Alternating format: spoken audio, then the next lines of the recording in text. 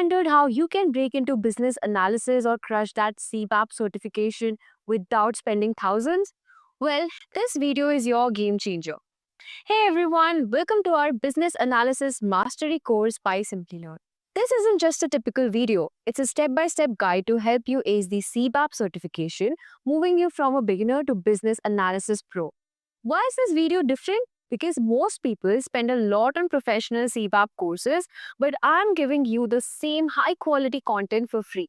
Plus, we are not just talking about theory. We are diving deep into real world tools like Jira, Babok standards, and templates that will make you job ready or certified. Here's how we have structured this course to help you learn in an easy, organized way. First, we will dive into business analysis fundamentals, covering the core concept model like BACCM, and we will then define what value truly means in business context.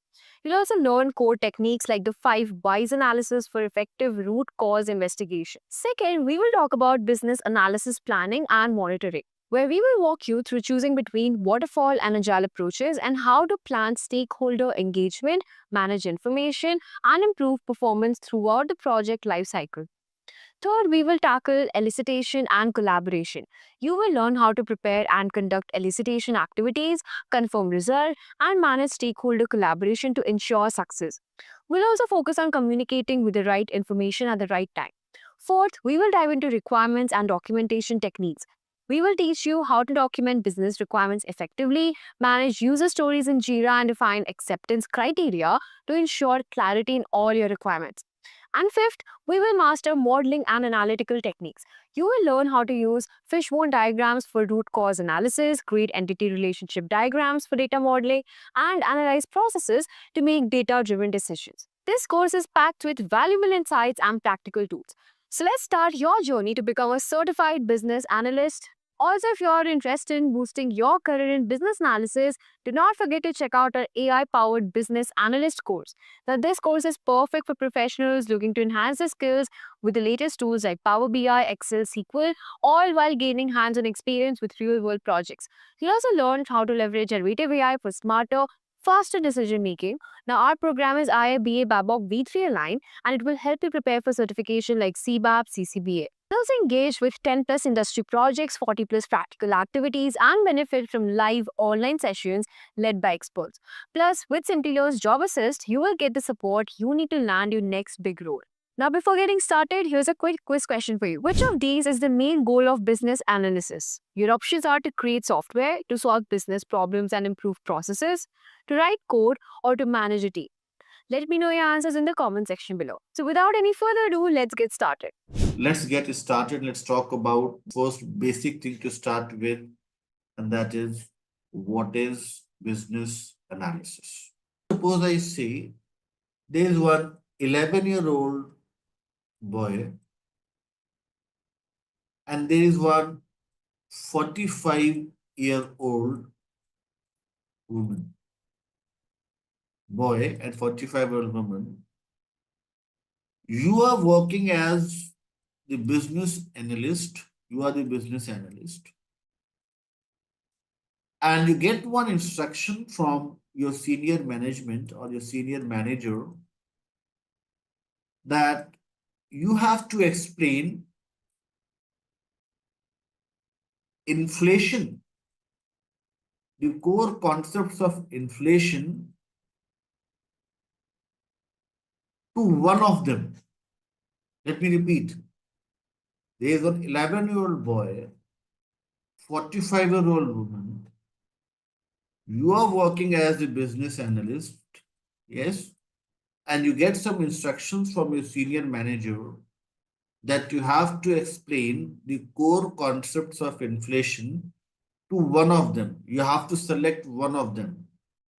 Whom would you prefer and why? What will be your choice?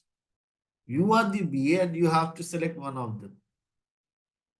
But if you look at this topic, the topic is business analysis. And you all can see few questions.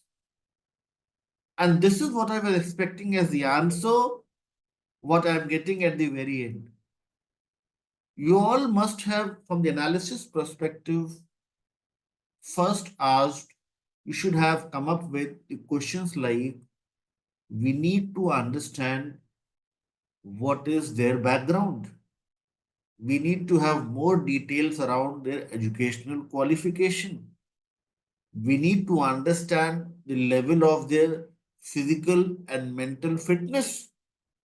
If you're saying that somebody is young, young doesn't mean a young brain or talented person. 45-year-old woman, if she has spent 45 years on this planet Earth, that doesn't mean that she is experienced. Do not make any assumption when you start with your business analysis work. Business analysis must be totally based on factual evidences. Factual evidences should support your arguments, your solution. And this is from all across the world, from US, Canada, your Europe, your Australia, Singapore, everywhere. They've conducted one survey and they found few results. You look at this percentage here, everyone. 71% of failed software projects are traced to poor requirements globally. What are the poor requirements, everyone? Mark and everyone else, Somnath, Shirsa and others. How you define poor requirements? And why do you all think the percentage is such a huge percentage? This shows that the success rate is just 29%. What is the meaning of this poor requirement, everyone? What do you all understand by this word poor requirement? Especially people who have got some experience into the corporate world. How you will define poor requirements? Requirements not aligned with the objectives, requirements not fulfilling the demands of the customer, requirements with defects. Yes. So, what is the first thing to start with? As Alpa is mentioning here, that they never knew about what are the requirements. You should have asked me this question, that what part of inflation do we need to explain? Why we need to explain inflation to them? How this is going to benefit them? Yes. What is the goal behind explaining them the inflation? So it's an important thing for the business analyst to ask questions, come up with proper 5WH analysis. What is the 5WH analysis? Asking questions like what needs to be done, where it has to be done, who is going to be impacted. And Shashi's come to a very good point here, that when you do not have the clear set of information, it will cause ambiguity, it will cause confusion, it would lead to a blame game, misinterpretation, confusion all around. It will be complete messed up at the end. So that's why it's an important thing when you start with your business analysis work, you have a detailed analysis that helps you come up with a structured, organized solution. Look at these percentages, everyone. 40% of the effort in an average software project is in fixing errors. Shashi, Apurva, Ritika, and others. Why do you all think we have the errors in any project? What is the main, you may say, factor that leads to this error? The main thing is that we are not clear with the requirements. We are not sure about the business intent. We don't know why at all we are analyzing this thing.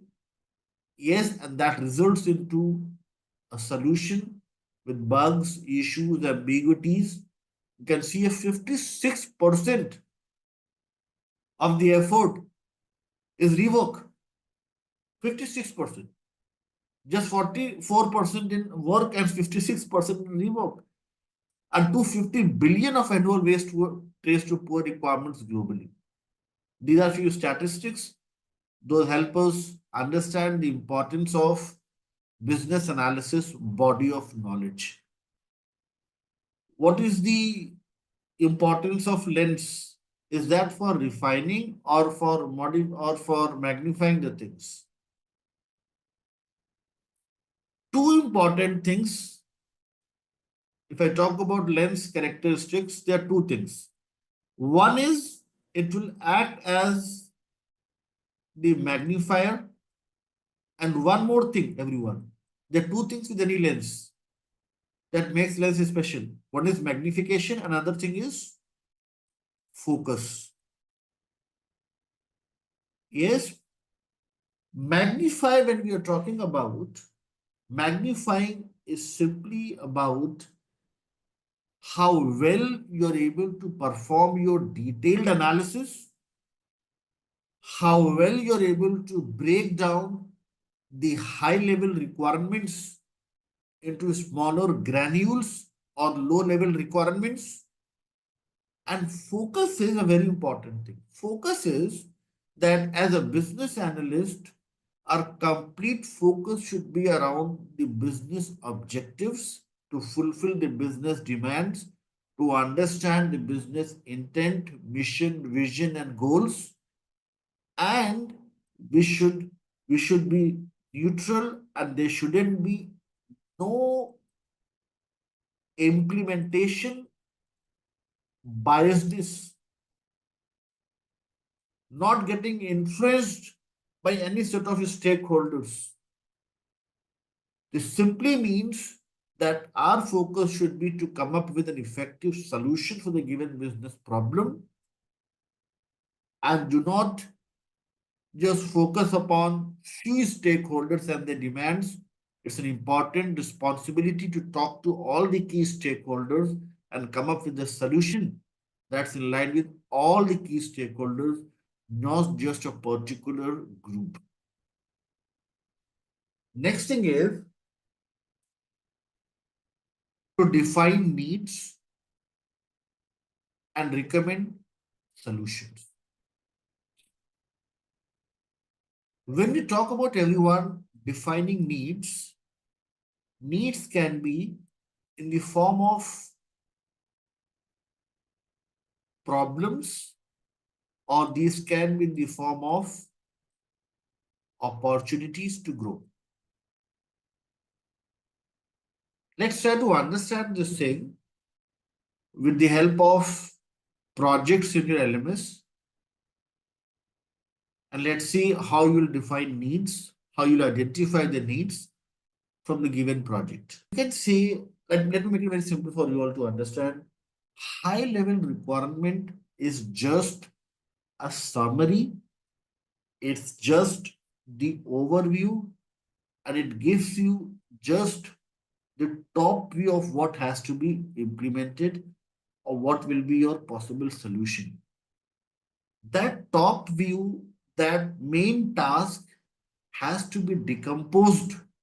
You have to break it down into smaller tasks and activities, then smaller tasks and activities again, and ensure that you're coming up with the most fragment level information.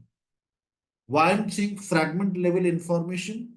Because if you do not have fragment level, granular level, atomic level information, that may lead to assumptions, and assumptions may lead to errors. So that's why it's your responsibility as a business analyst to divide this main task, high level requirements, into smaller, granular, fragment level information. Okay.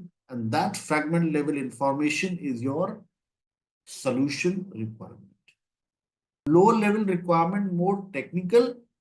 Answer is no. Low level requirement is the detailed requirements based on which we'll then come up with technical specification, and technical specification would then lead to the technical implementation. Let's talk about, everyone, the next thing, very important thing, and that is enablers. Let's see what are the enablers and what is their role when we talk about change. Change is, everyone, when we transition from the current state to the desired future state.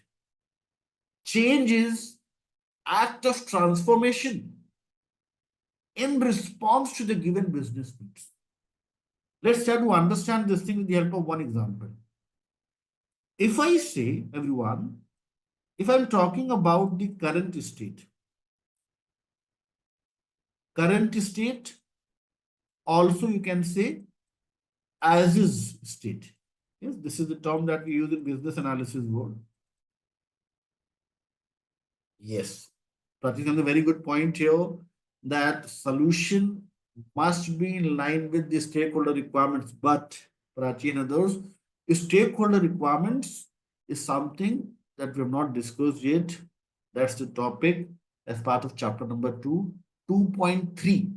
We'll discuss stakeholder requirements in detail in the tomorrow's session. And with the help of Jira tool, we'll capture them. Okay. We'll talk about how to create the BRDs and all. So there we'll talk about the stakeholder requirements. We have not reached that stage yet. We're still on the very first task. Yes, we are very young in this course as of now. Let's discuss this thing. Current state is, or as is state is, that Apurva, Prachi, all these are Unilever employees, and they're going to cafeteria, the canteen, and they're ordering food there. They're having the food in the cafeteria. This is the current state. Future state is, everyone, the future state is, or the to be state is, that now Apurva, Prachi, Shashi, Bali Reddy, Junaid, they all are no longer going to the cafeteria. They all are ordering the meal online. They are using the canteen ordering system app in the mobile application, and they're ordering the meal online. My question to you all is, imagine if you're working as a business analyst and you have to ensure that nobody is going to the cafeteria and everybody is ordering the food online. If you want to enable this change, if the objective is to make everyone order the meal online and nobody is going to the cafeteria, what are the important enablers that you all can think about? Everyone, this question is for everyone to answer. What important activities, which all important things may help you encourage everyone to order the meal online and ensure that nobody is going to the cafeteria? So as a BA, we are not the dictators, we are the facilitators. Yes. So you have to talk about the enablers. Yes, we're not in Hitler's era that will shut down the cafeteria. So yes, Gajen, you're coming with a very good point here. You may come up with certain offers, discounts, and offers, fast delivery. Don't you all think you all may come up with certain trainings and educate your employees? Tell them the advantages, tell them how to operate this application, tell them about advertise your product. So all these important activities, all those important requirements are the enablers. Those may help you transition from one state to another. Enablers are also considered to be temporary requirements, often unneeded once we have transitioned to the new future state. And let's try to understand enablers in a very simplified manner. If I say, I'll give a very simple example. We have few learners for new, so let's discuss a simple example as well. Let us suppose I'm talking about this PG BA batch. Yes. So if I have to summarize the definition of business analysis, so what is business analysis? Business analysis is all about defining needs, then coming up with solutions, These solutions would enable change, and this change would help in continuous improvement. When we are defining need, solution, and the chain, it's important for us to do the 5WH analysis and look at the things from the process centric lens. Process centric lens will help us perform detailed analysis. Process centric lens would help us break down the complex high level requirements into simplified low level requirements. Yes, and those may help us define the needs and solution in a very structured and organized. So the next basic topic, the important topic to start with is, who is the business analyst? And here the very first thing to start with is to understand, everyone, the difference between responsibility and accountability. We are going to talk about, as part of this topic, the responsibilities of the business analyst. My question to you all is a very simple question to start with. What is the responsibility and how it is different from accountability? Or do you all think it is one and the same thing? This question is open for you all to answer. Responsibility versus accountability. What is the main difference between the two things, the two words? Everyone. Responsibility, everyone, especially people who are new to the analysis world, can be defined as sole ownership. That is, a responsible stakeholder will perform the assigned task directly. This simply means, everyone, owning the task, working on it, and ensuring the completeness of the given task. The responsible person can be regarded as a person carrying the cross on his shoulders. That is, ownership and directly working on the given task. Whilst when we talk about accountability, it's more about answerability. That is, it is about peripheral involvement. What is peripheral involvement? Peripheral involvement simply means that you are not directly working on the given task. Rather, you are involved in tracking, monitoring, and evaluation. Accountability also includes providing a better environment wherein responsible stakeholders can work effectively and come up with the required outputs. I'll take one very simple example to explain this. If I talk about one important activity, that is requirements gathering, everyone.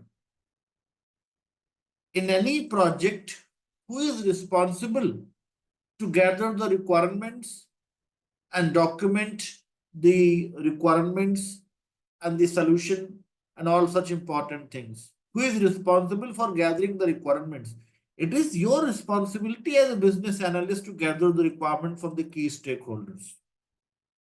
But when you're gathering the requirements, you are doing your documentation, you are coming up with the deliverables, there should be someone, there must be someone who is ensuring the completeness, ensuring the correctness and accuracy of the BA deliverables, who is going to monitor your work. In the agile world, you may find product owners doing it. Yes, in some traditional project, you may find project managers reviewing your work. Yes, so PM holds the accountability in such scenario. They are not documenting it. They are not directly talking to the stakeholders. They'll ask you to drive those discussions. But wherever required, they may pitch in, they may provide better environment, they may track, monitor, provide review comments, feedback, evaluate your work, and provide assistance. This is how responsibility differs from accountability. So, responsibility is more about ownership, and accountability is more about answerability. In few projects or in few cases, let us suppose Apurva has more than 20 years of experience, 25 years of experience. Now, in such cases, what happens is that nobody is tracking or monitoring your work. You are responsible as well as accountable for your deliverables. So, in that case, you are not only having the ownership, but also the answerability. Yes, yeah, that's what I'm trying to tell you all, Apurva. It's not with every BA that he or she is accountable for successful delivery of the project. Yes, senior BA or a person with good experience in BA may hold the accountability. If BA is new to the project, you will find accountability may lie with project managers, delivery managers, or the project managers. But if I talk about, like, let us suppose I talk about my role at present.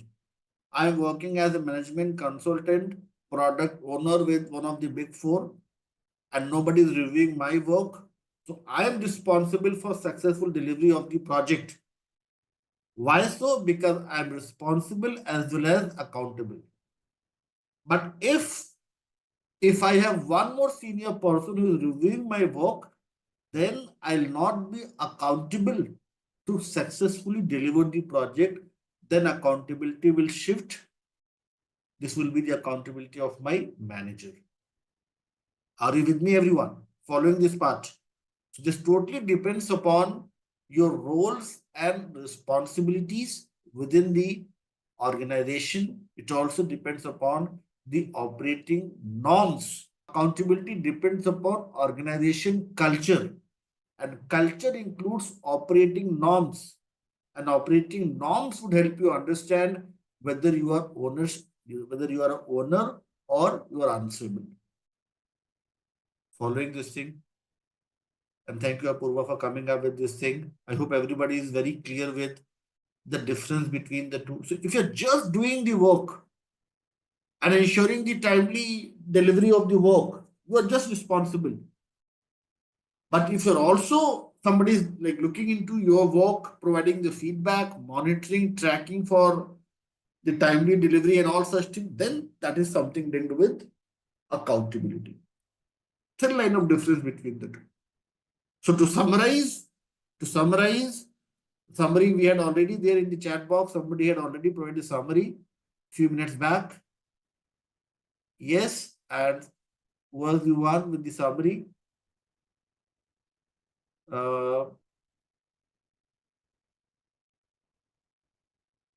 Saw this thing. Okay, so summarize. Responsibility is about ownership. Accountability is more about answerability. We're getting a very good response here from Bali Reddy here. The duty to perform tasks versus obligation. Now let's talk about, everyone, the responsibilities of the business analyst. The very important and a very critical responsibility of the business analyst in any project is to elicit the needs from the key stakeholders, or in simple terms, to perform requirements elicitation. Let's try to understand what is requirements elicitation, what are the important factors to consider as part of requirements elicitation, and how requirements elicitation helps you come up with the solution, an end-to-end solution for the given set of requirements. So for that thing, I'll share with you all one story from very popular and a very renowned book. So this story that I'm going to share with you all is from one very popular book And the name of the book is Arabian Nights. Yes, I was fond of reading this book during my school days, and there was a very good, interesting story here, and that relates with requirement solicitation. Let's see what we have as part of this story here. Okay, so the story is in those days, that part of the world, there was one king, and this king had three detectives. There were some Arabic complex names. I'm just mentioning D1, D2, and D3. Yes, Indian version is Alif Laila, Arabian Nights. So there was one Khalifa. I'm saying king so everybody understands, but the actual is Khalifa. So the Khalifa had, this king had three detectives, and these detectives can be regarded as the modern day business analyst. One fine day, D1 and D2 got to know from few sources that third detective D3 is getting much higher salary, much better compensation, and above all, huge respect in the eyes of the king. All three had similar work experience, all three working 24/7 for the king, and D1 and D2 were not happy with this thing, with this information. They were not comfortable at all. So then D1 tried to reach out to the king with his questions and ambiguities. And this king was a very smart person. He knew that D1 is going to ask such question. So before D1 could ask his questions or his concerns, king says that I have one important task for you. Would you be able to complete this task? Would you be able to accomplish this task? D1 says yes. Now this time D1 took it as a prestige issue that whatever task the king is going to assign to me, I'll come up with the best possible solution for this. So king shares the scenario with him. King says that I have some information. I got to know that few vagabonds, people who roam here and there, few vagabonds are passing by your kingdom. He was doubtful. He wanted to know more about these vagabonds. Who are these vagabonds? Why they are roaming here and there in their kingdom? And he wanted to have more information related to these vagabonds. D1 said, definitely yes. I'll let you know. I'll give you the detailed information and the solution within a few hours. D1 went to that place after doing his analysis, investigation. He was able to identify those vagabonds, and he also had few people around, and he had a discussion with both people and the vagabonds. Detailed discussion with the vagabonds, with the people around, and he came back with some information. He said, King, you are absolutely wonderful with your information. Yes, your information is correct. These are few vagabonds. They're coming from kingdom K1, going to the kingdom K3. That's why they are here. They are passing by our kingdom and they are going to kingdom K3. Since our kingdom is in the middle, so they are passing by and now they'll go to kingdom K3. They'll spend few weeks there and then they'll go back to their native place K1. So king said, why they are going to K3? What's the purpose? D1 says with a smiling face, as he knew the answer, he said, they are going to attend one marriage ceremony. After spending 1 week there, they'll come back. King says, how many men, how many women? Do they carry any instrument that may harm us? Do they carry anything that may cause some trouble to our people? D1 never had answer to such questions. So king asked D1 to stand behind the curtains. And then D2 came in. D2 also had the same set of questions for the king, same justifications, and king as a very smart person assigns the same task to D2 as well. D2 went to that place, had a discussion with vagabonds, had a discussion with people around, and now D2 came up with a lot of information, very detailed information. D2 says that yes, king, these are these many men, these many women, they are going to this place, they are going to attend one marriage ceremony, and all such things he was sharing with the king in a very detailed manner. King was also listening to this very, you may say, he was interested to know more things, and D2 was sharing all those details with the king. He was also very happy to hear all such things. But then, all of a sudden, D3 comes in. D3 was not looking comfortable. D3 had a fearsome face. D3 wanted to share something with the king on the urgent basis. D3 asked D2 to stop. Then and there, he said, please stop. Don't share these cock and bull stories with the king. I have some very important information to share with king. Now, D2 was not happy with this attitude. King was also not happy with this kind of behavior. He said, is that really very important? Can you allow us some minutes to finish this thing? He said, no, we don't have minutes. We don't have time to listen to these cock and bull stories. Since King had huge respect for D3, so he requested D2 to stop for a while and he said, let's listen to what D3 has to say. D3 says that King, I've done my research. I have had a discussion with these vagabonds, these people around. I've also carried out some experiments, and my analysis says that these are not vagabonds. These are enemies disguised as vagabonds. They're around 20 to 30 number at present, and they are trying to locate our important army positions, our important locations, and thousands of them are hiding behind the bushes and they may attack our kingdom at any point of time. They are waiting for the instructions from these disguised vagabonds. So it's high time for us to alert our defense staff, our army, all those people who may help us in this scenario, in these adverse conditions. So King then quickly comes up with a plan to attack and defend themselves, and eventually they win the war. And the story goes on from there.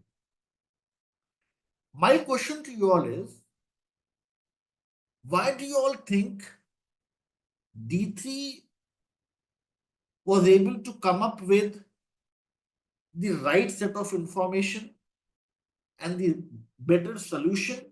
Why do you all think D3 was getting much better compensation, much better salary, and above all, respect in the eyes of the king? What was missing in the analysis performed by D1 and D2 as compared to D3? If I talk about D1 and D2, D1 and D2 were just gathering the requirements from stakeholders, and their stakeholders were king giving the high level information, vagabonds,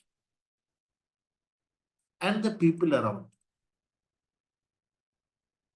Their analysis was completely dependent upon the collaboration with the key stakeholders.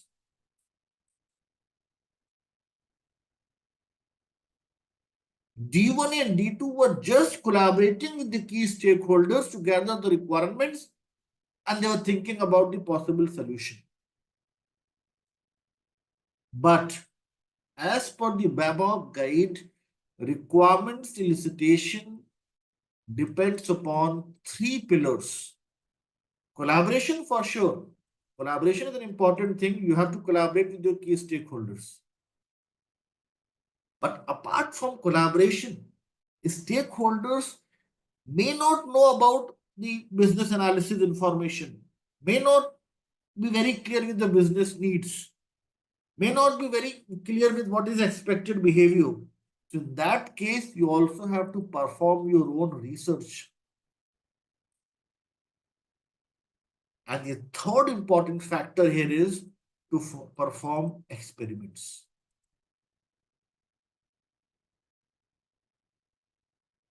So what IABS suggests is that every BA must cry when they perform analysis.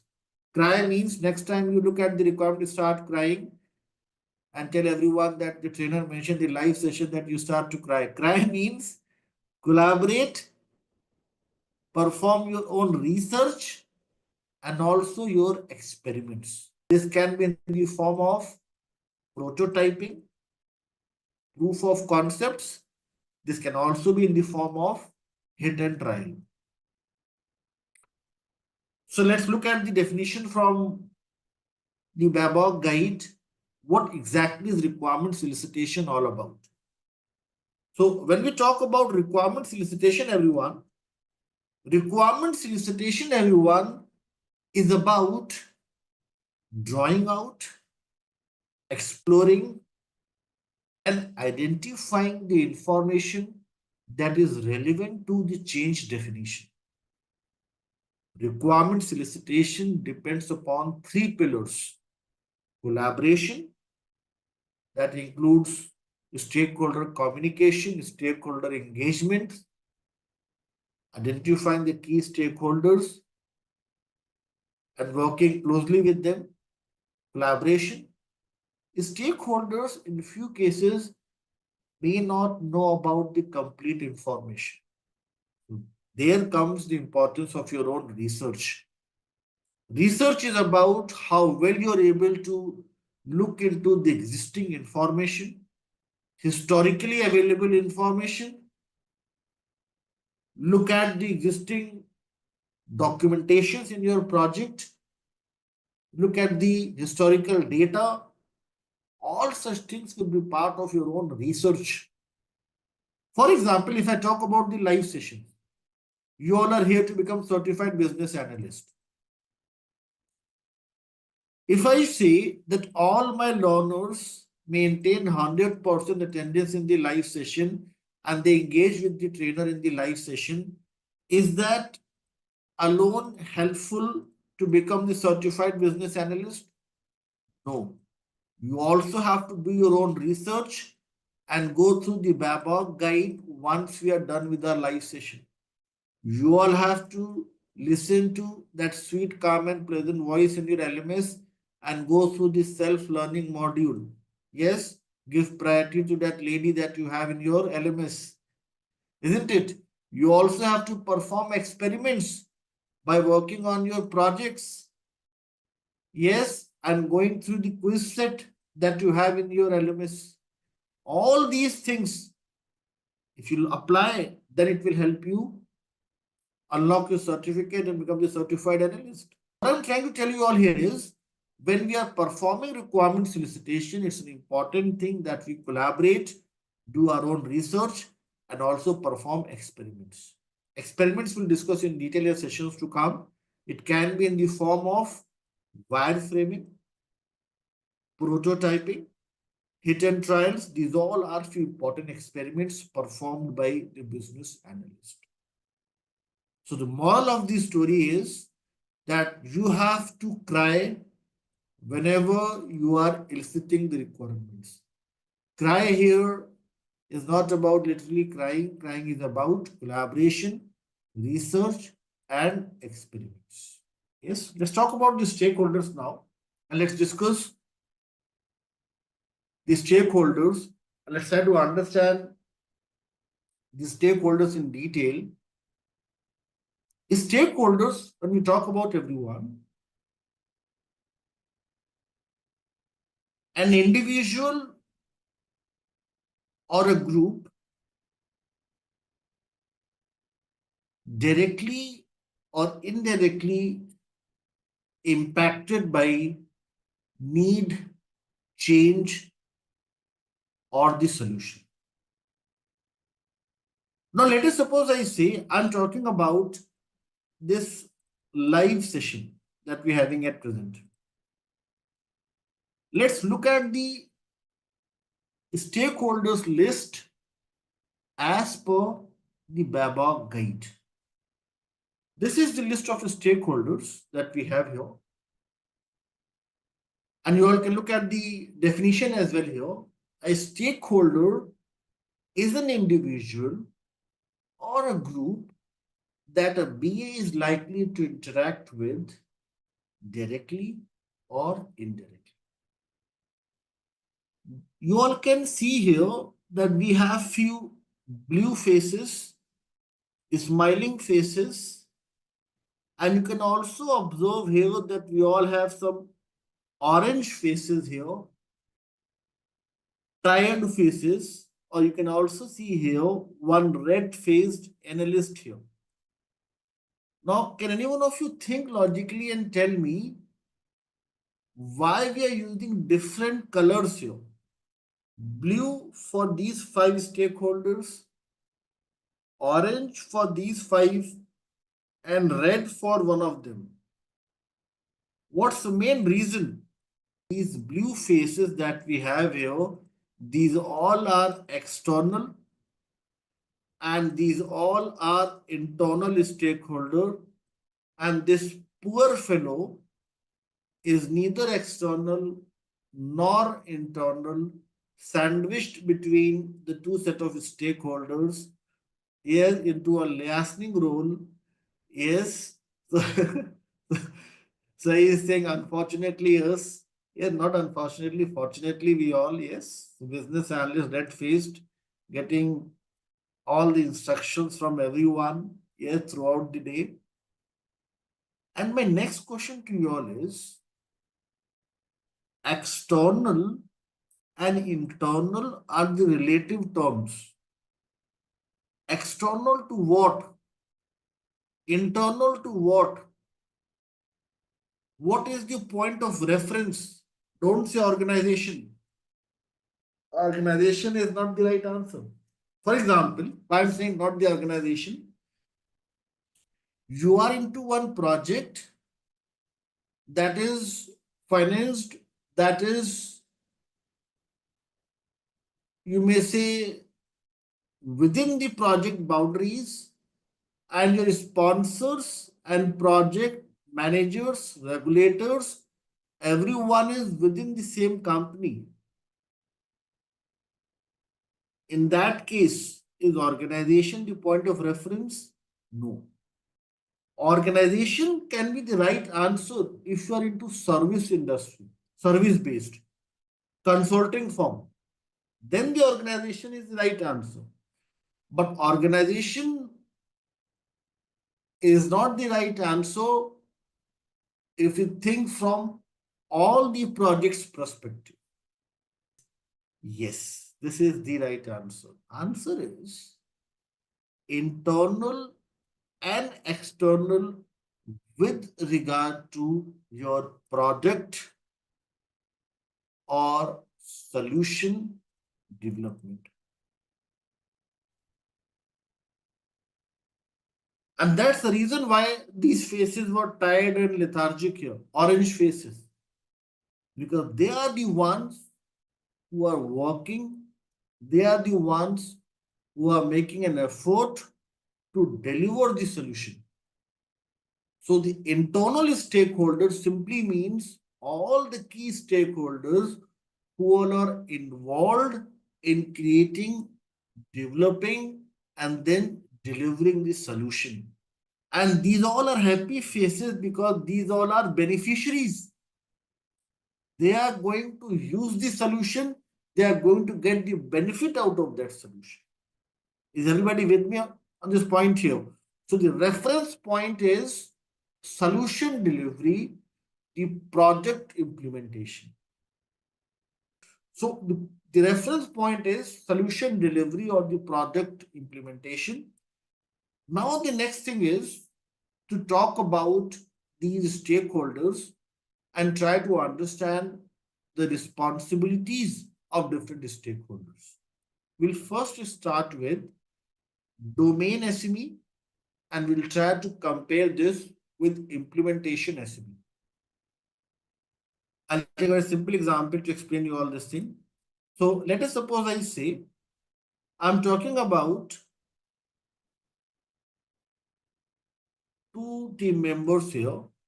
We have Smita with us and we have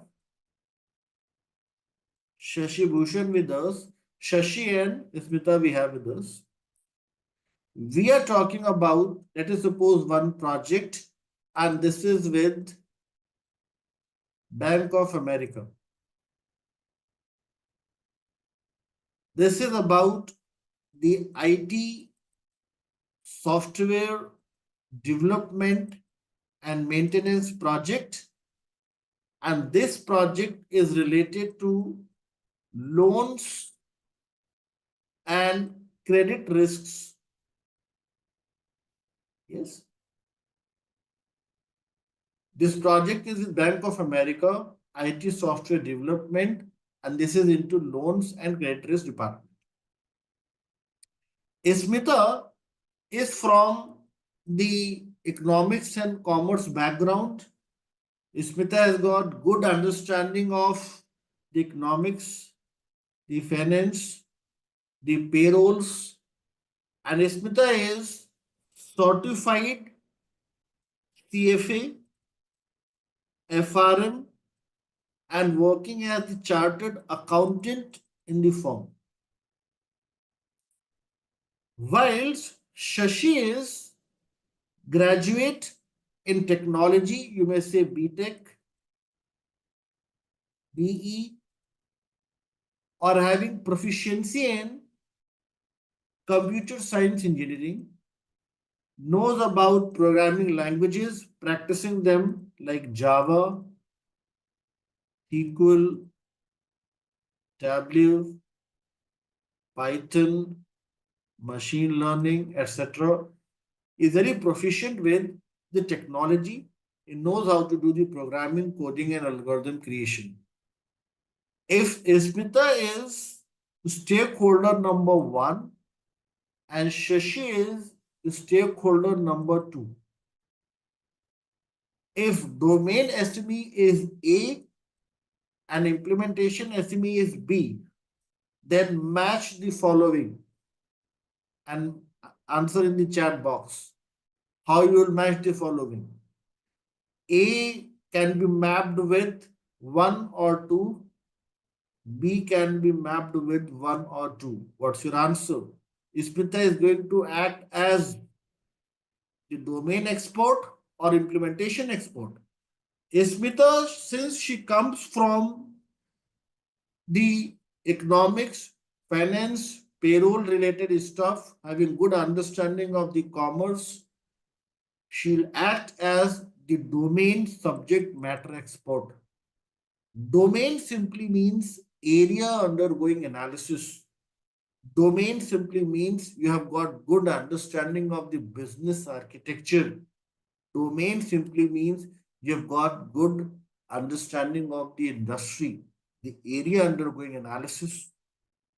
Whilst implementation SME is somebody who is into the technology, like a software developer, like your database administrator, like somebody who is working on programming, coding, algorithm creation. Those all is solution architect. These all would be classified as implementation subject matter experts. Whatever documentation business analyst is going to provide, they'll take it as a benchmark and do their implementation, perform their coding. So coders, programmers, developers, architects, those all would be part of implementation subject matter expert group. While somebody having good understanding of the business, good understanding of the domain, they are going to act as the domain subject matter expert. Yes. So domain subject matter expert is expert in the industry knowledge, Implementation subject matter expert is expert in technical skills. Getting it? So I'll add Apurva to your statement I. Implementation subject matter expert is expert in technical skills. Not every SME. If it is domain SME, then he is not expert in technical skills. He is expert in domain knowledge, business knowledge, industry knowledge. So the summary is domain is about the business knowledge, industry knowledge, or area undergoing analysis. Whilst implementation is more about programming, coding, and all such activities in the IT projects to develop a project or the solution. Okay. Now, the next thing is, everyone, next thing is to understand the role of the testers. Testers, when we talk about everyone, testers are the quality assurance analyst. Testers are going to come up with their test strategy, positive and negative test scenarios, test cases, and they'll ensure that whatever implementation SME have developed, whatever product they have created, it's completely in line with given solution requirements. They'll perform testing and quality. They look at each and every possible scenario to ensure that project is free from bugs and ambiguities and project completely aligns with the given set of requirements. In our sessions to come, we'll talk about 8 different types of testing. We'll talk about sanity, regression, smoke testing, and different types of testing performed by the tester. And we'll also talk about the test case creation.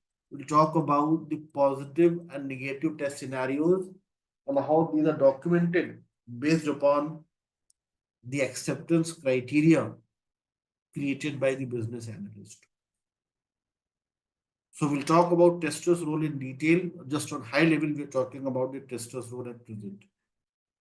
Operational support, the backend support, the help desk, very important, you may say stakeholders, those are there to provide timely assistance to the end users.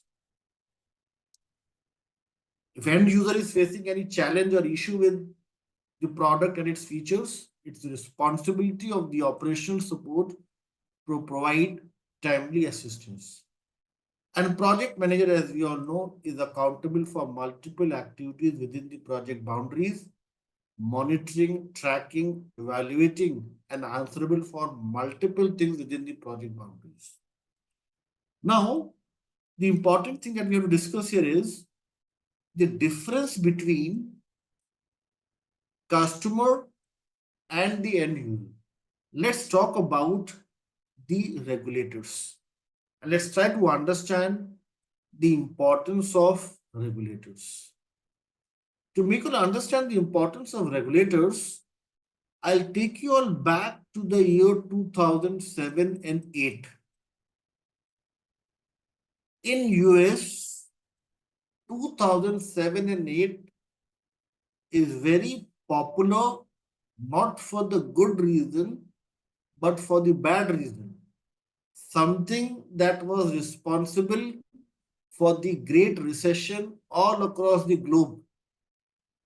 We all were on the verge of losing our jobs here in India because of something that happened more than 5,000 kilometers away from here. What happened during this era that led to the Great Recession all across the globe? So many people were jobless. So many people were like facing problems in their jobs. What was the main reason? What happened in US 18 years back? Everyone, especially people who are joining from the North American region here. What happened in the year 2007 and 8? Yes, the subprime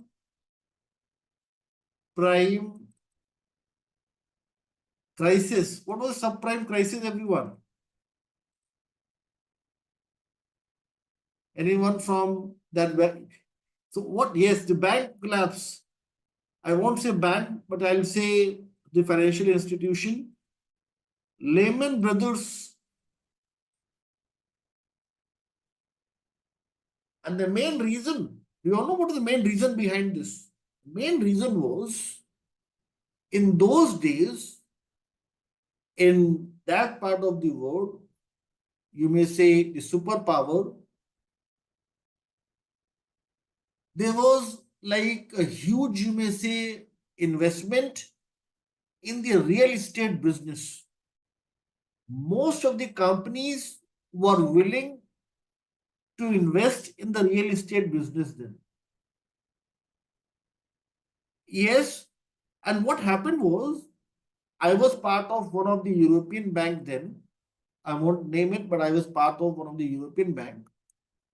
And what was happening here was that Lehman Brothers had a lot of investment. Yes, Lehman Brothers had a lot of investment in the real estate business. Due to certain, you may say, political reasons, due to some geographical regions, or you may say due to loss of reputation, people were willing to withdraw their investments from Lehman Brothers.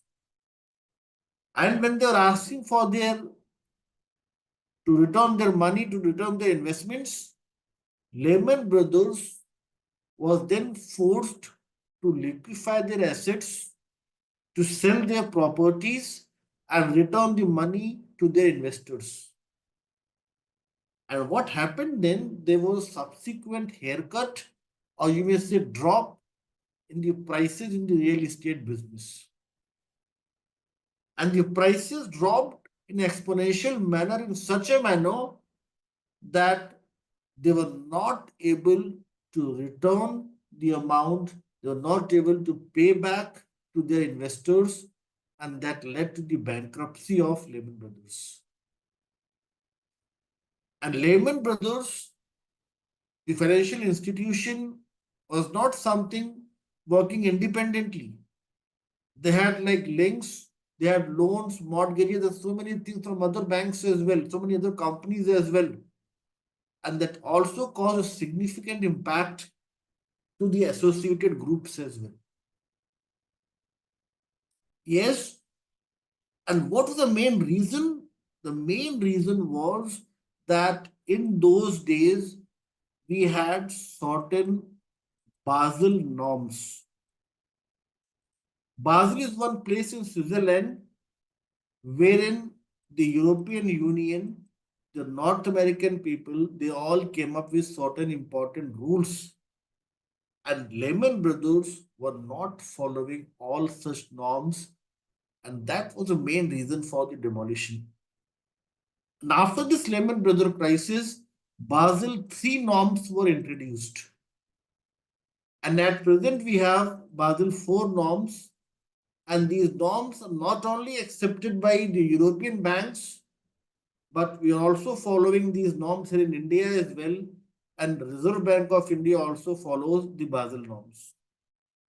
And these norms help you come up with certain liquidity, SLRs, capital adequacy at your end, so that even in some worst case scenarios, you're able to maintain certain liquefied assets at your end that prevents the conditions like bankruptcy. So what is the role of the regulator, everyone? Regulatory bodies are going to come up with certain important rules, policies, compliances. Those may help you come up with the solution, and that may help you mitigate a lot of risks in the business. So that's the role of the regulator. For example, if I talk about here in India, and if I talk about the stock market, and the share market. Can any one of you help me know the regulatory body that monitors the stock market business? Your yes, Ritika, you're having a wonderful answer here. Yes, Security Exchange Board of India. And if I talk about banks, private or nationalized banks, we have Reserve Bank of India (RBI). Similarly, in USA as well, we have the similar structure. Same structure we have in your European world as well. After the Brexit, England and the Great Britain, they have their own regulatory bodies. Earlier, they were following European Union's regulatory norms. So, meaning to say, regulatory bodies are going to help you come up with certain important policies, rules, compliances. Those may help you come up with the solution in accordance with all such things, and that will help you mitigate the risks in any business. Is everybody able to understand the role of regulators? Yes or no? Simple to understand, yes. Last thing is, last thing is about the suppliers. Suppliers are the key stakeholders who are going to provide necessary inputs to come up with more structured and organized solution. Let us suppose we are talking about hospital management system. In any hospital management system, it's an important thing to have proper inventory for the medicines, the medical instruments. During the COVID crisis, we found the importance of oxygen cylinders. Yes, everyone, oxygen cylinders, ventilators. So if I talk about the supplier, supplier is going to hold the responsibility for all such things in any hospital management system project. If I talk about canteen ordering system, then food vendors are going to act as the suppliers. If I talk about library management system project, then book publishers and book suppliers are going to act as one of the important supplier group. Is everybody following this thing? Who is a supplier and what's the role of supplier? They are going to provide the necessary inputs. Those may help us define the complete solution, efficient solution.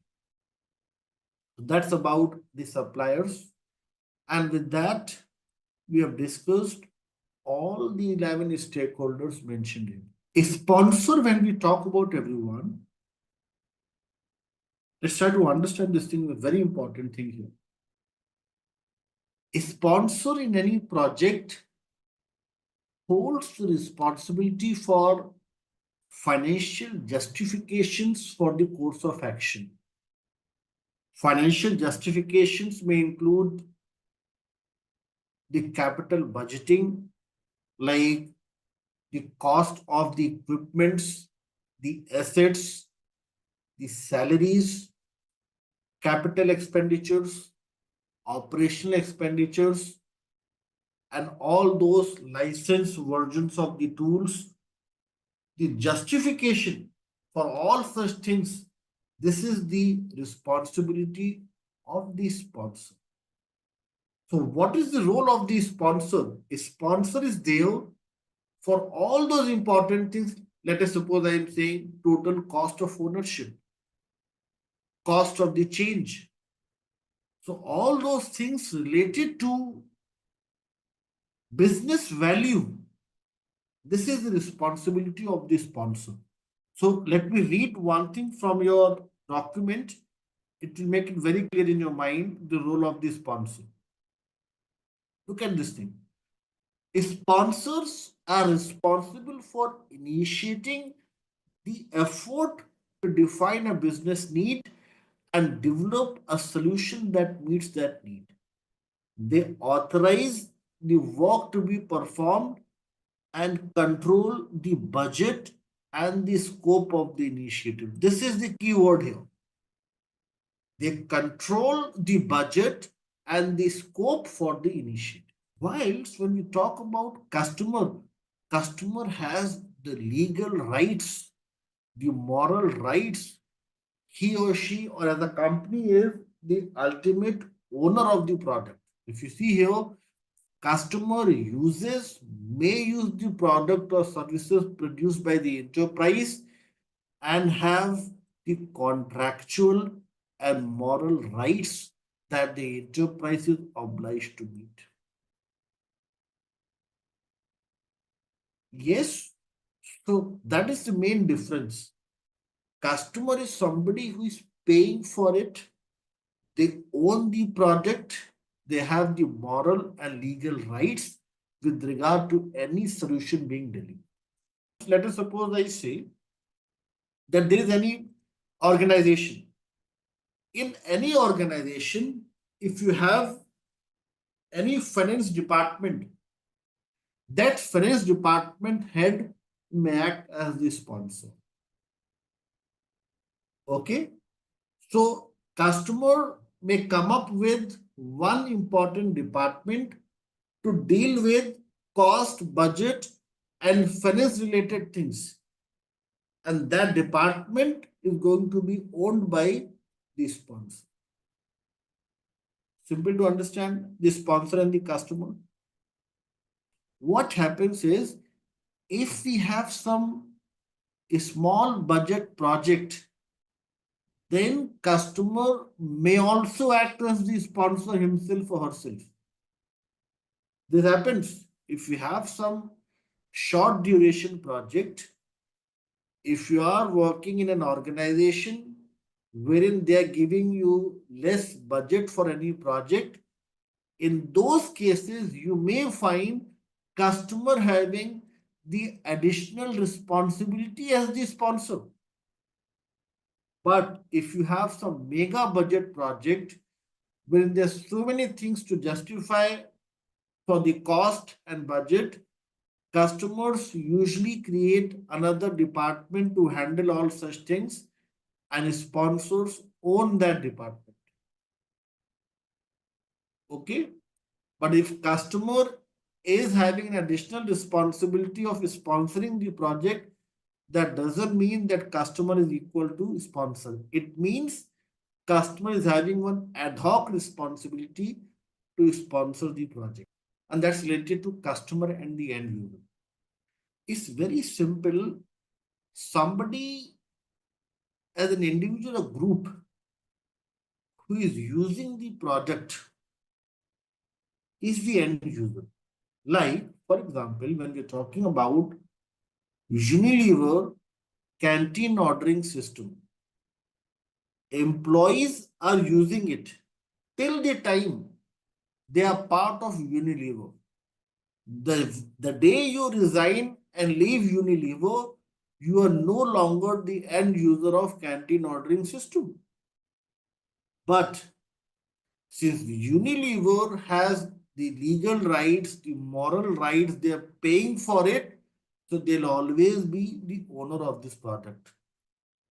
End users may come and go, they may leave the company, but the owners will always be the owners. Plus that. Getting my point? Like Mayo Clinic, doctors, patients, till the time they are using the application HMS, they are the end users. But Mayo Clinic would always be the owner of this HMS application. If supplier is going to use the product, then supplier is having an additional responsibility of the end user. You should not say can be. Supplier in few cases may use the product, so acting as the end users. Are you with me on this thing? Yes. So these are roles, not the people. Don't think these are people, these are roles. And one person may have multiple roles based upon the culture and the structure of the organization. Customer has the legal rights, the ownership of the product. Customer can also use the product. It's not like customers have some restrictions. Customers can also use it. I can take a very simple example. Let's take a very simple example. I'm saying that there is, let us suppose we have Smita with us. And there is one company, let us suppose Ford Motors. Yes, Smita is purchasing this car and she is the owner of Ford Endeavor. Yes, but Smita is not driving it. She has hired one driver who is driving this car. So that driver is kind of acting as the end user and you are the customer for this company Ford. Are you getting it? If this driver is going to the workshop, yes, then he has to mention your name that you are the owner, yes, and this is the product owned by Smita. So you are the customer for the phone, not this driver. Driver is just the user. Let's take another example. Let us suppose I say I'm talking about internet banking. Internet banking, if you are using, then you are the end user. But for the software development team, let us suppose you have the HSBC bank account and you are using their product internet banking. Yes, you are using it. You are the end user. But for somebody who is developing this product, their liability, their discussions are going to happen with HSBC team, not with you. You are just the user. Are you following this part? So what's the difference between the two? I'll just read the definition of end user. It will make more sense to you. End users are the stakeholders who directly interact with the solution. Yes, end users include all the participants in the business process who use the product or the solution. And if you see here, customer has the contractual or moral rights for the given product. That's the difference. Like Unilever has got the rights, they own that product, but employees are using it. If you don't hire a driver and you drive your car yourself, then in that case, you are the customer and you are also the end user. You don't hire a driver, just drive it yourself. Yes, then you have paid for it and you're driving it. Getting it? Let us suppose you are part of Unilever board of directors. You have a stake in that canteen ordering system. Yes, and not only the employees, but the board of directors are also ordering food using the same app. You are the customer and also the end user. So when somebody who owns the product start to use the product, then customer is equal to end user. Perfect. So user. Some of my learners ask me this question that you haven't talked about client, you haven't talked about product owner, you haven't talked about Scrum Master. This question must be coming to your mind as well that I'm not talking about those things. We'll discuss those things when we'll have a discussion around domain related stuff.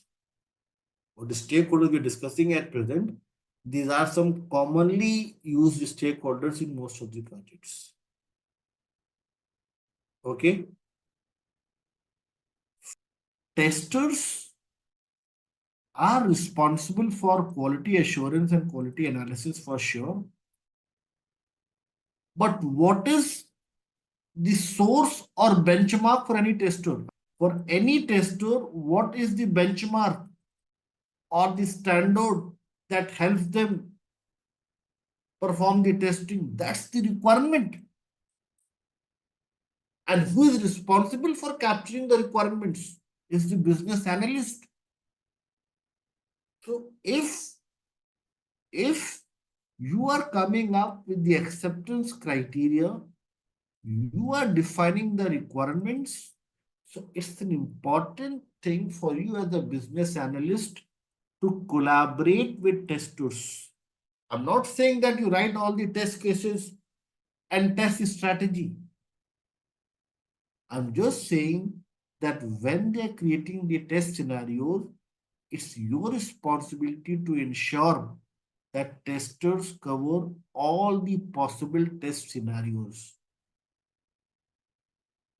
It's your responsibility to collaborate with them and ensure that their test cases, yes, you can review them. You can collaborate with them and ensure that those test cases, those test steps are accurately captured.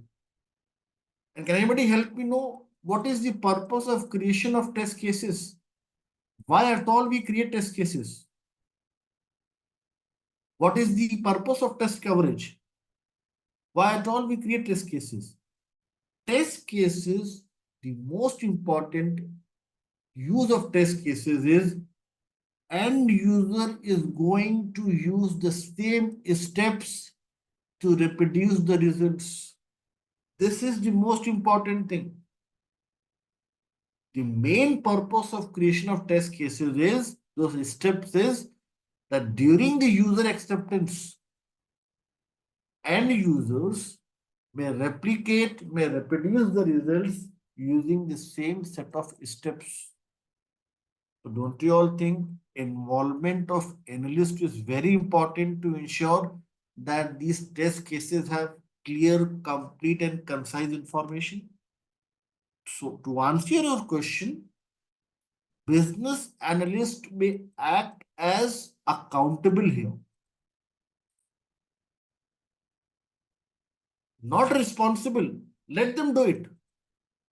But you are tracking, monitoring, and evaluating to ensure the completeness and accuracy of the test.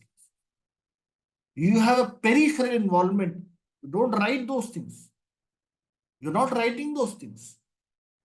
But you're ensuring that these test cases are clear, concise, and complete. And as Bali Reddy is mentioning here, you can validate, you can verify, you can review, and that's your responsibility. So this is the importance of business analysis. Now, one more thing here, everyone.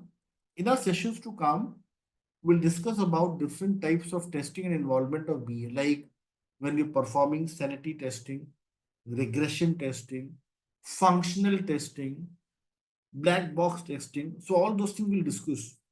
Those all things are important types of testing and involvement of BA makes your test strategy more fruitful, more engaging, and overall it helps us deliver the better quality solution to our end users.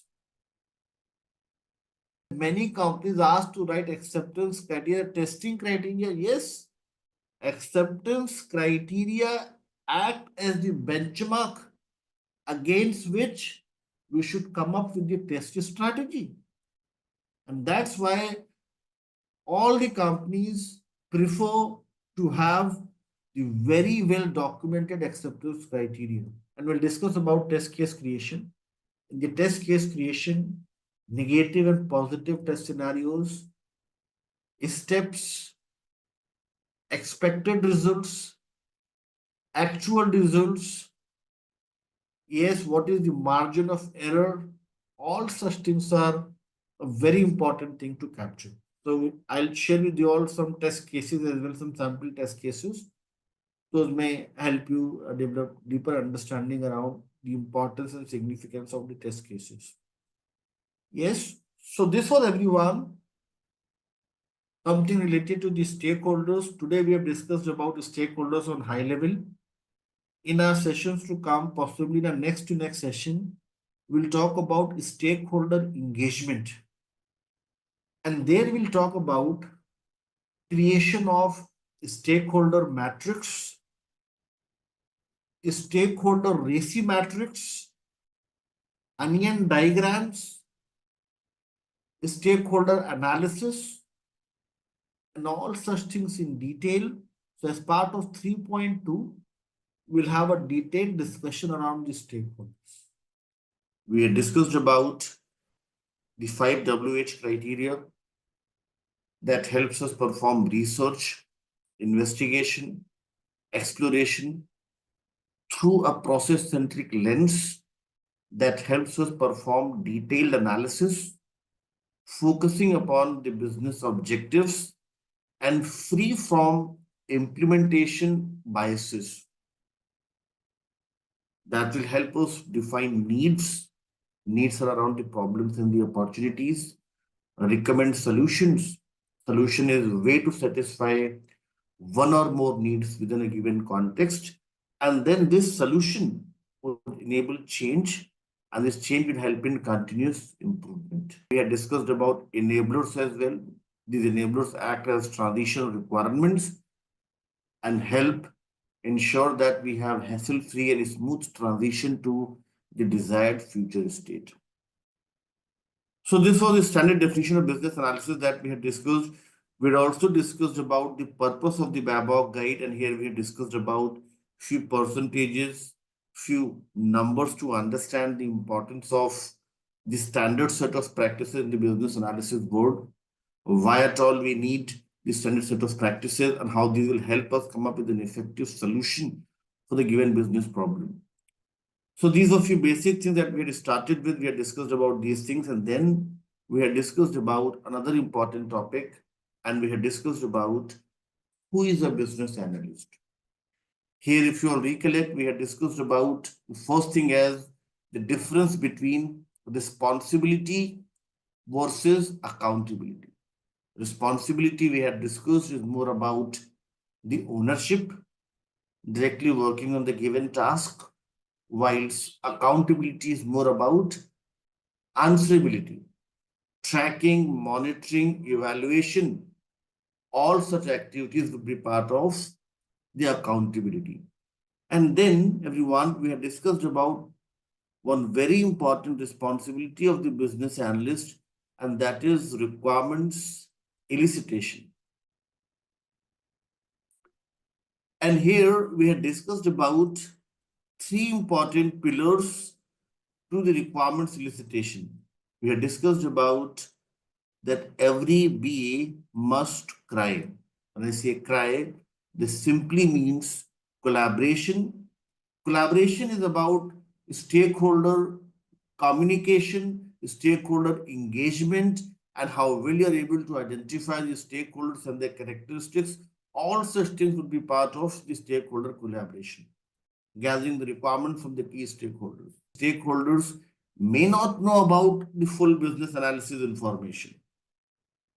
It may be possible scenario that they're not clear with the business objectives. So in that case, you also need to perform your own research. In the research, it's an important thing for you to discover, synthesize, and analyze the existing information. And then the experiments. Experiments, when we talk about, it's very important for BA to perform experiments. Experiments can be in the form of proof of concept, popularly known as POCs. We'll discuss how to create the POCs, wireframe, hit and trials. These all are few important experiments performed by the business analyst. So we haven't discussed these things. We'll discuss this thing today. If we have time, else in the next session. The proof of concept, wireframing, hit and trials, these all are few important experiments performed by the business analyst. And this is the third pillar to the requirements elicitation. Investigating and clarifying stakeholders' desires, determine issues and their causes, And in our sessions to come, we'll talk about root cause analysis, fishbone diagram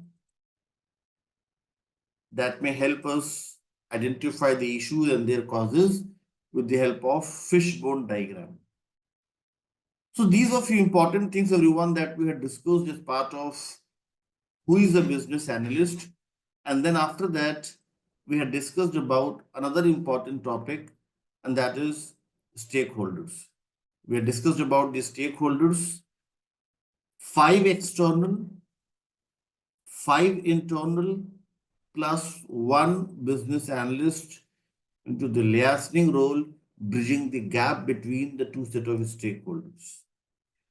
When we talk about the internal stakeholders, these include domain subject matter expert, testers, the quality assurance analyst, operational support, implementation subject matter experts, and the project managers. We have discussed about the difference between domain SME and the implementation SME.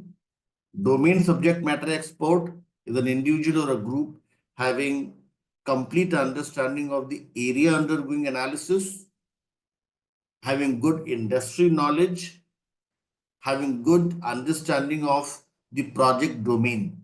For example, domains can be banking, finance, insurance. Yes, it can be your sales. There are total 8, the domain SME and the comparison with implementation SME. Implementation SME, as we had discussed yesterday, responsible for all those development, programming, coding, database management, the technical side of these things in any software project. Testers responsible for the quality assurance. Operational support may act as a help desk, production support, providing timely assistance to the end users. And then we had discussed about these 5 important external stakeholders as well: supplier, customer, sponsor, end user, and the regulator. We had also discussed about the difference between customer and the end user. So these are few important things that we had discussed. We're going to start with the next chapter, chapter number 2, the important business analysis core concept model. Now let's get started. Let's talk about the business analysis core concept model. The main objective, everyone, the main significance of this model is the BACCM model helps, it drives the clear understanding of high level requirements. Those can be further decomposed into the low level requirements. We had discussed about the difference between high level and the low level requirement. Yes, when requirements are documented, requirements are mentioned in the form of a summary, overview, or just a top view. Such requirements are defined as the high level requirements. And when we decompose it, break it down into smaller granules, smaller fragments, then we'll be able to come up with the detailed requirements. Those are defined as the low level requirements. We had discussed about one project, canteen ordering system, and there we had discussed about needs in the form of problems. Now let's discuss one more project today, and there you'll find there is no problem as such, but there are few opportunities to grow. Okay, so let's discuss one more project now, and there we'll talk about needs and how these needs can be defined as the opportunities. Okay, so I'll take you all to your projects now, and we'll discuss one more project today, and that is the WhatsApp Pay. WhatsApp is, everyone, a messaging and voice over IP service owned by Facebook. Now it's Meta.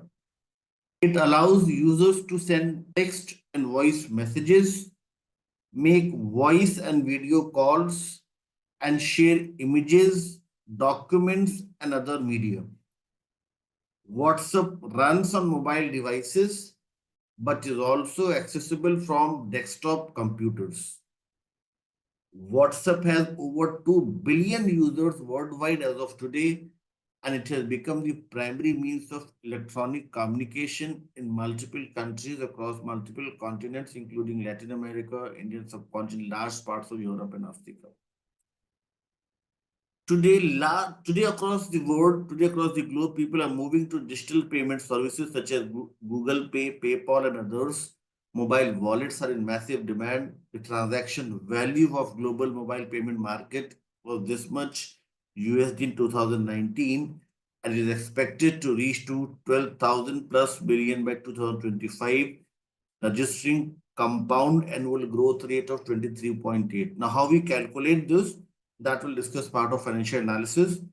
WhatsApp, being one of the leading global mobile messaging app, wants to get a slice of this growing digital payment market. WhatsApp has decided to take the plunge into this digital payment market. Now, when we read this case study, everyone, this project, do you find any problem with the Facebook business? Or do you all think this is the need in the form of opportunity to grow? There are no problems that they have in their business, but they can find that there's an opportunity to grow. They have decided to move into this digital payment market as well, because this is the growing market. When WhatsApp decided to launch their digital payment, you may say, app, they had two options. One solution was like they could have come up with something very similar to Google Pay, and they could have come up with the new app.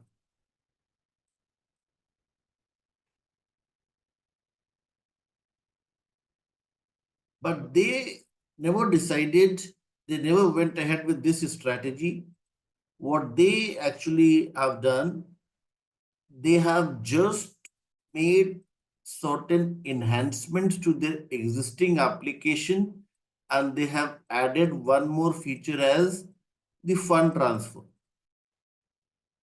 Now, can any one of you think logically and tell me, based upon your prior experience, what is the advantage of doing this thing?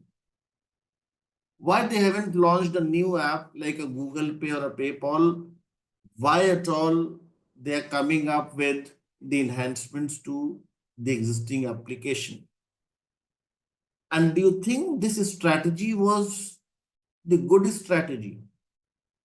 This document that we had created, this was in 2018 when we had created this project. Now into 2025. Yes, 7 years down the line, do you think this was a good strategy? Their strategy was, as you all are coming at a very good point, they thought that they have one trusted application.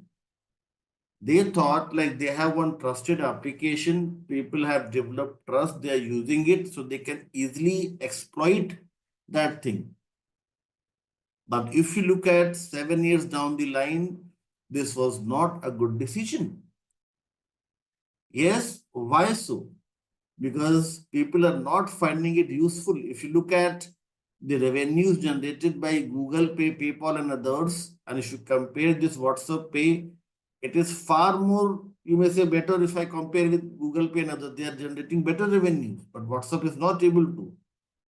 So, meaning to say that when we are coming up with the solution, it's also very important to look at the usefulness to the stakeholders. You can see it's clearly mentioned here that they are banking on the fact that the popularity of WhatsApp and the sheer number of WhatsApp users will be an added advantage over other payments apps. Yes. So, meaning to say, yes, this was a customer retention initiative that they had in their mind. But that was not a good strategy. We'll discuss that thing, that why it was not a good strategy as part of strategy analysis knowledge area, not here. So what we have discussed here is needs can be either in the form of problems. Example is your canteen ordering system.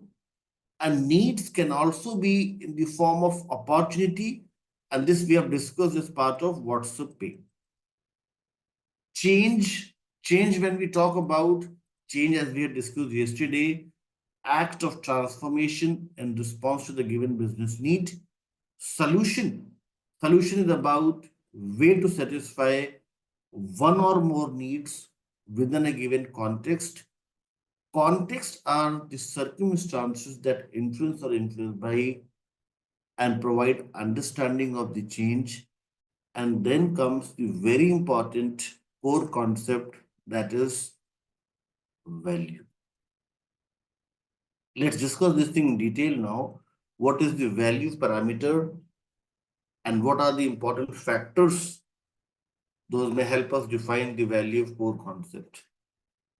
It's mentioned here, usefulness to a stakeholder within a given context.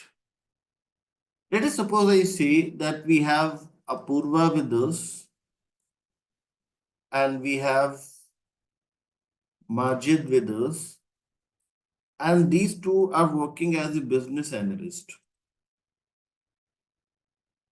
They are creating one solution for their customer, and at the end of the release, they are coming up with one solution as solution S. My question to you all is, think logically and answer. If you have to define usefulness to the stakeholders, usefulness in terms of what?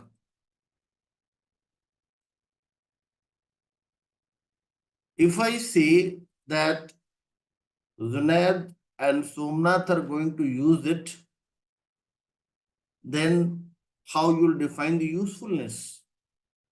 What is the usefulness? And what are the important factors that you'll consider as part of usefulness? Gajendra is saying usefulness I'll measure in terms of money, the profits, the gain margins, the benefits. So when you measure the usefulness in terms of profit, gain margins, profits, gain margins, revenues, and sales, these all can be combined together, and we may use one word here as business value. And when we talk about the quality, when we talk about customer satisfaction, when we talk about the review comments, the feedback, these all can be grouped together, and this is nothing but your customer value. Yes. So when we talk about value, everyone, value is nothing but the combination of customer values plus business value. Value is, everyone, as we have discussed, usefulness to the stakeholders within a given context.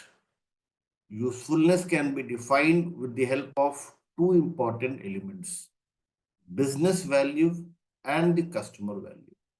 I'll take one example to explain you all this thing in very simplified manner. If I take you all back to the year 2007 and 8, 2007 and 8, and if I talk about one very famous personality, then the name was Anil Ambani. Anil Ambani was seventh richest person in the world, seventh richest person. The IPOs were launched in the year 2006, at the end of 2006 and 7, and within few weeks, he became the seventh richest person. There was a mad race to purchase those IPOs. Now, if I talk about 2020 onwards and at present 2025, Government of India has declared him bankrupt. Yes, no wealth, zero wealth. What do you all think was a major reason behind the decline or demolition of his whole company? What led to this thing? What was the challenge with this business? So he is coming up with the political view. I'm talking from the business perspective. You are correct with your answer, but if you talk in terms of business, what happened with this business? The main thing, if I talk about everyone, in those days, if I talk about what was his main business, why he became the richest person? Because he was the owner of one of the largest telecom business. And in those days, the telecom and the technology that they were using was CDMA. And then what happened in the year 2007, everyone? The new technology came into the picture, and that was GSM. Then 2G, 3G, 4G, 5G, 6G all coming in. Yes.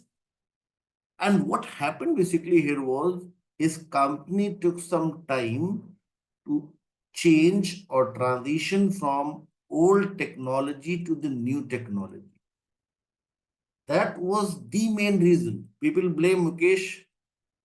Yes, I totally agree. He was also he had some role to play, but Mukesh cannot be blamed for everything. Yes, you are not transitioning to the new technology. Mukesh is not stopping you to do that. Yes, you don't blame Mukesh for everything. The main thing was the challenges with the adaptability. If you're not able to deliver what customer expects, there would be the obvious downfall in your business. So moral of the story is that customer value is a very important aspect when we're defining the value. Customer value, everyone, can be classified into two broader categories: house of quality and voice of customer. What is house of quality, everyone? House of quality is about you are able to define, you are able to come up with all those important features that may drive customer satisfaction. Let us suppose I am talking about hospital management system. What can be the house of quality, everyone, for the HMS project? What do you all think can be part of house of quality? The bed availability, the proper number of impaneled doctors, yes, proper laboratories, hygiene, what else? Cleanliness, what else? Surgical instruments, ventilators, yes, oxygen cylinders, all such important features, if you're able to come up with, that may help us drive the customer satisfaction. Voice of customer. What is voice of customer, everyone? Voice of customer is the mechanism, is the process to gain an honest feedback from the key stakeholders. Voice of customer can be in the form of certain polling activity. Voice of customer may also be in the form of your NPS, Net Promoter Scores. Voice of customer may also be in the form of certain surveys. Yes, so all such things are very important, yes, for any business to grow the customer value. And you have to also maintain the balance between customer value and the business value. Business value is all about profitability and gain margins. Profitability and gain margins, when we talk about, this can be easily calculated with the help of return on investments, payback period, present value, net present value, internal rate of return, total cost of ownership, cost of the change, opportunity cost, sunk cost, and others. Value simply means usefulness to the stakeholders within a given context. This simply means that your enterprise is ready to use and sustain value from the solution that you're delivering. Sustainability, usability, these all are few important things related to the value core concept. Yes, benefits in terms of money, revenues, sales, benefits in terms of quality of the project, benefit in terms of all those product features that are driving customer satisfaction. Those all things would be part of value to be delivered. So value simply means you are considering both the value from the customer perspective and also from the monetary benefits profitability perspective. And you have to maintain the balance between the two as a business analyst.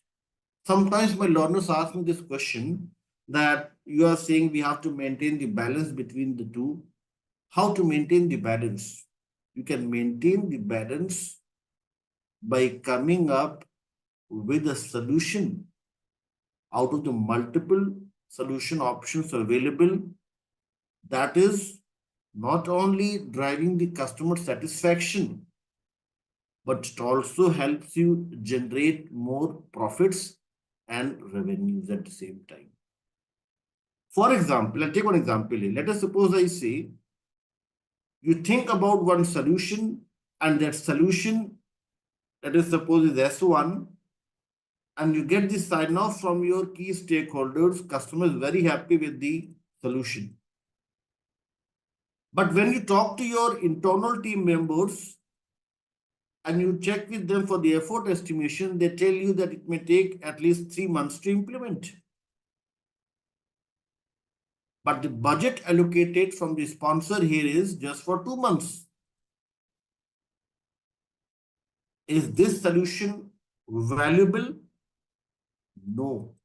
It's valuable just from the customer perspective, but not valuable from the profits perspective. So although it is a very good solution, it may help customer in the long run. But since it's not balanced with the financial justifications, you have to think about a simpler solution or the alternate solution in such scenario. So it's an important thing as a business analyst, we maintain the balance between customer and the business value. This is a very important thing.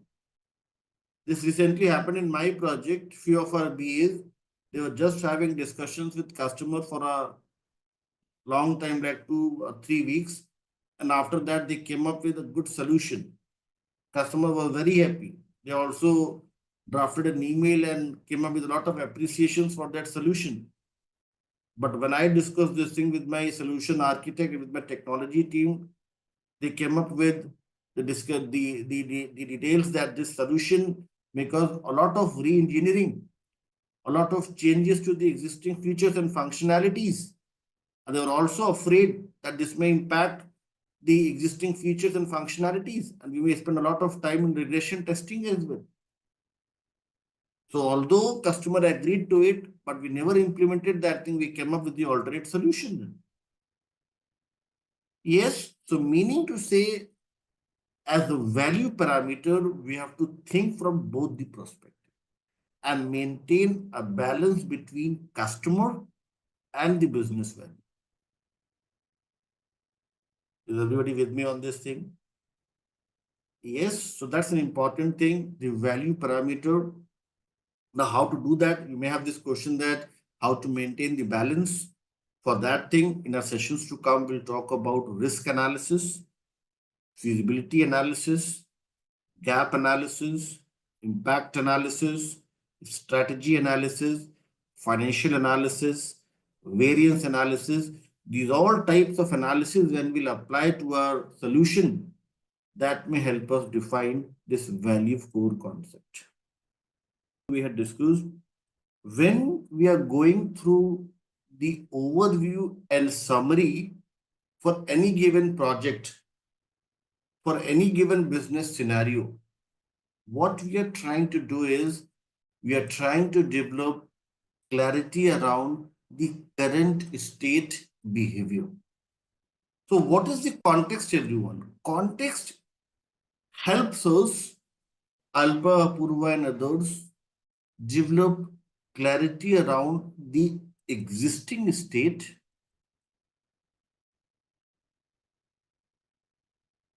the current state, and why it is important, Apurva, Alpa, and others, Prachi, and others, to have clarity around the existing state. To summarize, context is going to help you understand the background. Context is going to help you understand. Shashit coming up with a very good point. Context helps you understand the business intent, mission, vision, goals, and the objectives. And when we are creating the business requirement document BRD, their context is going to help us document the business objectives, the business drivers, and this may also help us further in defining the scope for our solution. Now, since we have discussed the context, and now if somebody will ask you the same question, now you won't say that I'll go with 11-year-old boy because he has a fresh mind and he'll learn the things quickly. You won't say that woman has good experience and we'll select her. What you'll do now as a certified BA, you'll say, what is the context? You want to know the context to define the needs, and then you'll provide the solution. If you get such questions in your interviews, ask the interviewer that what is the context, then I'll define the business needs, and then I can come up with the solution. If I don't know the context, if I'm not able to define the business needs, my solution that I'm coming up with is completely based on assumptions. So another important thing for the context is it will help you reduce the level of assumption, and this will help you define the appropriate business needs. Are you with me, everyone? The importance of context. So if you are starting to work on any requirement from the scratch, context is the first core concept to start with. That's the importance of context, everyone. It will help you understand the background. You'll have more details. You'll get to understand the problems, challenges, and issues, and that may help you define the business needs. And with the help of those needs, you can recommend a solution, and this solution may help you transition to the new future state. Sometimes what happens is they ask you such questions in your interviews. You have to define the problem statement for the given case study. What are the drivers? What is the initial analysis that you are going to do to define the problem statement? If there is any given project and it's your responsibility to define the problem statements, what are the drivers behind the definition of problem statement? How you'll come up with the complete and concise problem statement? The answer is not the needs. The answer is context first. Context will help you define the business needs. Yes, context may help you define the business needs, and with the help of business needs, you may come up with an effective solution and Majid and others, this solution is going to deliver value to the key stakeholders. Yes, it will help you get the answers. Apurva is saying what we are achieving by solving this problem, not only what, but all those 5 W's that we have discussed. Not only what is one of them, what we are going to do, why we are going to do this thing, where, where is also very important. Where means which all systems are getting impacted by it. So where is also very important, where you're going to make the changes. That's also very important thing. What, why, where, when. This is also very important. The timing of the business analysis work to be performed. So what, why, where, when, and who all are getting impacted. So that's why yesterday, if you all remember, we had started with the context only. Let's now talk about the next topic in the list, and that is the requirements classification. And here we are going to talk about the 4 different types of requirements. First, we'll talk about the definitions, and then we'll create some BRDs in our live session today, and we'll try to understand what is the BRD, how it is created, and what are the important components and sections that we have in any given BRD. So when we talk about everyone, the requirements classification schema has 4 important types of requirements: business requirements, stakeholder requirements, solution requirements, and the transition requirements. Let's read the definition first, and then we'll try to understand this thing with the help of one case study. Business requirements are the statements of goals and objectives and outcomes that describe why a change has been initiated. Stakeholder requirements describe the needs of the stakeholders that must be met to achieve the business requirements. The stakeholder requirements, everyone, they act as a strong bridge in between business and the solution requirements. When I'm saying this act as a strong bridge, this simply means that whenever we are coming up with the solution, it must be aligned with the expectations of the key stakeholders. So what is the stakeholder requirement? Describe the needs of the stakeholders that must be met to achieve the business requirements. Solution requirements describe the capabilities and the qualities of a solution that meets stakeholder requirements. This can be functional or non-functional requirement. So today we'll discuss about these 2 things in detail: function, non-functional requirements. And once we have function, non-functional requirements in place, transition requirements may help us transition to the new future state. Yesterday, if you all recollect, we had discussed about the enablers. Enablers are nothing but the transition requirements. Describe the capabilities that the solution must have to facilitate the transition of the organization from current state to the desired future state. Transition requirements may be in the form of training, mentoring, advertisements, business continuity plan. All such things may be part of transition requirements. So these were the definitions. Let's look at one case study and let's try to understand what can be a possible solution, keeping in mind all these definitions that we have just discussed. Okay, so let's discuss one case study now. There is one applic, and this is from my project. So this is a practical example what challenge we faced in our project. And let's see how we tackle this problem. So there is one application, the website, that is primarily designed for those employees who are on the verge of retirement or simply resigning from the company. This application helps them raise a few tickets and request for reimbursement, and helps them raise request for pension fund and provident fund withdrawal. During the COVID-19 crisis, we started getting complaints that this application was causing some problems.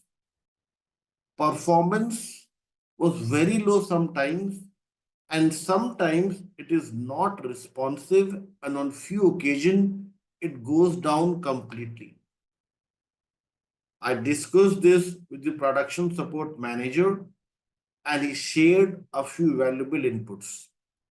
He mentioned that the application was designed 10 years back and scalability was marked as 20. And I say scalability was marked as 20, this simply means 20 concurrent users may use it. During the COVID-19 crisis, the traffic on the application has increased many folds. Sometimes scalability expectation is more than 300. Now, this is the case study here, the summary or the context on your screen. What do you all think can be a possible solution?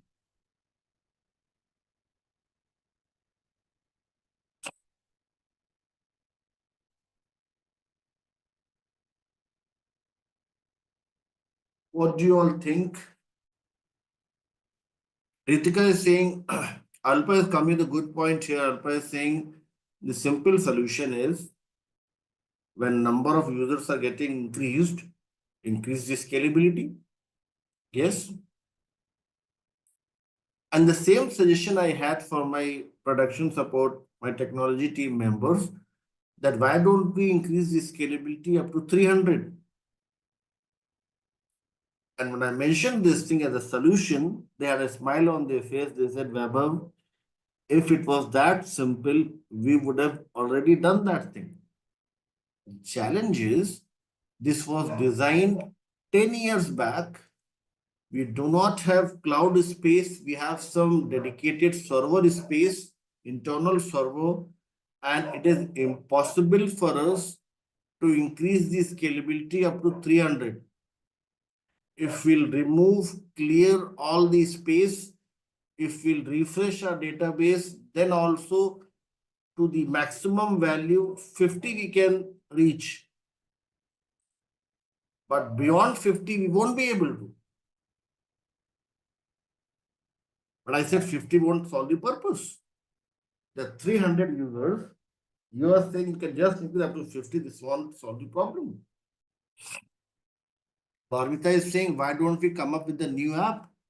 And this was my migrate to a new technology. And Somnath, this was my next suggestion.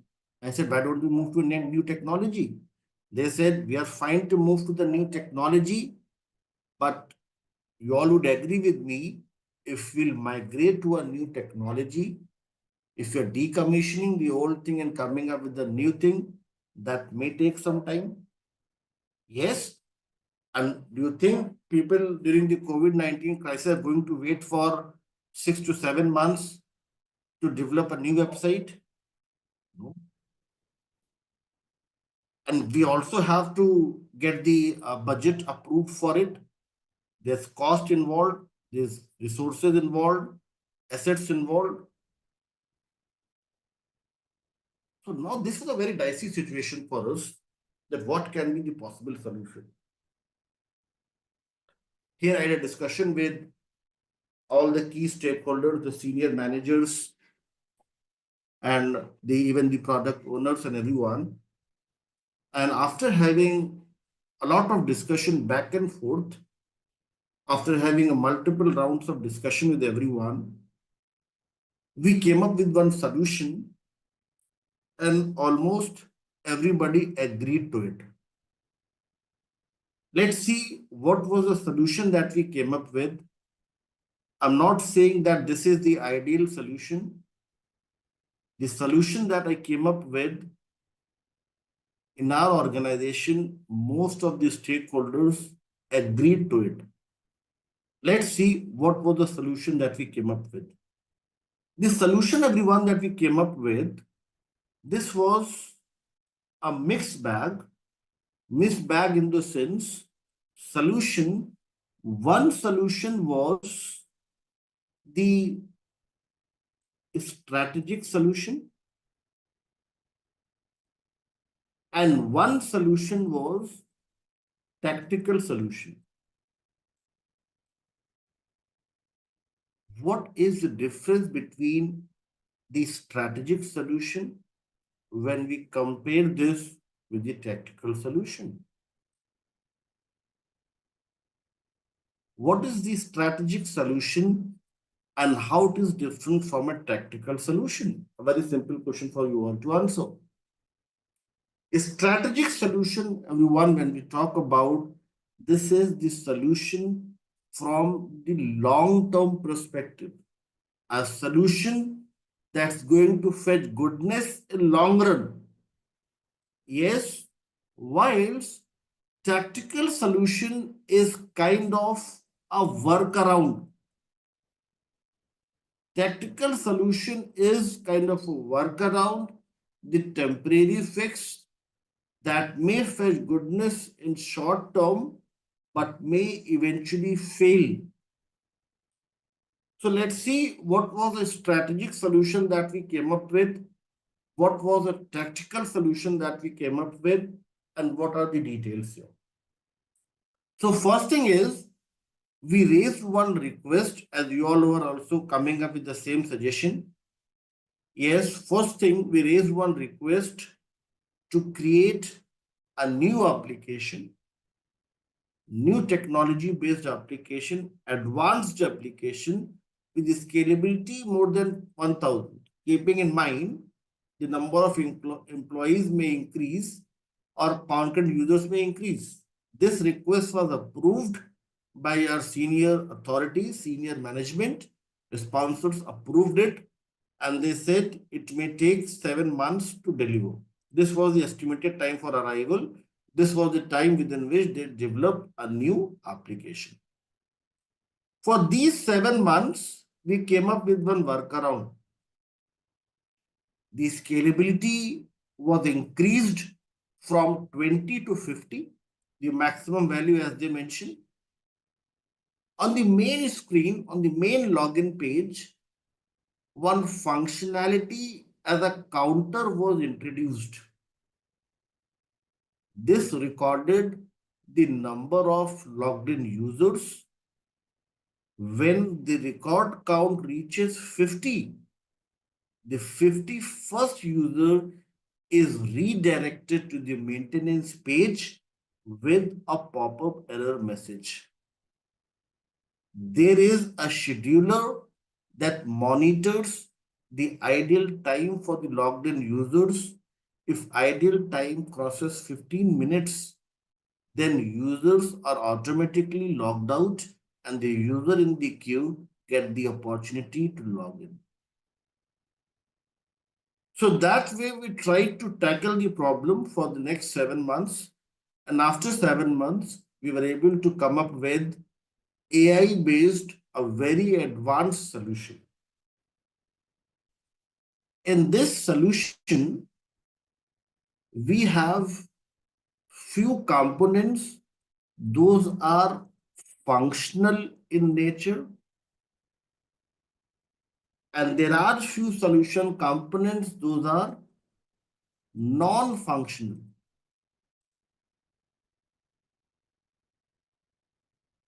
When we talk about solution requirements and when we're talking about the functional requirements are all those requirements related to features, functionalities, process enhancements or customizations, workflows, system requirements. For example, if I say we are talking about the canteen ordering system. If I talk about canteen ordering system, the functional requirements may include creation of or login page, food menu, payment gateway, food delivery, feedback. These all are the functional requirements. But what are the non-functional requirements, everyone? Non-functional requirements are the environmental conditions, the supporting conditions. Those may help, those may facilitate, those may drive successful working of these functional requirements. For example, non-functional requirements may be availability of the system. System is available, no downtime during the lunch hours. System is scalable so that all 1500 employees, if they log in into the application, they all can order food at the same time. System is performance oriented. If you order the food, food is delivered within 15 minutes. So in our web guide, there are total 15 non-functional requirements mentioned. Let's discuss them and let's develop clarity around the function, non-functional requirements now. So now I'll take you all to the BABA guide and let's discuss few non-functional requirements. So these NFRs on your screen, if you all see here, availability, compatibility, functionality, maintainability, performance efficiency, portability, reliability, scalability, security, a very important NFR, usability, certification, compliances, localizations, service level agreements, extensibility, these all are few important NFRs. Let's discuss one thing. Let me ask you all a few questions as well. Yes. Let us suppose I say there is one web page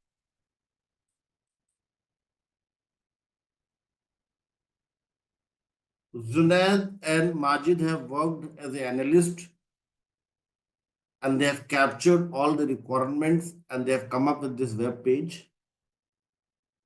And Kerry and Apurva are the end users and they are using it. Apurva is not happy with this look and feel. Kerry is reluctant to use this, saying that it's very difficult to operate.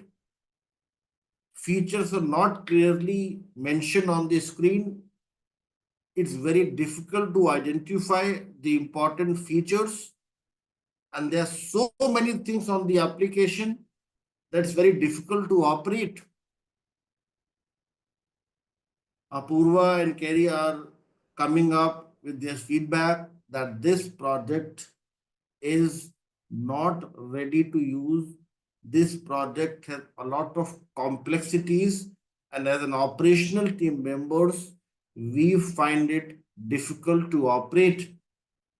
Performance is, let us suppose I say that, let's talk about performance as well. Let us suppose I say that,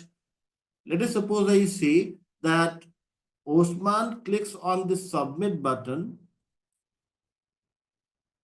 and it takes 15 seconds for food menu screen to load. It was clearly stated that load time, the time to transition from one screen to another, should not take more than 5 seconds. But when we test this, when we use it, it is 15 seconds. This delay in time, yes, tells you about the performance efficiency. Yes, so let's discuss this performance efficiency as well, a very important NFR. Performance efficiency is degree to which a solution or component performs its designated functions within minimum consumption of resources can be defined based on the context or the period, such as high peak, mid peak, or off peak usages. So that's also a very important thing.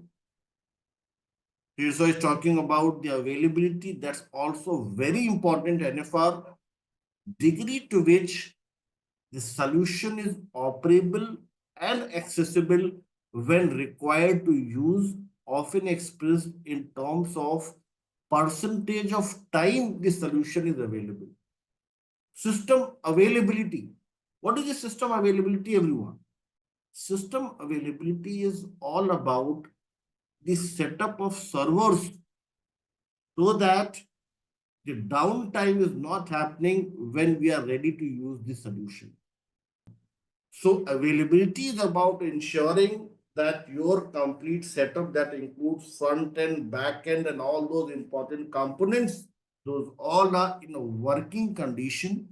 Those all are functioning effectively when you are required to use it. Yes, getting it. Like if I talk about Facebook, it happened few months back that Facebook was not available for a few minutes. And this was the top news in each and every news channel. What was the top news? Because millions and billions of people are using it all across the globe, and if for a few minutes it's not there, yes, people cannot survive without reels nowadays. So that's why this was the top news. Are you getting it? Zunad is saying, does it fall under functionality as well? It will fall under functionality provided you're not focusing on environmental conditions. If for any given solution, Zunad is a very good point. Zunad is saying, do NFRs also act as FRs? If for any given NFR, we are able to come up with any linked feature or the functionality, then yes, else no. NFR is all about the environmental conditions that do not, let me come up with the word, environmental conditions that do not directly participate in functionality or the feature creation. These are the behavioral conditions. Those will help you, assist you, ensure proper working of the functional requirements. Adaptability, flexibility, when I talk about adaptability and flexibility, can easily fit into availability and usability. So there is no separate NFR adaptability. Yes, this can be easily defined under usability as well as availability.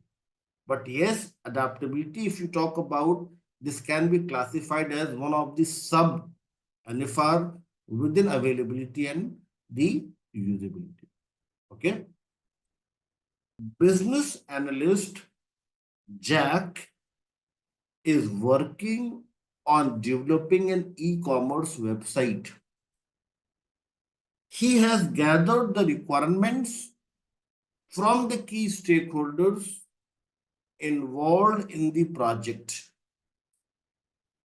After the discussion with the key stakeholders, he drafted the requirements and decided to present it to the stakeholders for confirmation. During the session, he discovers that an important NFR is missing. Which of the following statement is supporting this finding? All the four options are very close to the right answer, but you have to select the best one. Which option is best suited one? The best answer. Paramita is coming up with the right answer. The reason is, let's discuss why Paramita is correct with the answer and why C is the better option as compared to other options. If you look at option number A, everyone, this says business process is not implemented properly, if business process is not implemented properly, is that a functional issue or a non-functional issue? Everyone, business process would always represent the functionality or the feature. So this is a feature. So we can easily eliminate this option. Second, let's talk about option number D. Option number D, let's talk about option number B. Website is displaying few bank payment screen which result in dissatisfaction of many users. A display causing problems. Display is something that you see from your naked eye. A display causing some customer satisfaction issue. This is something linked with, again, functional issue. Yes, you all must be thinking that this is linked with usability, but this is not usability. Usability is if the displayed things were displayed in a complex manner. This is not about the complexity of the UI. This is about the display causing problem. This is not the usability. This is about the functional aspects. Now let's talk about option number B. It says customer support via chat is not available. If chat option is not available, chat is a functional thing or a non-functional thing? Think logically and answer. If I say this is again functional, this is again a functional issue. If I say chat was there, but system was down, then it is availability. But if I say one feature is missing, you must be getting confused with this word availability. This availability is not the availability NFR. This non-availability means the functional gap. Yes? Getting it? Now let's talk about, I'll summarize this to remove the confusion. I'll just summarize once more.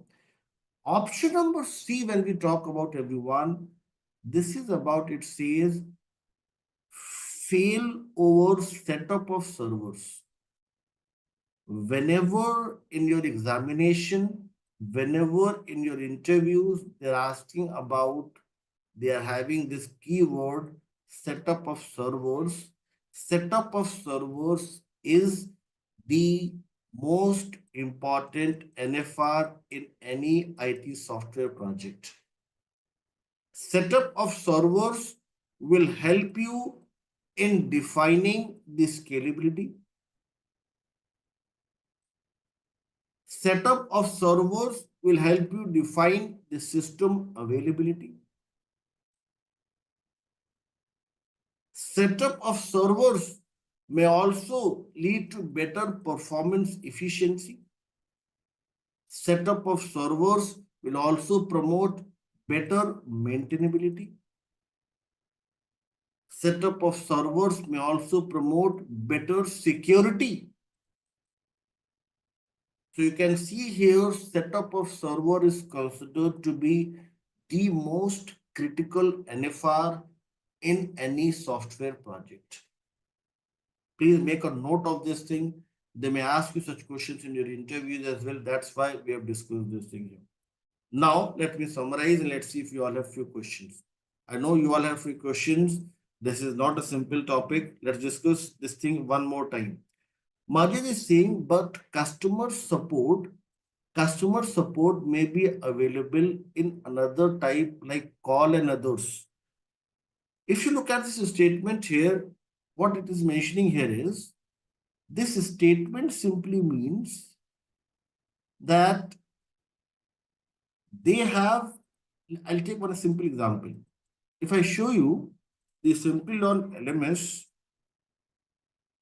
and if I talk about customer support here, in our customer support, 3 years back, we never had this option chat with us. Learners used to select the appropriate query type and they used to raise the ticket. The ticket ID was generated and we used to solve the problems within 24 hours. But now with the introduction of AI and other capabilities, we have come up with chat with us option. Now, Majid and others, if this chat with us option is not available on the screen, what do you all think? Is this a functional gap, a functional issue, or the NFR? This is pure feature. This is the functionality. This is purely functional in nature. If you do not have chat with us option, this simply means that one of the important feature is missing. Getting it? But if I say, let me make it very clear to you all. If I say that once Somnath, Prachi are clicking on chat with this option, a screen is taking too much time to load. When they're trying to submit the response, they're not able to submit the response. It takes a lot of time to submit the responses. That thing would contribute to performance efficiency, and that would be the NFR. Another option here, and the second option that you all were going with, most of you were going with option number D. Let's talk about option number D. Option number D, everyone, if you see here, it's mentioned here, the website is displaying only few bank payment screen. Now, what is expected here? Customer expects all bank payment screen. From few to all. This question for you, Sirsa, and people who had confusion. From few banks to all banks payment. Is this a functional change or non-functional change? This is purely a functional change. From few banks to all banks. But if I say that this few bank, if I say that Sirsa is not happy because you are not able to operate this, you find this complex to operate, then it will be NFR. If I say, let me make it very clear to you, or this should be very clear to everyone. If I say that there are bank options, if I say this is one bank, yes, and there are options, and there are too many things, your name, your first name, last name, address, parents, age, yes, and when you look at the page, you are afraid that, okay, if I'll fill this form, it will take ages for me to complete this, and you'll say, okay, I'll go to the bank and pay. If the user interface is complex, if the payment option takes a lot of time, then it is the NFR. But if they're expecting all bank option, few features are missing. This is the functional gap. This is not the NFR. Let us suppose I say that I am talking about hospital management system software. HMS software I have, and this is your page, and this page is about patients registration and appointment with doctors. And on this page, Gajendra, Carey, and others, we have few important fields like name, address, the medical history, and then an option to select the doctor from the list. If you click on this drop-down list, you find here that the list of doctors is appearing here. But Gajendra and Carey are surprised to see that along with doctors, there are few names of the nurses, ward boys, medical staff, and even the medical representatives.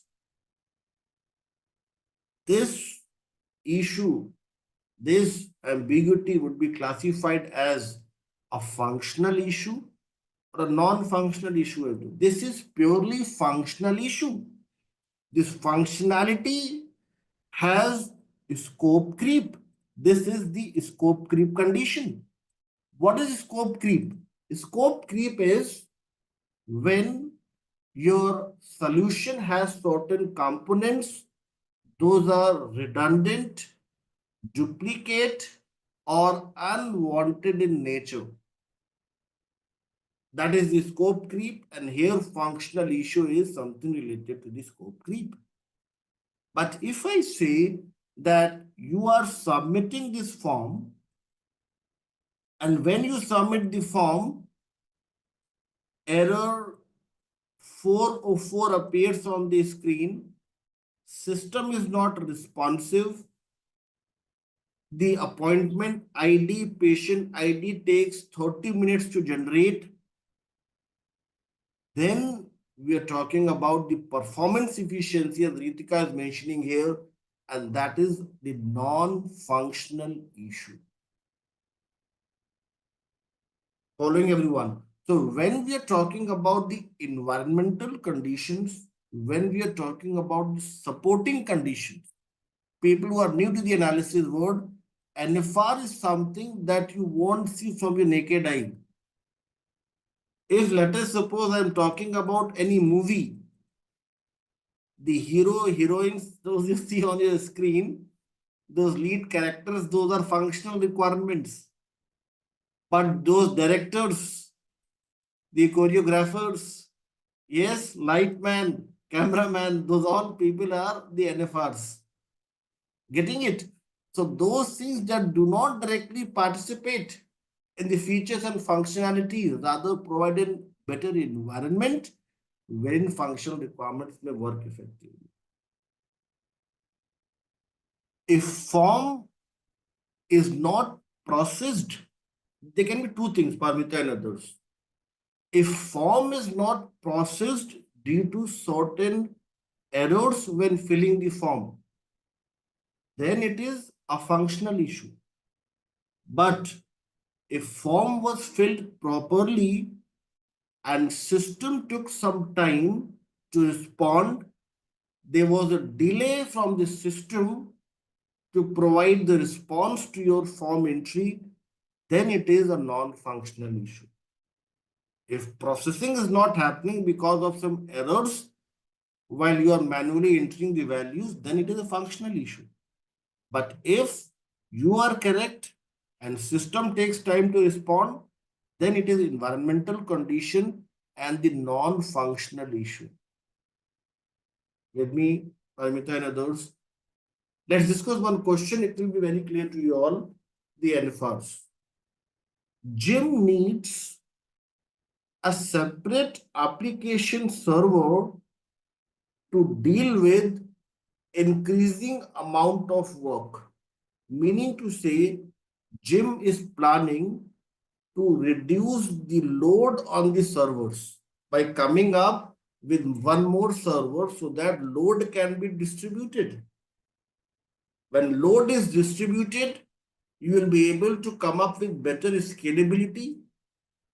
It will promote better availability. When load is distributed, you will get better performance. When load is distributed, you will be able to come up with proper maintenance.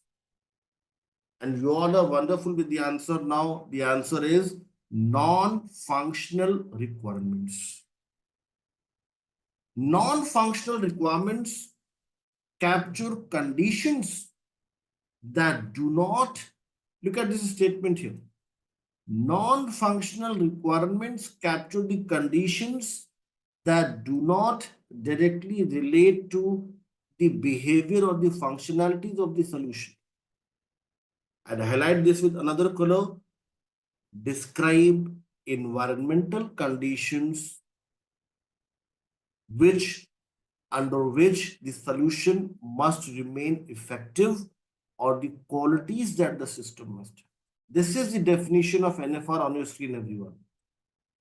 Environmental conditions under which the solution must remain effective or the qualities that the system must have.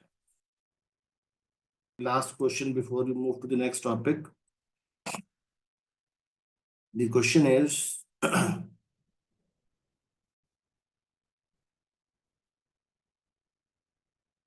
question is, I'll quickly open the question. Yes. Question is,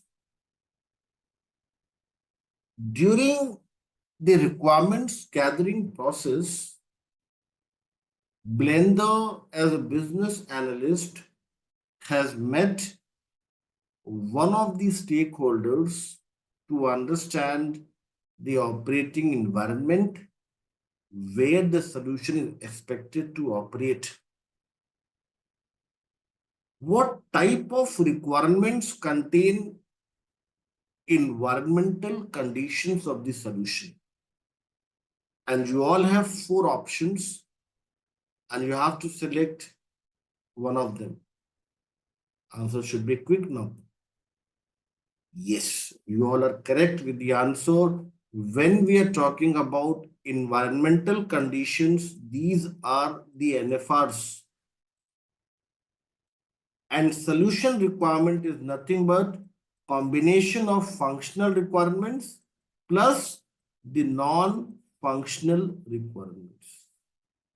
Why this is not the stakeholder requirements? Stakeholder requirements, everyone, as we had discussed, act as a strong bridge between business and the solution requirements. Stakeholder, you're coming to the good, I can understand what you're trying to say. Stakeholder requirements may include concerns, issues, ambiguities, challenges faced by the key stakeholders. You can say that stakeholders are expecting a better environment, but in the solution requirement, we'll come up with a description of the NFRs. Let me make it very clear to you all. When we talk about stakeholder requirements and business requirement, the combination is known as BRD. We are saying that NFRs are part of solution requirements. Why they are not part of the BRD? In the BRD, you are absolutely correct. You will find functional and non-functional requirements, but you'll find a description on high level. Solution requirement will give you the details of functional and non-functional requirements. So next thing is that BRD, FSD and SRDs.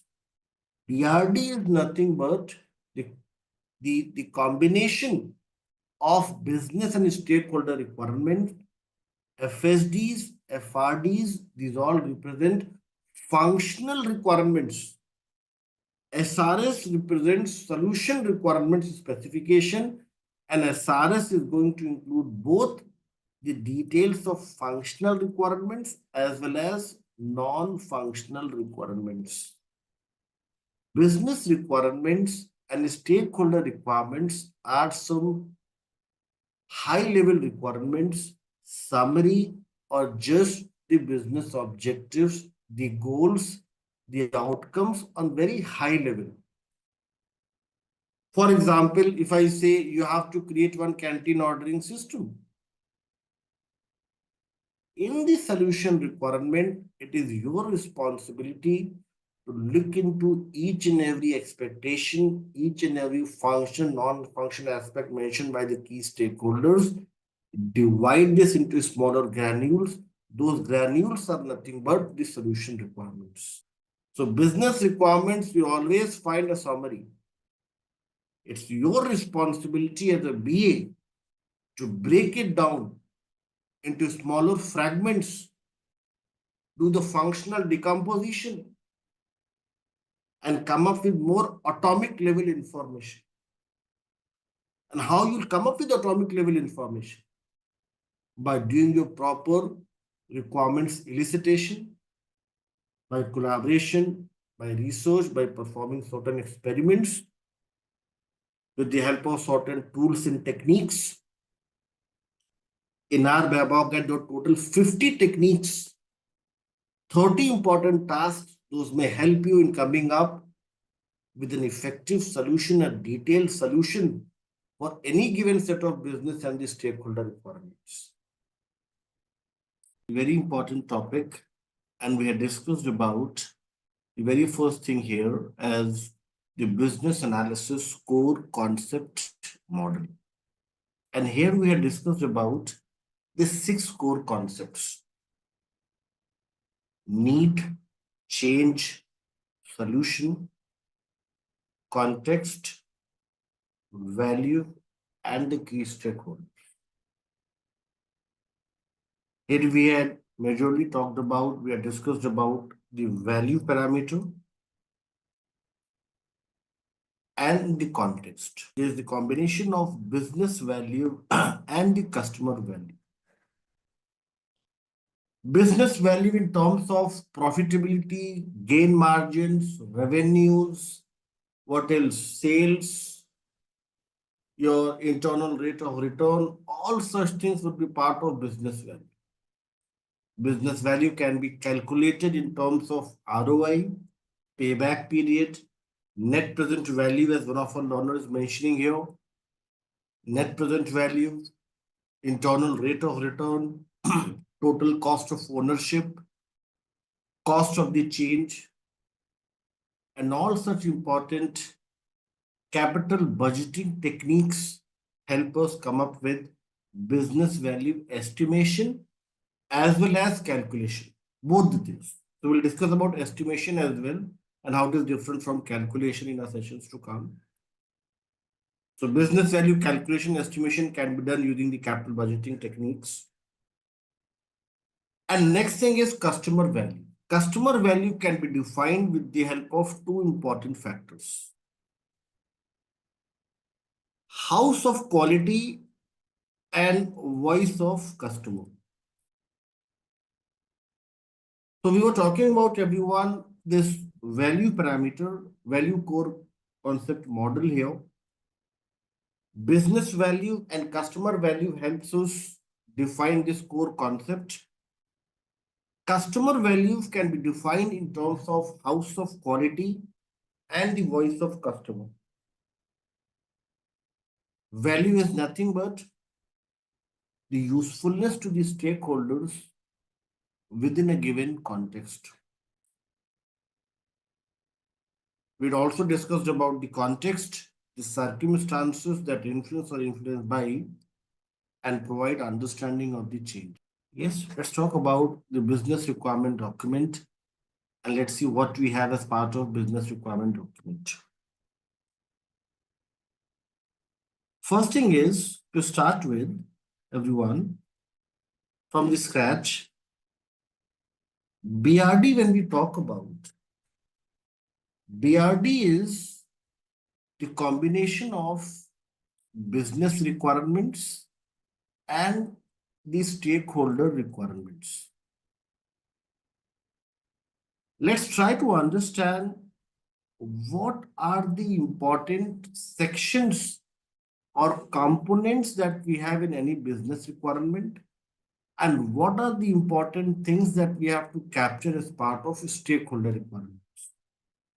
So for that thing, I'll show you all one sample BRD, and from there we'll try to develop clarity around the business and the stakeholder requirements. When we talk about, everyone, the BRD, the project summary, let me reduce the font size. Yeah.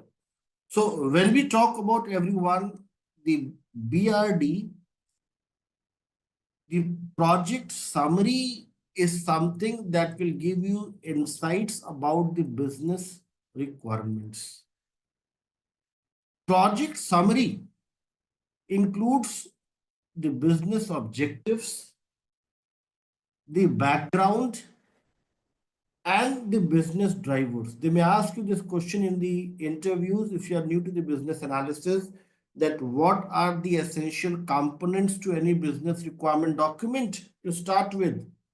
So it should include the objectives, background, and the business drivers. Let's look at the objectives first. It's mentioned here that these should describe the overall goal in developing the product. And if you see here, high level description, high level description of what the product will do. This will help you define the context. Yes, this driver, business driver is the last one. We'll talk about drivers as well. Objectives are going to help you understand what the product will do, how they're aligned with the business objectives, and the requirements for interaction with other systems. This is also a very important thing. When we are working on certain requirement, it is not always standalone or independent. This may be interconnected with other systems or processes as well. With me, everyone. For example, if you're talking about canteen ordering system, login page is connected with food menu. Food menu is connected with the payments. Payments is connected with delivery. Delivery is connected with your feedback. So these things are connected to each other, and that's very important thing that you need to define as the objectives. So in the objective, it's an important thing that we come up with high level descriptions of what the product will do, how they are aligned to the business objectives, and the requirements for the interaction with other systems.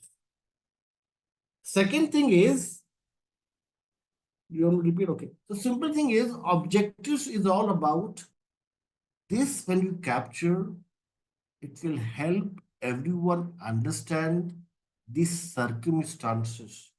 Why at all we are capturing these objectives? This will help you define the context. Objectives will help you understand that why at all we are developing this product. Yes, it will help you understand that what are the associated business objectives. It will also help you understand that how it is linked with other things. Other things in the sense, other stakeholders, other processes, other systems. Yes, so all such things are very important to start with. Yes, following this part, objectives. Next thing is about the background. Background is about, again, a brief history, not the detail, but a brief history, how the project came to be proposed and initiated. This will help you, everyone, then define the business drivers. Business drivers may be the financial or the monetary benefits. It may also be operational to make it easier for your end user to operate it. It may be driven by market conditions that everybody is switching to digitalization. So you also have to switch to digitalization now, automate the things. Or it may also be related to environmental conditions.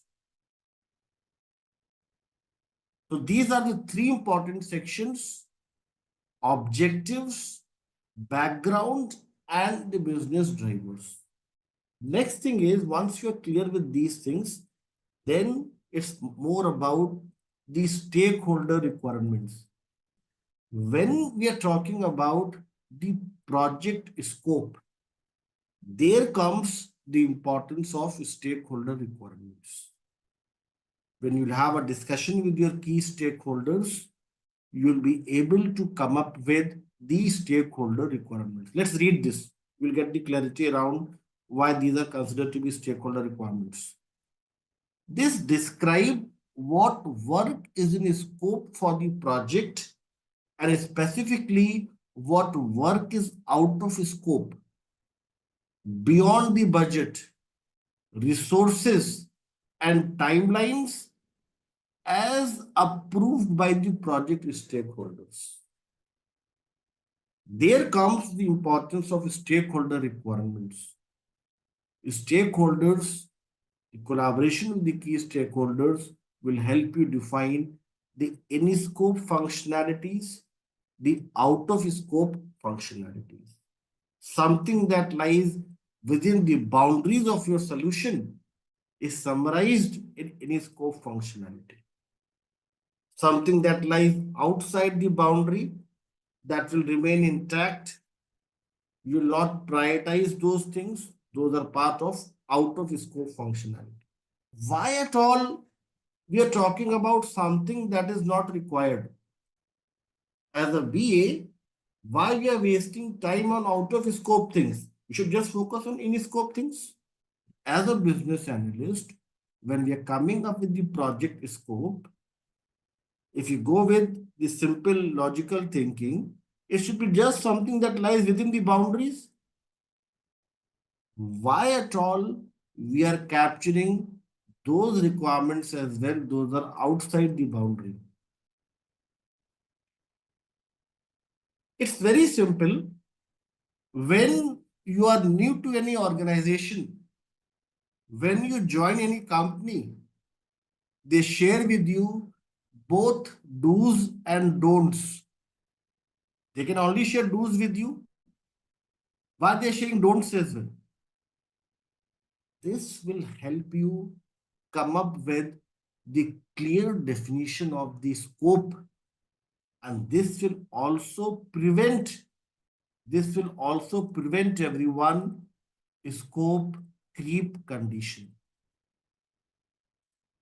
If you're not clear with what is in scope, what is out of scope, unintentionally, in few cases, you may absorb few things, those are redundant or duplicate in nature. Osman is coming up with a very good point. This may help you eliminate redundancies, duplicacy, and remove unwanted components from your solution and make your solution effective and performance oriented solution. And at the end, as Victorino is mentioning here, this may help you improve the overall stakeholder experience. Is everybody with me on this thing? So that's why it's an important thing for a BA to capture both in scope and out of scope functionality. Alpa is saying, what is scope creep? Scope creep is when your trainer turns philosophical and starts narrating the story from Arabian Nights.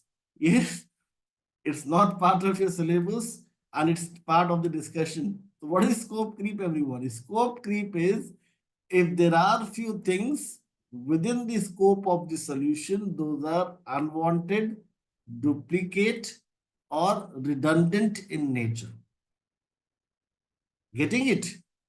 So what is the standard definition of scope creep? Standard definition is when size of the solution grows larger, when solution grows larger in size and accommodates few components, those are not adding any value. Getting it? If you have few components in the solution, those are not adding any value. If you have certain components, those are getting repeated, those are duplicate, those are redundant. That's the scope creep. Getting it? Let us suppose I say, I'll take a very practical example of scope creep. I'm talking about, let us suppose, the doctor's name appearing on HMS application. Alpa is one of the doctor and left Mayo Clinic 3 months back. Alpa is no longer empaneled with Mayo Clinic, and if the name still appears in the list, this is again the scope creep. This list should only reflect the names of impaneled doctors. If any doctor's name is appearing and he or she is no longer impaneled, this is clear violation of scope that may create confusion and chaos, and that's your scope creep. Getting it? Scope creep. Alpine others, simple to understand. Yes, it's mentioned here that this is designed to prevent scope creep. Okay. So one more thing here. When you come up with in scope and out of scope functionalities, this is known as proactive analysis. What is the difference between proactive analysis and reactive analysis?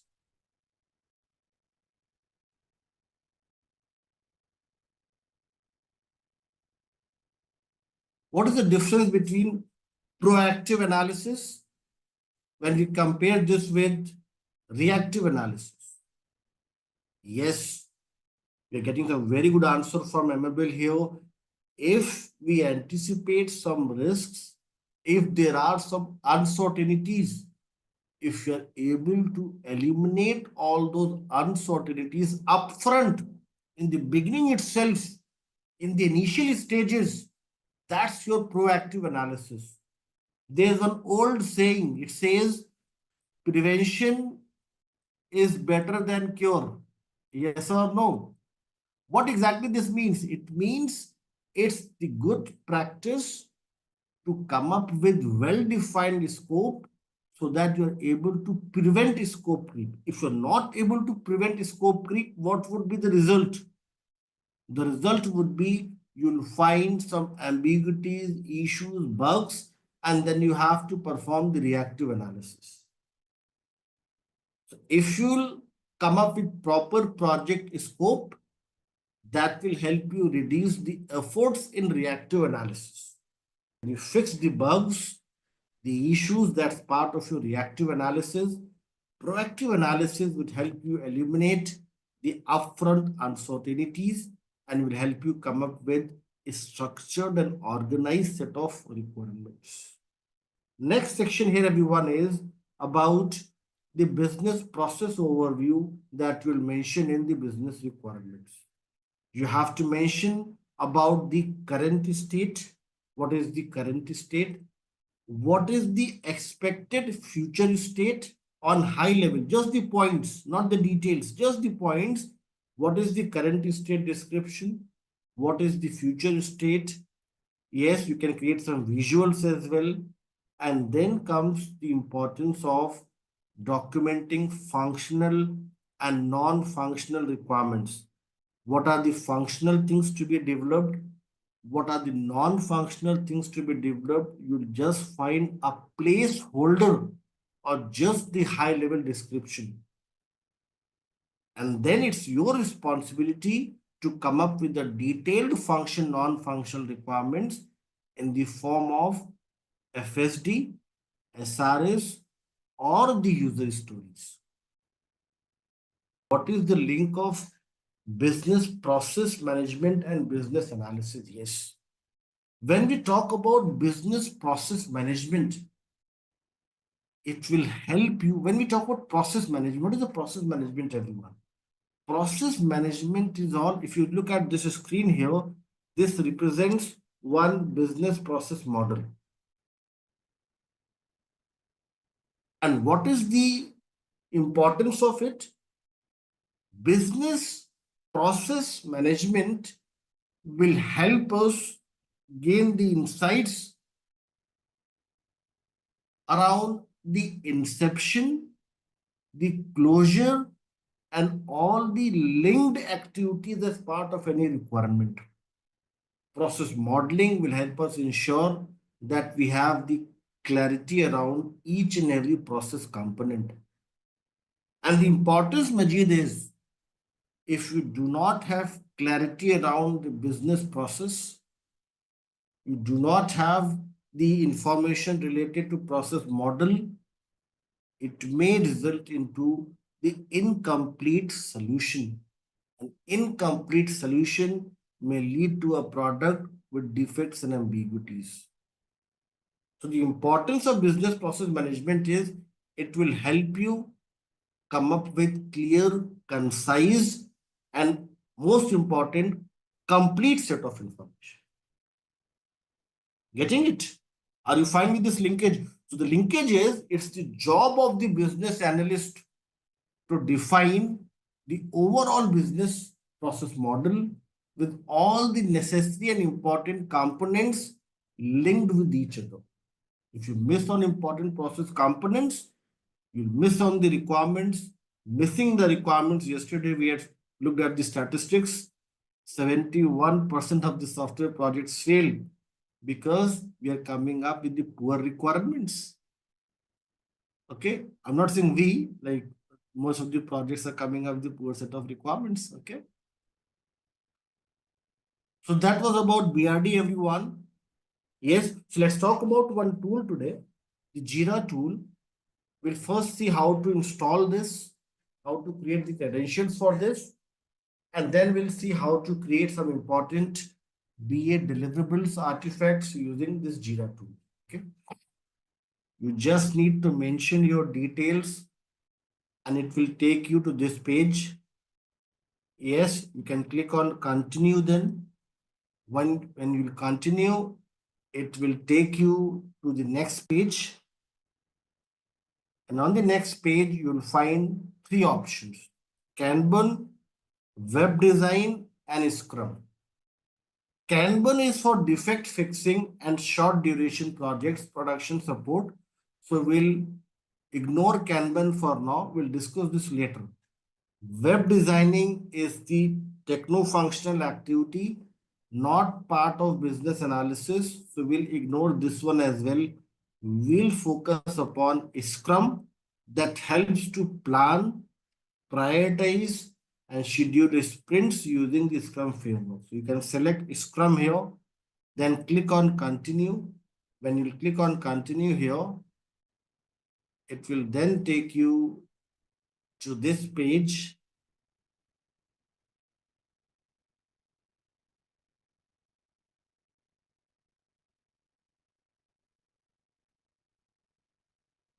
It will take some time to create your credentials.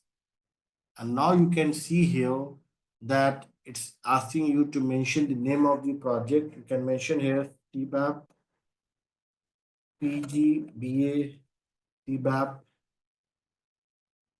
March and April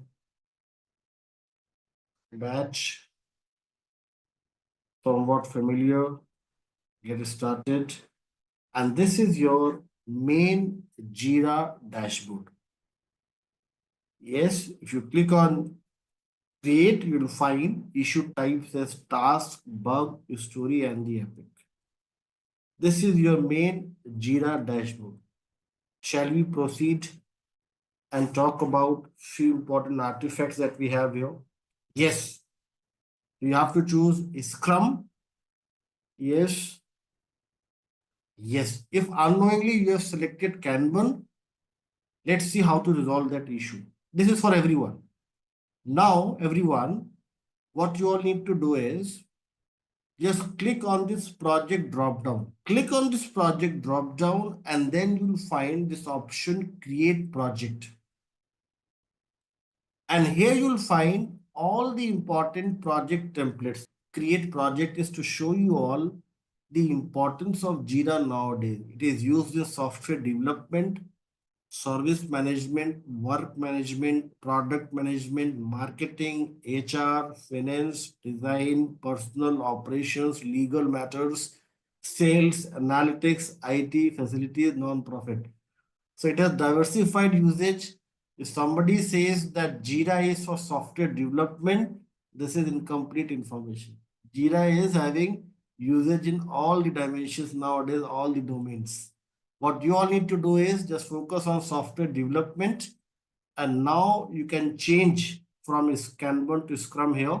If you had selected Kanban, select Scrum here, use this template, select team managed, enter the name of your project. I can mention here PGBA, PBAP. Yes. Second part, March, April batch. It will give an acronym. and then access level you can mention as private. It's not much important since we are just talking about uh, the basic things, so it won't matter. You can select team managed or company managed. Okay, getting it? So it won't matter a lot. It's not that important. Yes, Smita. So you can select either company managed or team managed, but it's good to go with team managed. Okay. So skip this part, and this will take you to the main Jira dashboard. So that's your main dashboard, everyone. And now let's talk about few basics today. Let's talk about the basics. Yes, when we talk about Jira basics, everyone, Jira has two important BA artifacts, Epic and the user story. Feature we'll discuss later. Let's focus upon Epic and the user story. I am removing feature for now so that you all can just focus upon Epic and the user story. What is the Epic, everyone? Let's talk about these two things in detail here. Epic represents the holistic view or the high level description of the complete solution. If I try to relate Epic with the topic that we have discussed, Epic can be linked with the BRDs. Epic represents the high level requirement. And one epic can be further decomposed into granular details, and those details are nothing but the user stories. So user story is equivalent to functional specifications FSD or solution requirement document SRDs. So what is the user story, everyone? User story is nothing but the solution requirements or the low level requirements. And what is the relation between Epic and the user story? If Epic is the parent, one parent may have several child stories. So what is the relation between Epic and the user stories? The relation is parent to child relationship. Is everybody able to understand till this point? If I say Epic is canteen ordering system, then the stories can be login page, food menu, food delivery, payment deductions, feedback from the employees. Why at all we are discussing Jira, and what is the objective and what exactly Jira is all about? Jira is the project management software, you may say, that helps us capture the solution requirements from the business analysis perspective. It's a document collaboration tool as well. This tool also helps us come up with proper tracking and monitoring of the requirements.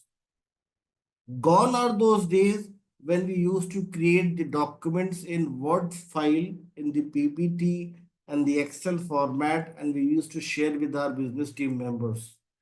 Now, everybody, most of the companies have switched to Jira, documentation, visualizations, tracking, backlog management. Everything is carried out using this Jira tool. So what is Jira? Jira is one project management tool that includes the documentation, that includes tracking and monitoring of work items, and that also acts as a good repository for multiple items within the project boundaries. Are you with me, Ritika and others? That why we are talking about Jira and what is the importance of Jira? Jira helps to automate the things. Jira helps to have everything under the same platform. And Jira is also very helpful in creation of important dashboards. And it helps us not only store the information, but it also helps us communicate the information. That's the importance of Jira. Yes, in simple terms, a project management software that helps to manage different aspects of Jira. Azure DevOps is another important tool, very similar to Jira. Most of the features are kind of replica of each other. Like if I show you here, and you can see here that we can create a dashboard, we can create bugs, epics, features, impediments, stories, tasks, test cases, very similar to how we are doing it in Jira. The only difference is Azure DevOps is the Microsoft product and Jira is owned by the company Atlassian. So you'll find in the .NET framework, people or like projects based on .NET framework, they'll prefer Azure DevOps. They'll prefer Azure DevOps because Microsoft provides this software as a lesser cost if you're working on the .NET project. Getting it? So just because of cost related things, companies may prefer Azure DevOps over Jira. But if you talk about my own personal choice, since I've worked on both Azure DevOps and Jira in multiple projects, I normally prefer Jira. Jira is, I think, this is my opinion. I'm not against Microsoft as a company. I think Jira has a better user experience and simple to use as compared to Azure DevOps. But some people may disagree. Some people may say, that no, Azure DevOps is better because they are used to it. Yes, it totally depends upon your organization, which product they purchase based upon their decision making authorities and what they're deciding about it. So these are the two important tools. We have discussed about the theoretical aspect. Shall we move ahead and create some epic and stories and try to link them? It will make you understand the things better. Yes, let's try to create something here. So you all can see here on the top ribbon here, we have this blue button. You can click on this create and then you can see here the name of the project, the issue type, and then you can select from this list the epic. Issue type is epic, the high level requirements, and you have to mention the summary here. Summary is nothing but the title of any given issue. You can mention a summary as, you can copy the summary as online meal ordering. So copy this online meal ordering and you can mention here online meal ordering, and then you can come up with a description that this epic may include several stories like this, and you can mention this thing in the description and then click on create, and this will create your epic. Epic is now created here and you can see this number is allocated to your epic. Now let's create one user story. You can click on this create button and then from this issue type drop down list, you can select the story. Then you can mention the summary as the title of this story. So let us suppose the title is your login page as part of canteen ordering system. This is the login page. And then you can come up with the acceptance criteria here as you copy this from your notes. You can simply write this in the description section, the acceptance criteria. There are a few more things like labels, parent, team, and other things. Story estimate that we'll discuss later. Sprint planning and all that we'll cover as part of chapter number 3. We're just creating one story here. So I'll click on create here. Now you all can see here that I have created one user story and one epic. Now it's time to link and come up with parent and child relationship. What I'll do now, I'll click on this your work drop down, go to this recent tab, and here I'll click on this login page user story. Now if you see here, this login page user story appears on the screen with all the details. Like this is the login page, title, description, acceptance criteria. Yes. And if you'll observe here, on top it is mentioned add epic. So Jira is telling you here that for this user story, you have to link this with the parent. What you can do is simply click on add epic, and then you'll find here the epic is mentioned in the recent epics. You can select here, and then if you click here, you'll find here that this is the epic and this is the child issue as the user story. What we have done here, we have tried to establish the parent and child relationship. So epic is acting as the high level requirement for which we have captured one of the low level requirement. Now I can come up with a number of child issues here. What I can do is I can simply click on this plus and I can add one more child issue here. I can add here food menu as another story here. So there are two child issues. Then I can say that payments is another story here. Three child issues. Then food delivery. Fourth one. So similarly, you all can see feedback. So similarly, you all can see here that for a given epic, there can be some smaller fragments, and these fragments are nothing but defined as the user story. So what is the user story, everyone? User story represents a solution requirement in the granular format. When we capture the low level requirements, yes, and we are focusing upon the granular level details. User story is the standard format to represent the granular level solution requirements. Let's talk about another important thing here is, if you'll observe here,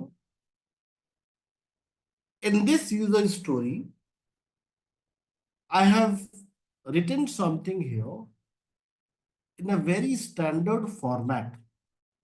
A standard format in the sense you all can observe here. I have mentioned as a user I want canteen ordering system to have proper authorization and authentication so that only Unilever UK employees can order meals through the online application. Given that Unilever employees have valid login credentials, when he or she tries to log in with valid credentials, then Unilever employee is redirected to the food menu. When we are writing the story in such a format, so this is known as behavior. Personas is the right answer. Yes, personas may help you come up with behavior driven development format. So what is this format, everyone? This is the BDD format to represent the user story. What we are doing here is we are not only talking about the solution, but we are giving some background information as well. That what is the expectation of the user? What are the benefits? What is the current state? What are the user actions? What is the expected result? If you capture your solution in this format, this is known as the behavior driven development format. Ideally, you should just focus upon this part, that this is the expectation. But apart from expectation, we are also giving them the details. This will help all the key stakeholders gain clarity around the context and the business needs. That's why this is the most popular format, the accepted format all across the globe to document the user story. What happens when parent and child are connected? Yes, when parent and child are connected, you'll be able to define both high level as well as associated low level requirements. When you're able to establish the parent and child relationship, this simply means that you are giving the information to everyone that this is the business requirement and this is the associated solution, this is the corresponding solution. All these stories that you have created here would then become part of your backlog. Yes, you will find all those issues appearing in the backlog then. So when you are working on the user stories, all those user stories will then help you come up with proper backlog management. I'll just show you all one. All these stories that you have created here, these can be then prioritized in your sprint backlogs. Project backlog and sprint backlog is created with the help of these user stories that you have created. When we click on this create button, I can see here that Weber, we have discussed about a story. We have talked about the epic, but you haven't covered what is bug and what is the task. Bug is something that we all know.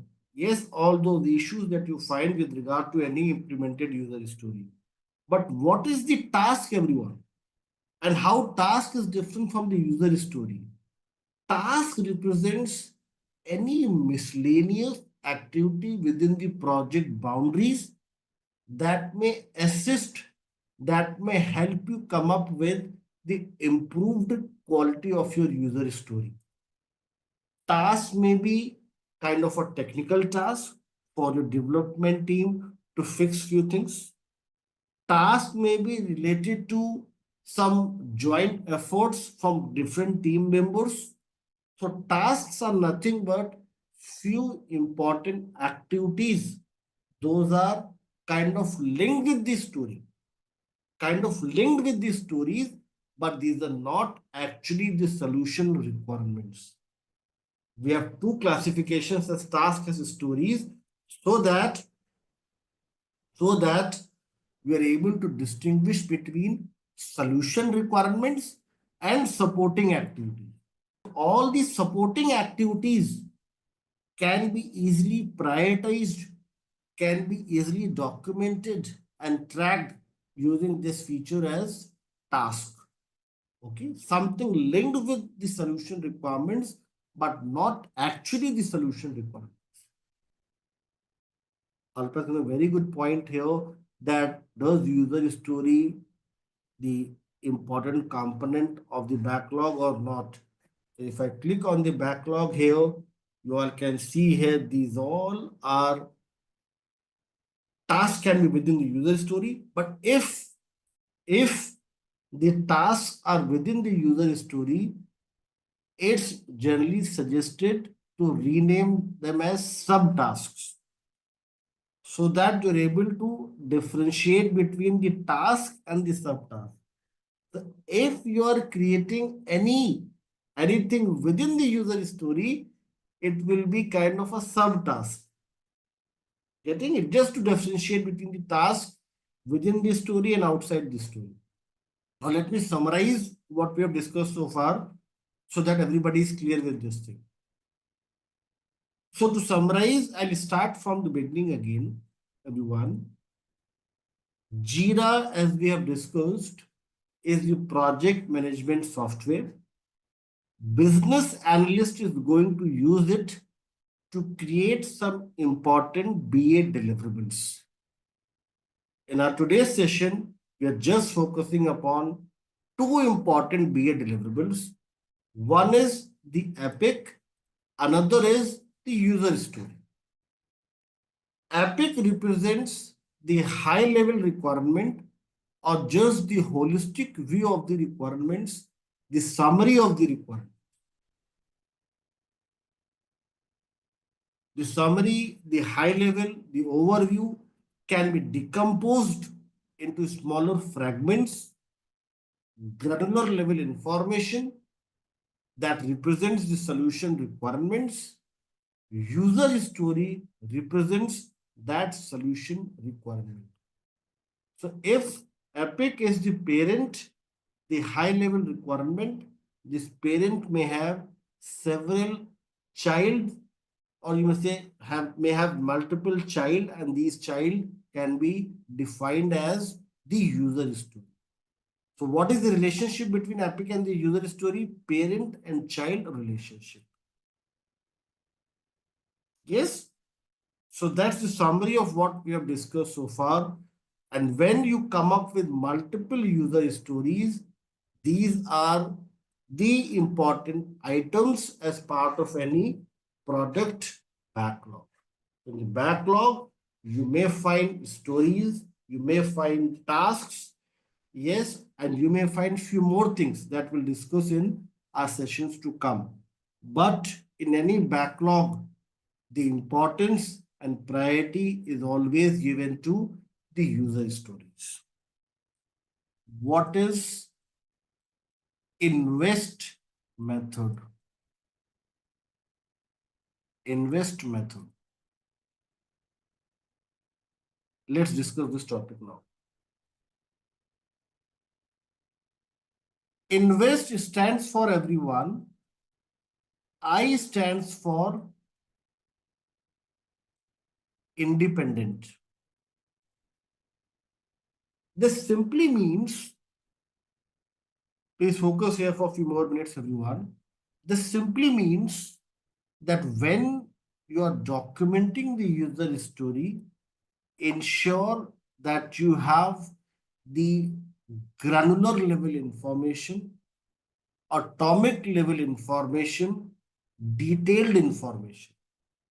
That will help you come up with the independent or most fragment level user story. When we are capturing the user story, we ensure that we have just one scenario that we capture. We're not capturing multiple things in the user story. The reason is, if you come up with more details, it will be more complex, and then it cannot be prioritized in the short cycles that we have of 15 days duration. Yes, so that's why it's an important thing for the business analyst to come up with small user stories, independent user stories. And here means negotiable. Negotiable in the sense, when you are coming up with the user story, it must be documented in such a manner that if there is any change, if there are few important things getting added up or removed, there is the ability to make adjustments to the solution scope. For example, this is a login page, and if you're not able to implement all the important things mentioned here, we can adjust the scope and push few components to the next cycle. That's about the negotiation. V. What is V here? Can anybody guess what can be the full form for V? So this is the invest method, everyone. Any question from anyone before we move to the summary of today's discussion? Is invest making sense to you all? Very important interview question, everyone. They may ask you this question: what invest stands for? Okay, so that's your invest method, everyone. And then just one small thing before we move to Q&A. If I talk about any given user story, you all can see here that we have this view workflow. Workflow that we have for any given user story will help us track and monitor the progress towards completion. The story workflow helps us come up with proper requirements traceability. And that's why Jira is also used to perform requirements traceability to ensure the alignments of requirements with designs. Along with that, I'll just show you all one last thing here, and that is the Jira dashboard. In the Jira, I'll just show you all one. So in Jira, if I show you all, let us suppose this one, you all can see here that we have so many options here. If I click on edit, you can come up with the activity stream, assigned to me, average age chart, average number of times in status, bubble chart, created versus resolved, days remaining in the sprint gadget, filter count, filter results, heat map, issue statistics. What are the open items? What are the closed items? Issues in progress, pie charts, resolution times, burn down gadgets, health gadgets, time since chart. These all would help you come up with the very good representation, and this may also help you in coming up with proper reporting as well. Need not to use any Excel dashboard now. You can easily create and automate these dashboards. If you see here, if I open this one, let me open this one. If I click on add gadget here, so if I add a new gadget, it gives me an option. Okay, let me show you one of them. If I create a new one, let us suppose Ritika's name. So, and if I click here, I simply drag and drop one of them here like this. You can see here we have auto refresh option. So we need not to refresh these things. If you click on auto refresh, you're making changes to your stories, you are making some changes to your epic, updating few important fields. So these dashboards are going to be updated automatically. That's a good thing with Jira. Getting it, so dashboarding, documentation, requirements traceability, plus one more thing. This can also be linked with other apps. Let us suppose I say you want to link this with other apps here. So you can see here, there are so many other apps. Those can be easily linked with the Jira tool. That makes Jira a very good choice in most of the projects. Okay, so now you understand, Ritika and others, the importance of this tool. Such a wonderful project management tool that helps you manage so many things. If you click on these 9 dots here, everyone,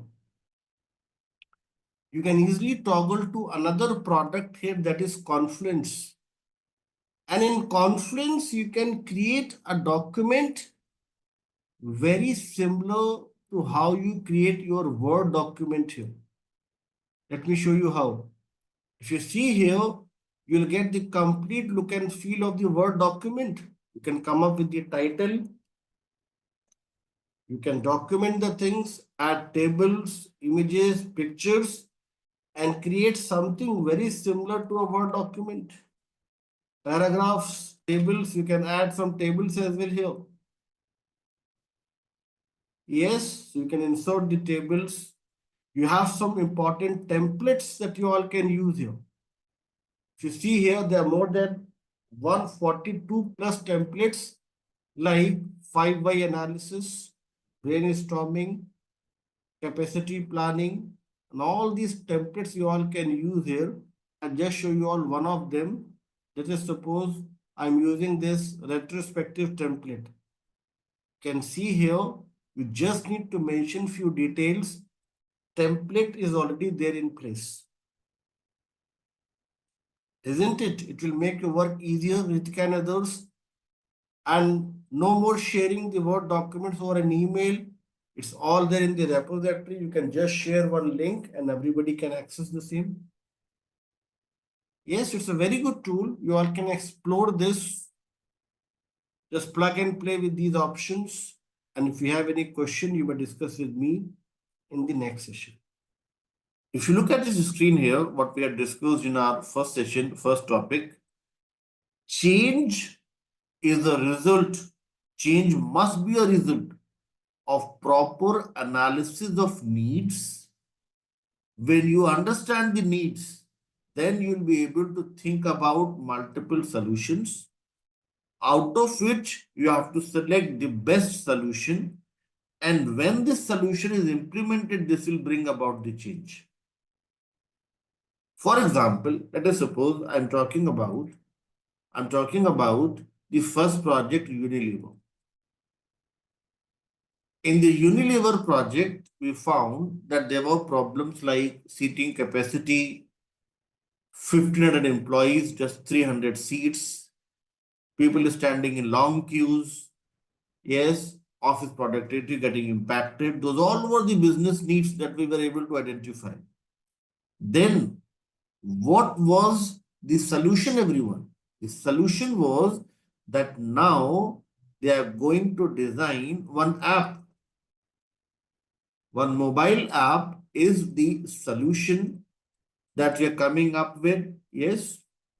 And when you stop going to the canteen and start using this app for ordering food, this is the change. What is the change, everyone? Change is when we transition from current state to the desired future state. Like for you all, why you all are here? You all are here to bring about the change that is from an analyst to the certified business analyst. The difference between the two. So needs are something, those are the problems. To cater to these needs, you will come up with the solution.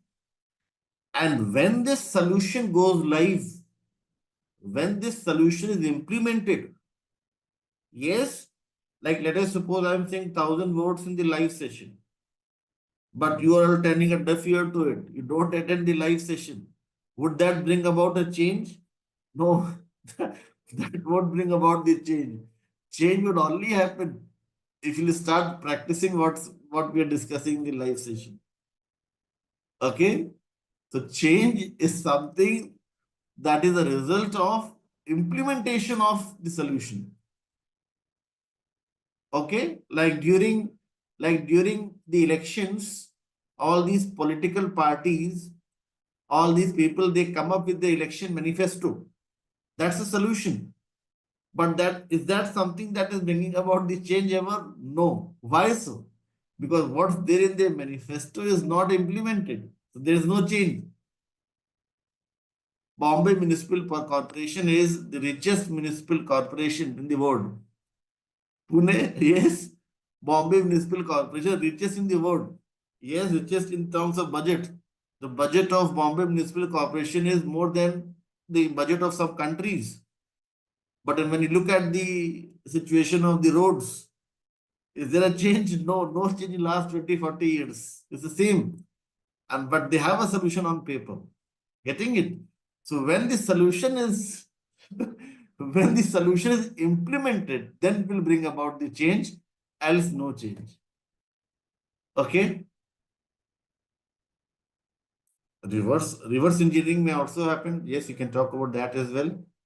Okay, we'll discuss those things as well. So needs will help you think about the better solution, and when this solution is implemented, this will bring about the change. Business analysis, planning and monitoring.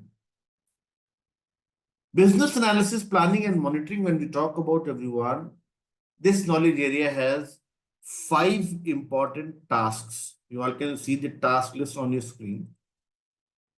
First task in the list is plan business analysis approach. Today we'll talk about approach that includes the methodology, agile and the waterfall. We'll discuss in detail. Plan stakeholder engagement. There we'll talk about how to identify the stakeholders and their characteristics. Governance model, wherein we'll talk about the change request creation, new business requirements, how to prioritize the requirements. We'll also talk about a Jira tool here, how Jira helps in governance. This is the most important topic as part of this knowledge area, business analysis governance. Then business analysis information management, that helps us come up with the proper repository to store the information.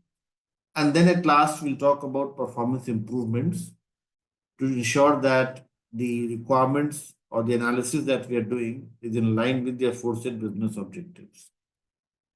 So these are few important things that we're going to discuss today. 5 important tasks. First one is plan business analysis approach, everyone. And let's try to understand what we have as part of this task plan business analysis approach and what are the important elements and techniques as part of this task. Yes. So let's get it started. Let's talk about 3.1 plan business analysis approach, and let's discuss this thing in detail. It's mentioned here, plan business analysis approach, define overall method to conduct business analysis activities. Now, method, everyone, can be of 2 types. One method, the old method, old in the sense the legacy or the traditional method that we used to follow 20 years back, 25 years back, and the new method, new, the modern or the current method, latest method.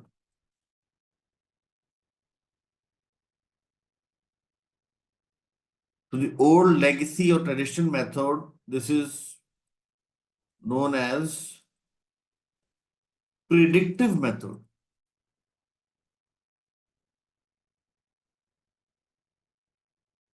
The new method, adaptive methodology. Predictive versus adaptive. Predictive methodology, if you talk about, we used to have few methods here like waterfall, very important one. V model, the spiral model, these all were part of your predictive methodology. Whilst when we talk about adaptive, this includes agile, this may also include DevOps.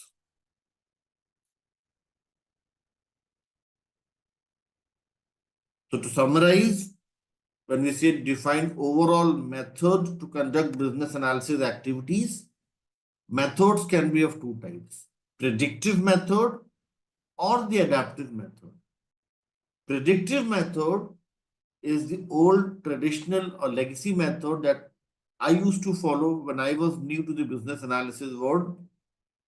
And nowadays, before 2000, after 2016 onwards, to be very precise, 2016 onwards, most of the companies all across the globe have switched to new ways of working, and that is adaptive.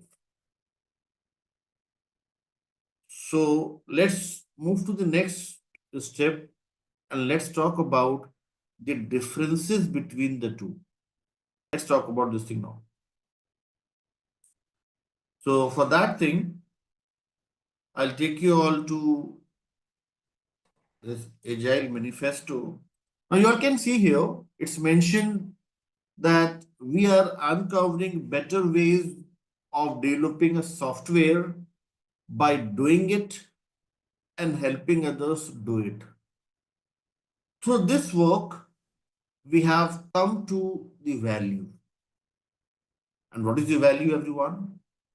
Individuals and interactions over processes and tools, working software over comprehensive documents, customer collaboration over contract negotiation, responding to a change over following a plan.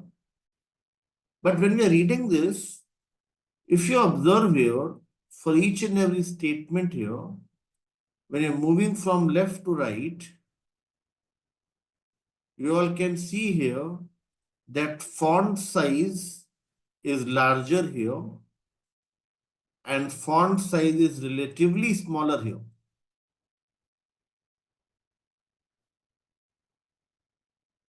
What can be the possible reason for this? Is that a typo on the website, or do you all think it has some meaning?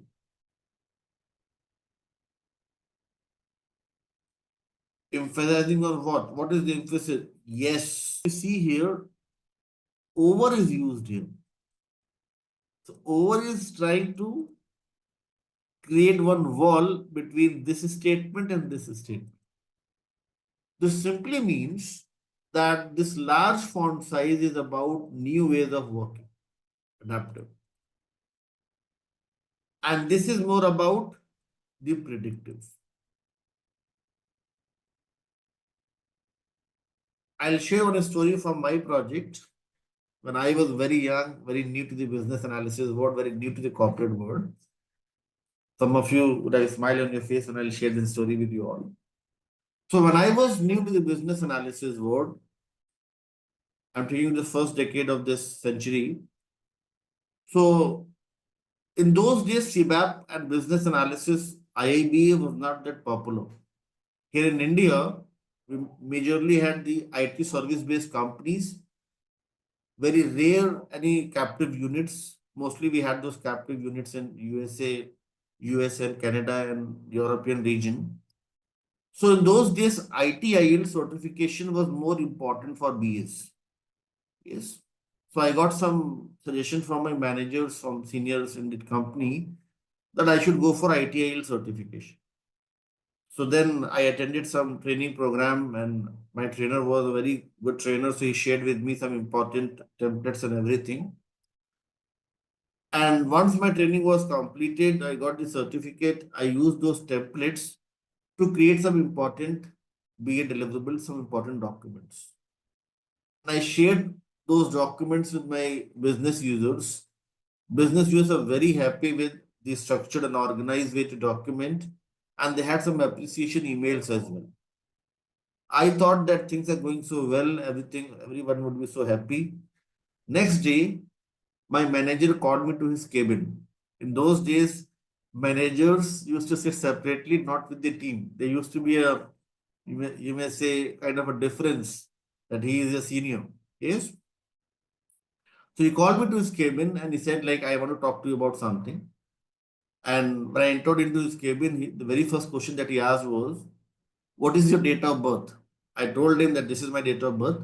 And he said the very same year I joined this company. So you better follow the protocols. Do not bypass your managers, else you'll no longer be part of the project. What exactly this means? And when I'm into his position now, so after so many years, to my surprise, my team members tell me that they were having a chat with business users, and over chat they have received the sign off. And then to my surprise, they share with me the screenshot of the chat that this is the official sign off. Yes, and in those days, one person used to travel from India to UK to get the sign off, and now it is happening over chat. So what is the difference, everyone? The difference is that we are getting rid of unnecessary, irrelevant protocols, those SOPs, those formal ways of communication, those rigid hierarchies, lines of communication, and making it more flexible in terms of individuals and interactions.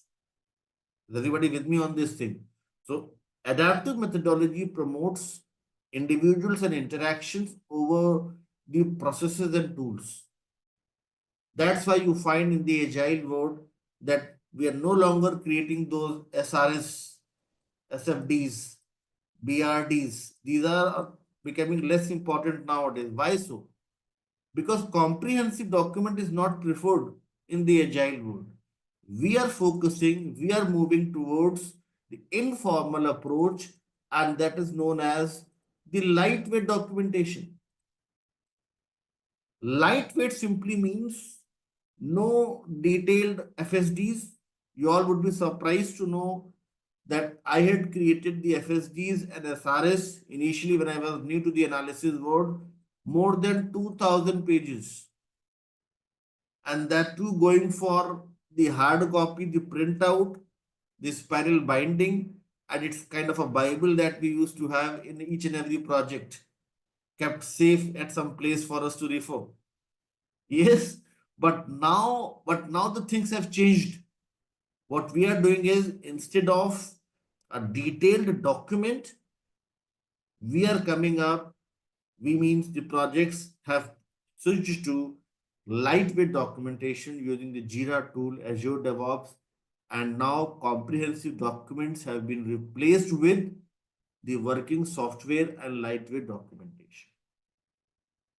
Same thing goes with customer collaboration. Instead of negotiating with them, it's more about collaboration with them. And last point is very important one, everyone, and that is responding to a change over following a plan. If you all are clear with these three basic points, shall we talk about the last point that's more important one, that what exactly responding to a change is and how it is different from following a plan. Change driven versus plan driven. What's the difference between the two, and why in the agile world we are coming up with change driven approach? What's the importance of it? Okay, we'll discuss few things here. So okay, let me open the blank sheet and I can create few things here. Let us suppose I say I'm talking about plan driven versus change driven. Yes. And I'm talking in terms of release plan. Yes. I hope everybody understands the meaning of this word release plan. Release plan simply means the time duration, the amount of time that you need to deliver any product. That's in simple terms release plan. Yes. Let us suppose I say release plan is of 3 months. What you're doing is, first step is that you are gathering the requirements, first thing. Second step is the software development. Then third step is, everybody guess what can be third step? Requirements gathering, software development, and then quality. Yes, testing. Testing is a better word. So quality or the testing. And then what is the fourth step? Fourth step is, after testing, what you will do then? Yes, you will have the solution delivery, or you say production or release. Yes.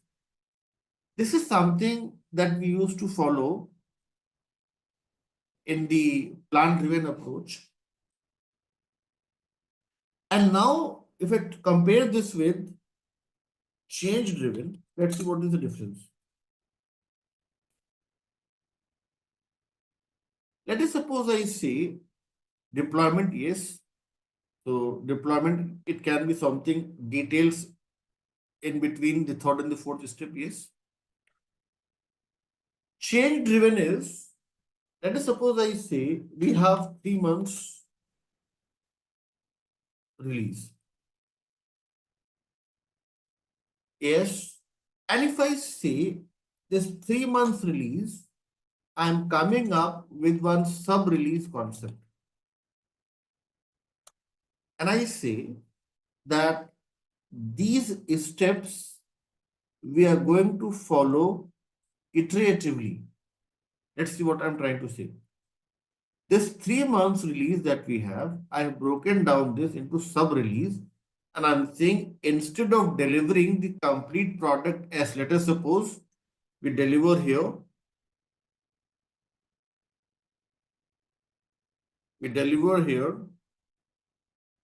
solution.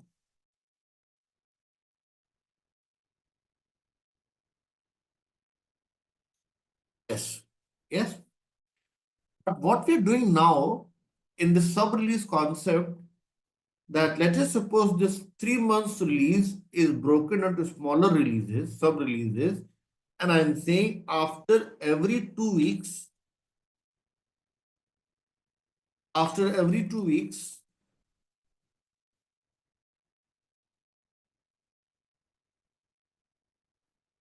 we will deliver a partial solution. Partial solution, or simply part of the solution. If 3 months is the complete release, and we are coming up with the sub release, let us suppose R1 is equal to 2 weeks, then how many such sub release we'll have in 3 months? Very simple mathematics. Let me repeat. My question is, 3 months is the total time with us. And after every 2 weeks, we are planning to deliver something. So how many such sub release we'll have as part of this cycle? We'll have total R1, R2, R1 and R2 for the first month, then R3 and R4 for second month, and then R5 and R6 for the third month. So every month, 2 times will deliver the partial solution. Now what is happening is, in R1, we are delivering S1 as the partial solution. In R1, delivering S1, R2 delivering S2, and so on. In R6, we are delivering the overall solution S. Yes, I should create some dots here so that you will understand that there are few things in between. My question is a very logical question for you all, that if I compare this first thing, I should draw a line in between. If I ask you to compare the first approach versus second approach, Which approach do you all think is a better approach in terms of flexibility? First one or second one? Second one is more flexible. Why so? You all would agree with me. In this first approach, you are taking 3 months to deliver solution S1. But here you are delivering partial solution after every 2 weeks.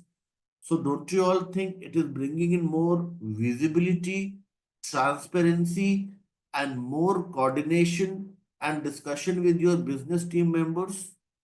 They can easily track and monitor whether the solution and the part of the solution is in line with the business objectives. It's faster, plus faster as well as adaptable to changes. Let us suppose you deliver something in S1 and business has certain feedback. Don't you all think those feedback can be implemented in S2 and other things so that it aligns with the business requirements? You cannot make any adjustment to this thing now because now you're finally delivering this thing. And then you need again a new change request to make the changes.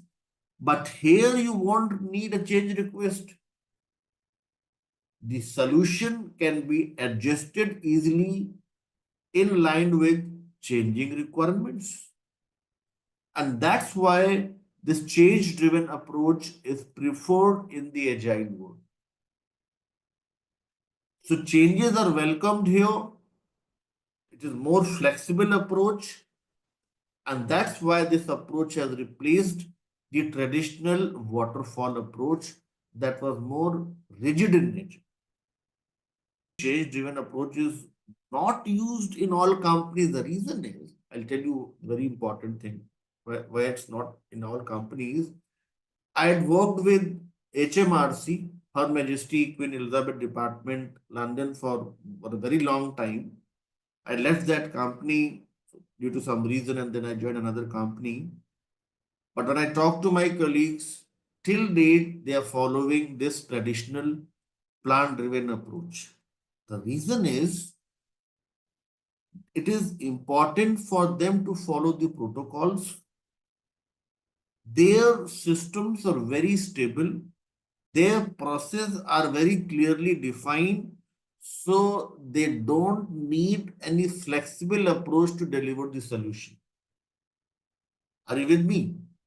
In few companies, they are still following the old ways. There are few people in the shipping industry and they're telling me that still they're using waterfall. But what is happening even in manufacturing? Yes, that's what I'm telling you. Shipping, manufacturing, production, metallurgy, and all those departments, they are having very well defined approach and requirements are not that frequently changing. In such cases, plan driven approach will help you resolve upfront uncertainties and deliver what is required.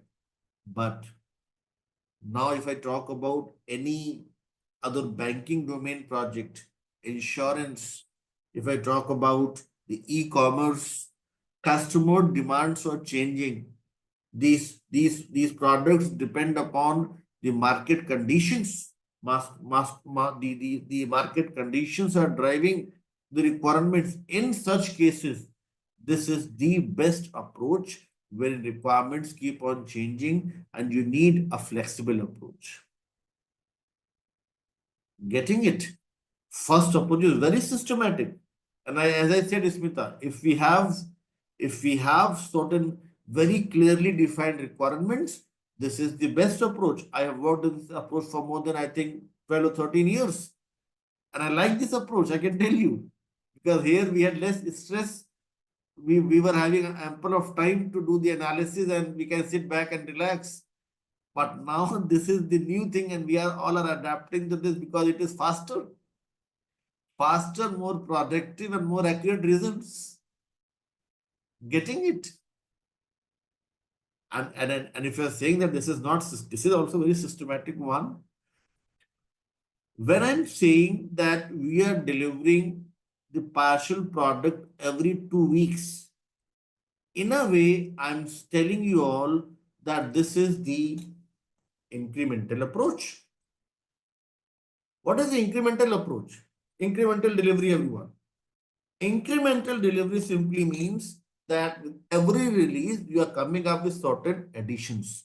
Like first S1, then S2, then S3, then S4, and by the end of the release, you have the complete product S. This is the incremental approach, everyone. Now, the next thing is these fixed cycles are known as fixed iterations. A sprint is the terminology that we're using when we have the fixed iterations, fixed sub-release concept within the given release. Okay. Just sharing our personal experience that I used to work with SAP ERP, and I have worked with SAP ERP for around 1.5 years. I left that project due to the complexity with SAP. SAP project is very difficult to handle, I must say. So, and it took 2 to 3 years to implement, and I guess if it took 2 to 3 years to implement, you must be using plan-driven approach. Yes, if you were using change-driven, it would have been implemented within 1 year or 8 months. Yes, so so the reason, and you can see the live reason here. But the good thing was, like, since I come from a traditional background, I worked more in predictive or less in adaptive as compared to agile. I worked less in agile, more in waterfall. When we are following a plan-driven approach, the good thing is the risk we are able to mitigate upfront. And then we are able to come up with a solution in line with the business requirements. Yes, but in the world of changing requirements, artificial intelligence, Internet of Things, that those things are now changed. So that's why plan-driven approach in most of the companies not followed nowadays. And we don't have that much of time. I can tell you all, we used to get around 2 months to just deliver the BRD and SRD. 2 months, imagine. Now they are not giving us even 1 week to create the epic and the stories. Yes, so you see, it's all about like time. It's all about time is money. That's why we all have switched to, most of the companies have switched to um, the change-driven approach. Yes. So in your Jira tool, everyone, if I take you all to the backlog, you all can see here. I'll just remove these splits and show you all how to. Just let me first remove the items. Just give me 2 minutes. Let me clear the board, and I'll show you all how to create the sprints here. Very simple thing.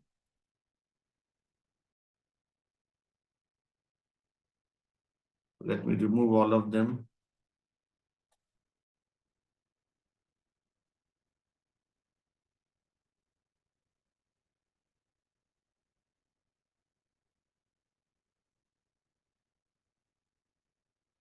So this is my backlog, and here, if I have to come up with my sprints, I can simply click on create a sprint. When I click on create a sprint, you can see here that one space has been created. And then I can click on add here.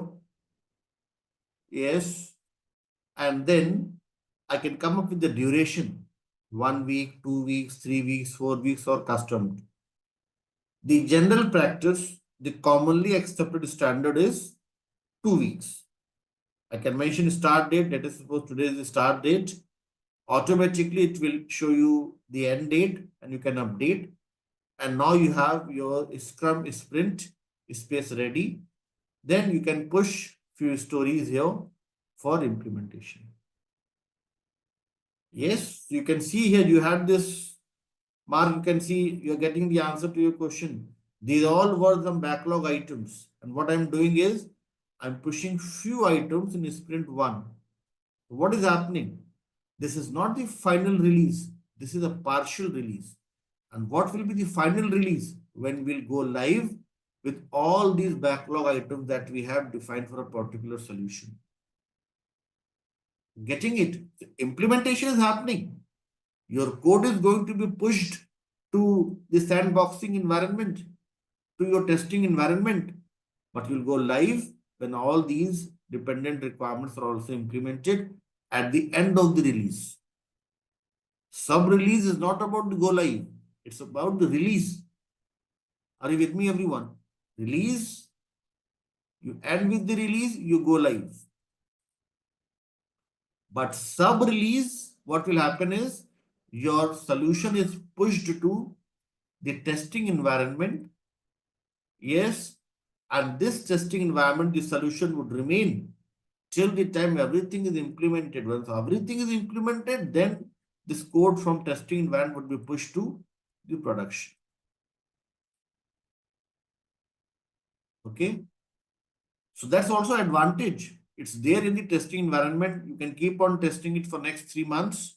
And if you have questions, if you have queries, it can be easily, you may say, rectified, and you may come up with a better quality solution. Yes. And what was the issue with the traditional approach? In traditional approach, we are going with live after 3 months, productionizing it. And if we have some defects in production, then we have no other option than to raise a change request.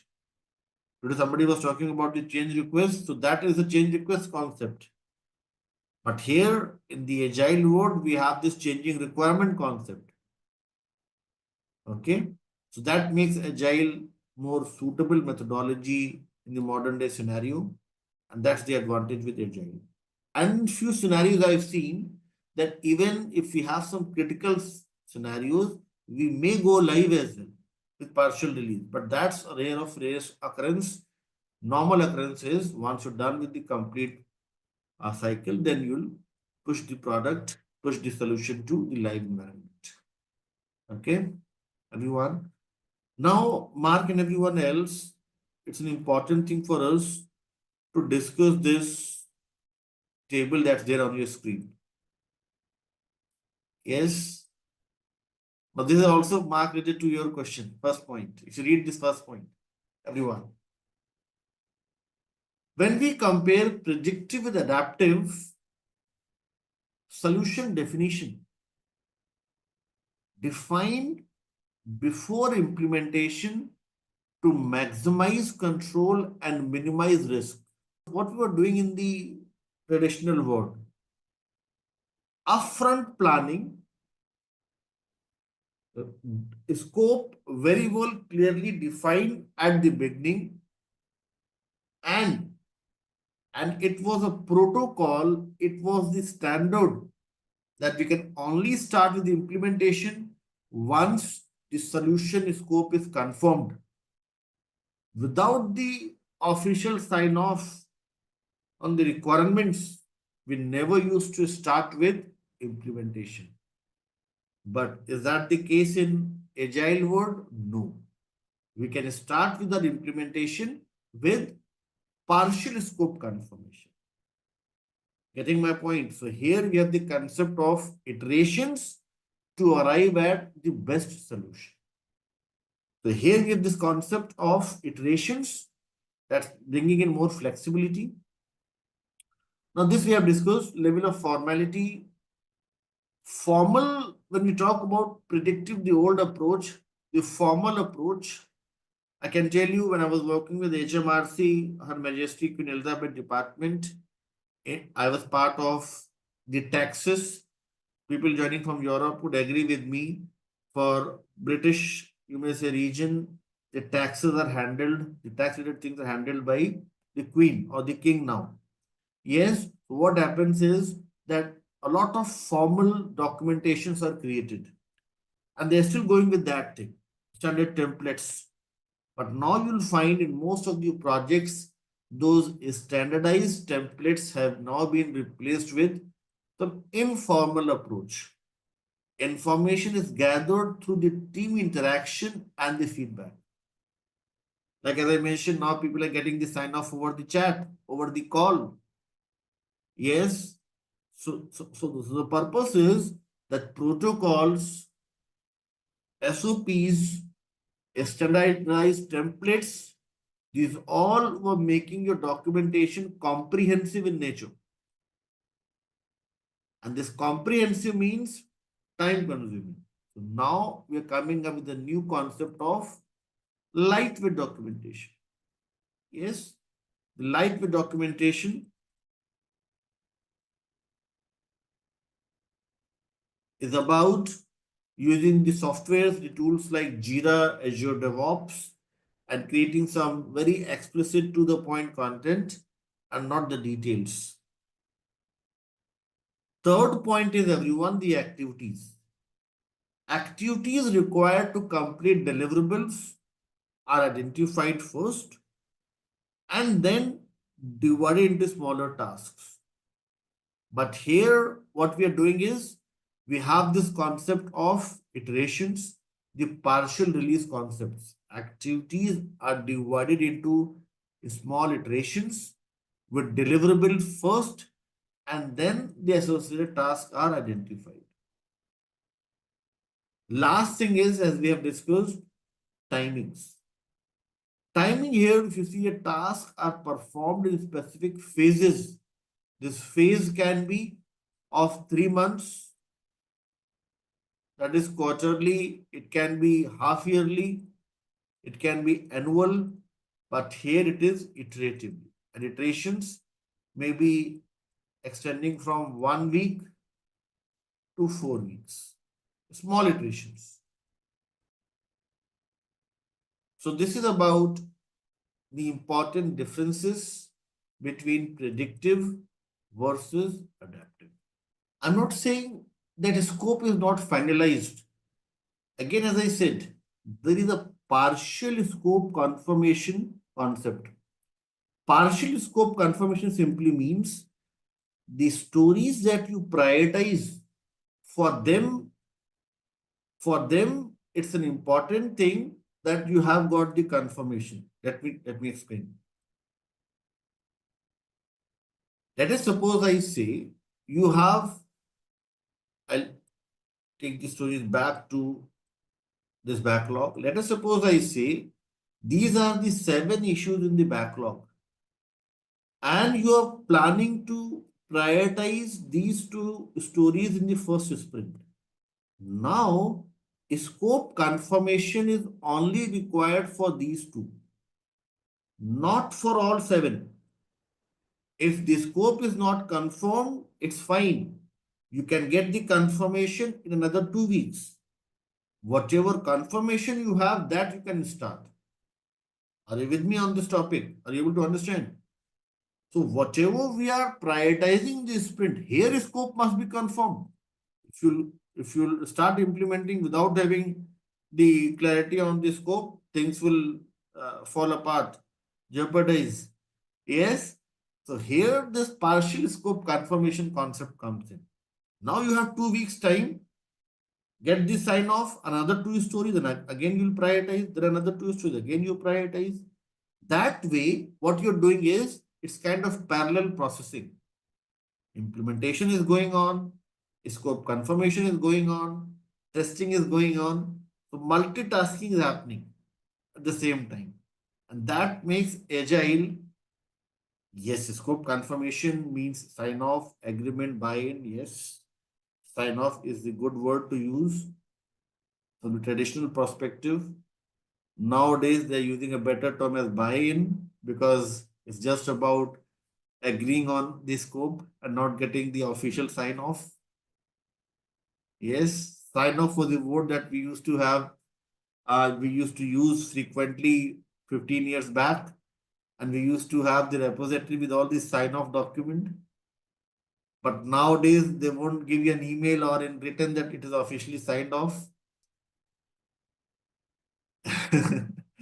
Yes, for that email, I remember that when we used to receive an email of sign off, we used to get the tears in our eyes that for 3 months we are fighting for the sign off. Now we have received a final email sign off.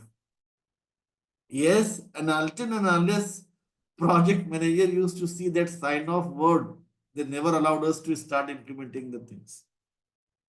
But nowadays it's more informal approach. Even if they say yes, go ahead, please implement this thing. That's also just buy in or sign off.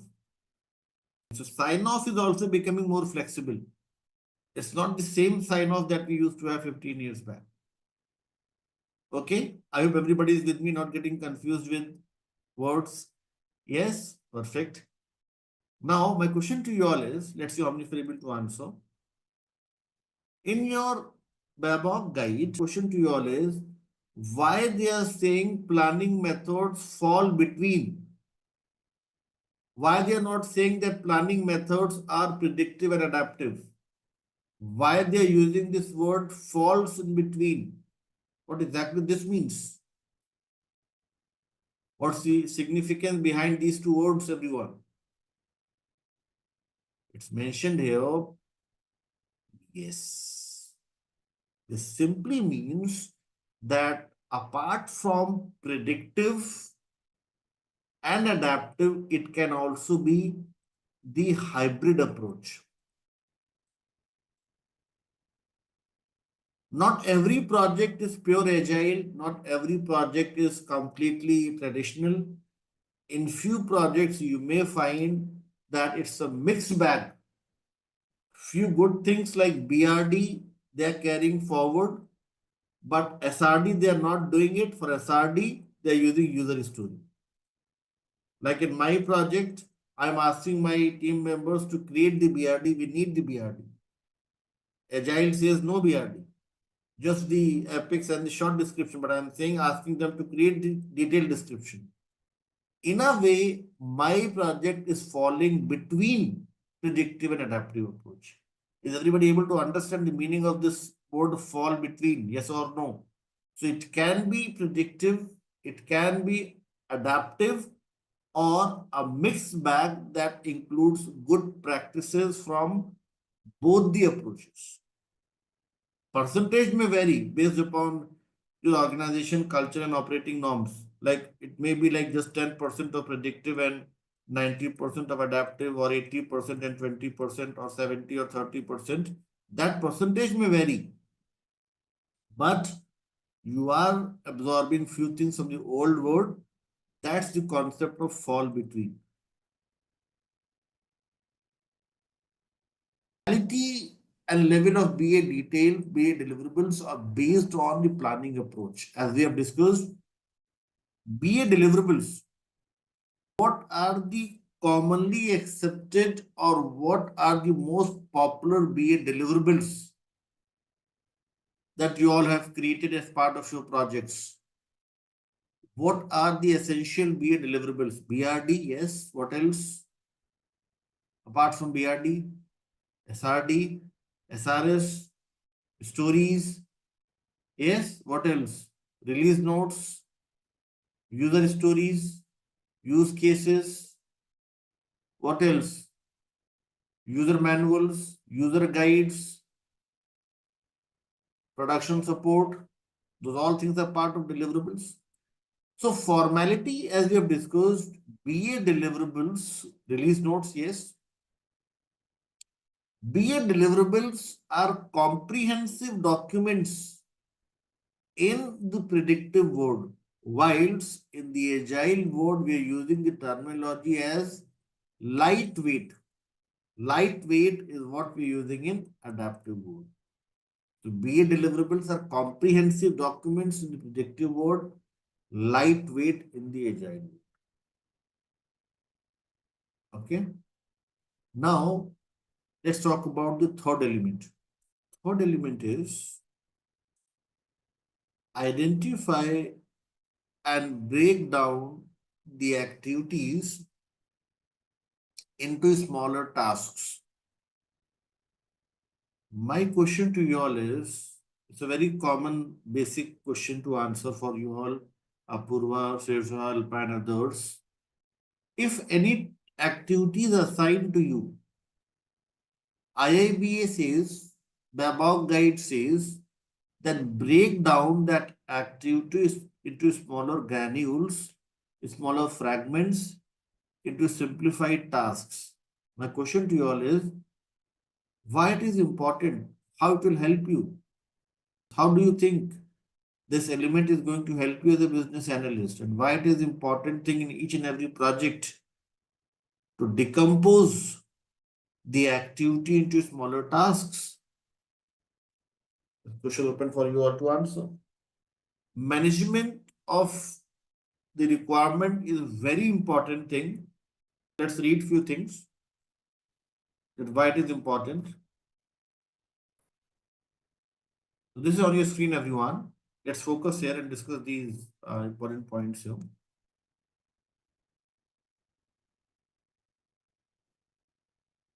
Work breakdown structure, everyone, is about breaking down the activities into smaller tasks. It has a few advantages listed below.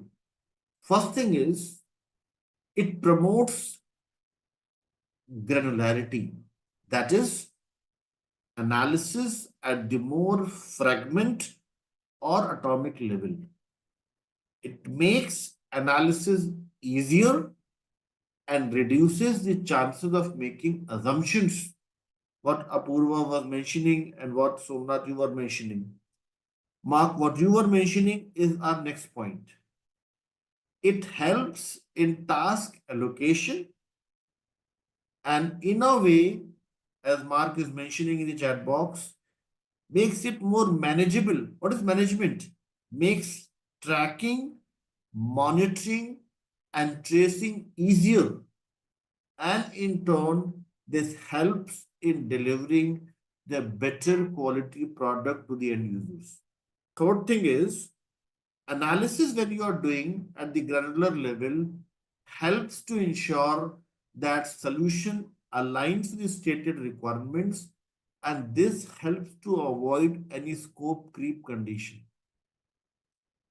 What is the scope creep condition, everyone? Scope creep is when your requirements, your activities grow larger in size and accommodate, accept few components, few activities, those are redundant, duplicate, or unwanted in nature.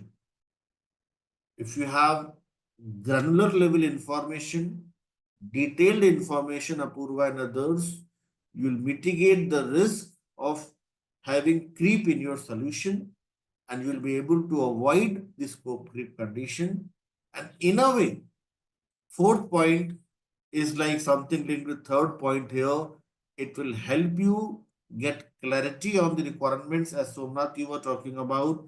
This helps to get clarity on the important requirement components, and in turn helps to create limitations, yes, or define proper scope so that you have less uncertainties or risk and dependencies. Fifth point is summary. Fifth point says work breakdown structure promotes atomicity, that is, granularity, fragment, or low level requirements. It is the outcome of detailed and in depth. Next thing is, everyone, timing for the business analysis task to be performed. As we have discussed, timings can be phases versus iterations. Simple thing, phases, these can be from 1 month to 3 months, or can be half yearly or yearly. Iterations are generally of 2 weeks duration. Yes, and here you have the incremental approach. That's a simple thing that we've already discussed. Complexity, size of the change, and the overall risk. Let's try to understand this element with the help of one scenario. Mark and Prachi are the two sponsors. In the BA team, we have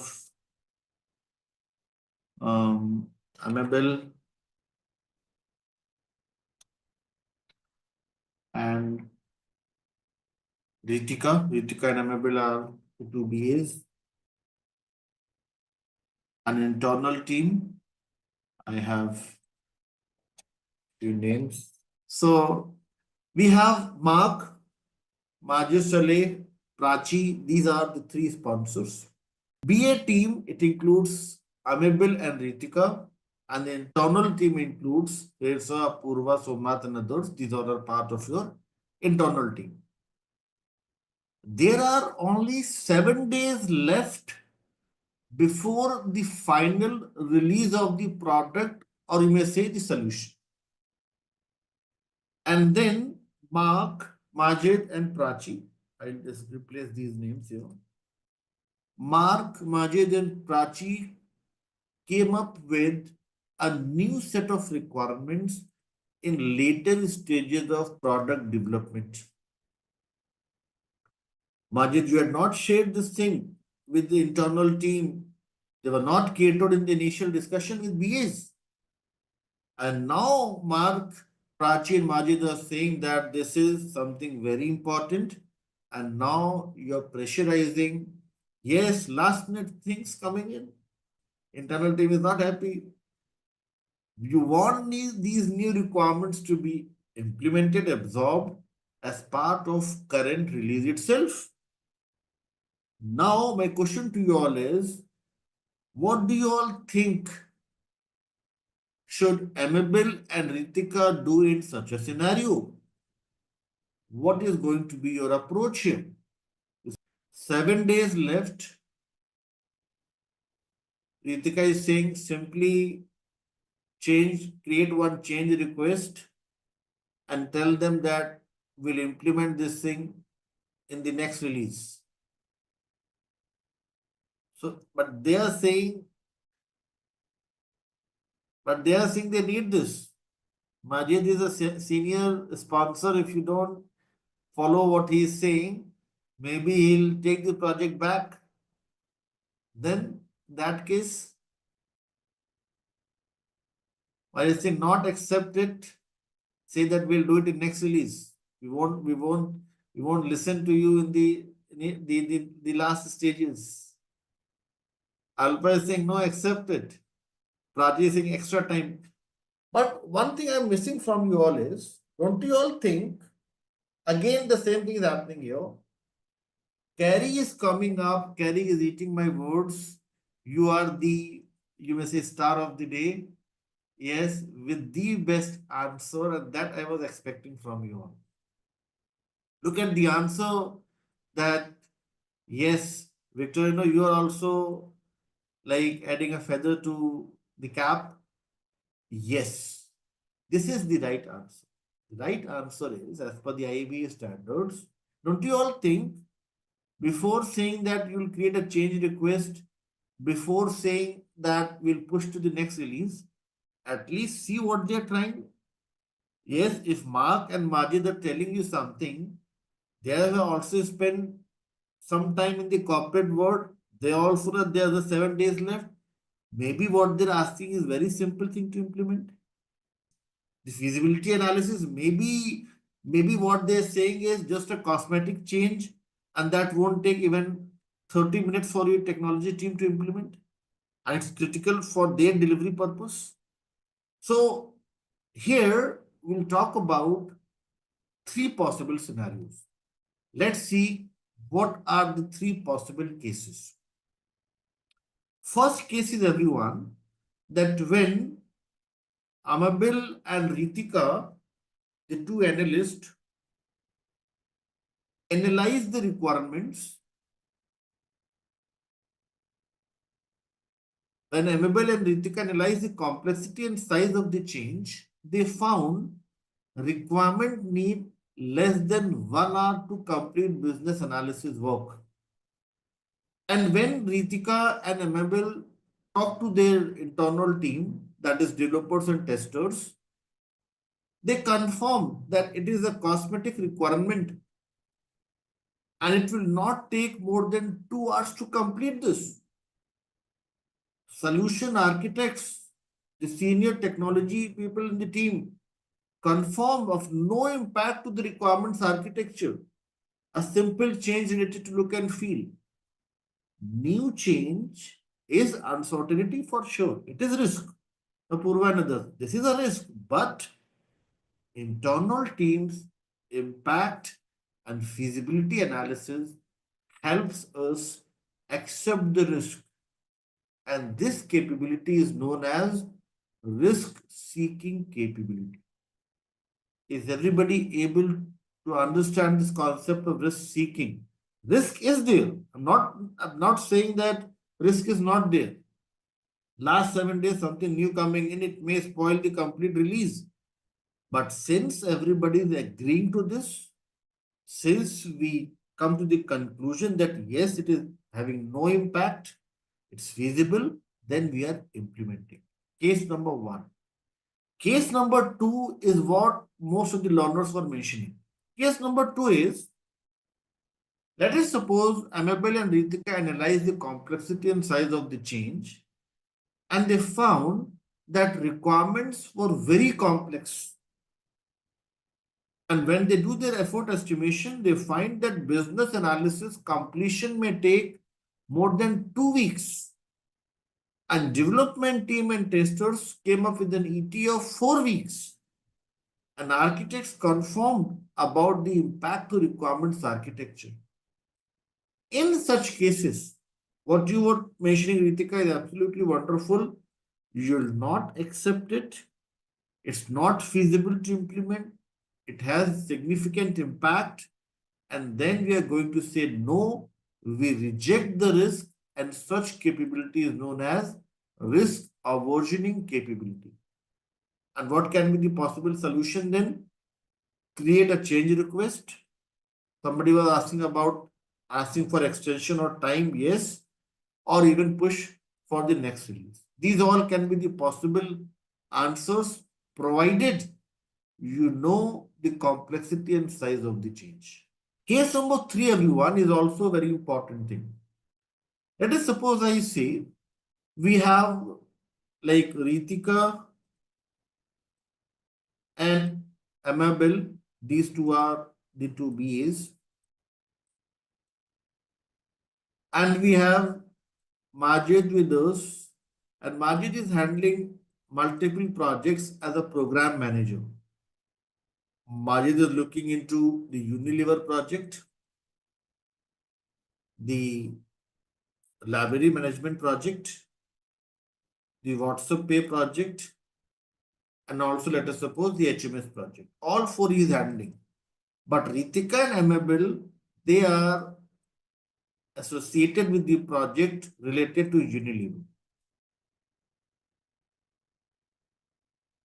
Due to some confusion, due to some miscommunication, Majid was like it was his responsibility to share this WhatsApp pay with team 2 or team 1, and by mistake, due to some miscommunication, Majid is sharing LMS project with Ritika and Amabel.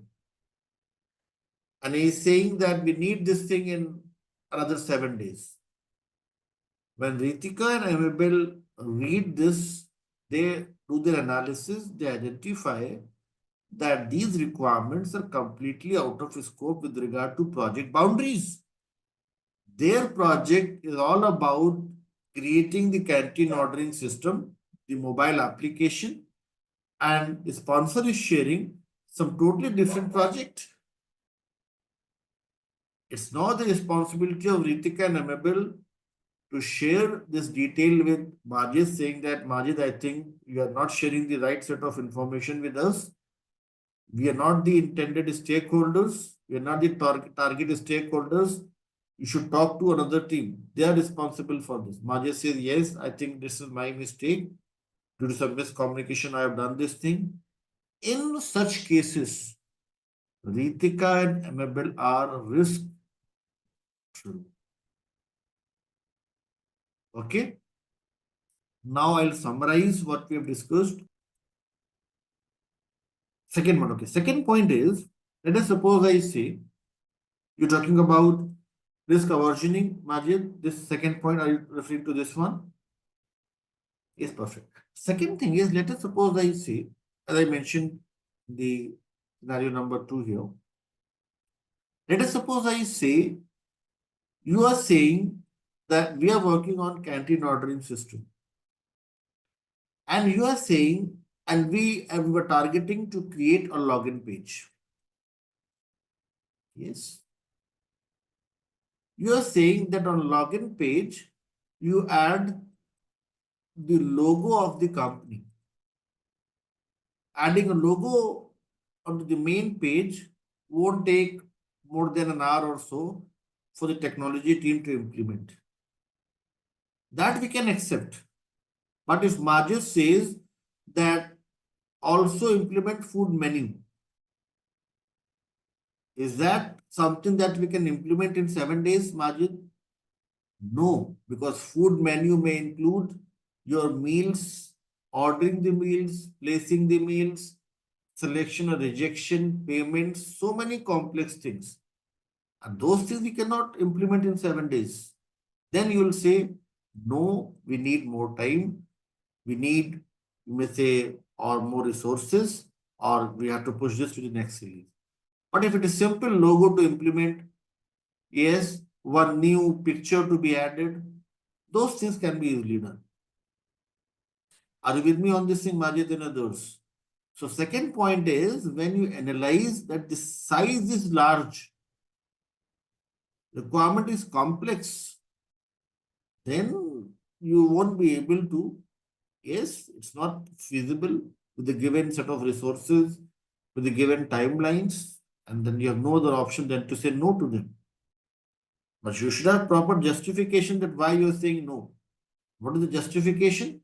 That it has got significant impact, it is complex, an internal team is coming up with a feedback that it is not feasible. So significant impact, not feasible to implement, that results into a decision that will reject it as a team. And that's the risk aversioning capability. So this was everyone about the, yes, if there are some negative impacts, then as well you won't be able to like prioritize it. You have to push to the next release. Negative impact means more analysis. Negative impact means challenge with the feasibility. Negative impact means you have to do your detailed analysis and come up with a better quality solution. Detailed analysis means it cannot be implemented within 7 days. Yes, if there are some negative impacts, if there are some questions from the internal team, if you think the size is huge, it's complex, then you won't be able to.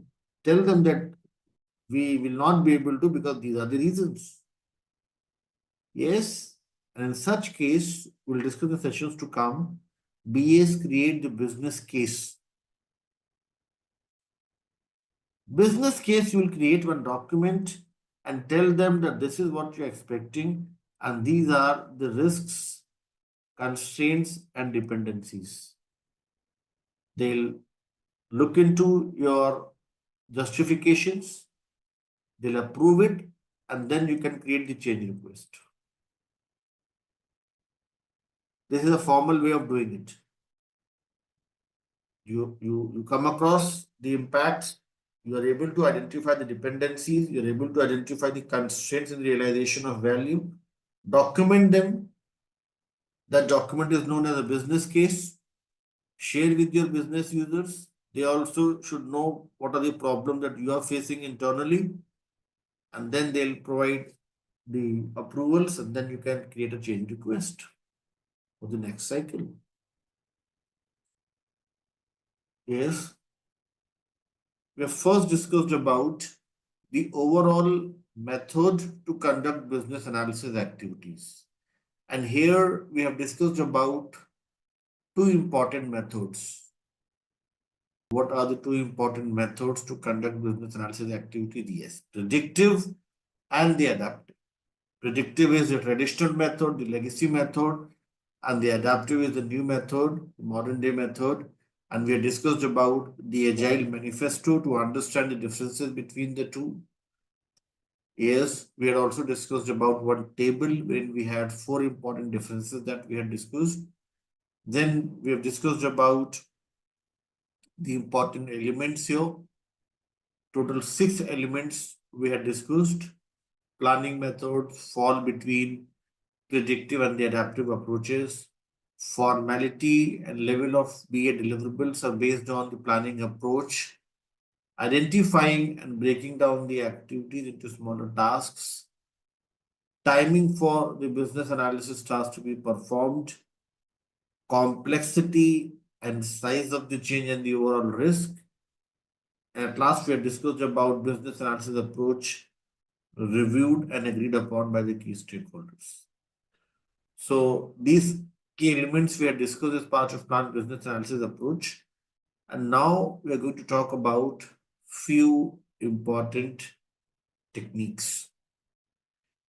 We're going to start with the process modeling technique today, and we'll discuss what is the process model, how it will help us in planning business analysis approach, and what is the popularly, you may say, or you may say, what is the most popular diagram that we have as part of process modeling. We'll talk about Simplilearn diagram today, and we'll create Simplilearn diagram using some BPMN standards. But before we move ahead and talk about the diagram and all, first very basic question is, what process model actually represents? Why at all we create any process model, and what exactly process modeling is all about? So when we talk about process data flow diagram, we'll discuss, that's a separate topic, context diagram. Process modeling, everyone, is about visual representation, as Alpa is mentioning here. The main objective is that in any given process, there can be several processes. Given process may have some sub processes and activities. Process modeling technique will help us define end-to-end process from the inception till the end, and all the process components, sub-components and activities sequentially, logically connected to each other, so that we are able to represent the overall process. Process modeling, the intent is, the objective is to represent the end-to-end process with all the process components connected to each other in a logical manner. Now, logical manner can be sequential, logical manner can be the dependencies between all the important components well defined. The intent is to represent the end-to-end process, and it is generally in the form of a flow diagram, as Prachi is mentioning here. We are going to talk about the very popular diagram here, and that is the swim lane diagram. Yes, and we are going to use the BPMN notations for this. What BPMN stands for, everyone? BPMN, becoming very popular nowadays. BPMN. What is BPMN all about? BPM stands for business. Can anybody guess what is P here? What is M here? B stands for business. Yes, business, process. What is M here? Modeling, and N is the notations. So business, process, modeling, notations we are going to discuss first. We'll talk about BPMN, and then we'll try to create one swim lane diagram. Let's see what is the swim lane diagram, how we create this, and how we use BPMN symbols and notations to create the swim lane diagram. Yes, this is the flow chart, the swim lane diagram on your screen, everyone. Lane 1, lane 2. And let's try to first understand what exactly swim lane represents and why at all we're creating a swim lane diagram. I'll give you a very simple example here. Let us suppose that this is the swimming pool. Yes. And in this swimming pool, there are three lanes. Yes.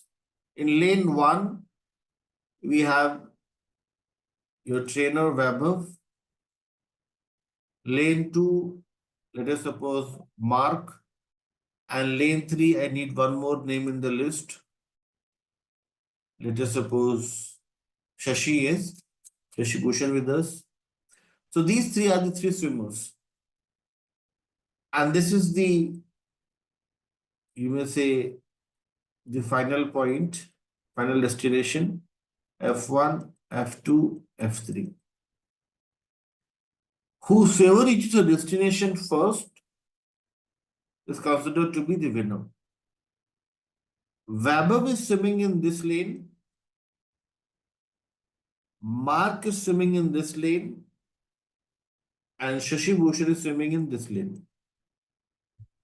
Weber observes that Mark is swimming very swiftly, very fast, and if Mark is swimming at the same pace, same velocity, Mark is eventually going to win the race, win the swimming competition. Weber intentionally crosses the lane, obstructs his path, comes back to his lane here, and then eventually reach to destination first. If we go with the general rules that we have in any swimming competition, do you all think Weber would be considered a winner in this scenario? Why so? Because, because in terms of business analysis, Weber's flow, Weber's activity is causing some adverse impact. Yes, you are disturbing the other person. And if I say that if I replace Weber with one process P, Mark with process as process number 2, and Shashi as process number 3, Weber's process enhancement is causing the adverse impact to parallelly running processes like Mark and Shashi. And that's the main reason why we create a Simplilearn diagram. Simplilearn diagram says that it's good to create a flow chart and connect all the possible process components together. But at the same time, we have to have the complete understanding of interlinked or connected processes or the connected requirement components so that we are not causing any adverse impact to linked processes, linked stakeholders, or associated activities. That's the intent behind creating a Simplilearn diagram, everyone. Yes, I'll take one more example. This was a very basic example, very layman example. I'll take some standard example now for my project. So in my project, I'll take a simple example to explain you this thing. In my project, we have one important page.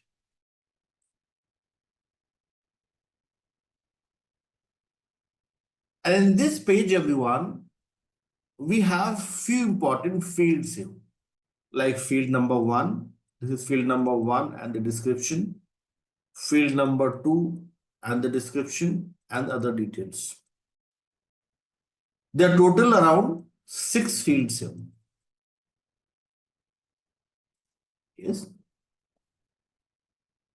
Now, I was having a discussion with my business users and they asked me that Weber, we need one additional feature here.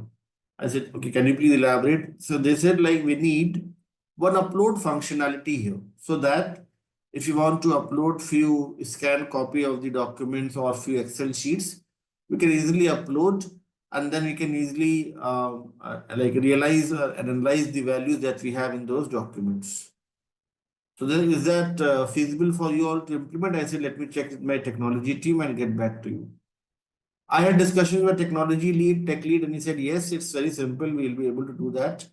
And I said, how much time do you think you'll need to implement this thing? They said, we'll need less than 2 weeks to implement this thing. You can create one story and share with us, and we'll implement this thing if it's a priority for us as it is. So after like 5 to 6 days, they shared with me the local environment, the details to test this. And they said it's implemented. Now you can test this thing, whether it's working fine or not. So I got this thing as a link to test. So, and there was this upload button here. I tried to like upload few important documents from my local machine. I checked for the performance. I checked for other things. It was working completely fine. It was a very good, you may say, performance-oriented feature. Everything was working so fine. Yes, all those notification alerts, everything was working fine. And I was about to say that good work. Let's promote this to the sandboxing environment, to the UAT. But before I was just about to say this thing, then I realized that this form looks a bit different. I was surprised to see that now in the new form, we have just 4 fields. 1, 2, 3, 4. But in the current state, in the before implementation, we have total 6 fields. To validate this thing, I checked the production environment and I found yes, in the live environment, we have 6 fields. And now what he's sharing with me, just 4 fields. So I called him and I tried to understand what's the reason. I said, like, why there are just 4 fields here? He said, no, Vaibhav, there are 6 fields only.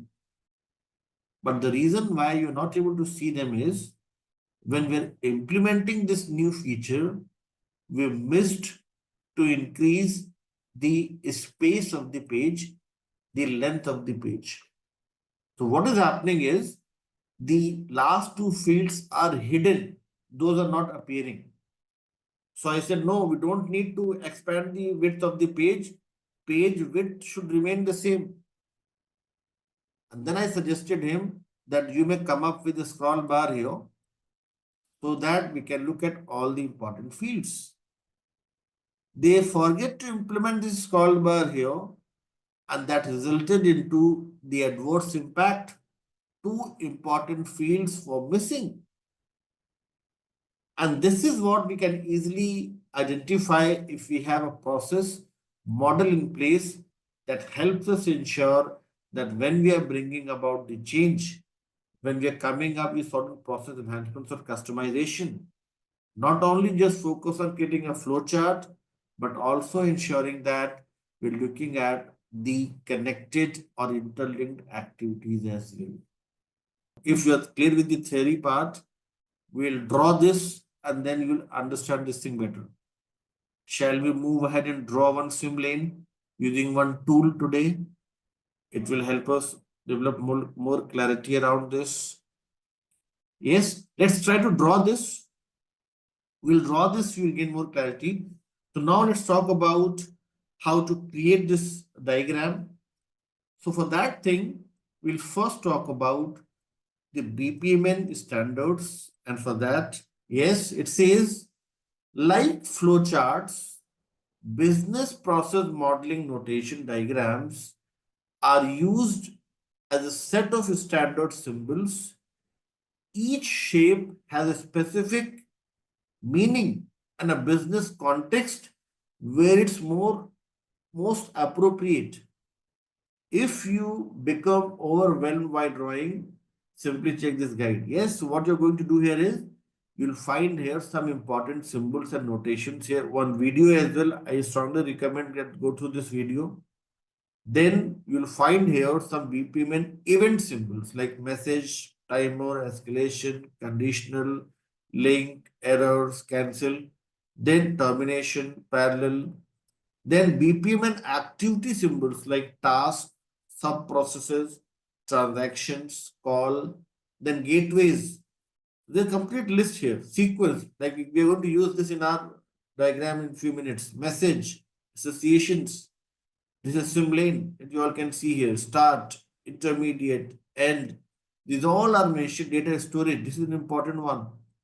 So these all, if you use in your swim lane diagram, this will be the diagram in line with BPMN standards. Yes. So let's try to draw one diagram now, and we'll use all these symbols to create one swim lane. Yes. Now the next thing is, everyone,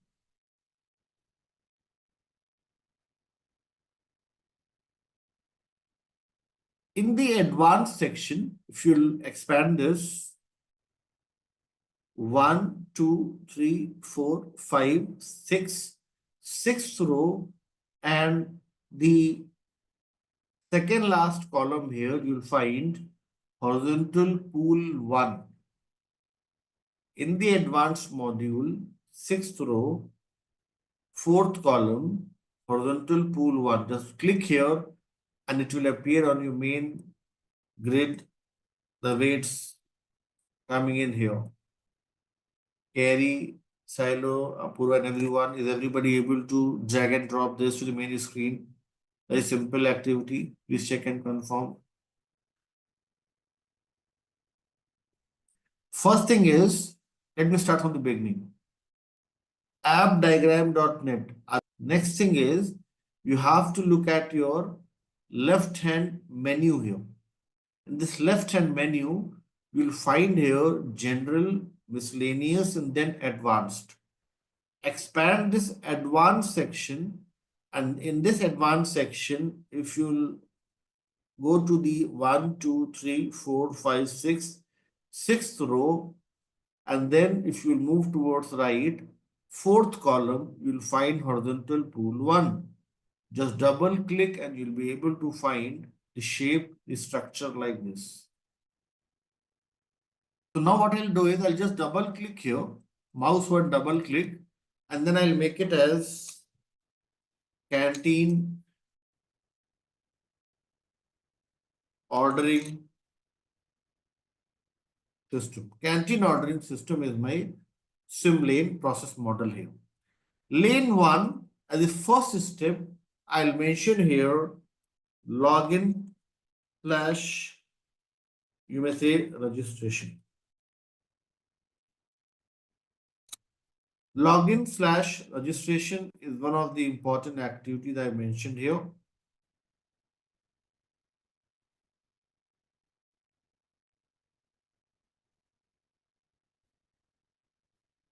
Yes, lane 2, I'm mentioning here, once you have successful login, then you're going to order food menu. And third thing can be the payments, yes, and the delivery. And there can be n number of lanes. I've just mentioned 3 here to simplify the thing, but there can be n number of lanes. Now, as part of login registration, what I'm doing is, I'm using this BPMN shape circle to start with my process. I'll mention here start. I'll use this connecting line to come up with the tasks. Tasks, if I go with the BPMN standards, this is generally represented by the rectangle. So I'll come up with the rectangle and I'll add here the task. Let us suppose enter the employee ID. Enter employee ID is my important task here. Once you've entered the ID, the next thing is enter the password, enter invalid, or you may say just enter password. Then after the password, if there is any one-time password OTP,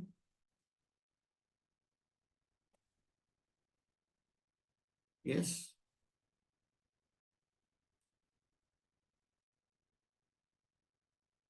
Now my question to you all is, before moving to the next lane, what additional thing you can do as a BA to ensure that food menu, only those people are able to access who have the valid credentials. We are now moving to the next lane. But how you'll reduce the impact or the adverse impact and ensure that only Unilever employees are having the access to food menu. What activity you are going to add here?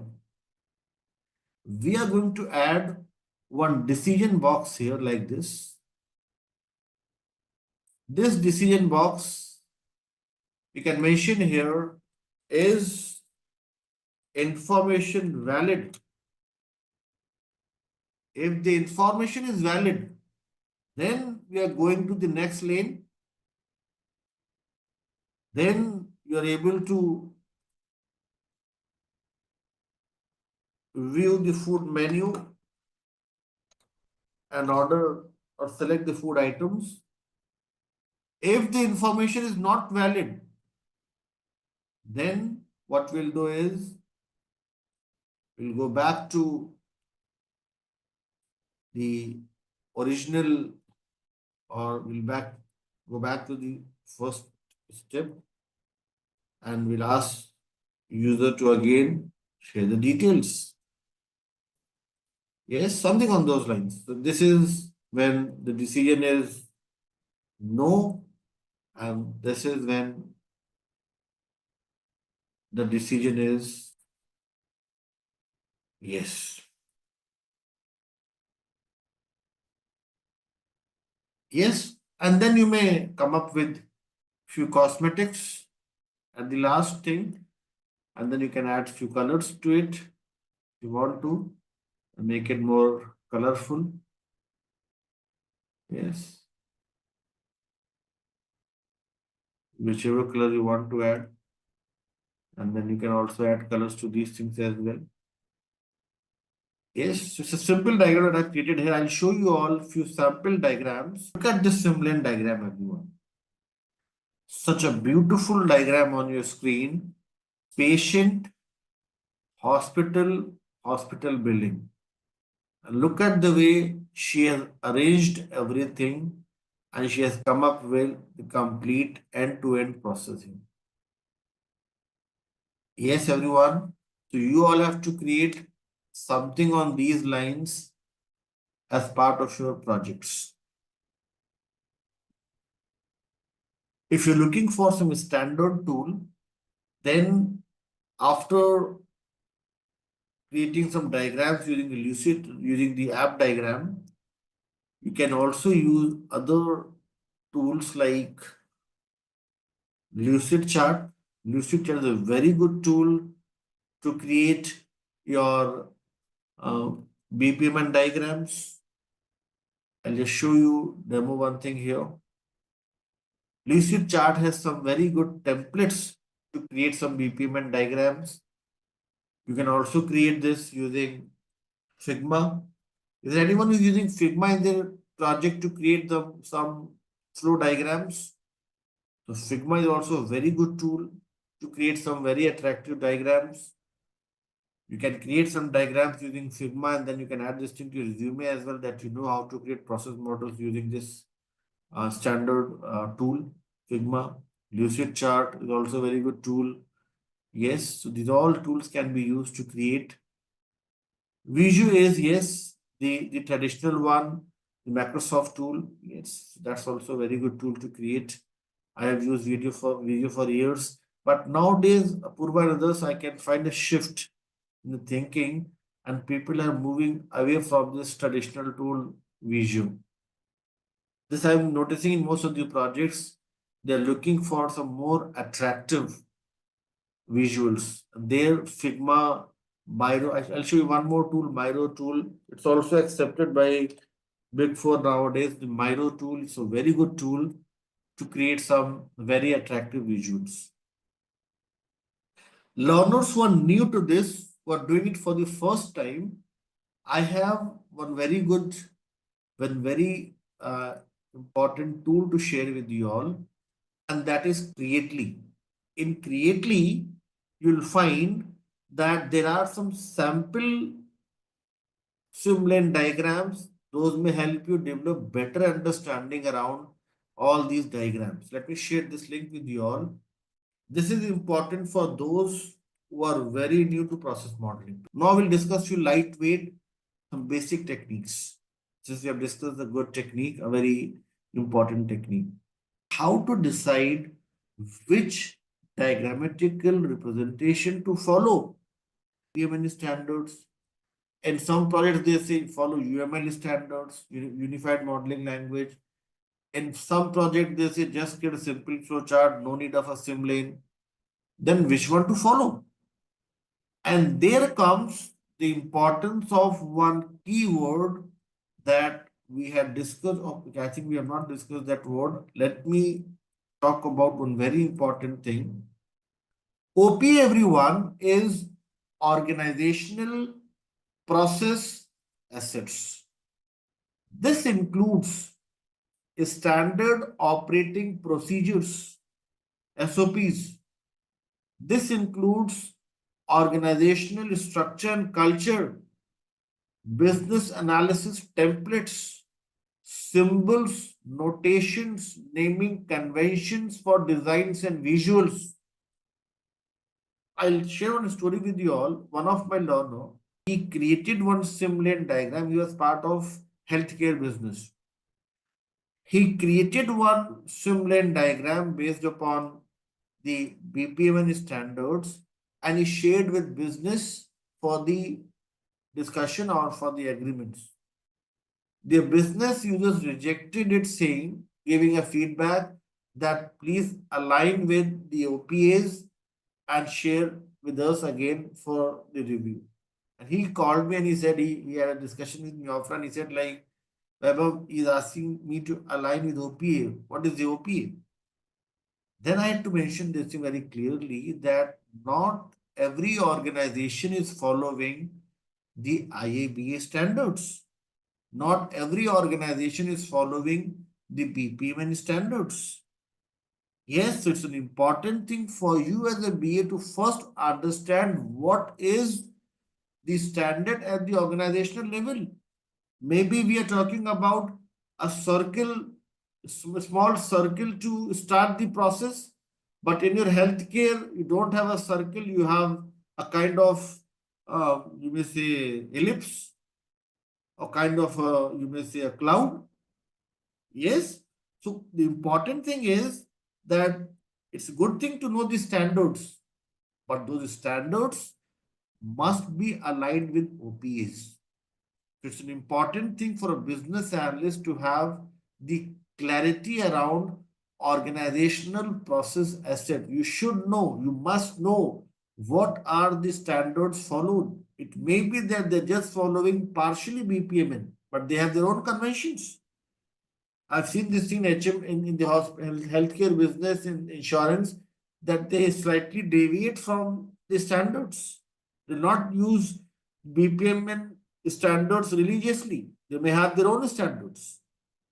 So that's why it's an important thing for you to do the detailed analysis and see how the things are done at the organizational level. Look at the templates, look at the symbols, notations, and everything, and then adhere to the guidelines in your organization, not what we learn here sometimes. Okay, what we learn here will help you create your projects, but in your organization, in your company, it's an important thing to give priority to OPA over the BPMN standards sometimes. Sometimes you find in your organization that OPA is equal to BPMN, but sometimes it may not be the case. And what is the priority for you? OPA, not BPMN. Yes, so top priority is OPA, not the BPMN. BPMN is for you to know the standards. But when it comes to implementation, first look at what your organization is doing. Else you'll come back to me saying that what rubbish you have taught in the live session is not helpful. Yes. So, so there may be few deviations from what we discussed in the live session. So that was about process modeling, everyone. Let's switch our focus to some basic techniques now. And let's talk about few very simple and basic techniques. And let's see what we have as part of these basic techniques. One important technique, the basic one, is brainstorming. And on similar lines, we have another technique as workshops. I'm 100% sure that you all must have been part of both brainstorming and workshop sessions. My simple question to you all is, what do you all think is the major difference between brainstorming and workshop? Or do you all think it is one and the same thing? The difference between brainstorming and the workshop.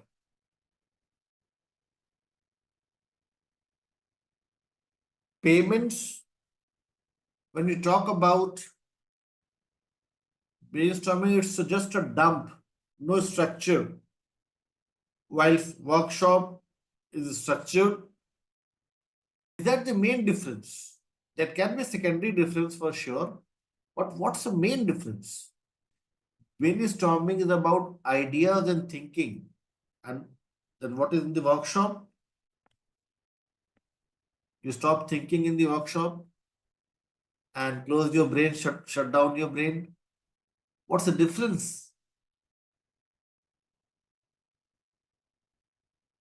Workshop for build, Prachi is mentioning here. Brainstorming can be conducted between team. Workshop is conducted by stakeholders and the customer. So you won't brainstorm with customer. Is that the correct thing to do? You don't brainstorm with your customers. You don't talk to them. You just tell them that what you're doing, not get some ideas from them. Higher level involvement of the participants. Okay, let's make it simpler. Let's try to understand this thing in a very simplified manner. I am creating the, you may say, cross section of your, not your, the brain. You all have to make an assumption that this is your brain, not the pair of kidneys or lungs. Yes, this is your brain, not your brain, anyone's brain. Yes, this is the brain. You all have to make an assumption that this is the brain. If this is the brain, everyone, then if I say this is the right side of the brain and this is the left side of the brain, right side of the brain is about colors, images, text, and in the modern world, I'll add one more thing here, reels. Yes, that's becoming very important for us nowadays. Whilst, what is the importance of left side of the brain? Can anybody help me know what's the main function of left side of the brain? Left side of the brain is more about, everyone, what is the function of the left side of the brain? Is about the lateral thinking.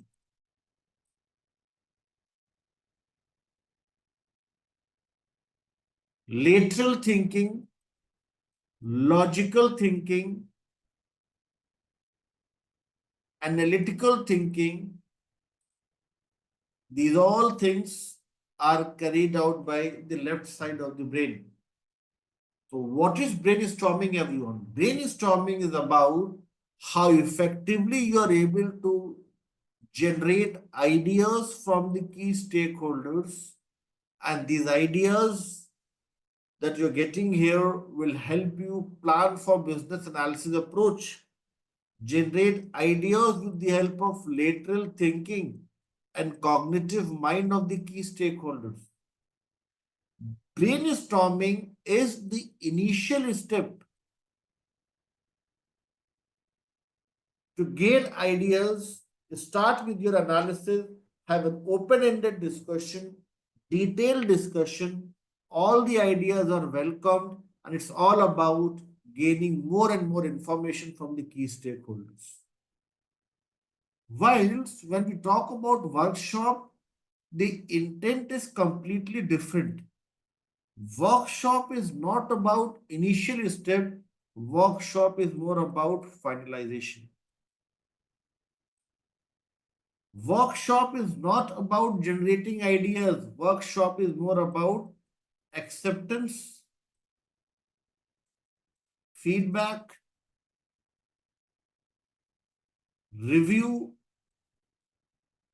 and simply closure. Validation, yes, validation, closure, review, and at the end, just close the things. That's part of the workshop.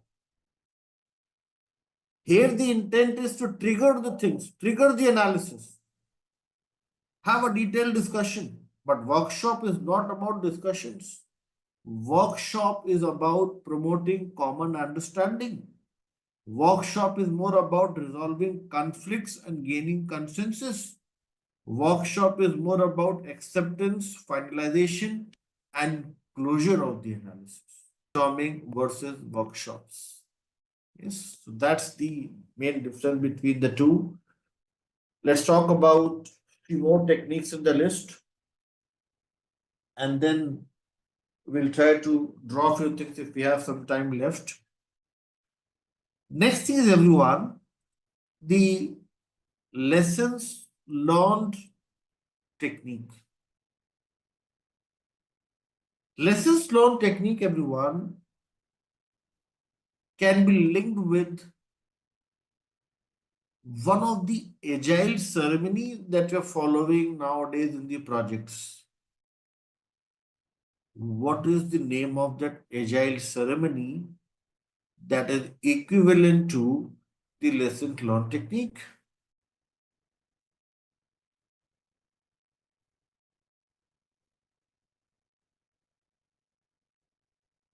Which agile ceremony looks similar to the technique that you see on your screen? The four agile ceremonies that we have, one is the daily stand-ups. Second is your sprint planning and grooming. Third one is the reviews and the demos. And the fourth one is the retrospective. Four options for you. Which one do you all think can be mapped with lessons learned? It's the retrospective. Yes. So what is lessons learned, everyone? Lessons learned is about successes, opportunities for improvement, failures, and also the recommendation for improvement. These all are few important things as part of lessons learned technique. Lessons learned is also known as the retrospective. This can be formal or informal in nature. Lessons learned is about reinforcing the positive experiences and successes. Yes. So let me open one standard template and let's talk about lessons learned and how you will do that in your project. Imagine if somebody asks you to conduct one retrospective meeting as a BA, how you will do that? Although it's job of the Scrum Master, but it may happen that they ask you to conduct one retrospective discussion. So in your Jira tool, under the Confluence, we'll discuss one lessons learned retrospective template, and let's see what are the major things that we cover as part of the retrospective meeting. So I'll take you all to the retrospective template here, and let's discuss few important things. This is the lesson learned template on your screen. We are capturing the retrospectives. There are four important things to come to document, or you may say come up with. First thing is what you loved. List what you loved about your work, what are the successful items. Longed for, list what you wished that you had while working, that you were not able to due to some constraints, time or budget or other things.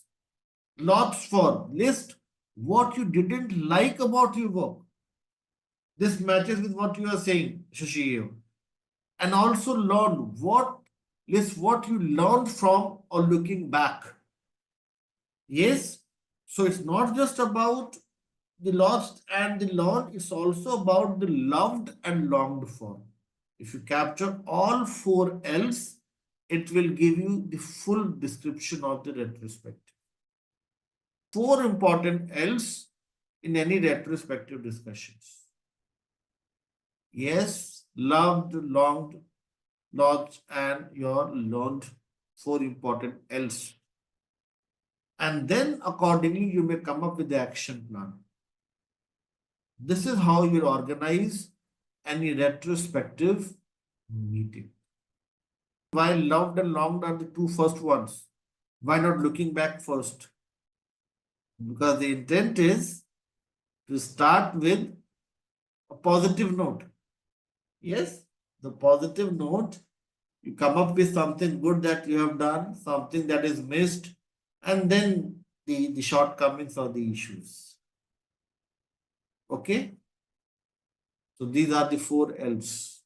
Let's talk about another technique in the list, and that is interviews. Interviews, everyone, when we talk about interviews, can be classified into, is still away? Okay. So, interviews, when we talk about everyone, interviews can be classified into two categories: open ended, open ended, and the close ended. What's the difference between the open-ended questions and the close-ended questions? Let us suppose I say I am having a discussion with Prachi and Shashi. Shashi responds to my question as yes. Prachi responds to my question as no. But when I talk to Amable, Amable says, Vaibhav, can you please elaborate? Can you please describe this in detail? Can you please give us some demo? What exactly is the difference? When the answer is in the form of yes or no or multiple choice questions, this would be considered as close-ended discussion. And when somebody is asking a question that needs some detailed description, elaborate description, there it's an important thing to come up with open-ended discussion. When we start with our analysis, it's an important thing for a BA to have an open-ended discussion with all the key stakeholders. Open-ended discussion will help you break down your business requirements and identify the corresponding solution. Eventually, you'll find slowly and gradually this open-ended would turn out to be close-ended. Close-ended will help you also gain sign-offs or approvals from the key stakeholders. Getting it? Similarly, we have survey and questionnaires, but the difference is here you'll have certain statistics. Those may help you come up with certain questions. In interviews, the mandatory criteria is not to have the surveys or some sales data. It's just about a discussion to promote better understanding. That's about the interviews and survey and questionnaires. Let's talk about few more basic techniques. Another one is document analysis. What is document analysis? Let us suppose I say that we have Apurva with us and we have Prachi with us. Prachi and Apurva are the two BAs in the team. And let us suppose Shashi is one of the project manager.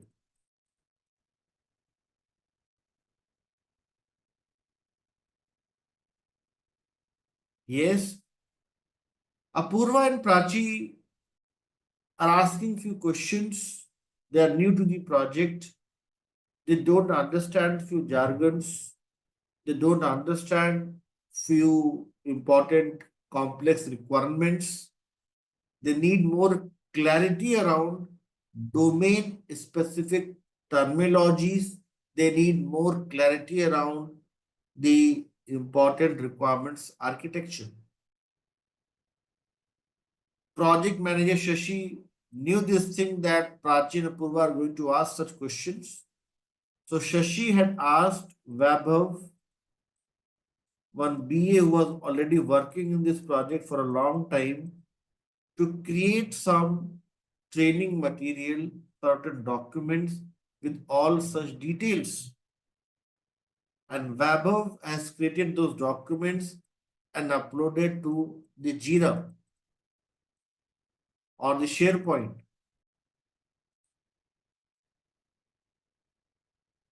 So Shashi is asking Apurva and Prachi to analyze and do the research around the documents already available in some repository. In a way, Shashi is promoting, Shashi is asking Apurva and Prachi to perform document analysis.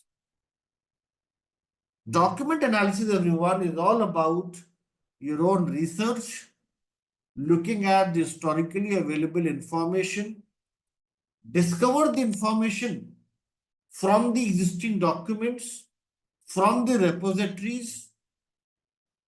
All such kind of research would be part of document analysis technique. Here you will take the help of some document repositories like Jira, Confluence, SharePoint, and others.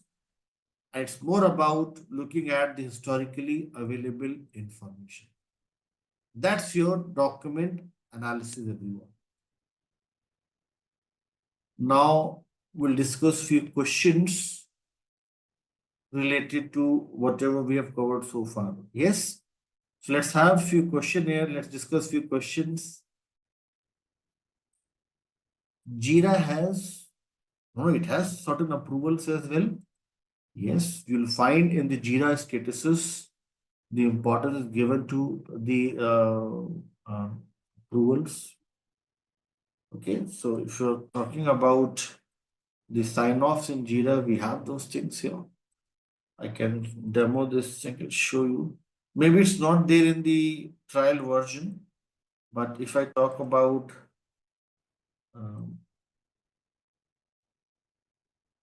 who is responsible to document the things, who is responsible to document the things, business analyst or the SME. Let us suppose I say,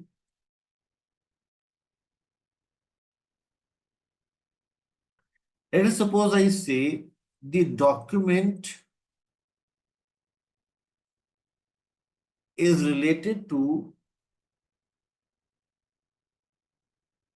business requirements, stakeholder requirements, solution requirements, or transition requirements. Then it is the responsibility of the business analyst. But if the document is related to industry, architecture, key business jargons, terminologies, then it's either domain SME documenting it or providing consultation to a BA so that BA can do this thing. Are you with me on this thing? If it is the business requirements, stakeholder requirements, and solution requirements, completely your responsibility. But if it is about architecture, terminologies, and jargon, this is shared responsibility. You have to have a discussion with the domain SME. Yes, and in few cases, like in my team, we ask our domain SME to create these things. Yes, product owner may somebody who can validate what both of you are doing. Like my role is of a PO in my project. So I ask my BAs to talk to the experts and create it. And then I'm just monitoring what they are doing. Getting it? So don't involve PO in every activity. He's a poor fellow. He is doing so much of work. If you involve him in each and every small task, yes, then he'll resign from the company and join some other company. Yes. So PO, let him work on the high level requirements. Let BA and domain SME work on the low level details. And if you'll recollect, we had discussed about predictive and the adaptive methodology here.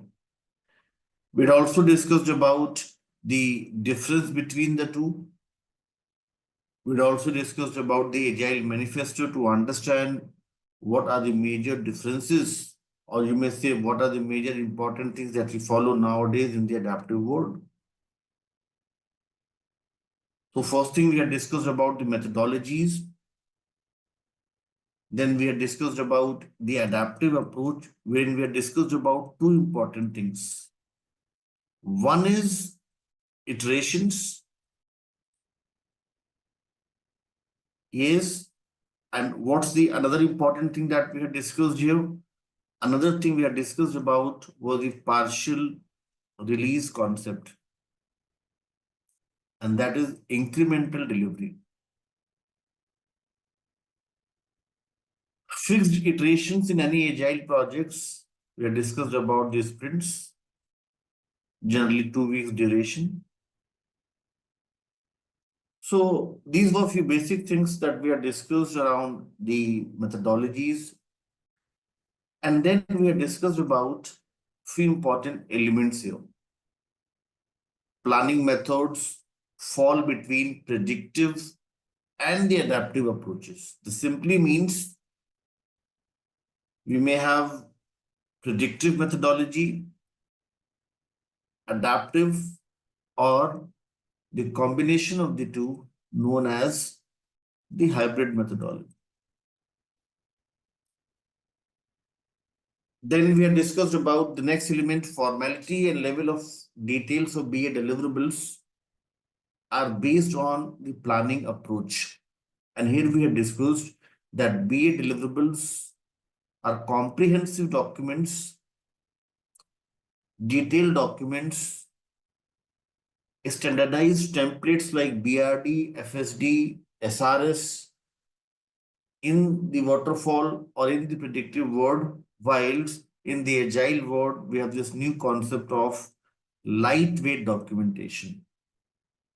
Lightweight simply means you're focusing more on the visuals, graphical representations, use of tools like Tableau, Python, and others. Those help us come up with more, you may say, visual representations, short and explicit explanations like user stories, storyboards. So transitioning from the comprehensive documentation to the lightweight documentation, this is the important thing as part of the adaptive approach. Then we have discussed about the third important element here, that is identifying and breaking down the activities into smaller tasks. Then timing for the business analysis task to be performed. Timings we have discussed, it can be phases versus iterations. And then we have discussed about the complexity and size of the change in the overall risk. Here we have discussed about risk tolerance, and here we have discussed about 3 risk tolerance levels. So Ritika is absolutely wonderful with the answer. Yes, we have discussed about SAN yesterday, the short form that we had created, SAN, seeking, that is about acceptance of the risk under the given conditions, aversioning capability, saying no, neutrality is least impacted by the size of the change or the complexity and size of the change. And the last thing that we discussed here was about business analysis approach reviewed and agreed upon by the key stakeholders. So these are few important elements, everyone, that we have discussed as part of plan business analysis approach. And then after that, we had discussed about few important techniques here. Yesterday, everyone, we had discussed about one technique wherein it is important for us to capture a flow chart, a swim lane diagram. Flow chart creation is part of which of the following techniques mentioned here? Process modeling is the right answer. Yesterday we had discussed about BPMN, business process modeling notations. Those may help us come up with a swim lane diagram, a vertical or the horizontal swim lane diagram, wherein not only we are capturing the end-to-end process, but also ensuring that the new enhancements or customizations are not causing any adverse impact to parallelly running sub processes. So process modeling we had discussed in detail yesterday. We had created the process model using the app diagram, and then we had discussed about few additional techniques as well, like brainstorming, workshops, lessons learned, interviews, document analysis. So these are a few important things that we have discussed as part of plan business analysis approach. We have few more techniques here that will cover in upcoming knowledge areas. So not all the techniques we have discussed, only few of them we have discussed as part of plan business analysis approach. Now today we have to start with everyone the very important task, second task in the list, and that is planned stakeholder engagement. But before we start with this task and have a detailed discussion around this, so yes, process modeling is the technique that will help you create a process map. Process map is a visual representation based on process modeling technique. Okay. These are others, process mapping flowcharts. It's there in each and every project. WhatsApp Pay, process map here, HMS, process map. Everywhere you will find a process map. Okay. There's one more mapping, that is value stream mapping. VSM, that we have not discussed yet. We'll talk about value stream mapping as well. That's based on lean methodology that we have not discussed yet. We'll discuss in our sessions to come. Let's start with the second task here, everyone. Let's talk about planned stakeholder engagement. If you look at the purpose here, it says plan an approach for establishing and maintaining effective working relationship with the key stakeholders. Imagine, let us suppose I say we have Victorino with us, we have Carrie with us. These two are the BAs recently hired for the new project. Let us suppose ABC. This is the new company for them, new organization for them, new project for them. And they don't know anyone in the project. Completely new project starting from the scratch. My question to you all is, based upon your prior work experience, if you're planning to establish and maintain effective working relationship with the key stakeholders, what is the first step? First step that you'll follow, first thing that you'll do in order to establish and maintain effective working relationship. So identifying the stakeholders and analyzing their characteristic is the first thing to start with. And how you'll do that? Let us suppose I say that Prachi, Victorino, you have to identify your stakeholders and know your stakeholders. How you'll do that thing? How you'll know your stakeholders? Let us suppose you join the company today and you have to identify the stakeholders. How you'll do that? If you have to identify what Prachi is doing, what is the role of Alpa, what Ritika is doing in the project, what's the best way to find this thing? Don't you all think the best way would be to look at the project hierarchy or the organizational model? Yes, look at the whole hierarchy of the project. How you can search for this. Just look into your Outlook. Just mouse over the name and you'll find who is reporting to whom. And you can also look at their roles and responsibilities. Even in the MS team and other things, if you'll just check for the name, you'll find the designations. Yes. So meaning to say, what I'm trying to tell you all here is that if in order to identify the stakeholders and the characteristics, BA has to perform stakeholder analysis. And what is the stakeholder analysis? And those are related to stakeholder analysis. Interview, Somnath has a very good point here that you can interview them, have a discussion with them. Yes, to organize them, to understand them, you can talk to them, interview them, have a discussion with them. So it's an important thing for you to perform a stakeholder analysis and understand their role. Attitude simply means their responsibilities or their ownerships, decision-making authority, a level of power or influence of the key stakeholders. Now, one very important thing here, everyone. Nowadays, in most of the interviews I have seen, they ask you all such questions that what are the important activities as part of stakeholder analysis? So you all can create one short form to learn and remember this thing, RADL. What is RADL? RADL includes the important activities as part of the stakeholder analysis.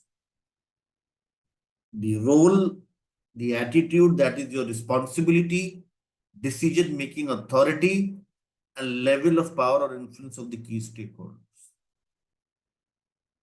Once you have performed the stakeholder analysis, then the next thing is stakeholder communication needs. Alpa was talking about understanding the needs. It can be linked with stakeholder communication needs. My question to you all is, what do you all think is part of this element and what exactly is the expectation from a BA when we're talking about stakeholder communication needs?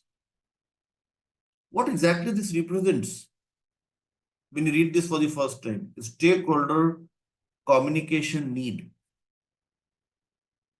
What is the communication need all about? Quality, somebody is saying, you're saying quality. If you can expand this, what exactly you mean by quality? Quality in terms of what? Need to talk to them. Alpa is saying in very simple terms, need to talk to them. Let's see what Babov guide has to say about this thing. It's an important thing to understand the communication need. So let's look at the Babov guide and let's see what's mentioned in the Babov guide for this key element here. When we are talking about everyone stakeholder communication needs, there are few important things to consider. First thing is what needs to be communicated. Let us suppose I say that you have some implementation SMEs, domain SMEs, testers, project managers, operational support. These all are some internal stakeholders. It's an important thing for you to understand what needs to be communicated. For example, to your technology team, you'll focus upon what has to be implemented, and those details you're going to share with them. With testers, you're not going to share what has to be implemented. With testers, you are going to share all those important parameters. Those may help them come up with their test strategy and test cases. So what needs to be communicated is very important thing. Second thing is, what is the appropriate delivery method? And this you can easily identify with the help of business analysis approach. If the business analysis approach is predictive, you'll go with written and formal communication. If the business analysis approach is adaptive, then you may come up with, as Ritika is mentioning here, the informal, you may say communication, verbal communications. Who is the appropriate or target audience? You not share everything with everyone. You have to identify the key stakeholders. When should communication occur? Frequency of communication. How frequently you talk to the key stakeholders. Geographical location of the stakeholders will receive the communications. Should be very clear with that thing. Level of detail appropriate for the communication of the stakeholders, and level of formality of the communication. These all are few important things as part of stakeholder communication need. Learners who are preparing for interviews or looking for a job change, they ask you such question that what are the important stakeholder communication needs? So these are few important things mentioned in the above guide. So this is about the stakeholder communication needs, important for you all to know. And then another important thing is defining stakeholder collaboration.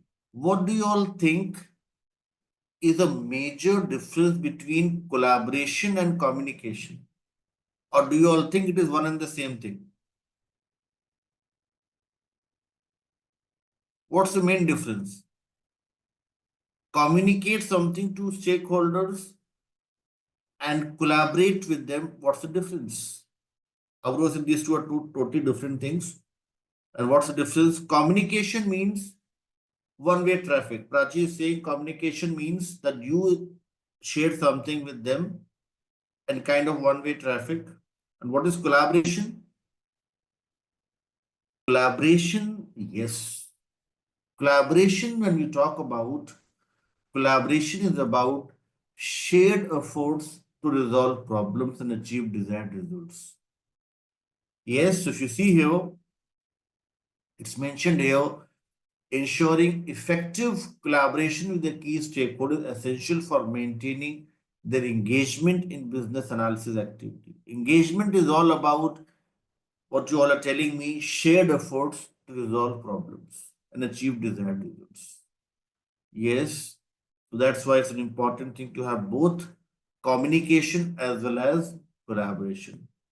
Collaboration also includes monitoring the participation of the key stakeholders. Whether what you communicate, are they able to understand those things or not? Because if they're not able to understand, there may be certain risks in the product delivery later. So that's why collaboration is also important along with the communication. And if we talk about some considerations when planning collaboration, these include timing and frequency of collaboration. For example, if you're having a discussion with your internal team members, you have to maintain the free flow of information, regular connects with them, the timing and frequency of collaboration, the locations, available tools, those may help you come up with the frequent communications, delivery methods such as in-person or virtual, preference of the key stakeholders. These all are few important things as part of the stakeholder collaboration. So when we talk about everyone, plan stakeholder engagement, there are three important elements here. First thing is stakeholder analysis that includes identifying role, attitude, decision-making authority, level of power or influence of the key stakeholders. Then stakeholder communication needs, as we have discussed, and then the stakeholder collaboration. So these are the three important elements as part of plan stakeholder engagement. Now we have few important techniques as well that we'll discuss now. These are the important techniques on your screen. And we'll talk about the most important one, stakeholder list, map, or personas.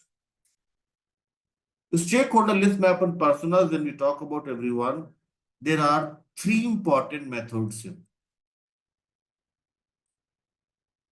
RACI matrix, onion diagram,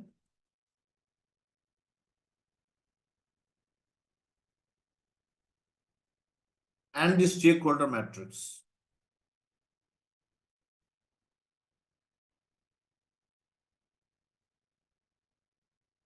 RACI matrix, onion diagram, and the stakeholder matrix. You all can create one short form as ROS to learn and remember the three important methods here. RACI matrix, onion diagram, and the stakeholder matrix. Let's start with the first one and let's discuss what is this RACI matrix all about, how it is created, and why it is created. Okay.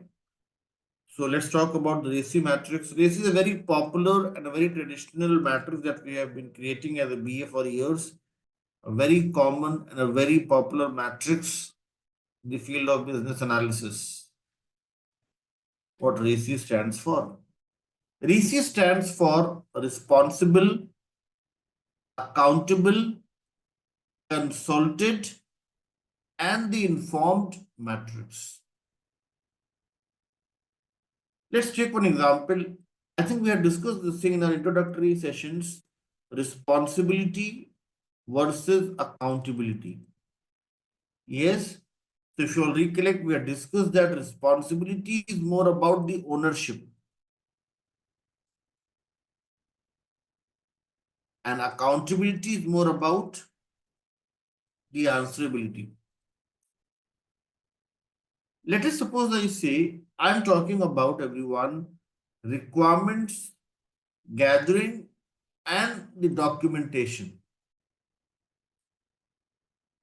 Can any one of you help me know who is responsible in any project to gather the requirements and come up with the relevant documents describing what you have gathered? Who is responsible for requirements gathering? It's the responsibility of the business analyst. BA must cry here. Cry means collaborate, do some research and perform certain experiments. And accountability may lie with the project manager. Let us suppose Prachi and Shambhu are the two BAs, and then Shambhu and Prachi find that there are few jargons, some terminologies related to the domain, and they are not able to understand. Then they'll try to connect with domain subject matter expert and develop the clarity around all those terminologies and jargons. If they have certain questions related to the technology, they'll consult the technical experts and develop clarity around the techno-functional activities. And if there's something related to the quality, then they'll talk to the testers. That's the consulting role. And remaining stakeholders are informed about the requirements gathered so that everybody is on the same page. Prachi Singh, what is CRE? We have discussed this in the first session. That story from Arabian Nights. What CRE is, everyone? CRE is collaboration. Then what is R here? Research. And what is E here? Experiments. So collaboration, research, and experiment. So every BA must cry. Yes, so you have to do the collaboration, research, and experiments. Three pillars to the requirements elicitation. So we have discussed about collaboration, research, and experiments, and these three important pillars to the requirements elicitation technique or method, you may say.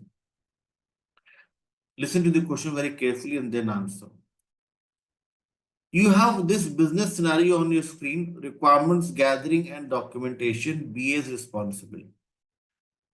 Similarly, we may have several other business scenarios and several other activities in any project. For example, solution implementation. For example, quality of the project. For example, test scenarios creation. For example, managing cost and budget of the projects. There can be several business scenarios, several tasks and activities in the project. Considering that in any project there can be several activities and tasks, what do you all think about the structure of the RACI matrix? Is that static, one-time activity, or do you all think RACI is a dynamic matrix that will vary as per the given business scenario? It's purely dynamic in nature. Why so? Dynamic in nature, it will vary because BA is not responsible for everything. BA has certain scope of work. BA has some predefined set of activities. He or she is going to focus upon all those activities only.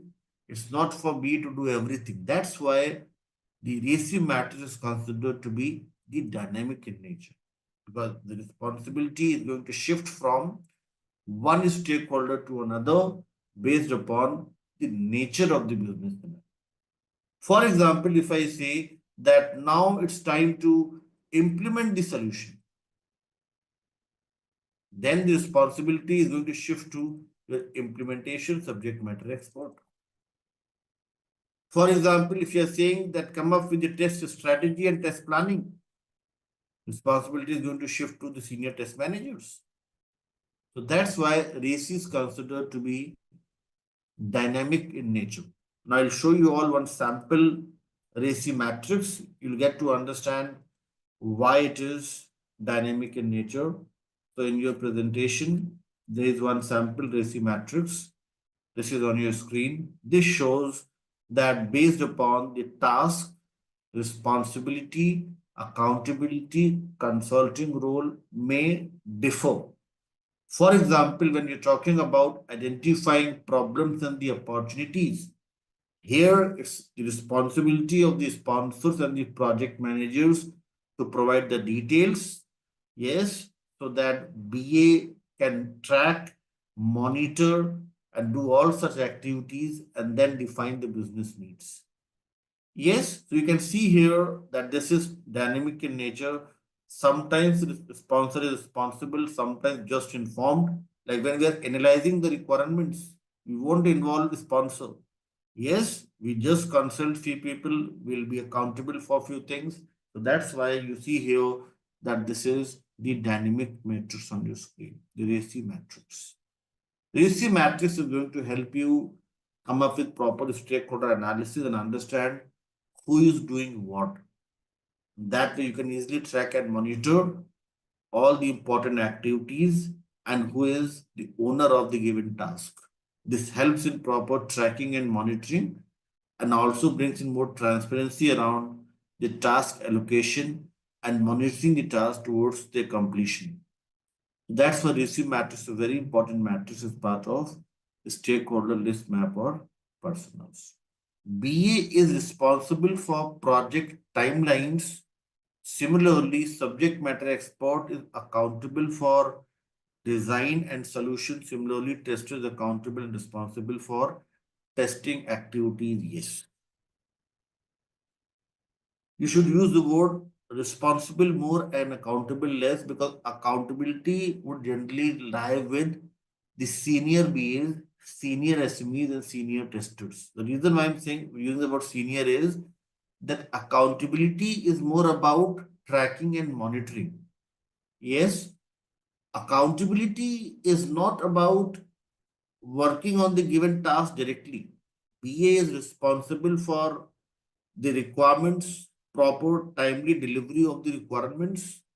SMEs are responsible, the implementation SMEs are responsible for the solution design, and testers are responsible for testing activities. So my only comment on her question was that she's absolutely correct with her observation. The only thing is we should be careful with this word accountable. When you use the word accountable, it's more about tracking, monitoring, evaluation, providing a better environment And responsibility is more about owning the task and working the task directly. Yes, so that's why accountability would always lie with somebody who has got some prior work experience, has got some good experience into the given project. Responsibility for analysis lies with the BA. Responsibility for implementation is the implementation SMEs. But accountability would always lie with somebody who has got some experience, who can easily guide and monitor others' work. Yes, and project manager is like accountable for the overall success of the project. Absolutely wonderful. Yes. When we are creating the RACI matrix, is RACI matrix just confined to the business analysis activities, or is RACI something that can be applied to all the tasks within the project boundaries? It's an important thing. It will be a good practice if you can apply RACI to all the important tasks within the project boundaries. Normally, what happens is BAs are following it for their deliverables, but others are not doing it. So the good and standard practice is like everybody should create a RACI for any task that is carried out within the project boundaries. The reason why I'm pushing on this thing or like emphasizing on this thing is that if we have a proper RACI matrix in place, it helps us come up with very proper tracking and monitoring mechanism, and it also helps us define the single point of contact. Let us suppose I say today Ritika and Purva are working as a business analyst, and in their team there is some challenge with regard to recently implemented task. Now there are, let us suppose, 5 developers in the team. Now, if you don't have the RACI matrix, you have to check with all the developers who has worked on this task. And if something is wrong, all of 5 of them will say, no, I haven't worked on that. Yes, but if there's a RACI in place, you can easily identify who has worked on it, who was the owner of this task. Task was allocated to this person, he has worked on it. And now it's his responsibility or her responsibility to provide the explanation justification. Getting my point? So what happens is this brings in more clarity, transparency, visibility, yes, and helps to avoid any ambiguity and confusion in the project. That's why AC is a very good matrix for identifying the roles and responsibility. Yes, so that's the importance of the RACI matrix, and that's why RACI is something that BA should always create. BA should create the RACI matrix for all the important tasks that he or she is involved in directly. But it's not like PM is not going to create it. PM should create for those tasks for which he or she is involved in. Yes, your implementation team should create for the task that they are responsible for. Yes. So if you leave everything for a BA to do, then it will be difficult for BA to manage the things. Yes, so it will be a good practice that we come up with certain classification for these many deliverables. BA is going to do it. Like normally, if I talk about my project, what we are doing is if we're having any discussion with our business stakeholders or with our regulators, then we create one matrix to understand for this requirement which all stakeholders are involved. If we're having discussion with the implementation team, then also we create one matrix to understand these implementation experts are involved in the discussion. Yes. So for the analysis activity, it is your responsibility. But for others' work, they should create their own RACI matrix. So RACI is not just confined to standard BA practices. It also applies to project management. It also applies to implementation and also applies to quality analysis as well. Okay, getting it? But in your control, it's about the BA deliverables. So it's more important for you as a BA to start implementing it first, and then you can set the trend that everybody can follow. Yes. So that's about everyone, the RACI matrix. Yes. So it's to summarize the RACI matrix. Let's go back to our class notes here. The summary is everyone, that RACI matrix is all about classification of the stakeholders based on their ownership and answerability. And this is a dynamic matrix, varies with the given business scenario, phase, or cycle of the project. RACI is kept in tabular format against the task allocated as part of the given initiative.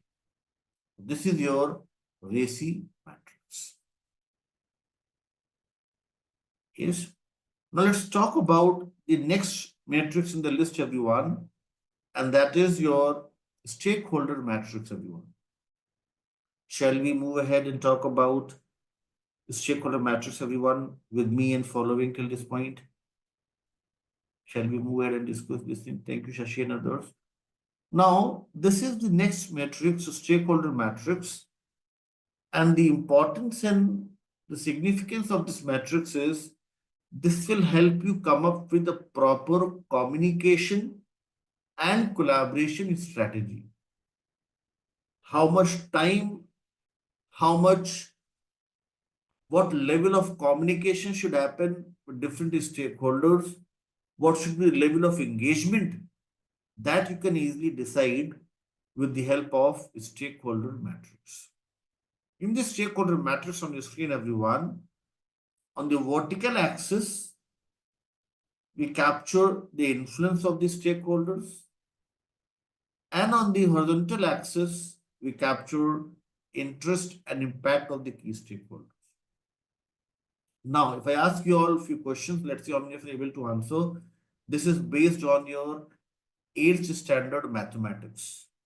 If this is quadrant number 1, this is quadrant number 2, this is 3, and this is 4. My question to you all is a very simple, straightforward question, a basic question, that if influence of the stakeholders is high, highly influential stakeholders, and at the same time, they are involved in the project, they are interested in each and every day-to-day activity that you're performing as a BA, they're also getting impacted by what you're doing as part of the project, means interest is also high, influence is also high. Then which quadrant you will opt for out of the 4 mentioned on your screen? There are few influential stakeholders and they're also interested and impacted. This simply means they are your decision makers. They are going to share with you the important requirements. They are the ones who are going to provide the approvals. So decision-making authority, you may easily identify if they're influential and also interested in day-to-day activities. So you have to work closely with these stakeholders as a business analyst and engage with them effectively. Effective engagement, collaboration, communication must happen so that you're able to first gather the requirements and then at the later stages you're able to get the timely sign-off on the solution requirements. Imagine if I say we have Mark with us, we have Shirsha with us, they are very influential stakeholders, CEO of the company, board of directors of the company, huge stake in the project. But since they're involved in multiple miscellaneous activities, they do not have time, it's not their priority to look into your day-to-day activities. Their influence is very high, but their interest is low in what you're doing in your day-to-day work. Then which quadrant you'll opt for? Influence is very high, but the interest is low. So then in that case, you'll ensure that the stakeholders remain satisfied. Normally, you all must have observed this thing that BAs and project managers plan to have the quarterly connects, half yearly connects, annual connects with the senior management. And there they'll not talk about what Shashi or Mark have done recently in the project. They'll talk about the successful events. They'll talk about their achievements. They'll talk about the overall progress and the health of the project. Why at all we have these connects like quarterly connect, half yearly connect, or yearly connect with your senior management so that they are satisfied, ensure that these stakeholders remain satisfied. If they're not satisfied with the overall progress of the project, they may take some decisions against the project. They may even scrap the project. That's why it's an important thing for me along with project managers to ensure that the influential stakeholders remain satisfied. Yes, another scenario can be, let us suppose I say that we have Weber with us, we have Shashi with us. Shashi and Weber are college pass out looking for a good job opportunity, and they got selected, they got recruited for this new project, and they are going to join the project in few weeks. So now they are going to join project ABC, but since they are college pass out, very young blood, yes, they have least influence when we talk about any project or the organization. Very new to the project. But since young blood, enthusiastic, directly coming from college, want to learn more things, so they are highly interested, but they have least influence. Then which quadrant you opt for? Stakeholders with least influence and high interest, you'll keep them in quadrant number 4. Keep stakeholders informed as they are likely to be concerned. So these all stakeholders are going to be informed so that they know each and every requirement, and then if required they can implement and they can come up with the solution implementation. But if you find that they are college pass out, they are going to be part of the project but it is not finalized yet, they are still on bench, means low influence and as of now low interest, project has not been allocated yet. So then you won't have any communication with them, you won't talk to them, but you'll monitor to ensure that stakeholders influence or interest does not change. If they develop the interest, if the project is allocated to them, then you'll push them to this quadrant. If the project is allocated to them and then they are influential stakeholders and also interested, you will push them to this quadrant. If the task is allocated to them and they are highly influential but not interested, then you'll push them to this quadrant. So this is your stakeholder matrix that helps you come up with proper stakeholder engagement plan based on their influence, interest, and the impact in any given project. Yes, Hitka is saying that how is the influence and the impact and the interest different? Let's discuss this thing with the help of one example. Let us suppose I say that we have, I'll take a simple example here. We have Ritika with us and we have Parmita with us. Yes. Ritika and Parmita are the senior managers.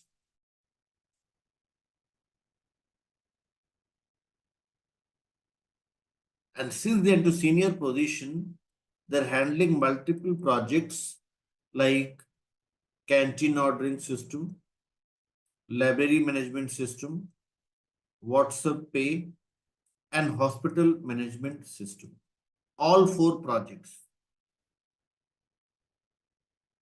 The priority for them is to have a discussion with the business users, the senior external stakeholders, and ensure that they are getting the timely requirements for every phase and ensure that they maintain healthy and effective working relationship with the business stakeholders.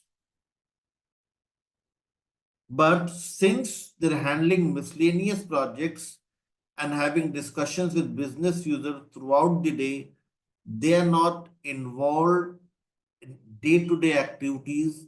They do not participate in daily stand-ups. They are not part of sprint planning. They are not part of stories creation and the agreements on stories. So they do not participate in the project level activities.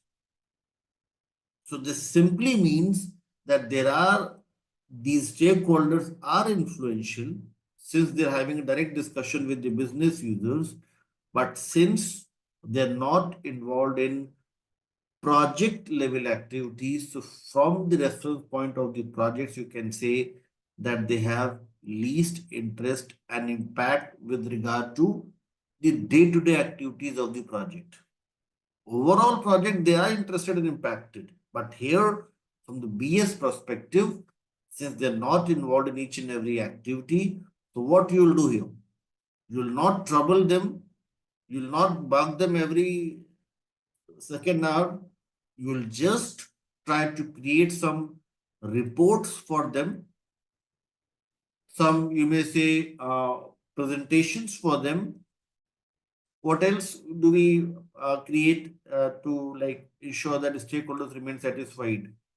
We create some, you may say, what do we call? Like, can everybody come up with some good word that we use for discussion with the senior management, reports, presentations, or you may say coming up with certain important dashboards. Yes, so that they remain satisfied. They know that in canteen ordering system, there is no challenge. Ritika and Parmita are handling it correctly. Yes, there is no issue coming in. That's the role of the influential stakeholder. But imagine if we have any sponsor. They are providing the financial justification for each and every project activities. They are responsible to provide approvals on different license version of the software. They are also giving you certain requirements. You have to have a clarity around what sponsor is expecting. Then you will have frequent discussions with them, regular discussions with them. They'll provide the requirements. You are going to provide the solution. And that's why it's an important thing for you to work closely with them. And these are the important decision makers in any project. Are you with me, everyone? The difference between influential and the interested. Yes. So influential, only influential means the senior authorities not involved in project level activities. And if I say influential as well as interested, it means although they are senior authorities, but they're also involved in day-to-day activity. Yes. So that's the difference between influential versus interested stakeholders. Let's move ahead and let's talk about the third method in the list and simplest one, and that is your onion diagram. When we talk about onion, what's the first thing that comes to your mind? Onion diagram. How this onion is different from layers, Shashi is saying, and when you'll peel off the layers, you'll have tears in your eyes. Yes. So layers and tears, two important things with this onion diagram. So you all can see here, everyone, that in this onion diagram, we are trying to classify the stakeholders based upon their interaction with solution delivery. Solution delivery is the core layer wherein you'll find project managers and others directly involved in creating the solution, like your implementation subject matter experts, like your business analyst, project managers. These all would be part of solution delivery team. Now, Alpa, Shashi, and others, my question to you all is, let us suppose I say as a solution delivery team, you are delivering one solution P, product P. Who is going to use it? Who is going to be in the next layer? Most impacted stakeholders when we deliver a solution. Yes. In the next layer, you'll find the end users. And if end users are facing certain problems to use the product, who is going to help them? It's the operational support or the help desk. That's why in the next layer we have end users and the help desk. And then when end user starts to use the product, the monetary benefit, the financial benefits are analyzed, realized by the expert and the sponsor, and then the ultimate benefit goes to the customer, regulators, and the suppliers. So this onion diagram basically helps us classify the stakeholders based upon their interaction with solution delivery. That's your onion diagram. Not that important, not that popular in terms of documentation, but yes, RACI matrix and the stakeholder matrix are the two important methods that you all can use in your projects for stakeholder engagement and stakeholder communication. So these are the three important methods everyone as part of stakeholder list map and personas. The next technique in the list and the very important one here is mind mapping. Mind mapping is very important technique today from the name itself. Mind mapping. Recording the experience, the exposure, visual of brainstorming is nothing but the mind mapping. Let's try to understand what Shambhu is trying to say. I'll take you all to the Babok guide and we'll read few things together and try to understand the importance of mind mapping.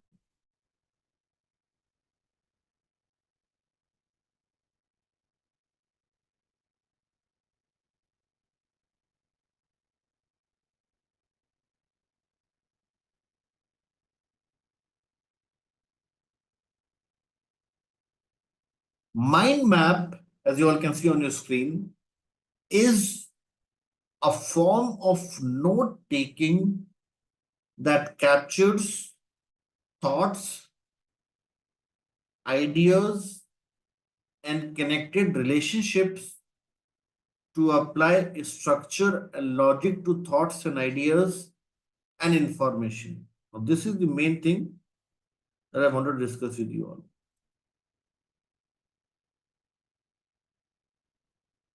Mind map has a central main idea supported by secondary ideas or topics, followed by as many layers of subtopics as necessary to fully capture and articulate the concept.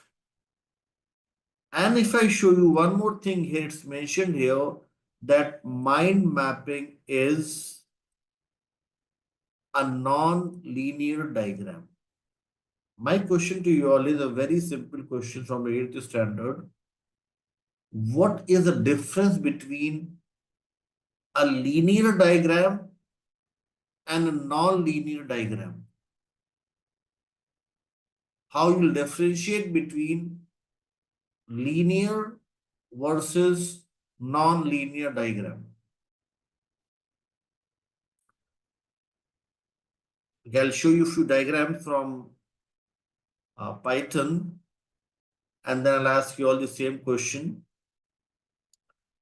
So I'll open few diagrams, predictive modeling Python that we're going to learn as part of this program later. So if you see here, if I open one of the diagram here, these are all the important diagrams that you're going to learn in sessions to come. If you see this diagram, everyone, we have certain important points, and what we are doing is we are coming up with one best fit line that covers almost all the important points.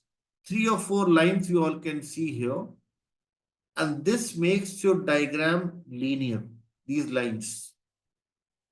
Yes, but if I show you a few more diagrams here, something like this, if you see here, the impressions are in such a manner that we are not able to come up with a single line of representation. That makes your like if you see here, this is a linear diagram. Why linear? Because most of the points are lying on the same line. This is kind of a linear diagram.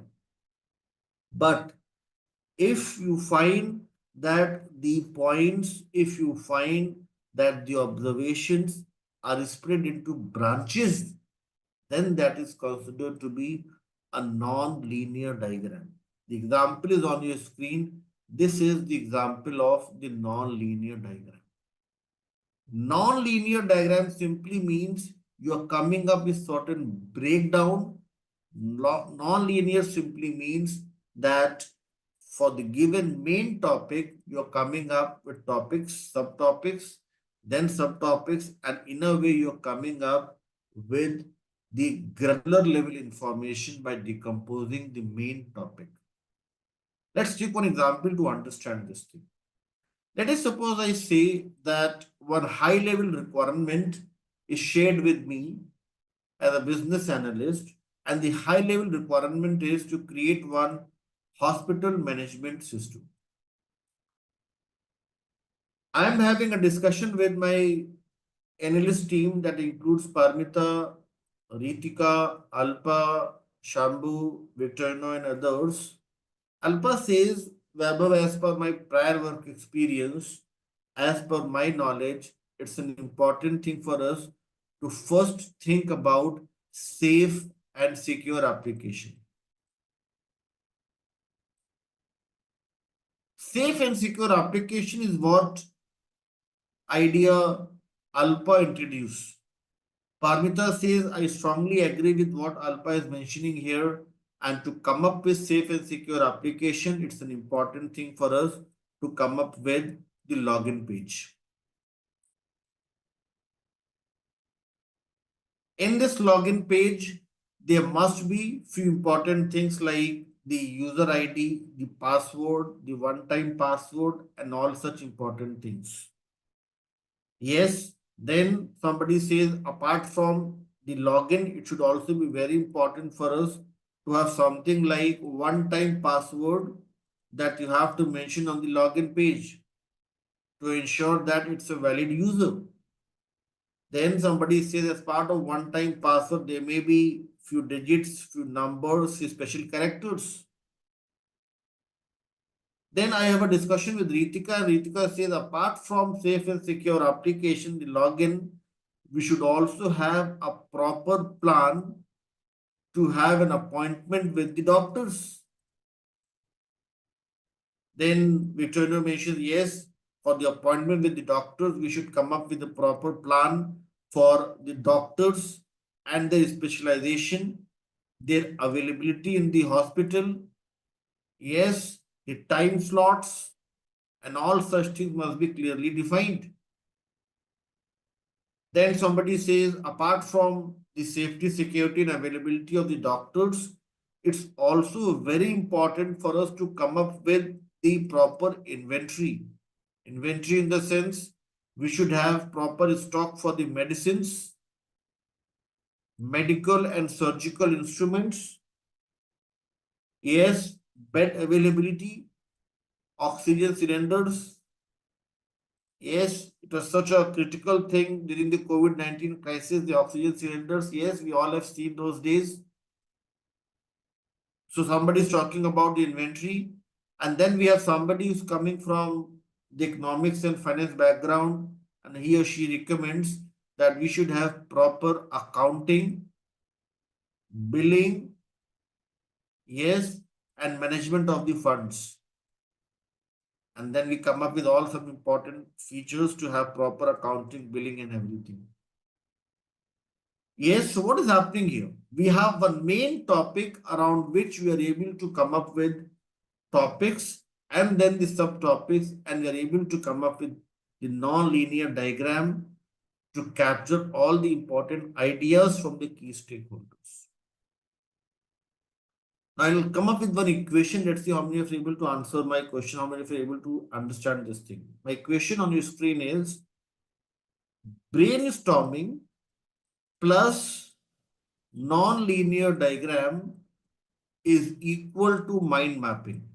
This equation simply means that when you are generating some ideas from the key stakeholders, it's an important thing for you to represent those ideas in the more fragment or granular form, and that's nothing but a mind map. So mind map helps you as a business analyst to represent the ideas, represent all those important information that you're getting from the key stakeholders in a very simplified, granular, or the atomic format. We'll have main topic in the middle, then the topics linked with the main topic, and then these topics can be decomposed into smaller subtopics, and these subtopics will represent the granular level information. That's your mind map, everyone. We have few very good tools. Those may help us create some good mind maps. And I can tell you all one more important thing here, that if you are planning for a job change, if you're looking for BA's position in any company, you can mention this in your CV that you know how to create the mind maps, because nowadays mind map is becoming very important. Why so? Because we have this product incremental planning in most of the projects nowadays, and they prefer the mind maps. They'll ask you such questions that what is the mind map, why it is created, how it is created, which all tools can be used. So let's look at few important tools. Those may help us create some very attractive mind maps. So I'll show you all a few important tools here, like Creately. In Creately, this is the best tool for those who are new to the analysis world. So let's see what are the important mind maps here. The good thing with Creately is this will also show you some content. This will also show you some samples. Yes, so this is one mind map in Creately that you all can see here. This is how they have created this mind map. Yes, you can simply click on edit and you can change what's mentioned here. Okay, so there are so many mind mapping templates that you can find in Creately. It's a very good tool. Like, look at this one. I'll show you a better one. Yeah, this one is, I think, good one that you all can refer. Like a website. Website is the main topic. Footer, header, home page, sub pages, sidebar. These are few important features that we have in any given website. Sub pages may include projects, board info, branches, customers. Yes, if you're talking about the footer, it may include navigation links, images, privacy policy. If you talk about the header, it may include the logo, navigation link, social icons. Yes, nowadays we have the social icons in each and every application. Sidebar, search, contact info, newsletter, RSS options, and all such things. So this way you'll be able to come up with a good mind map. Yes, so there are so many mind maps that you all can see here. Concept mind map as well. Sample mind maps. Look at this one, such a good one for people into the marketing, mind mapping. So Creately is a very good tool to create the mind maps. You all can create good mind maps using Lucid chart as well. Let me show you all few mind mapping templates that we have in Lucid chart as well. And you can also create mind maps using the Figma tool as well. In Figma as well, in your Figma tool, you'll find some very attractive visuals for mind mapping. So you can explore this Figma tool as well. You'll find some very good, you may say, templates for mind mapping. Yes, but my suggestion to you all would be people who are doing for the first time, use Creately. The good thing with Creately is that you'll find some samples as well. You just need to replace these words with your own project. So what you need to do here is you have to first bring in the main topic like this. Then the subtopics. Yes, so you have to drag and drop and you have to put in more effort. Yes, but if you are willing to do it, most welcome. Yes, you can do it using the Draw.io as well.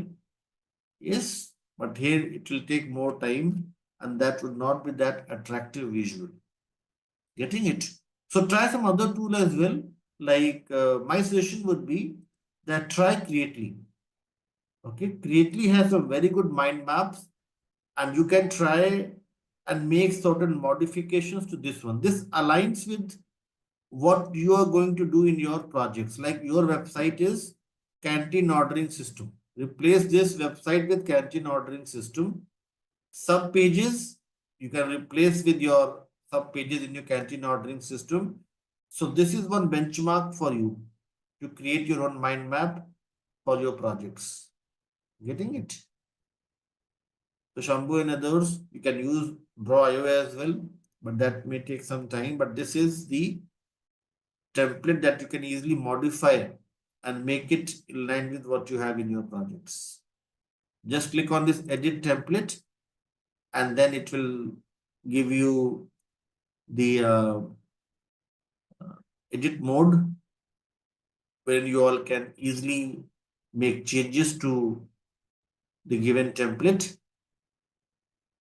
So try with the demo account like this and then you can double click here and you can make it as canteen ordering system. Getting it? Here you can come up with sub pages as the, let me say, what can be sub pages? Sub pages can be the login page. Getting it? So that way you can come up with policy may remain here. Policy you'll always need. Yes, so you can play with this and customize this thing. And then simply you can use the stripping tool in your system to take this image and then you may copy this in your projects. Yes, Control C and Control V, and then you can simply copy this to your projects like this.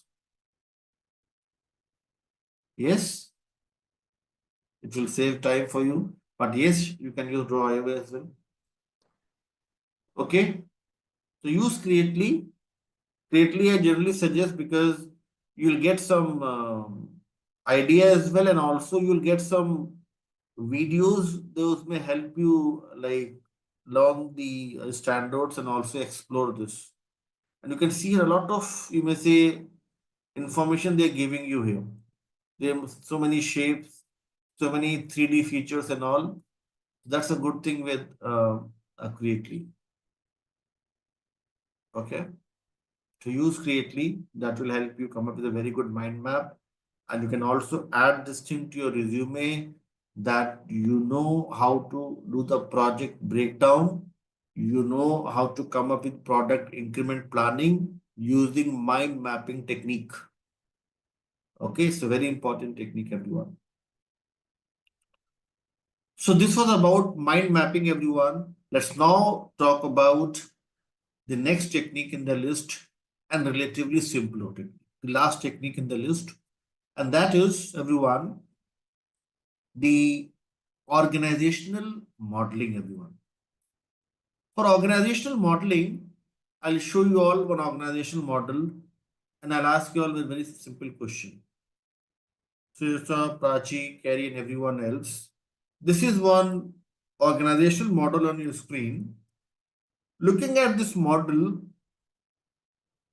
how this model is going to help any business analyst. What information you can fetch, extract from this visual that you see on your screen, everyone.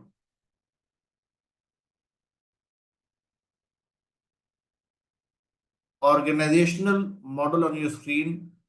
Let us suppose I'm saying level of interest, decision making authority, ownership's responsibility. Can anybody come up with one term that includes all four of them? Prachi is saying decision making authority. Somebody is saying level of influence. Somebody is saying the downline. Somebody is saying roles and responsibility. Which keyword includes all these four important things? The keyword is stakeholder analysis. In simple words, organizational model promotes proper stakeholder analysis. As we had discussed, stakeholder analysis includes RADL. What is RADL, everyone? R stands for role, profile, designation. Yes.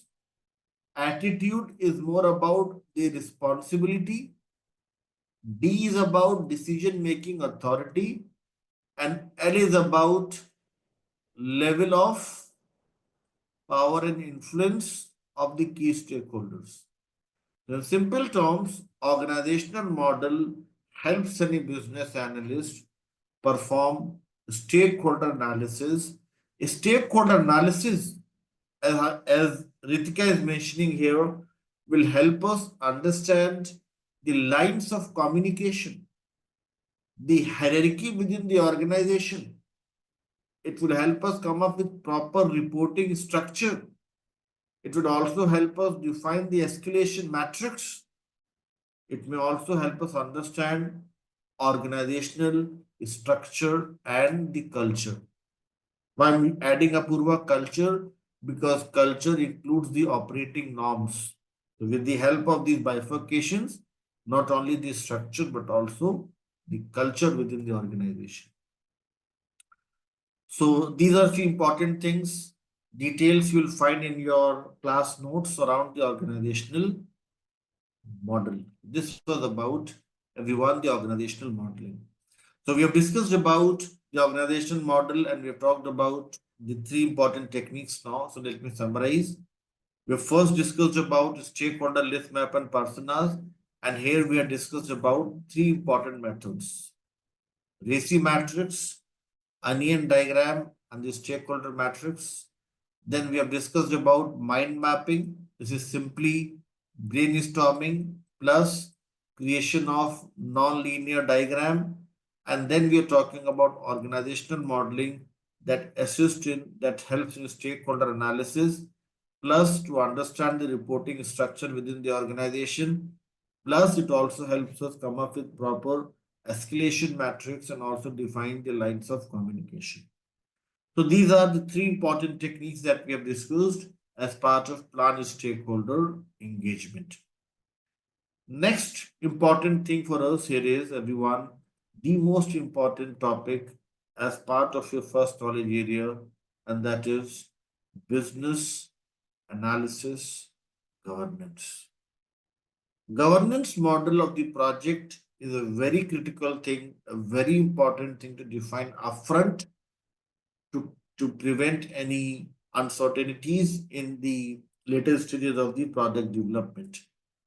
What is the governance model of the project? What exactly governance stands for? Let's try to understand this thing with the help of examples. Let's first look at the definition. It says, everyone, define how decisions are made about the requirements and designs, including reviews, change control, approvals, and the prioritizations. When we talk about governance for any project, everyone, there are four important components to it: change control, plan for prioritization, decision making, and plan for approvals. Let's try to understand what exactly change control process is all about. What are the major components to it and how it works. But before I start talking about this thing from the Babok guide, do you all have any one of you having any prior knowledge, anything that you want to share with everyone about the change control process? What exactly do you all think change control process represents? Change control process. Whenever I ask this question in the interviews, I generally get the response from the interviewers that this is the process to create the change request. Yes. Change management. Shashi is talking about change control process includes change management. What else?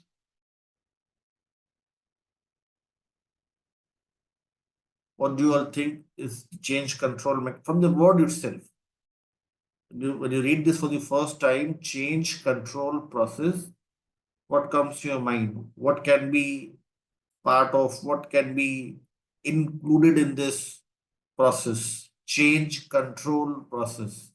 Shashi is saying it includes change management. What else? First, I think it's all about continuous improvement. It's about the version control, certain scope. Yes, when you talk about the limitations, limiting the need to change, in a way you are talking about scoping the requirements. And let's try to understand what change control process is all about. Yes, let's see how it works. So in our Babok guide, if I take you all to the change control process, let's read few important things. Learners who are preparing for the interviews, you all can note down the page number.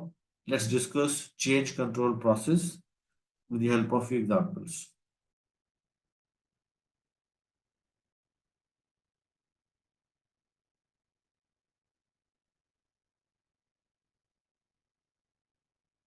Change control process, when we talk about everyone, the important things that we have as part of change control process is determine the process of requesting changes is the first thing. Specify which requirements and design the change control process covers and determine whether it applies to all the changes or only to changes to specific size, cost, or the level of effort.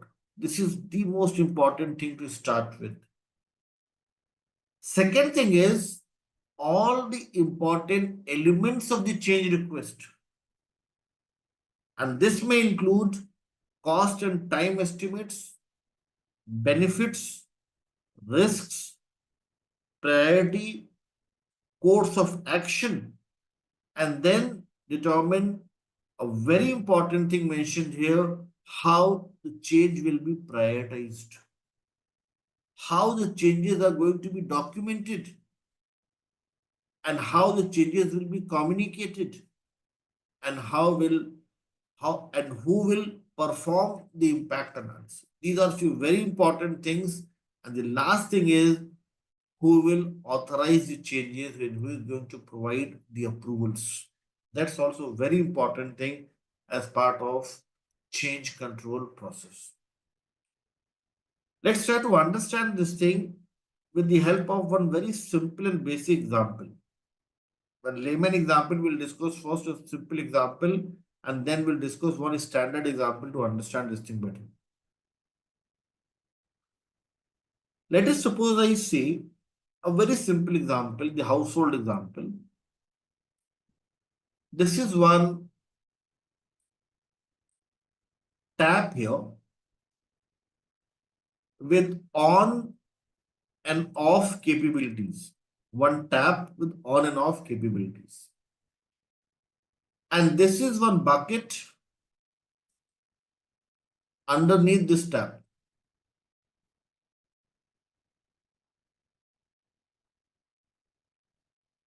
If the requirement is to fill this bucket, this empty bucket with water, what is the trigger or what is the first thing that you'll do here? You'll turn on the supply and allow water to flow in, and then is the job over? And water slowly and gradually starts to fill in, and within few minutes water reaches to the brim. Then what is the next activity as part of change control process? You'll turn off the supply to ensure that there is no wastage, there is no spillover water. The requirement is to fill this. Yes, so that's why when you talk about change control process, what one of our learner was mentioning here, silo, and also one more person was talking about this thing, the limitations, the boundaries, the scope is also a very important thing to consider. Let us suppose I say, everyone, current state is Unilever UK employees have food, lunch in the cafeteria. They wait for the tables to be vacant so that they can sit and eat. And the future state is online meal ordering, wherein the Unilever employees may order the food online and that is going to be delivered at their work station or their work location. Now think logically, think from the cost and budget perspective, think from the policy perspective, think from the customer satisfaction perspective, think from the office productivity perspective, think from the limitation perspective, and then answer what could be the important pointers as part of the change control process. What are the important things that you'll consider to define the change control process in? Everyone. You have to bring about the change are under certain conditions. You have to define the limitations. You have to define the boundaries. You have to think about cost and budget. Think about all those dimensions and what can be the possible change control processes. Those may help you ensure that future state is well defined. What is the change meaning here? Change is simply you are transitioning from offline cafeteria to online meal ordering. That's the change. Yes, the change is that now nobody is going to the cafeteria and the expectation is everybody is ordering the food online. If this is the expected change, what can be the change control process? What are the major constituents or components to the change control process then? For change from the key stakeholders, how you'll ensure that we have proper office productivity, how the associate is going to order the food, when they can do it, the time slot, wonderful observation carrier, I must say, and when must they order to get the delivery for the date and time and how they are going to do the payments. Apurva is talking about the end user involvement. Yes, the end user involvement, I think Carrie has summarized the end user involvement in a very precise manner. Alpa is talking, demo and training is not part of change. Demo and training, as we have discussed, is more about transition requirements, enablers. We are not talking about the enablers here. We are more focused upon how well you define a change, keeping in mind the cost and budget, keeping in mind the scope, the boundaries, keeping in mind the customer satisfaction and also the financial justifications. So demo and training won't be part of change control. Demo and planning would be part, training would be part of the enablers. Those may help you transition to the change. Yes. So if you look at this description in your class notes, you'll find that whatever you all were telling me, and if you look at each and every point, somebody was talking about authorization, it's there. Somebody was talking about the timing, it's mentioned here. Somebody was talking about the payment, it's also there. Timelines, Apurva, you were talking about timelines is also mentioned here. Back out plan, that is also there. Scalability, system availability, food order, well-defined menu. These all are few important things. Those may help you come up with the change control process. I've just mentioned few points. There can be n number of points those you may come up with to define the overall change control process. But the next thing is carry and others.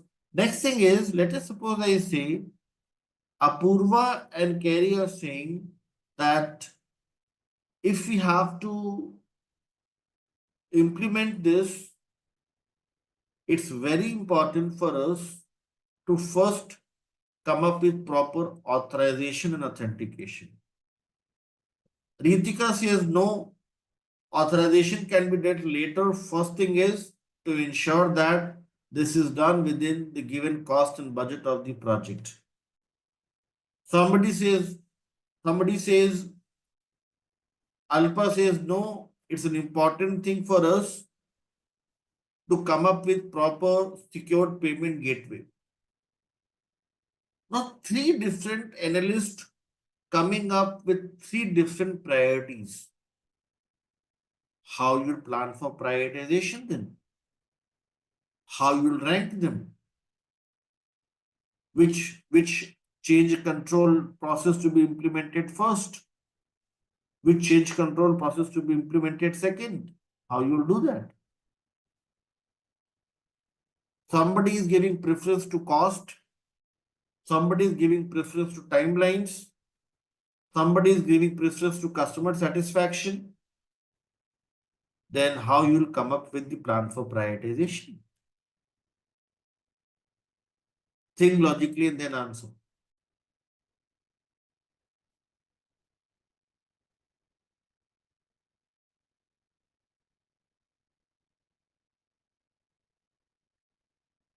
There comes the role of the prioritization factors and the decision makers.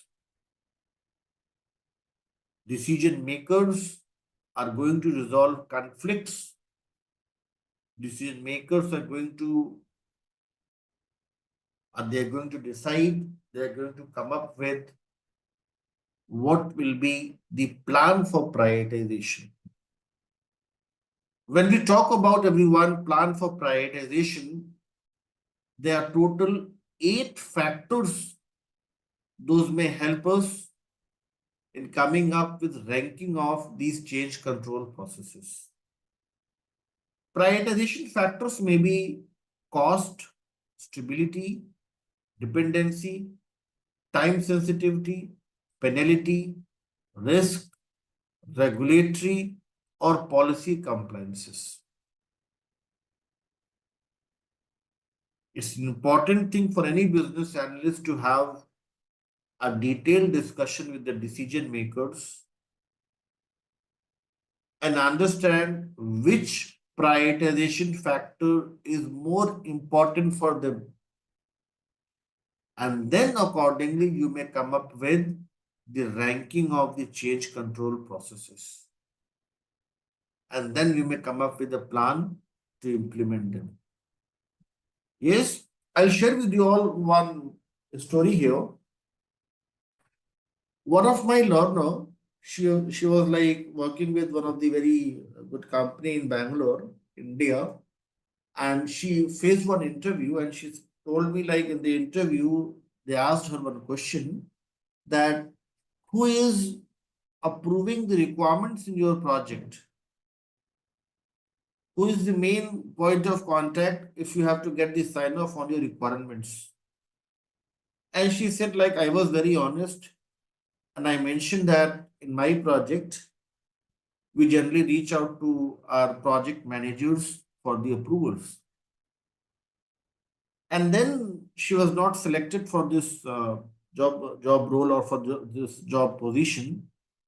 And then she had a discussion with me offline and she was asking me this question. She said like my all the answers were correct, I think, but for this answer I'm not 100% confident that this answer was correct. And she was asking for my opinion that what should be the correct answer.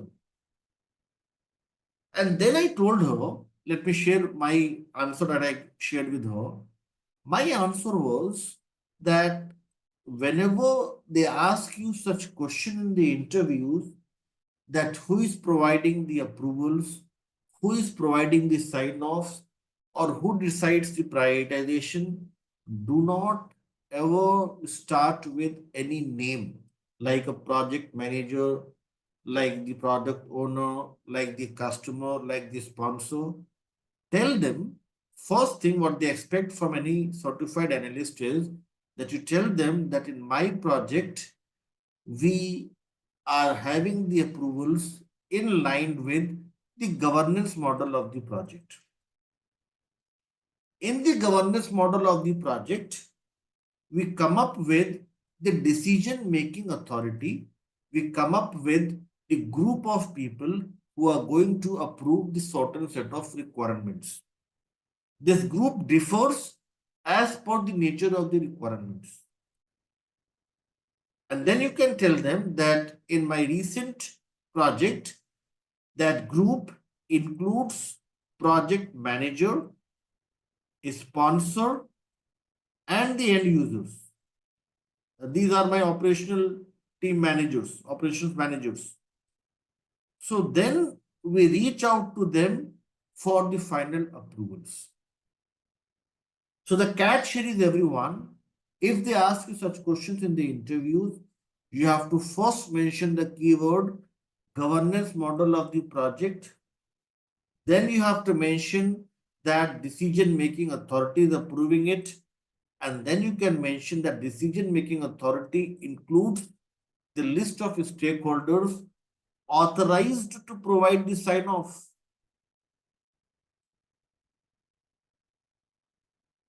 Apurva and others. If business sponsor is not authorized to provide the sign off, you will not reach out to him or her for the approvals. It's an important thing that you have the clarity who is authorized to provide the sign off. That's the key word. Are you getting it, everyone? So the answer to such questions is if they ask in the interviews that the approval on the requirements, the sign off is completely dependent upon the governance model of the project. As part of the governance model of the project, we create the decision making authority wherein we define stakeholders who are authorized to provide the sign off. And then you can say that in my project, mostly in the projects, business sponsor, product owners or end users are part of it. So I am reaching out to them for the approval. But if you say directly that PM is approving it, that may not be the case in their project. Yes, that may not be the case in their project that the sponsor is approving it. Maybe operations team handles their approval process. in some project? Yes. So what they are expecting is more generalized view, not a project specific answer. So when we talk about everyone, the governance model of the project, governance model includes four important elements: change control process, plan for prioritization, decision making, and the plan for the approvals. So plan for approval, creation of decision making authority, prioritization, it all depends upon the governance model of the project. They may also ask you such questions, Carrie, Apurva, and others, that Carrie and Apurva were involved in creating one prioritization meeting or scheduling one prioritization meeting. But unfortunately, Apurva and Carrie forgot to invite, they missed to invite the key stakeholders authorized to provide the sign off. What is the flaw?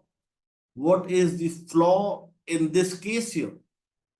If Shashi and Apurva forget to invite the key stakeholders who are going to provide the approvals, what is the flaw in this approach? The flaw is, everyone, can anybody complete the statement? Flaw is that governance model is improper, governance model is not clearly defined. So if you find any question in your CBAP, if you find any question in your examination wherein they are talking about issues with the control or limitations or the scope, issues with the ranking of the requirements, issues with the approvals and the sign-offs, all related to improper or inaccurate or governance model that's not clearly defined. Are you all with me on this thing? Yes. Shashi is saying, what is the difference between decision making and plan for approval? Yes, that's a very good point here. Decision making, when we talk about, this is the group that may help you come up with the list of stakeholders who are authorized to provide the sign off. Now, what is the plan for approval? Approval may be at one level, there may be hierarchy of approvals, there may be several people involved in the approvals. So that's the plan for approval. How you plan to ensure that you're getting the approvals from all the key stakeholders involved in decision making. And decision making, when we talk about, it's more about documenting and creating the list of stakeholders authorized to provide the sign off. Getting it, Shashi and others? Following this thing. So let's read few things. It will make more sense to you all. Let's read few more things. If I take you all to this decision part, decisions are made throughout the initiative. A stakeholder may serve in various roles in decision-making process. Look at this statement. Decision-making process defines what happens when team cannot reach to the consensus by identifying escalation paths and key stakeholders. Look at this statement here, who hold the final decision-making authority. Are you with me, Shashi and others? So decision-making is all about defining the list of stakeholders who all are authorized to provide the sign-off. Defining the authority is something as part of decision-making. Let's talk about plan for approval as well. Plan for approval, if we talk about, if you see here, it's mentioned here, an approval formalizes the agreement between the all stakeholders that the content and presentation of the requirements and designs are accurate, adequate, and contain sufficient details. So what is the plan for approval?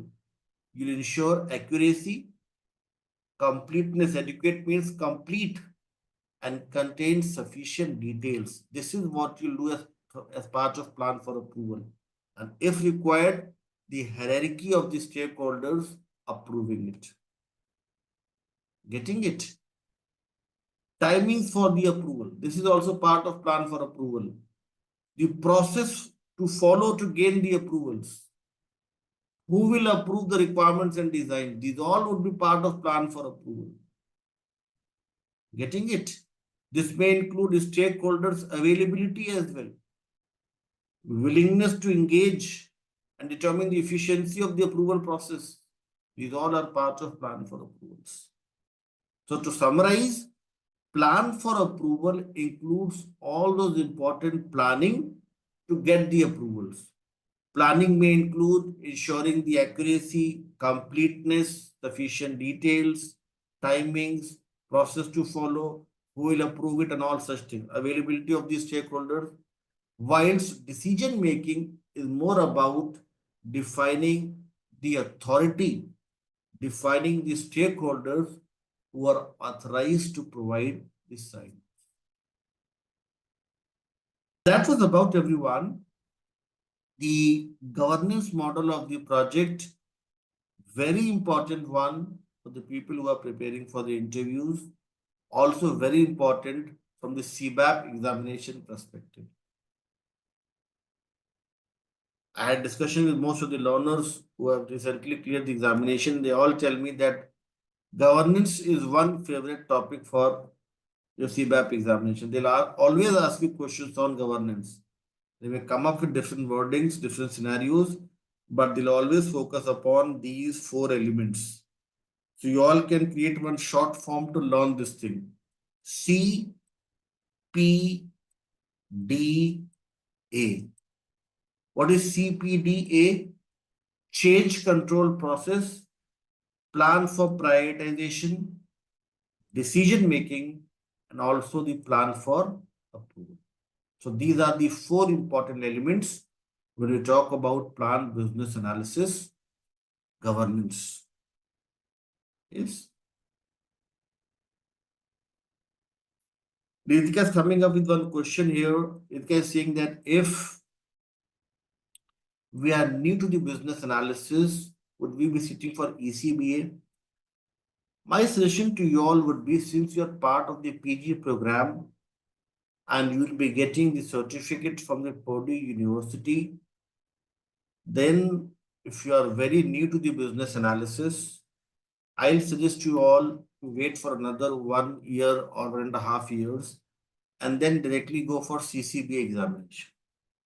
ECBA is very elementary, very basic, yes, and it will not add much value to your profile. You are getting the certificate from the Purdue University that will add much more value as compared to ECBA. I'm not against the IBA certifications. I should not say this thing straightforward. Yes, but I'm telling you this thing because ECBA is very elementary one. So if you are new to the analysis world, give yourself some time and go directly for CCBA. Okay, and if you have some good corporate experience, then you can directly go for CBAP. Getting it? So, but yes, few learners have attempted ECB and they have cleared it as well. So I won't discourage you. But the good thing, the fact is, yes, but the fact of the matter is that the Purdue University certificate holds much more value as compared to that. Yes, this is my controversial statement. Yes, some people may not like it, but this is the truth of the matter. Okay. With no experience as well, definitely, yes, you can appear. But my suggestion would be that since you're part of such a good PG program, yes, with Purdue University, one of the renowned university in the world, so this certificate in itself holds a lot of value. Getting it? And one more suggestion to you all would be that why do you spend the money from your pocket for the IB examination?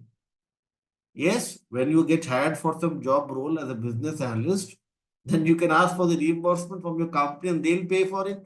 Then you may go for CBAP and CCBA. You are paying a good amount for this PG program. Getting it?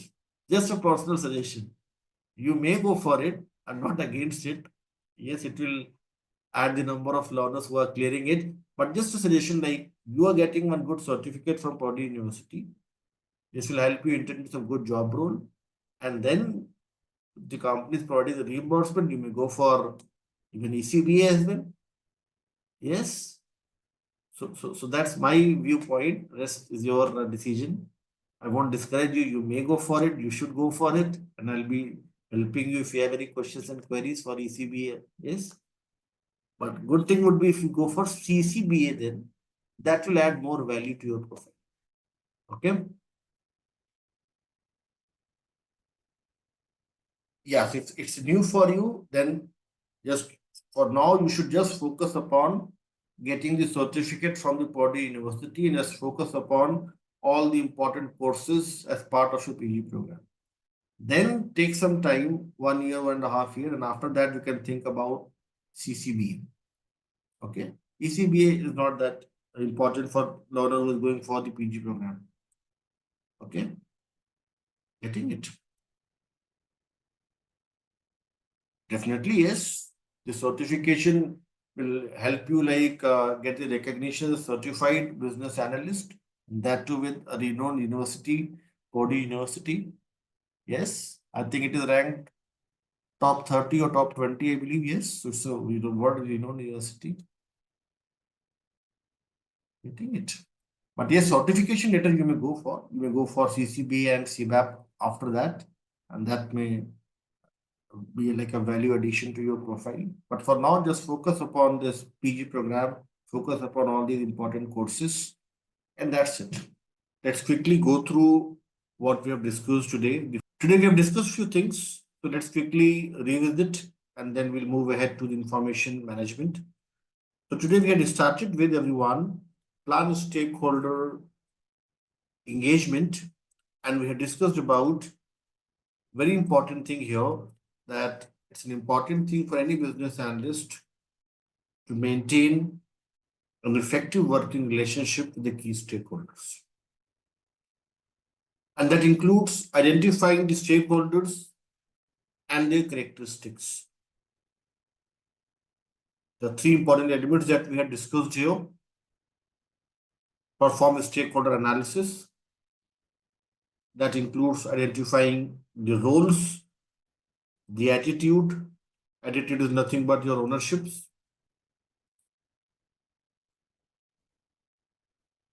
Decision making authority, level of power and influence of the key stakeholders. That's your stakeholder analysis. Stakeholder communication needs. We discussed about 5 to 6 communication needs. Page number 34, the Babok guide. You can make a note of this thing. And then we had discussed about the stakeholder collaboration. Collaboration is more about maintaining the free flow of information, promoting shared efforts to resolve problems, and achieve the desired results. And at the same time, you are monitoring the participation and the engagement of the key stakeholders, and also monitor for risk related to stakeholder engagement. So all such things will be part of stakeholder collaboration. So these were the three important elements that we had discussed as part of panel stakeholder engagement. Then we had discussed about few important techniques here. Here we had discussed about stakeholder list map or personas. The stakeholder list map or personas includes has three important methods associated with it. Can any one of you recollect and mention in the chat box the important methods that we had discussed as part of stakeholder list map or personas? Yes. You are wonderful with the answer. We had discussed about ROS. And what is ROS? Racy matrix, onion diagram, and the stakeholder matrix. Racy matrix is also known as role and responsibility matrix. Racy matrix is going to help us understand who is doing what is the responsibility, what is the level of accountability, who is getting informed. So all such important details will and we can easily monitor, track, and document with the help of the Racy matrix. Onion diagram, relatively less important. We have different layers. The core layer is solution delivery, and then we have different stakeholders linked with solution delivery. For example, when the solution is delivered, the next layer you will find end user and the help desk. Then in the next layer, you'll find sponsors and the domain executives. And then in the last layer, you'll find customers, suppliers, and the regulators. So onion diagram is all about how well you're able to document the interaction of the stakeholders with solution delivery. And then the last thing that we have discussed here is stakeholder matrix. In this matrix, on the vertical axis, we capture the influence of the key stakeholders.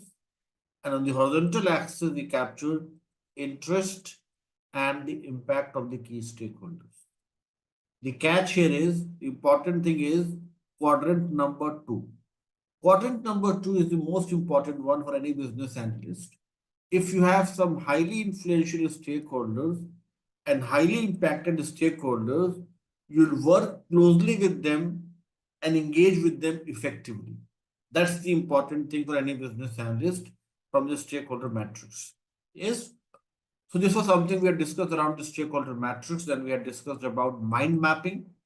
Mind mapping is all about whatever notes, ideas, suggestions that you have received from the key stakeholders, how well you're able to represent them in a non-linear diagram.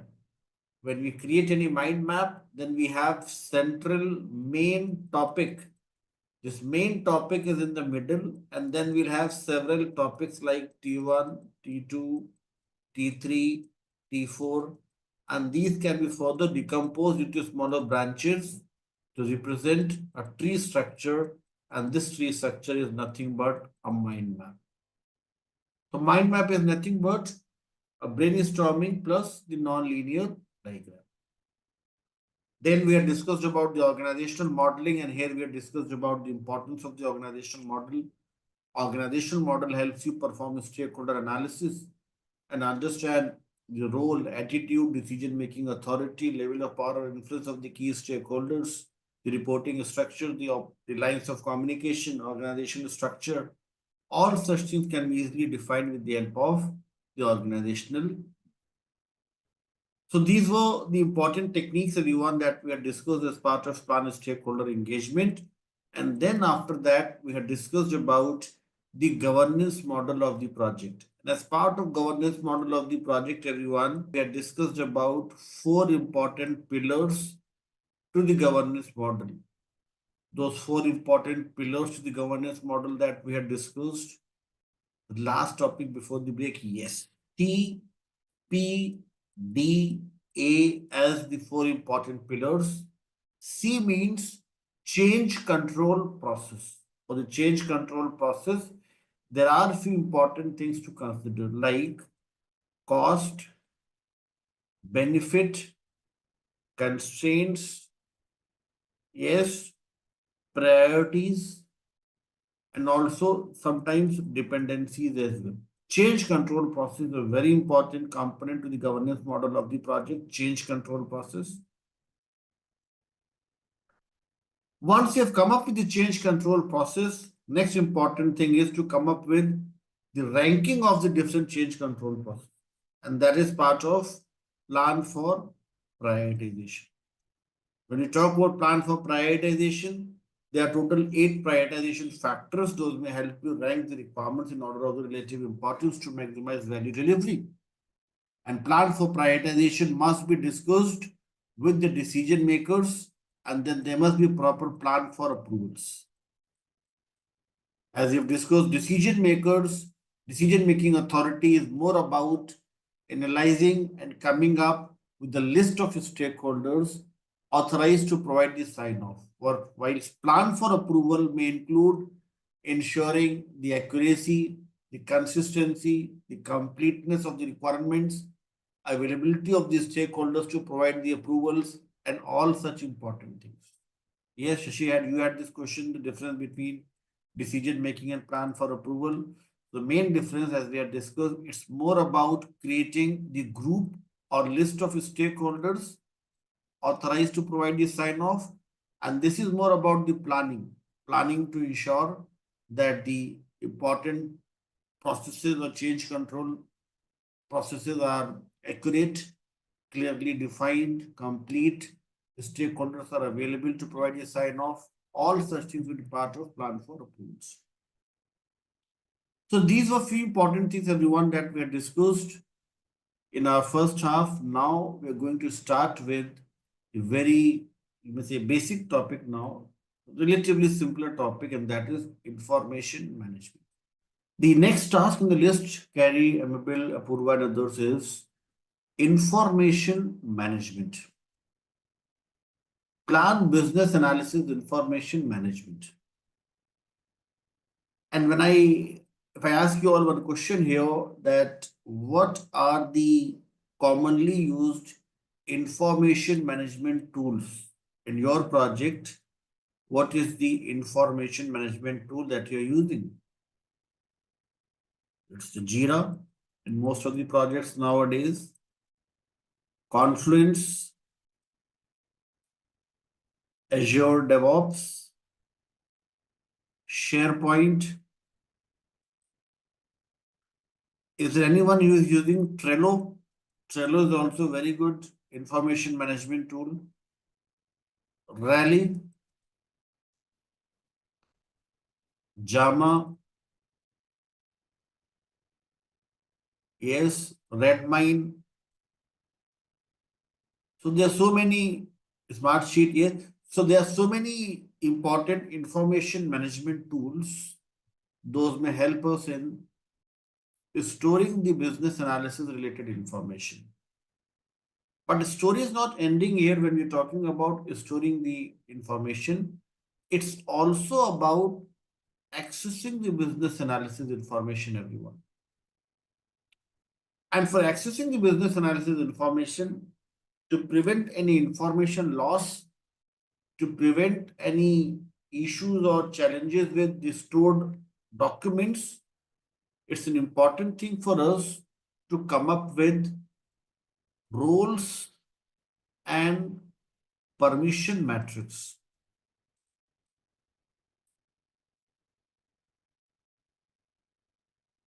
Roles and permission matrix. And what is the name given to this role and permission matrix? CRUD matrix. CRUD. C stands for what C stands for in the CRUD matrix? C is for create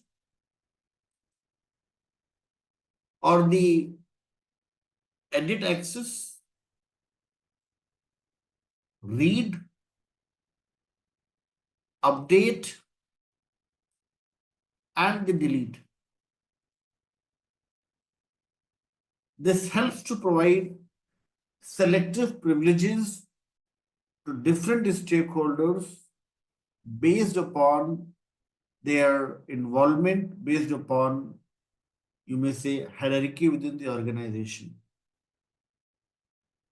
Yes, so CRUD matrix is one of the very important matrices that may help you come up with access rights or permissions with regard to any document or any deliverable stored in the information management tool, the CRUD matrix. In your examination, CBAP examination, your simulation test, they may ask you questions like this. Role and responsibility matrix. If they ask you questions on role and responsibility matrix, answer is RACI matrix. If they ask you question role and permission, then the answer is CRUD matrix. So role and responsibility matrix is your RACI matrix, roles and permission matrix is your CRUD matrix. Yes, these two important things. Now let's talk about the important elements here. Storage and access is a very important thing. As we have discussed, storage is the information management tool. Access can be granted using the CRUD matrix. Then the next thing is, everyone, requirements attributes. What do you all think are the requirement attributes? And what exactly requirement attributes signify? A very important thing to discuss here, everyone. Requirements attribute. Alper Singh, primary key. Primary key would be the attribute when we are talking about the data set. Is every requirement related to the data or the tabular representation? Permission levels we have discussed as part of access rights. This is more about requirements attributes. Yes. Anything else apart from identifiers or the primary key or the indexing that you all can think about as part of requirements attributes?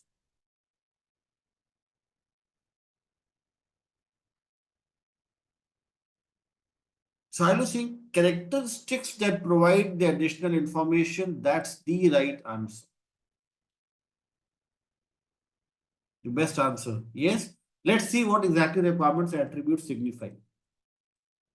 Very important thing from the interview's perspective, everyone, to know the requirements attributes.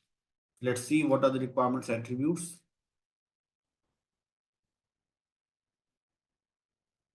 When we talk about, everyone, the requirements attributes, you all have to create one short form to learn this.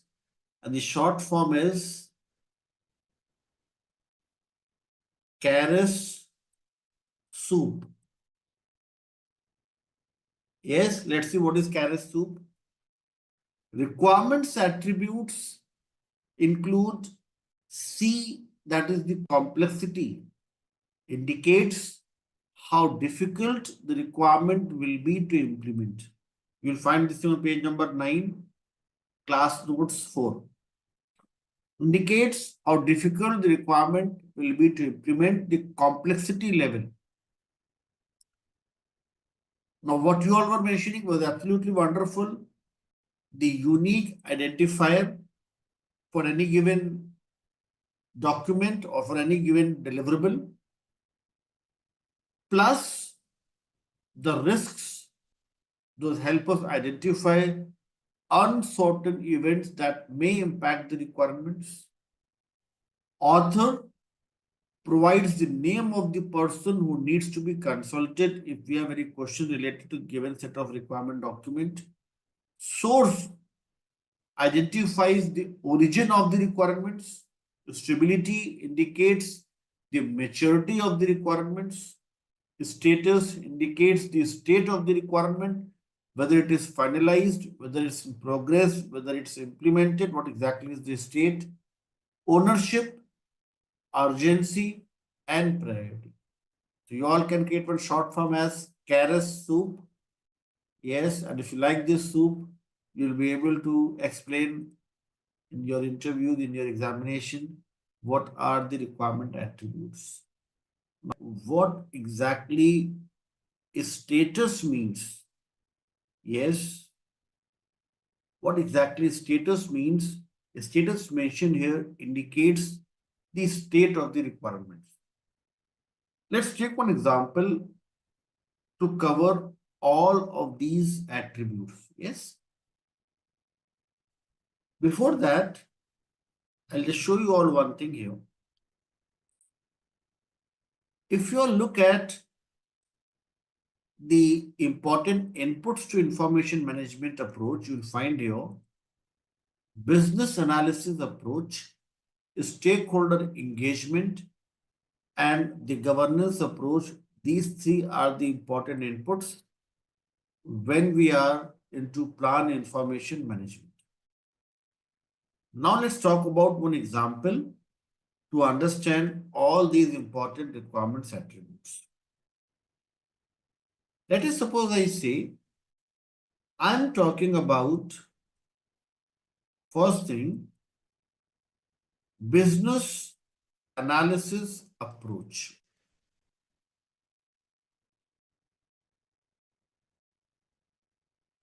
If I say that in the very first task, Ritika and everyone else, we have selected adaptive or predictive. Complexity is low. It's very simple, either adaptive or predictive. But if you're going with hybrid approach, in a way, we're adding the complexity with regard to the definitions and the important rules and policies with regard to hybrid methodology. Again, there are risks involved here. Then we have to identify who has come up with all these important documentation, what was the source for us, and what is the status. Status simply means, is that signed off? Is that agreed with everyone? Is that is still in discussion? And there are few conflicts, there are few challenges, and there are few things those need to be clarified. That tells you about the state of the requirement. Then the ownership. Who is owning it? Is that the BA as a group, or is that PM along with the business analyst? Urgency. How soon it should be closed? Priority indicates the relative importance of it. Getting it? So it simply means that these attributes are going to help you understand what are the requirements, what is their status, what is their complexity, what is the unique identifier for it. Now, can anybody help me know if I'm talking about business analysis approach related document, what can be a unique identifier to define the documentation related to business analysis approach? What can be the unique identifier or the primary key in basic terms? If we are trying to come up with the requirement document related to business analysis approach, what can be a possible unique identifier to define the business analysis approach?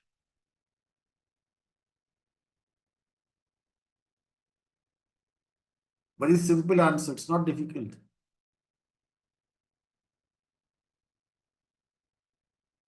How you will come up with the primary key for this?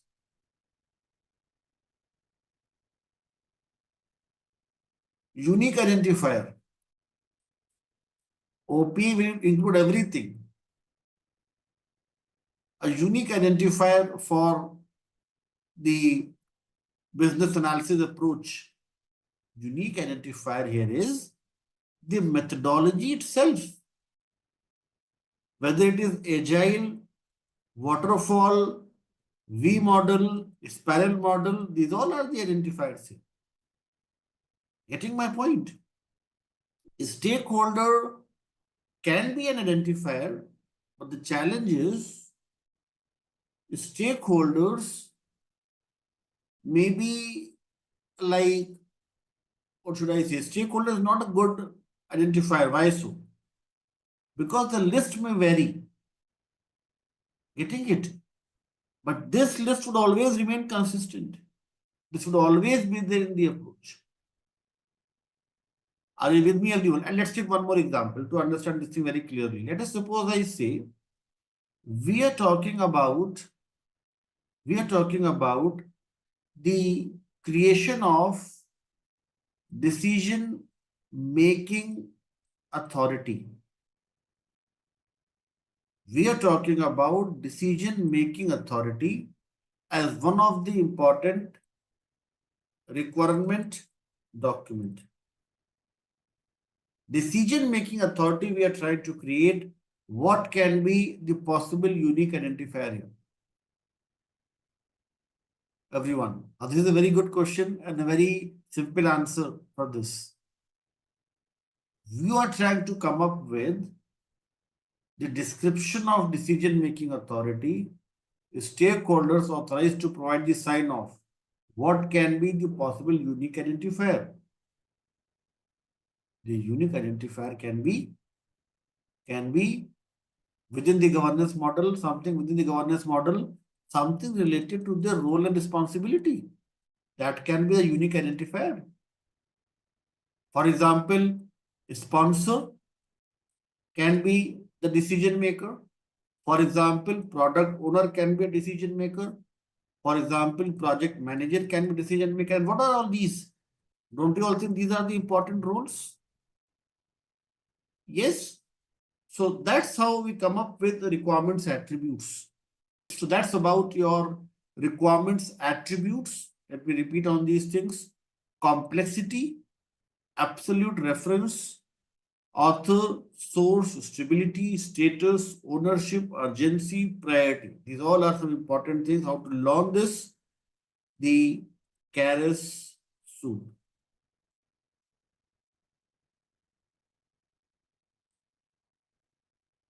Yes. In Jira, we are having this workflow like to do progress. That's about the status of the solution requirements in the form of user stories. But requirements may be of different types. So yes, if you are talking about the solution requirements, yes, and the software development life cycle, then yes, getting it. But that does not apply, it's not applying to all the types of requirements. Are you with me? Let us suppose we are talking about the requirements related to, let us suppose, identifying the stakeholders. Then this won't apply. Getting it? So yes, in Jira, the workflow that we maintain may help us come up with the status of the solution requirements. Okay. Now, if you all have understood this thing, then I have another question for you all. Let's see how many of you are able to answer my question. My question is, requirement attribute, Shashi and others, says that complexity is high. Complexity high means requirements have several components. Requirements need proper decomposition. Then my question is, what is the level of abstraction? If requirement attribute, one of the requirement attribute complexity is high, then what is going to be the corresponding level of abstraction? The answer is low level abstraction. If complexity is high, you have to break it down into smaller fragments, and there you'll need low level abstraction. If requirements are simple, then high level abstraction may help. But if requirements are complex, then you have to break it down and represent the low level abstraction. Level of abstraction, everyone, is nothing but the level of granularity, level of decomposition. Are you with me, everyone? They may ask you such thing in your examination as well, that if requirement attribute complexity definition is high, then what is going to be the corresponding level of abstraction? The level of abstraction is going to be low. That simply means that this requirement has to be decomposed into smaller fragments. Shall we discuss some example? Yes. Let's discuss one example. Yes. Let us suppose I say that the requirement attribute is, one of the requirement attribute is that we have covered so far. Let us suppose we are talking about the canteen ordering system. When Shashi is storing the information into canteen ordering system, Shashi identifies that there are no details mentioned around the important features and functionalities as part of canteen ordering system. The document that Shashi is storing in the repository just talks about the background and summary of the change. Shashi comes to the conclusion that this much detail won't help to create a solution, and Shashi marks this document as a complex document. In such cases, when we are defining level of abstraction, we should define that this is the high level requirement as Parmita is mentioning here, and then it's required for us to decompose and come up with low level details. So level of abstraction tells you about the level of details. If the requirement is complex, it's mentioned as complex, it means we need some simplified version. And there, the level of abstraction is that you have to come up with low level abstraction. So what will happen then? In that case, what will happen is that let us suppose I say that we have one folder in the SharePoint that you have created as the canteen ordering system. Level of abstraction says that in this folder, there will be multiple child folders. These multiple child folders mean that you're coming up with low level abstraction. But if Shashi is saying that this canteen ordering system is the simplified version, then you'll find lesser number of child folders. Getting it? It's very similar to what we did in Jira. Epic, if we have, then we'll have a lot of child user stories. But if we have a child user story, that is the low level abstraction in itself. We won't decompose it further. So if somebody asks you what is the user story level of abstraction, then the answer is low. And if somebody asks you what is the level of abstraction for any epic, then it is just high level. This is simply about high level versus low level requirement. High level abstraction, just the summary or the top view. Low level abstraction means detailed version of the solution. Shall we read few things from the book as well to make it very clear in your mind? Level of abstraction, everyone. Yes, let's read few things so that everybody is very clear with this thing. It's an important thing for you all to know. Let's read few things. So let me share with you all the element list and let's talk about the level of abstraction.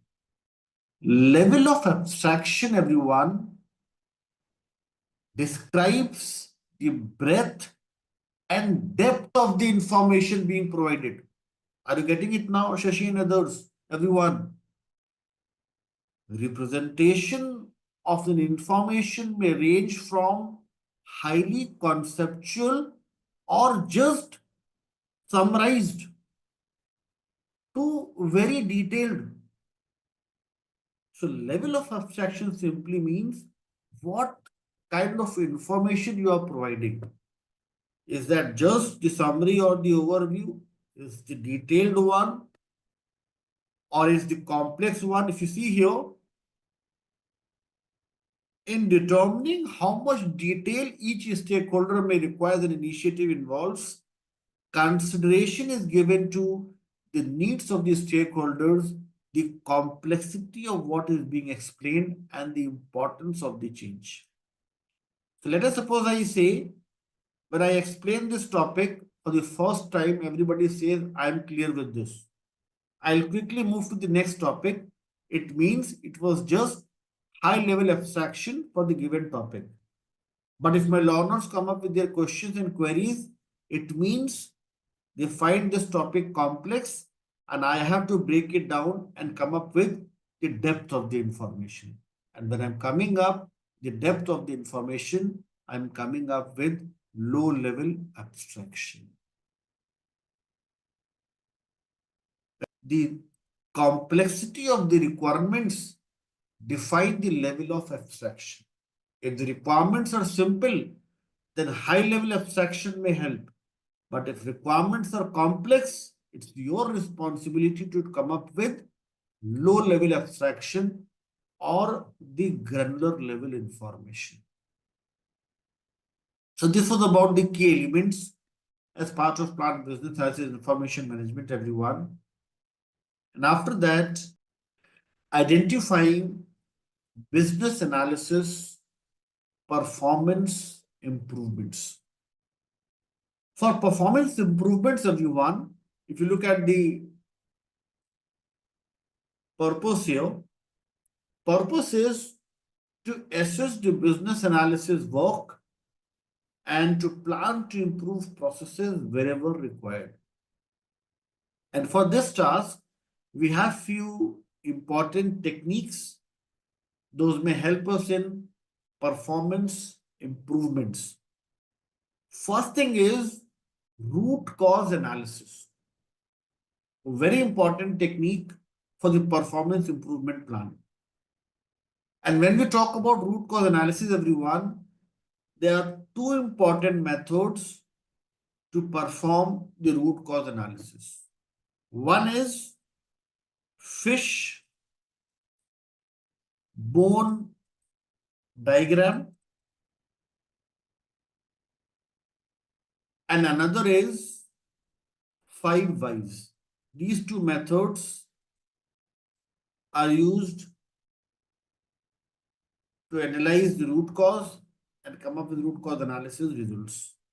Let's first talk about the fishbone diagram, and let's try to draw this fishbone diagram using one tool. Okay. So let's see what is the fishbone diagram. So when we talk about, everyone, the fishbone diagram, there are two more names given to it.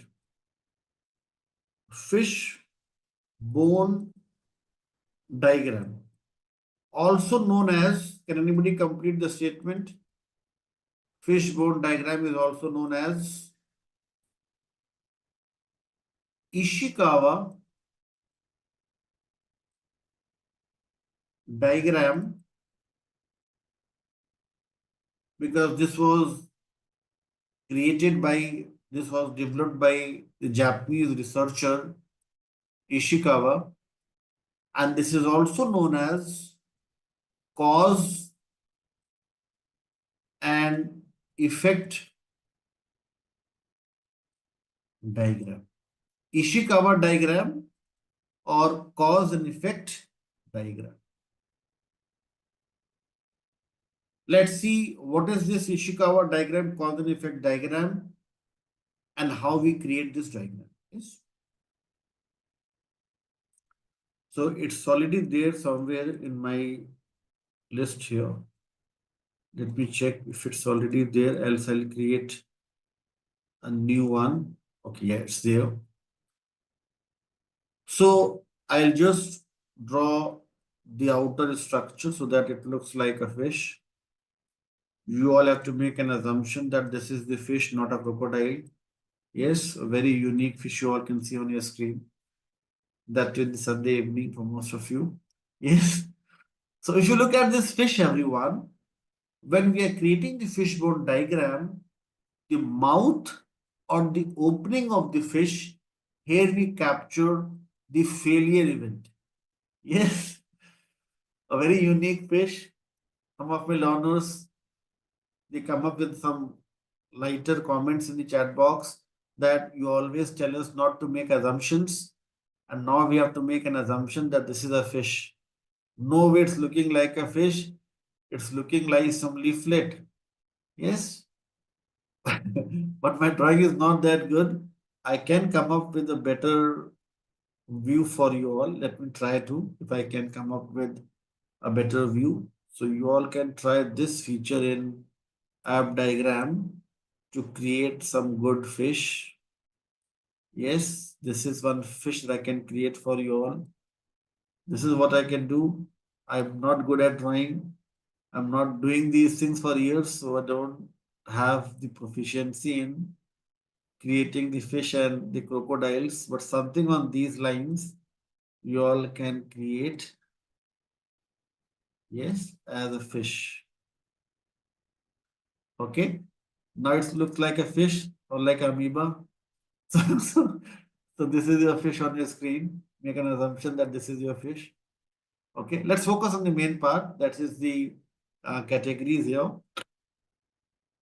Let me make it. I'll not waste much time in improvising this. I know I won't be able to. I'll worsen it. Okay.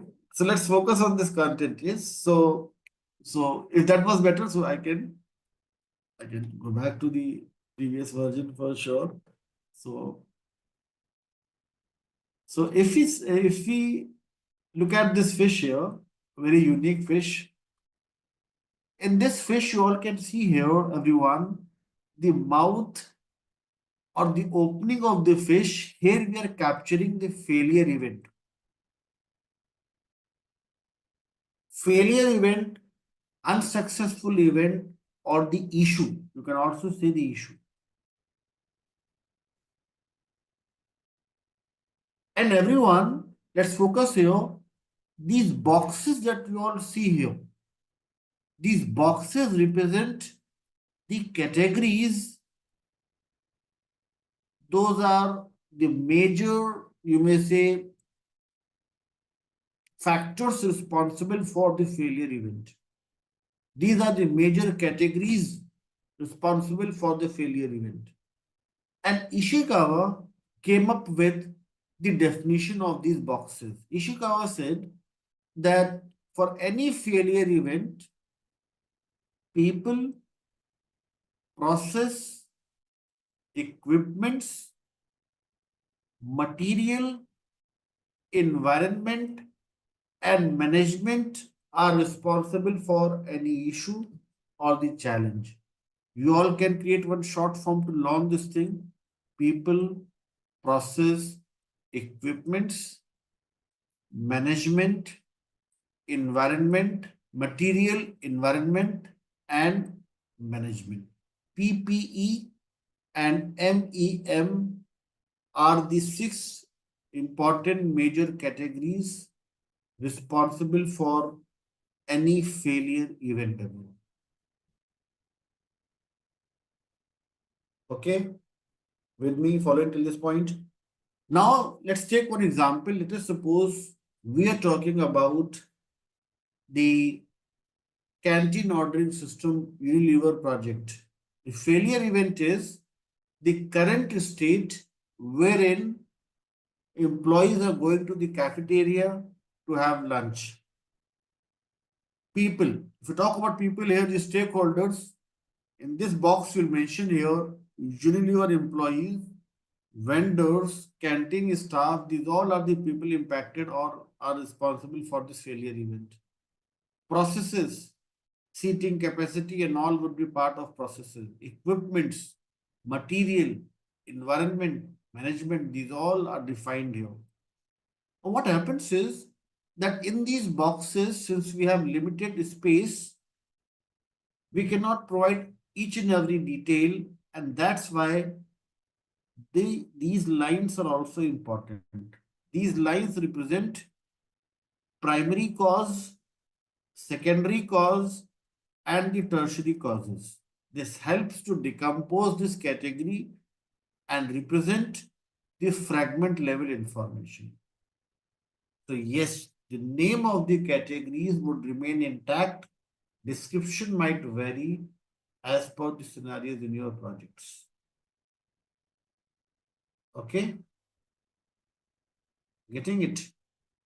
I can give you all one more example of the fishbone diagram if you're not clear with this one. You all need one more example for the fishbone diagram. Yes, let's talk about one more diagram. So if you look at this one, this is for the Mayo Clinic. Paperwork or manual operations at Mayo Clinic is the major issue.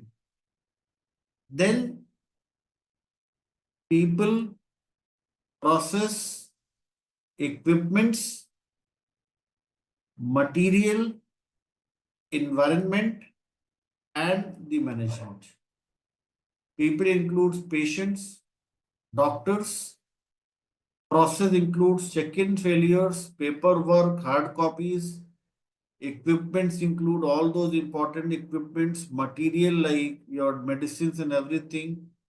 Environment includes facilities like bed, medical devices, and all such things. And then management includes help desk, reception, and all these will be part of management. So this is how you capture the fishbone diagram. So categories would remain the same, but the context may vary.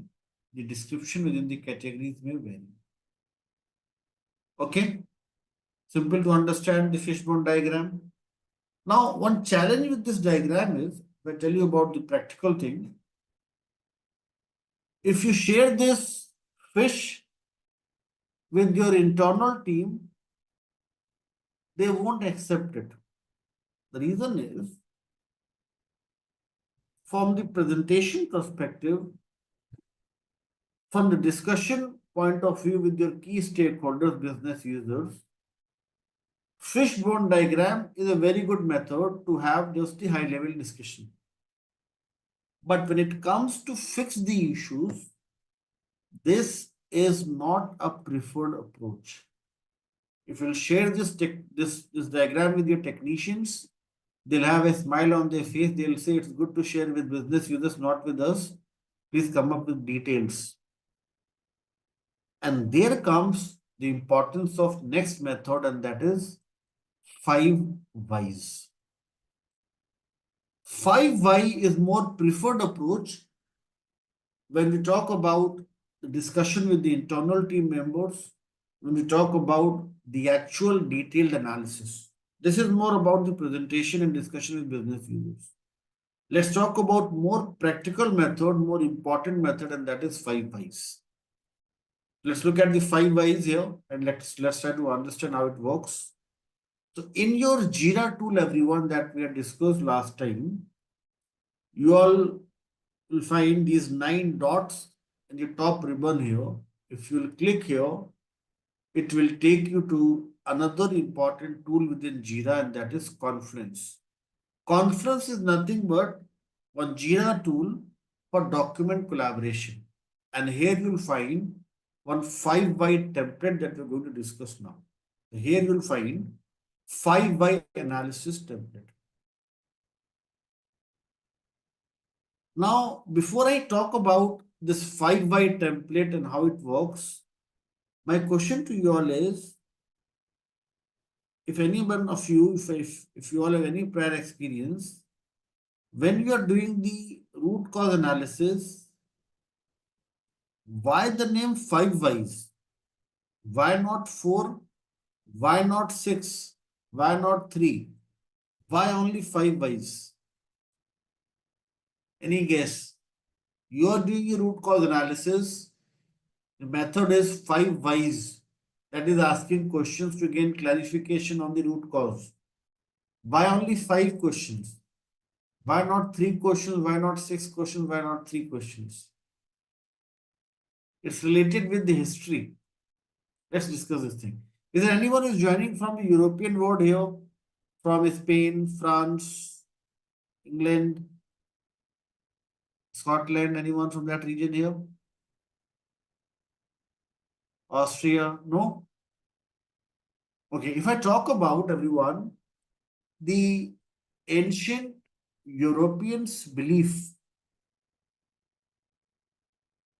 Romans, Greeks, they used to believe that this was their strong presumption, you may say, that if there is any problem, if there is any challenge, and if you want to understand the root cause, for majority of the problems, for maximum problems, you'll be able to identify the root cause when you dwell deeper into the fifth level of granularity.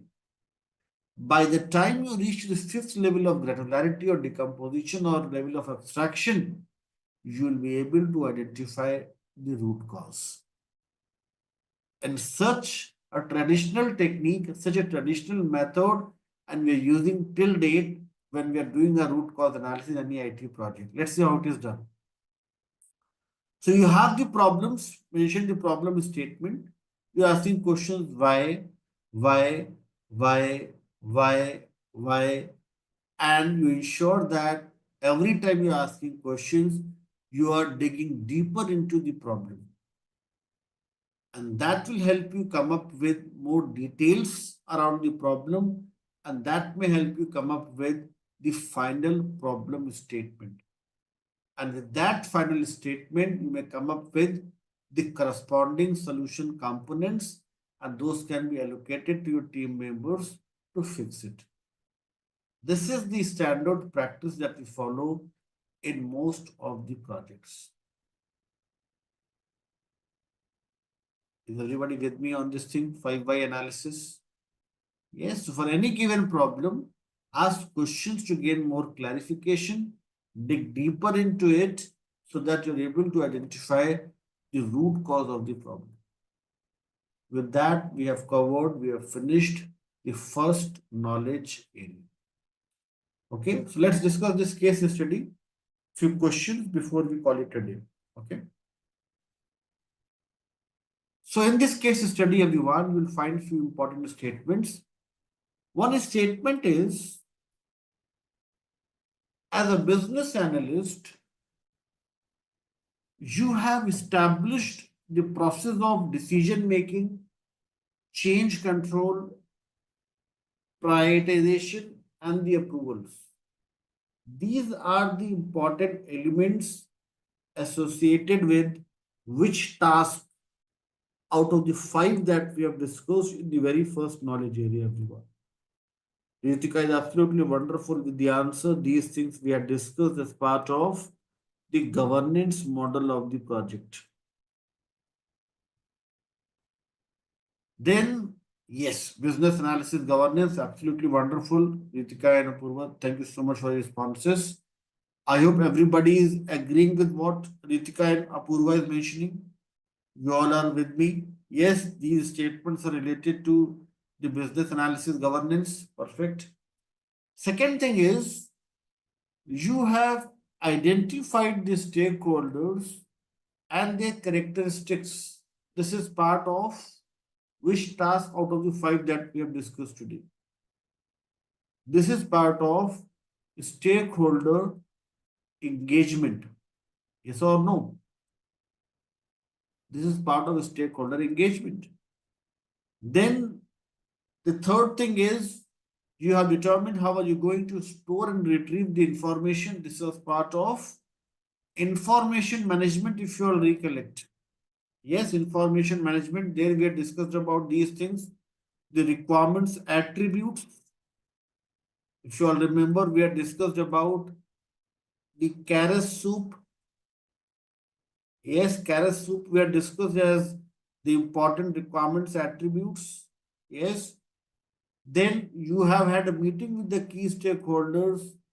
You have gone through the existing documents, document analysis, research, and all such things. You have had a meeting with the key stakeholders to review and get the approvals.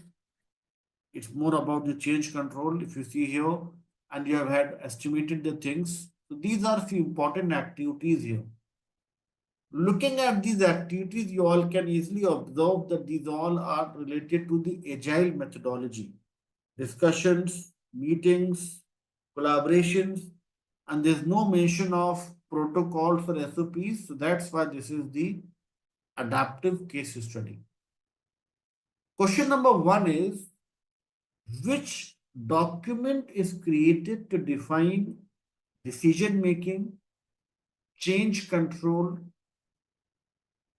prioritization, and the approvals? Yes, we are talking about the governance approach. Yes, perfect. Second question, which methodology is used to define business analysis approach? Yes, we have just discussed it's about the modern ways of doing the analysis. Third question is, which document specifies the level of responsibility expected from each stakeholder? The answer is ratio matrix. Whenever we talk about role and responsibility, it is the ratio matrix. When we are talking about influence and interest, then it is stakeholder matrix. Which technique is used to identify role and responsibility within the organization, everyone? This is a very simple question. Organizational model, yes, is the answer. Question number 5. Which diagram, it's not a document, it's a diagram. Which diagram indicates how a stakeholder is involved with solution delivery? The answer is the onion diagram. Seventh one is not that important. You all can leave this. Question number 6. Which task is performed to identify and analyze the stakeholders involved in the process? Its plan is stakeholder engagement. Yes. So we have these 6 questions and these are the answers: governance approach, adaptive, ratio matrix, organization modeling, stakeholder onion diagram, plan, stakeholder engagement. These are few important answers for these questions here. So when we talk about everyone, the preparation, there are total 5 important elements. Those may help us prepare for the elicitation. These are understanding the scope or the agenda of the meeting, select an appropriate technique so that you can come up with proper elicitation results. There are total 8 techniques that they have mentioned here. These are the 8 important techniques. Those may help us prepare for elicitation. We'll discuss them in a few minutes. Understanding the scope, selection of the technique, set up the logistics as we have discussed a few minutes back, secure supporting material, and also prepare your stakeholders. Ritika is saying, is this something, the very first thing, this task is going to help you come prepared when you are trying to, when the objective is to gather the requirement from the key stakeholders. Sometimes what happens is, BAs are not doing these things. I'll give you one example. Let us suppose I say that you are not clear with the agenda of the meeting and you don't inform stakeholders what you're going to discuss in the requirement solicitation session. What exactly happens is, if you come up with certain questions, certain queries, you are not prepared and even they are not prepared to answer. And the answers that you'll get in such discussions, those answers may have certain ambiguity, they may have some misleading information, and all such things may contribute to poor requirements. So preparation is very important before you conduct the elicitation activity. Preparation will help you come up with a very structured and organized discussion. Let us suppose I say you are planning to have a discussion with key stakeholders in another 4 or 5 days. You schedule one meeting, mention the agenda of the meeting, agenda of the discussion in the meeting, that these are the important discussion points that we'll discuss in the live session. 4 or 5 days before the start of the meeting, you have shared with your stakeholders. They have gone through that. They have also come up with their analysis. They know what you're going to ask, so they are prepared for that. And when you have a discussion, then you are prepared with your homework, you are prepared with your groundwork, your initial analysis. They are prepared to answer your question, and then you'll have a very good discussion in a very healthy environment. That's the objective of preparation. Yes, so that you're very explicit and concise with your discussion, because you already agree with me, business users are not going to give you multiple days for discussion. They'll just have 1 or 2 hours to have a discussion with you. And if the discussion is not structured, you may not be able to gather the complete information. So that's why it's an important thing to prepare well for the elicitation so that in the discussion you're able to come up with all the important agenda of the meeting, all the important in scope items so that you may get some valuable feedback, information, or the review comments from the key stakeholders. Are you with me? Getting it? So that's the importance of preparation for elicitation. Organized approach to deal with to talk to your stakeholders. One, two, three, four. Secure supporting material.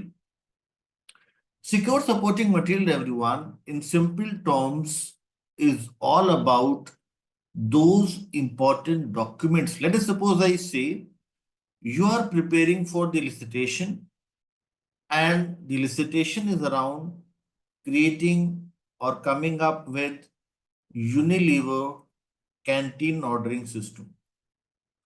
Yes. In the supporting material, Shashi and others, you may come up with certain presentation with a description of high level requirements because at present you just have high level requirements. In this presentation, you can talk about what are the different problem statements. There may be different problem statements. In the supporting material, you may also come up with what are the important business needs so that they can review and provide their feedback. Yes, in this document, you can also come up with a rough draft of the solution that you are trying to achieve. So supporting material simply means certain important visuals, text-based documents, or the combination. Those may help you have a very good discussion with certain examples. Yes, like I have this presentation on my screen, a colorful presentation with different colors.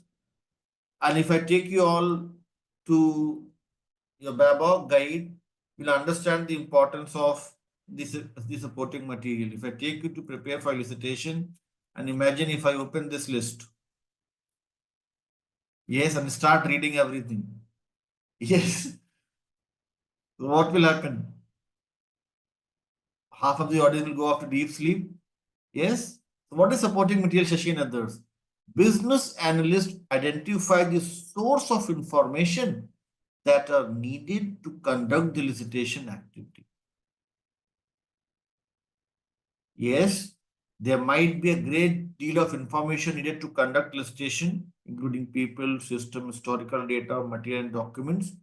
Document could be existing system documents, certain important rules, organizational policies, regulations, or even certain important contracts or some obligations.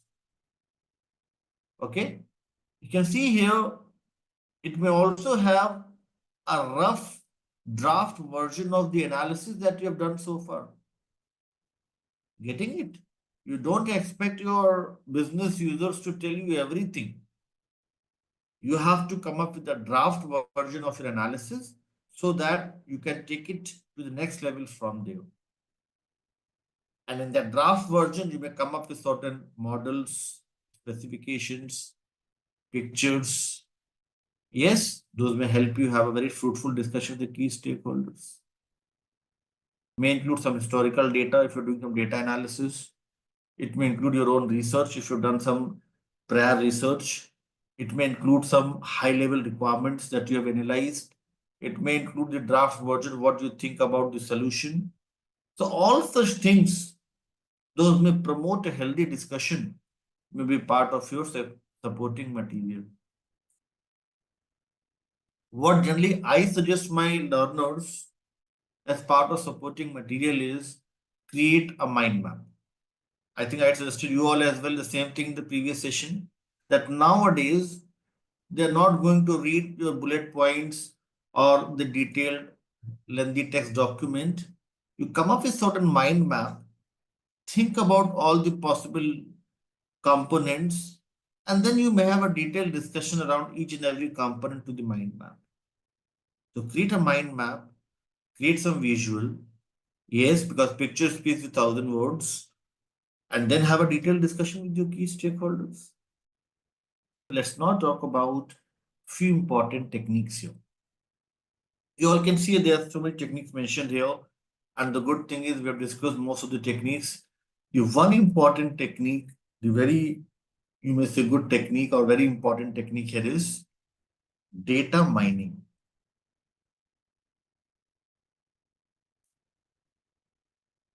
Now, before I start with data mining, we'll first talk about the context diagram.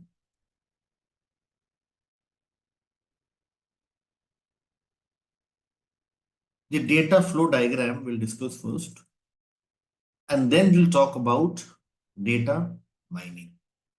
Let's see what is the context diagram.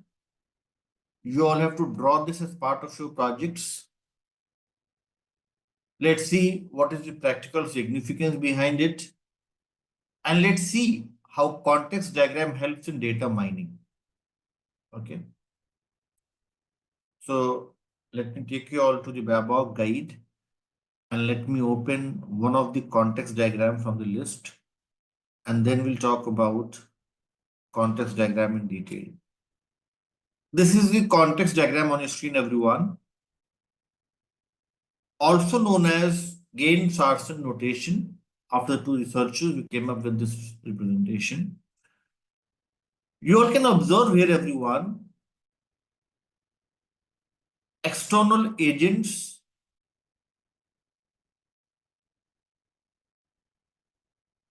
the square shapes, and one circle in the middle, it says data processing. And then it's mentioned verb, noun, phrase naming. Look at this diagram for a few seconds. Try to absorb everything and then answer my question. My question to you all is a very basic question to answer. For every external agent that you see here, it's mentioned here noun. And for this circle, it's mentioned both verb and noun here. Why do you all think noun is mentioned for every external agent? And why is verb mentioned for data processing? This question is from your class 1 knowledge.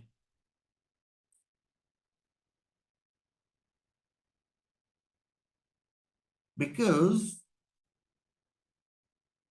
okay, you are coming out with the simple answer first. Verb is about action. Then what is noun? Noun was something that we used to study first before verb. Yes. So very good answer from you, Ritika and others. This noun, everyone, if you see here, noun is the source of information for us.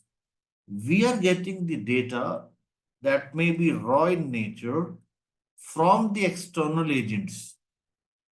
Noun, the definition that we used to have in our first standard, noun can be any person, not name, person, place, or a thing. Yes, this is what we used to study in our first standard. So this simply means that external source of information can be from any stakeholder, as a group or the individuals may provide some information. Place can be any database location. And I think it can be some agencies. So this simply means when we are doing our data analysis, the source of information, the external agent, these can be some group of stakeholders providing some necessary information. This can be some access to the database repositories from where we are fetching some information. And these can also be certain agencies. Those are responsible to provide some good data set. For example, if you all are looking for some very good data set for your analysis, you can simply go to Kaggle, and Kaggle is one very important source to get some very useful data. Let me share this link in the chat box here. You can see here 6,844 data sets. Global cyber security, mobile data set. There's so many important things that you'll find here. And learners who are interested to perform data analysis using Python, W and all, this Kaggle data set will really help you perform your data analysis. So you can see here, coming back to our discussion here, that when we are talking about everyone, the external agents are the noun or simply the source of the raw input. And then what we are doing in data processing, as part of data processing, we are trying to transform this raw input to the useful output. This is the useful output, everyone.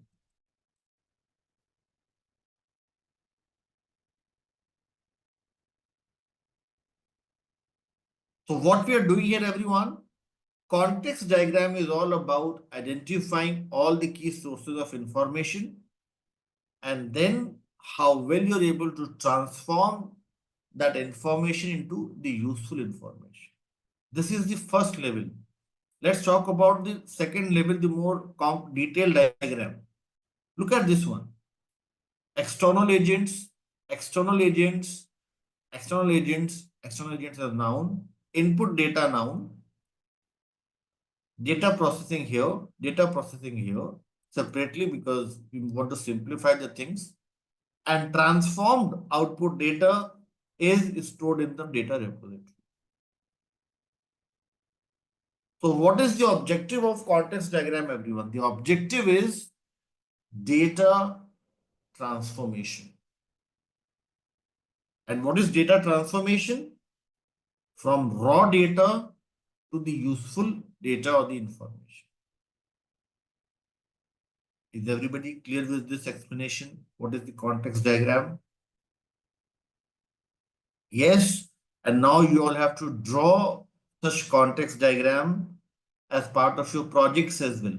So let me show you all few diagrams. Data storage is the last step in the data flow diagram. Yes, objective is not about storing the information. Objective is about transformation. This transformation once we have done, then for repository's sake, we create the data storage. Yeah. But the major objective is to transform the data. Is everybody with me following this thing? Okay. So data warehousing we are doing at the last so that we can keep a record of the transformed output data. But the major objective is to transform raw data into the useful information. Okay. Some of my learners come up with the counter argument and say that why at all the output data is shared with external agents again. Some of my learners in the morning batch had to say that Vaibhav, in my project, I'm working on data flow diagrams and we never have this thing. They are totally correct here. This is completely optional. In few cases, or most of the cases, what happens is when we transform the data, this has certain confidential information. This is organizational specific in few cases. And we don't want to share this transformed data to any other external agent.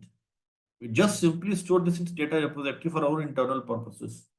So yes, Learners who had this observation, do you all had this question in your mind, some of you, that why we have output shared with external agents? If you had this question, this is a very valid question, Shambhu and others. Sharing the output transform data with external agents is completely optional.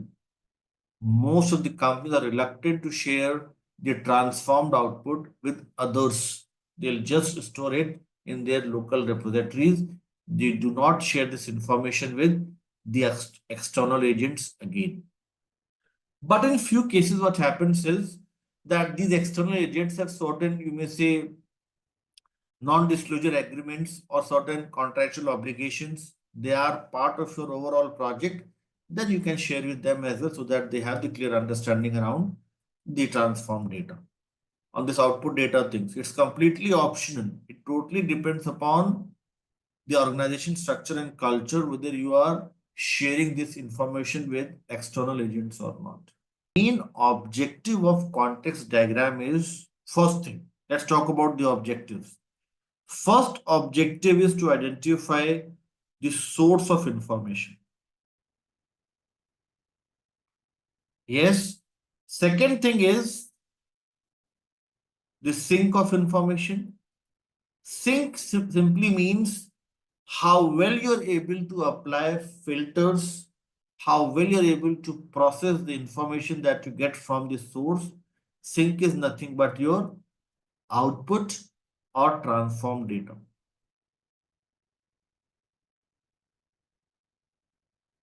And to achieve sync from source, you will perform processing of the data.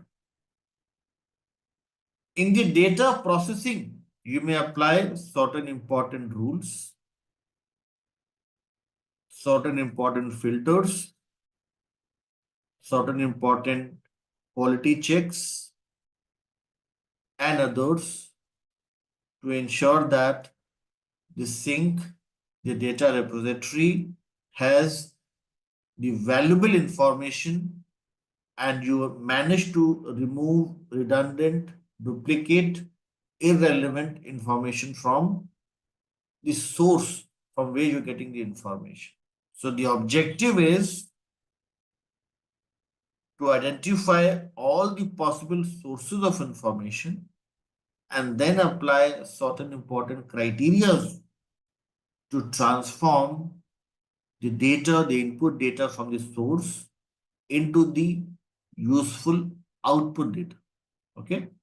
And you'll find the details here in your book as well. If you look at, you can see here, entity, source, and sink.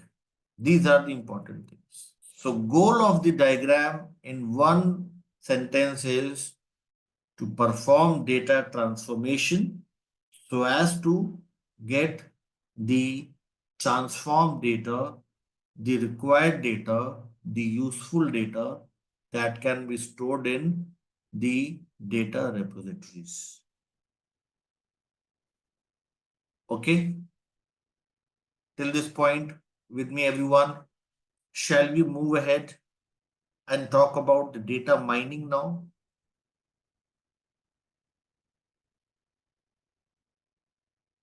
Another example. Okay, let's take one more example. Look at this diagram. Hospital management system is acting as the processing unit, or you can simply say verb here. And you can see here, doctors and nurses are coming up with certain inputs and it is providing certain outputs. Lab and radiology, billing team, patients, these all are acting as the source of information. And what is happening here in the middle? The system is acting as the processing unit and providing the responses based upon the inputs. They are asking for diagnosis and prescriptions. This is giving us the order test reports. Are you getting it, Osman and others? So this is all about processing of the information so as to get the useful information from the complete set of information. That's your context. Right.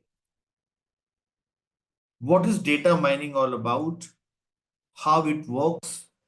And what's the practical significance behind it?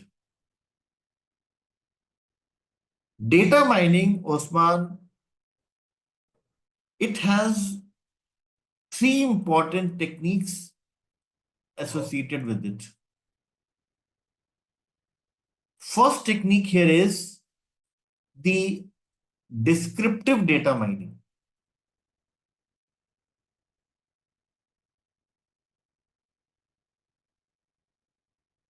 Second technique is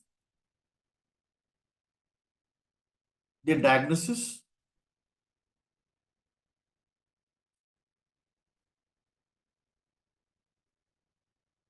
And the last technique here is prediction or predictive data modeling. Descriptive, diagnostic, and predictive data mining. Let's talk about some very simple examples to start with. Very simple layman example we'll discuss first, and then we'll discuss about some standard examples to understand how it works. The question from your class 6 geography is that we have two important words that we use in geography. One is your climate, and another is the weather. What is the main difference between climate and the weather, everyone? How you differentiate between the two? Or do you all think it is one and the same thing? Weather and the climate. What's the difference? Ritika is saying that weather may change daily, whilst climatic conditions may be longer, like your seasons. So you're telling me the seasons represent something related to climate, and weather is the temperatures recorded daily, or the day-to-day, you may say, observations. Is there anyone with any other answer for this? Weather is short term and climate is the long term. Now I'll narrate this story in a specific time and place.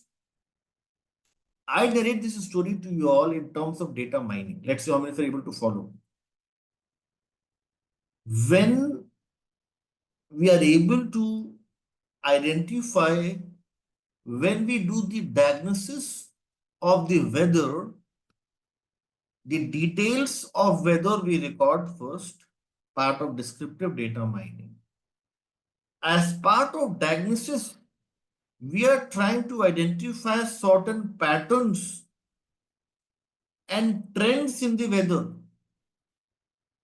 And those patterns and trends in the weather help us come up with the climatic conditions for that region. So what I'm trying to tell you all here is that you all are telling me that it's long term, and how we define this long term. This is on the basis of the certain patterns or trends in the weather. Like here in India, if I talk about, everybody knows that on 5th of June, monsoon is going to hit the Kerala coast. Yes, this is something that we all have been listening for years on the national television, that the monsoon is going to hit the Kerala coast on 5th of June. How we are so sure that will happen on 5th of June, something around this time? Because this is one pattern observed over a long period of time, so we are able to predict that this day this will be happening. So what is happening in data mining, everyone? Data mining is about how well you're able to describe the data. Context diagram will help us with some useful information, output data that may help us come up with a descriptive data mining, describe the accurate information. And for this information, we may come up with certain patterns and trends in the information, and that may help us in certain predictions. Okay, I'll show you the live example. It will make more sense to you all. So let us suppose I'm opening this Excel sheet in Tableau.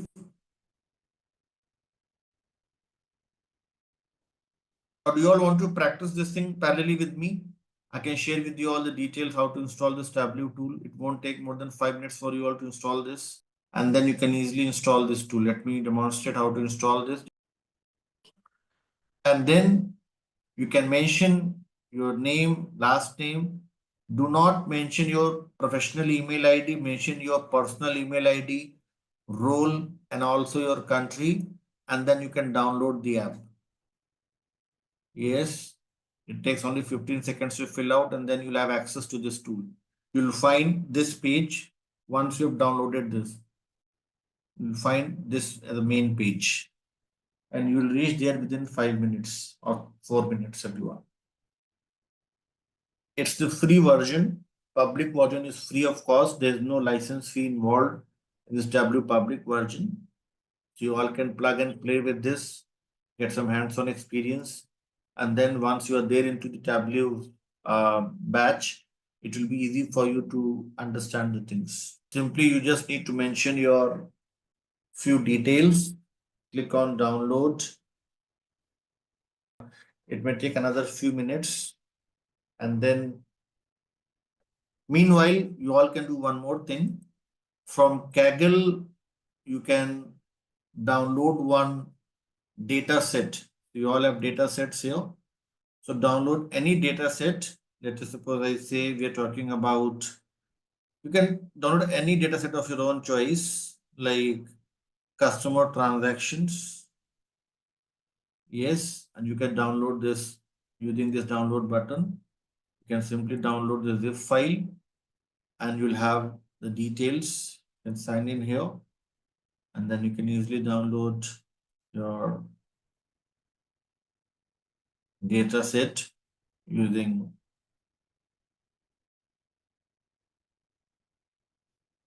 the download option, and then you can play with the data offline. Okay, so data you can download from here. From where you get data set? Yes, you can get the data set from Kaggle. Yes, you can click on the data set and then download some data set from here. Like if you see an unclean customer data download option, you can download. So this is the link. You can simply click on this link, mention your details. Again, I'm telling you all, do not mention your professional email ID. It may cause problems in your projects. They may share some advertisements and other things. So you just need to mention your personal email ID, your Gmail ID, Yahoo ID, or any other ID that you have. Okay.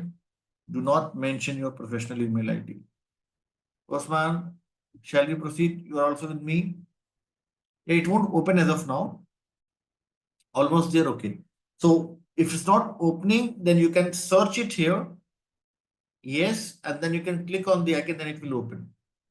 Getting it? If it's finished, then if it's not getting open by itself, you can go to search and then click on the icon, then you can easily open this. Okay.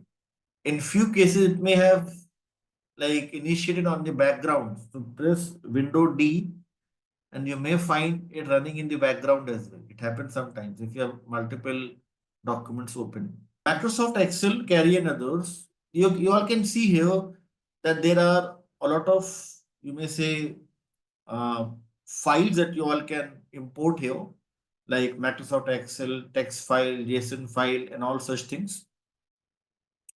So I'll show you one sample. I'll just relaunch this Tableau once more. And I'll just show you some sample data that I have. Some data sets for which I have already created some visuals. So you can see here that I have the data store here, few important things.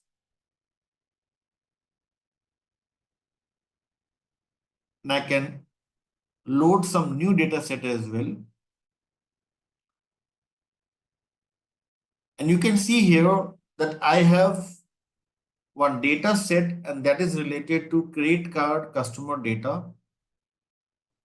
And you can see here that the details are mentioned here. And then what I'm doing is I'm going to sheet one, very similar to what we have in Excel. What I'll do here is I'll simply drag and drop few things in the rows, few things in the columns,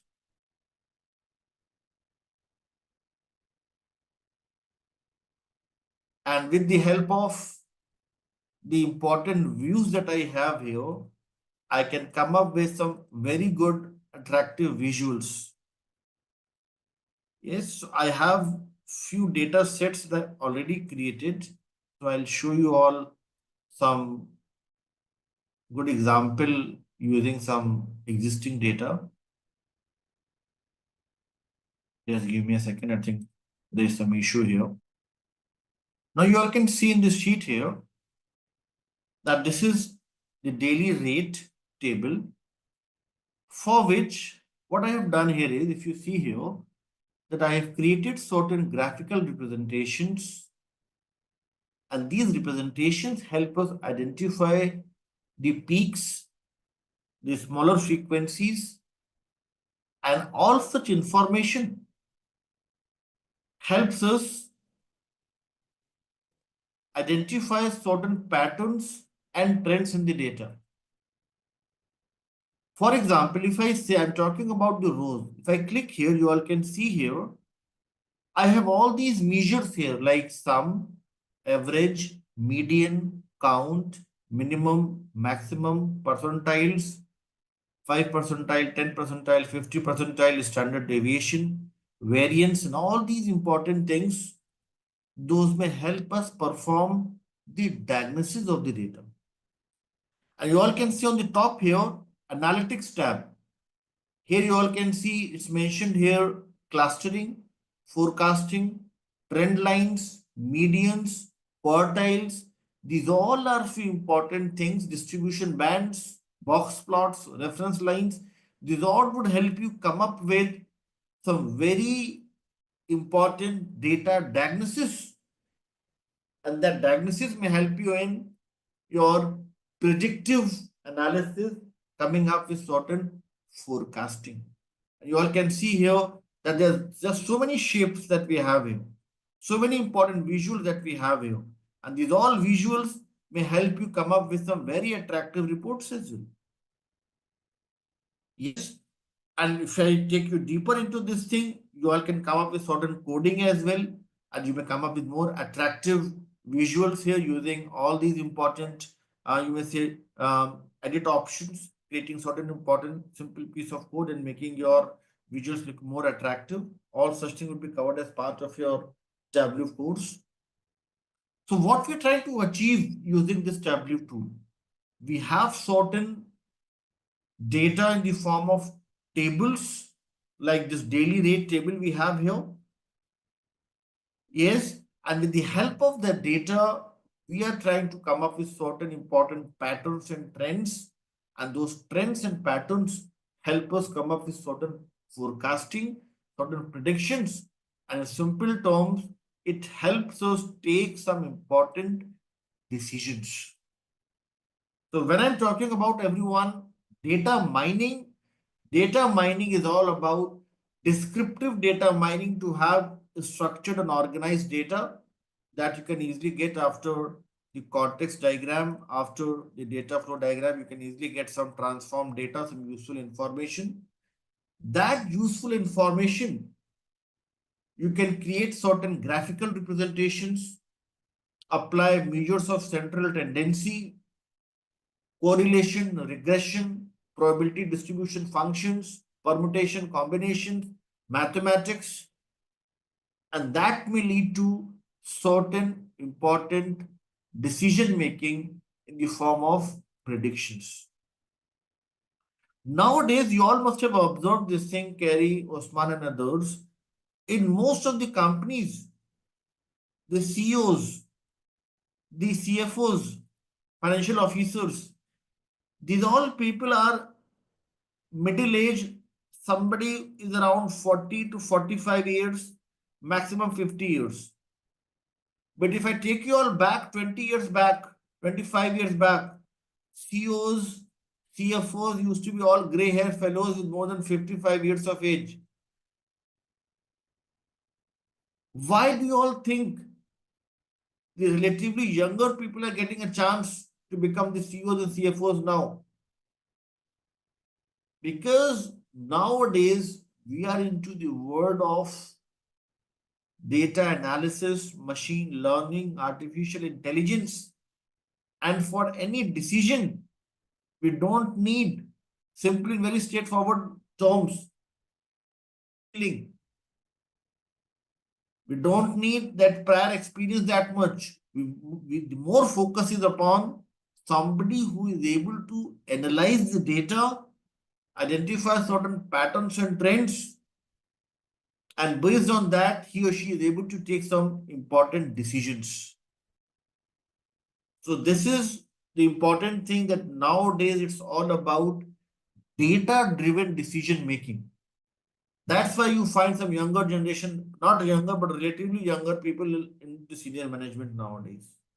So to summarize, data mining is about three important things: descriptive data mining, diagnostic data mining, and the predictive data mining. And these three important techniques may help you come up with the decisions to be state or forecasting based upon patterns and trends identified as part of your diagnosis. So data mining is all about how well you're able to identify certain patterns and trends in the data, and those patterns and trends will help you come up with certain predictions. Okay. I'll tell you one data mining lighter note that I perform in my session. It means data mining is about how well you're able to come up with the right set of information first as part of descriptive data mining. With that data, how well you're able to apply measures of central tendency, mean, median, mode, how well you're able to play with that data using statistical methods, how well you're able to come up with certain correlation regression with that data, and then you will be able to come up with certain important trends and patterns in that data set. Those trends, those patterns may help you come up with certain predictions. And those predictions are very close to the accurate results as well, because those predictions are based upon your mathematics, not upon your gut feeling. So that's why data mining is becoming very important technique in modern day agile world, in the world of artificial intelligence, machine learning, and Internet of Things. Data mining can be easily done using tools like Tableau. Traditionally, data mining was done using the pivot tables and conditional formatting in Excel. But since in the modern day agile world, we have billions of data, trillions of data, large volumes of data. So we generally prefer Power BI and Tableau to come up with an effective data mining. Okay. So that was about everyone. We'll move ahead and we'll talk about data modeling. Yes. So today, everyone, we have started with chapter number 4. And let me take you all to the Babok guide table of content. So we have started with chapter number 4, elicitation and collaboration knowledge area. And here we are primarily focusing upon the 5 important tasks listed here: prepare for elicitation, conduct elicitation, confirm elicitation results, communicate business analysis information, and manage stakeholder collaboration. 5 important tasks here. We have discussed about preparation as the first topic today. And as part of preparation, we have discussed about few important things. So let's quickly go through that. So we have discussed about preparation here, that preparation is about understanding the scope of elicitation activity, selecting the appropriate technique to conduct the elicitation, and plan for supporting material and the resources. Here, the business needs, the stakeholder engagement approach are the key inputs that we're getting from the previous knowledge area. And these two inputs may help us come up with the logistics, the scope of elicitation activity, selected techniques, and supporting material. And then we have few important elements here: understanding the scope, selection of the appropriate technique, set up the logistics, secure supporting material, and prepare the stakeholders. Now, from the interviews perspective, learners who are preparing for interviews, we all can create one short form as 5S to learn and remember these 5 important elements. Scope, first S; selection of the technique, second S; setup, third S; supporting material, fourth S; and stakeholders, fifth S. So 5S are the 5 important elements when we prepare for elicitation. They may ask you such question in the interviews: what are the important elements as part of preparation of the elicitation? So if you know the 5S, you may come up with a very organized answer to such questions. So this was about the elements that we had discussed. After that, everyone, we have discussed about one very important technique here: data flow diagram, first thing, and then the data mining. As part of data flow diagram, we have discussed about one very popular diagram, that is context diagram. In the context diagram, we talked about noun, that's the source; verb, that's the action; and the processing of that information to come up with the data storage or the repositories. Data flow diagram, as we have discussed, the main primary focus, the goal is to perform data transformation. Data transformation simply means to convert raw data into the useful information. Data you may have from different sources. Data transformation may help you come up with the data storage, and this is about the useful information. That useful information can be used as part of descriptive data mining to structure and organize the data. And then we have two more techniques that we use as part of data mining, everyone. Can any one of you recollect those two important techniques that we have discussed apart from descriptive? First one is descriptive data mining, then the diagnosis, and then based on diagnosis, as Osman is mentioning, Shashi is also coming with a good point here. Based upon the diagnosis, we may then come up with certain predictions. Predictions may help us come up with certain important forecasting. Data-driven decision making, as we had discussed. No gut feeling, more about data-driven decision making, or even defining the future state. These all things can be easily done with the help of predictive data modeling. And as part of your Python course, you'll learn about predictive modeling in detail. I have few details of Python projects, but you will find a separate trainer, another trainer will be talking about the predictive modeling using the Python coding. Yes, so I'll just show you all on high level what you're going to see in your upcoming courses. So using the Jupyter notebook, how to come up with predictive modeling using Python programming. It's very simple, it's very basic. You just need to understand a few important libraries that we have in Python. And those libraries help you come up with the predictive modeling in a very organized manner. So let's look at how it's done. I'll just show you few basic things as part of W, as part of Python. It's taking few minutes. I'll just show you all how it is done using the Python.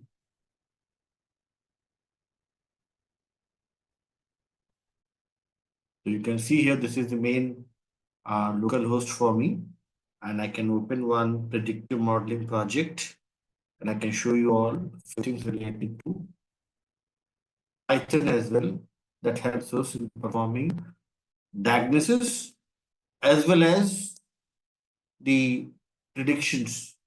Yes, it's loading. It may take another few seconds to load.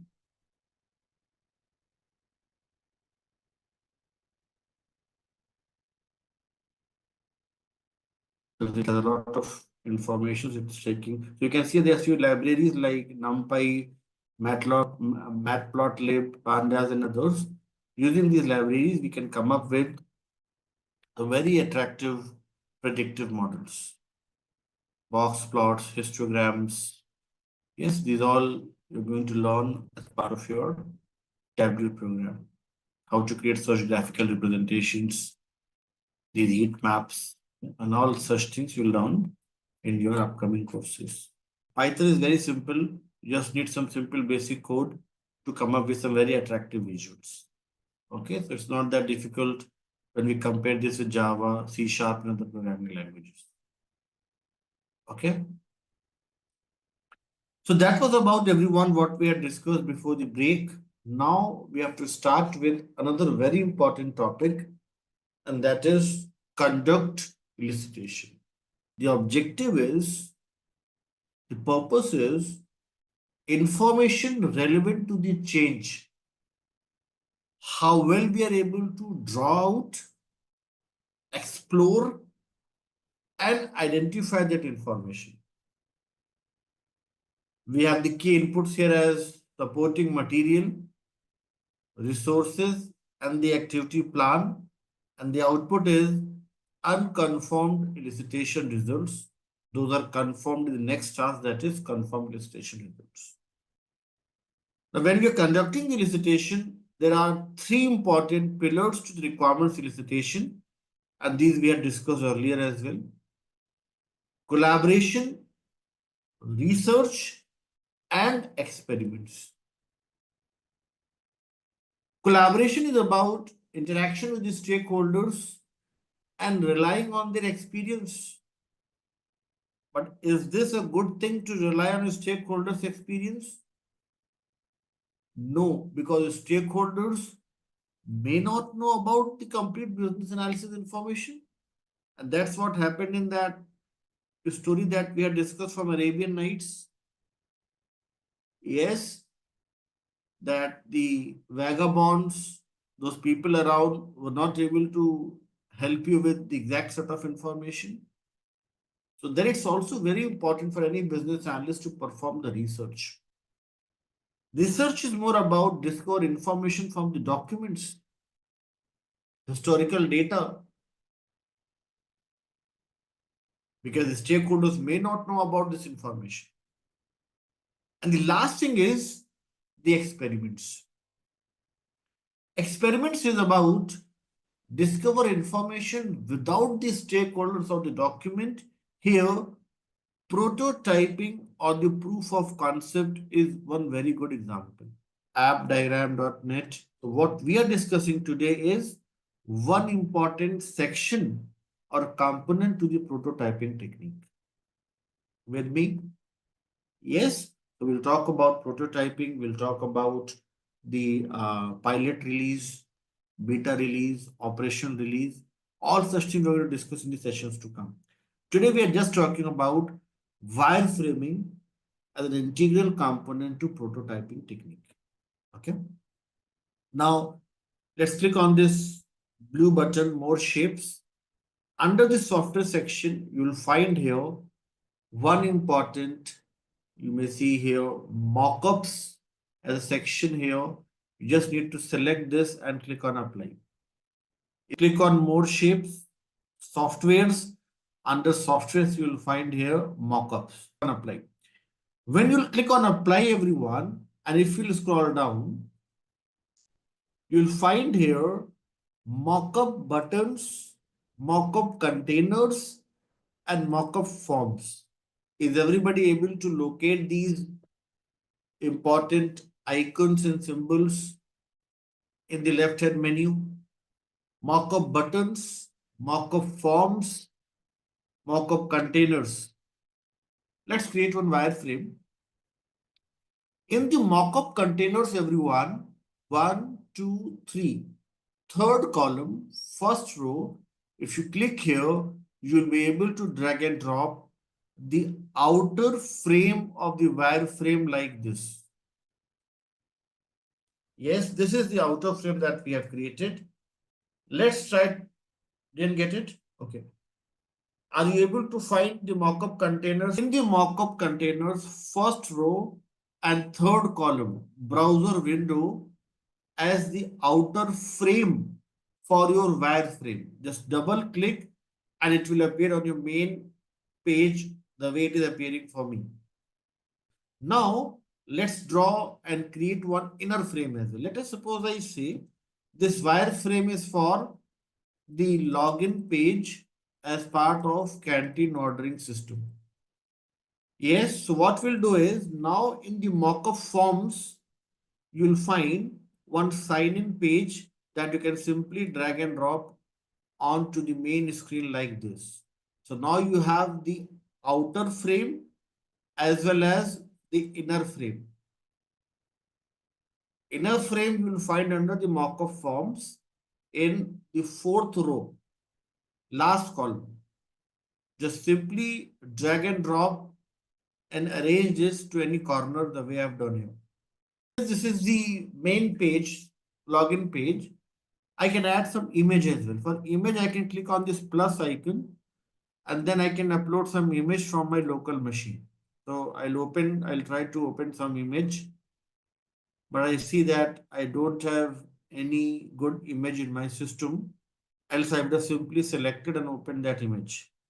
Since I do not have any image in my system for the food, I can simply copy some image from Google food image.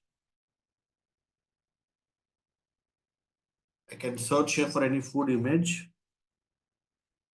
And then that food image I can simply copy in my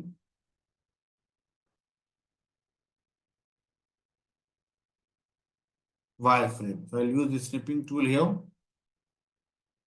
and simply copy this image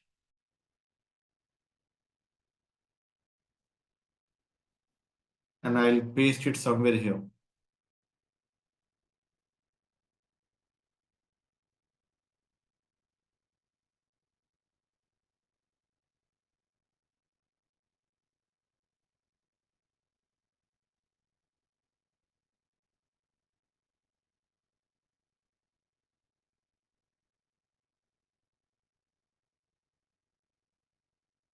So I'll add the image here. I'll resize it and I'll add it like this. Till this point, with me everyone? Yes. Let us suppose now, and I have this wireframe ready, and I'm having a discussion with Prachi and Shashi. I'm trying to conduct the elicitation. Prachi is not happy, Shashi is not happy. They said, Weber, why you have mentioned page 1 here? We had clearly stated in our previous discussion that we need very clear information for our users. So make it Unilever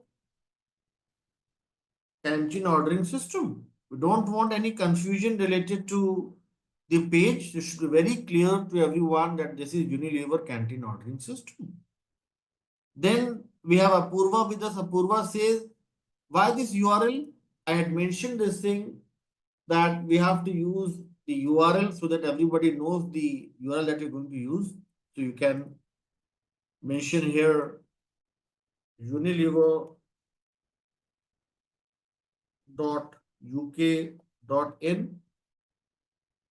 Then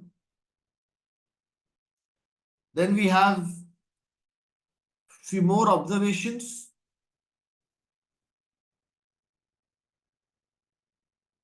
Let me make some rearrangements here. Then we have few more observations. It's an important thing for us to ensure that safety and security as the NFR is followed. You have just mentioned password. We also need one-time password to come up with proper authorization, authentication of this application. That's okay, fine. I'll try to add this thing here. And I'm coming up with one additional field here as one-time password. Then we have Osman with us. Osman says, Vaibhav, this look and feel I'm not happy with. One blue button here, one blue button here. This is looking a bit complex to me. Can you please rearrange? I say, okay, Osman, I'll try to arrange this like this. He says, why we have this new user here? Bring it just closer to sign up. Then we have Carry with us. Carry says, where is the trademark logo of our company? I had clearly stated that we need the logo of our company at the bottom. Then somebody coming up with Somnath is saying that Vaibhav, you should also remove this picture. It's not looking good. Somnath says that I'll click one picture from my DSLR camera wherein all the managers are having lunch in our cafeteria, senior people, and that should be there on the main screen. This picture is not looking good. Don't you all think with such a simple mock-up, we are able to extract such a useful information from all the stakeholders? Imagine if I would have created one Word document and I would have listed all these fields in the form of a table. It would have taken weeks for us to get the approvals. But here, with the help of this visual, we are able to get some very honest feedback and we're having a very healthy discussion with our business users. Yes or no? And that's the main advantage. That's the main, you may say, use of creation of the wireframes. And you can see here that there is no technicality here, no coding, no programming, simply drag and drop few frames and the things are done for you. And then based on this wireframe, you may come up with the specifications, get the approvals, and then you may start with the implementation. Is everybody able to understand the practical significance behind creating these wireframes? These wireframes may help you conduct the licitation and gain some important review comments, feedbacks from the key stakeholders. That's why we create the wireframes.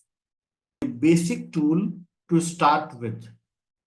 When you're comfortable creating diagrams using app diagram, then you can also try some standard tools very popular in the industry nowadays, and that is Balsamic.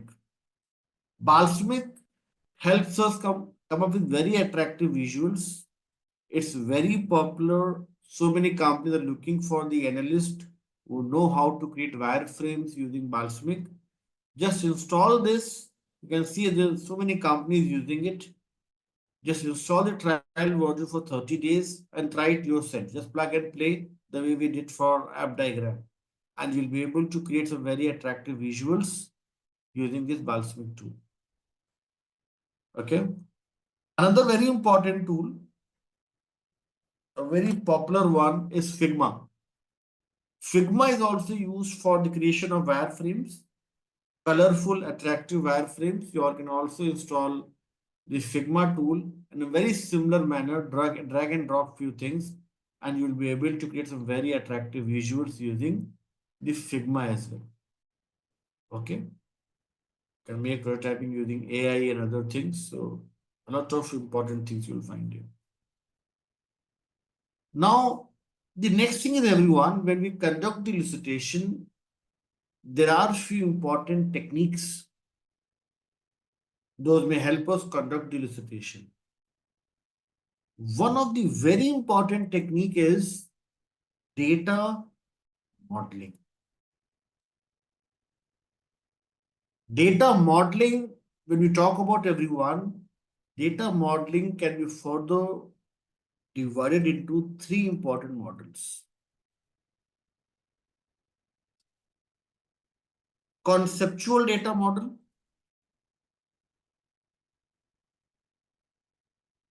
logical data model, and at last, the data model that is physical data model. Conceptual, logical, and the physical data model. Let's try to understand what is conceptual data model, how it is different from logical data model, and what exactly we are doing as part of physical data model. So for that thing, again, I'll take you all back to the Tableau tool, and then we'll talk about data modeling in detail. So let me open the Tableau tool one more time, and let's look at the data source here. Now, my first question to you all, a very simple question to start with is, in this table that you all see on your screen, there are few attributes and there are few values.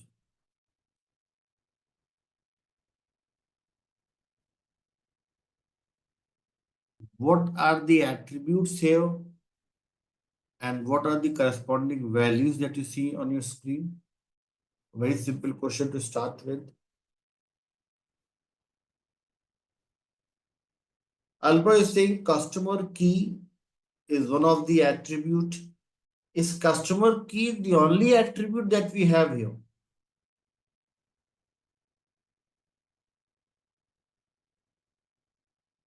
This first row here, or simply the column header that we have here, this represents the list of attributes.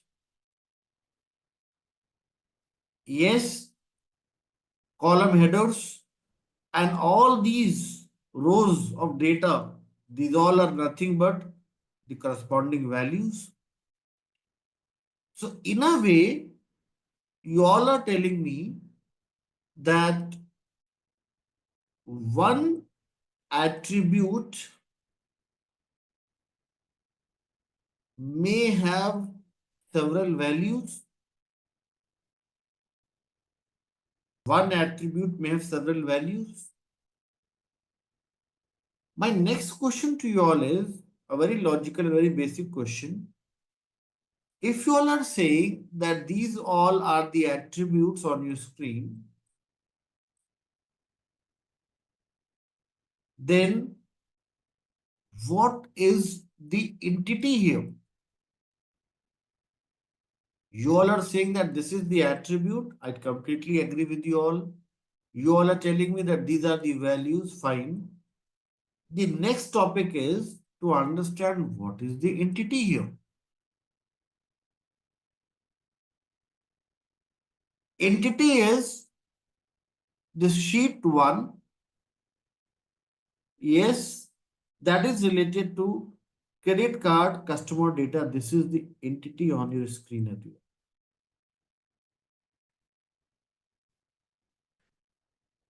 Now, Parmita and others, I'll come up with one more statement. Let's see how many are able to follow. My next statement is one One entity may have several attributes. So now I'll summarize this. One entity, many attributes,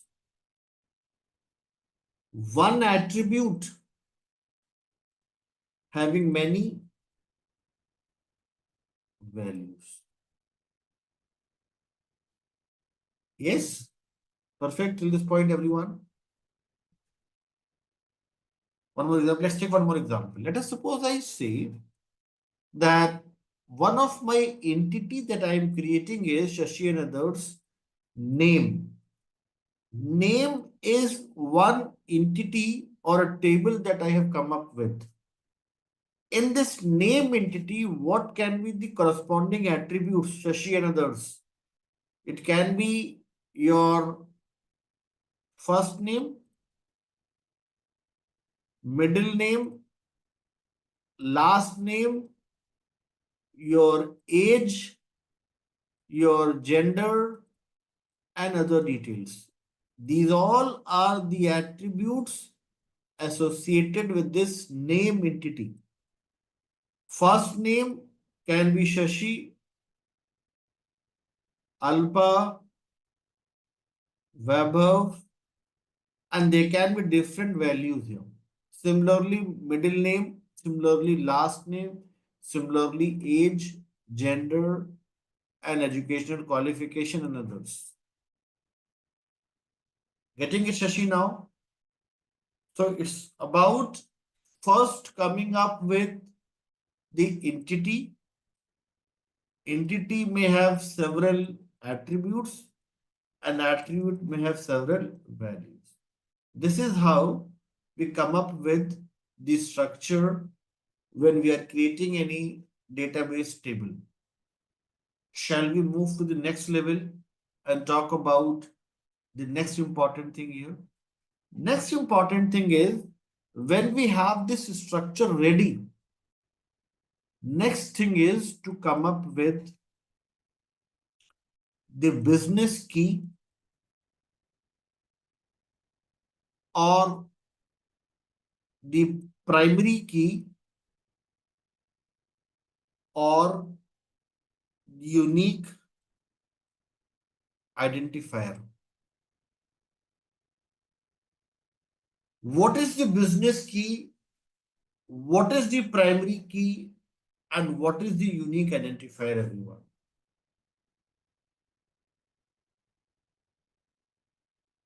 Let us suppose I say, we have Apurva with us. Yes, we have Apurva with us and we have Osman with us and we have first row of data for Apurva.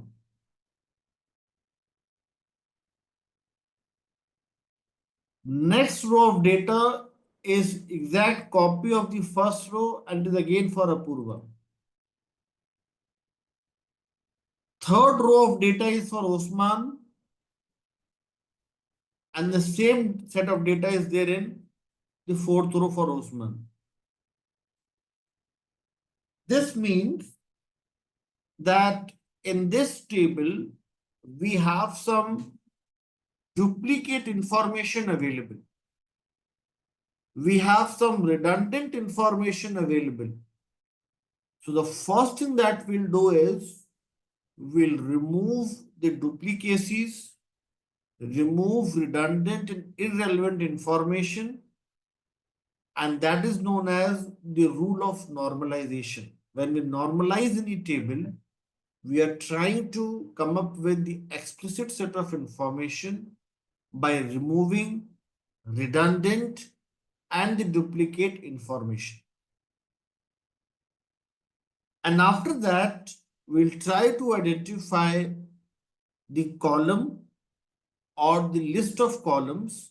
Those may help us come up with the unique set of values. For example, if you look at this table here, and I come up with one important column here as customer ID or customer key that's already there. Customer key or customer ID may have one unique ID associated with each and every customer that's not getting repeated, and that may act as a unique identifier or a primary key for any given database table.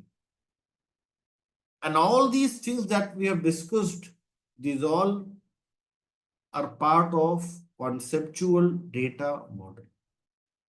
Let's see the definition. Let's discuss this thing from your class notes and let's see what is conceptual data model. Session number 5,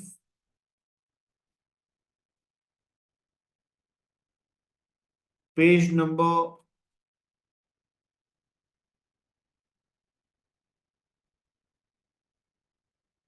3, you'll find data modeling, and first thing is conceptual data model.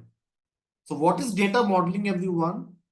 Preparing, structuring, and organizing the data in the given format that is easy to comprehend and easy to store as well.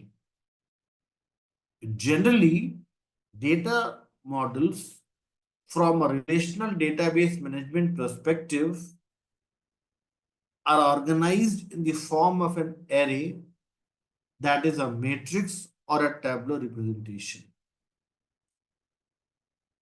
Data modeling can be carried out using three possible models. The first one is conceptual data models. This model helps to define and come up with a clear meaning of attributes used in the database tables. Once the attributes are clearly defined, it also helps to apply the rule of normalization, that is, remove duplicate, redundant, or waste values from the database tables. This in turn helps to identify the unique identifiers and other data elements in the given table. Let's switch our focus to logical data model and let's try to create one logical data model using the same app diagrams, and let's see what is logical data model. So the logical data model, as you all can see on your screen, it is the next step after the creation of conceptual data model. This model helps to logically establish connections amongst different database tables. And let's see how it is done with the help of one example. Yes. So I'll take you all back to the app diagram and let's draw a few things here. Let me again copy paste this link in the chat box. You all can bookmark this link. Here, you all have to click on this More Shapes button. And then under the software, you'll find here, everyone, Entity Relationship. Click on Apply, and then you'll find here some very useful information.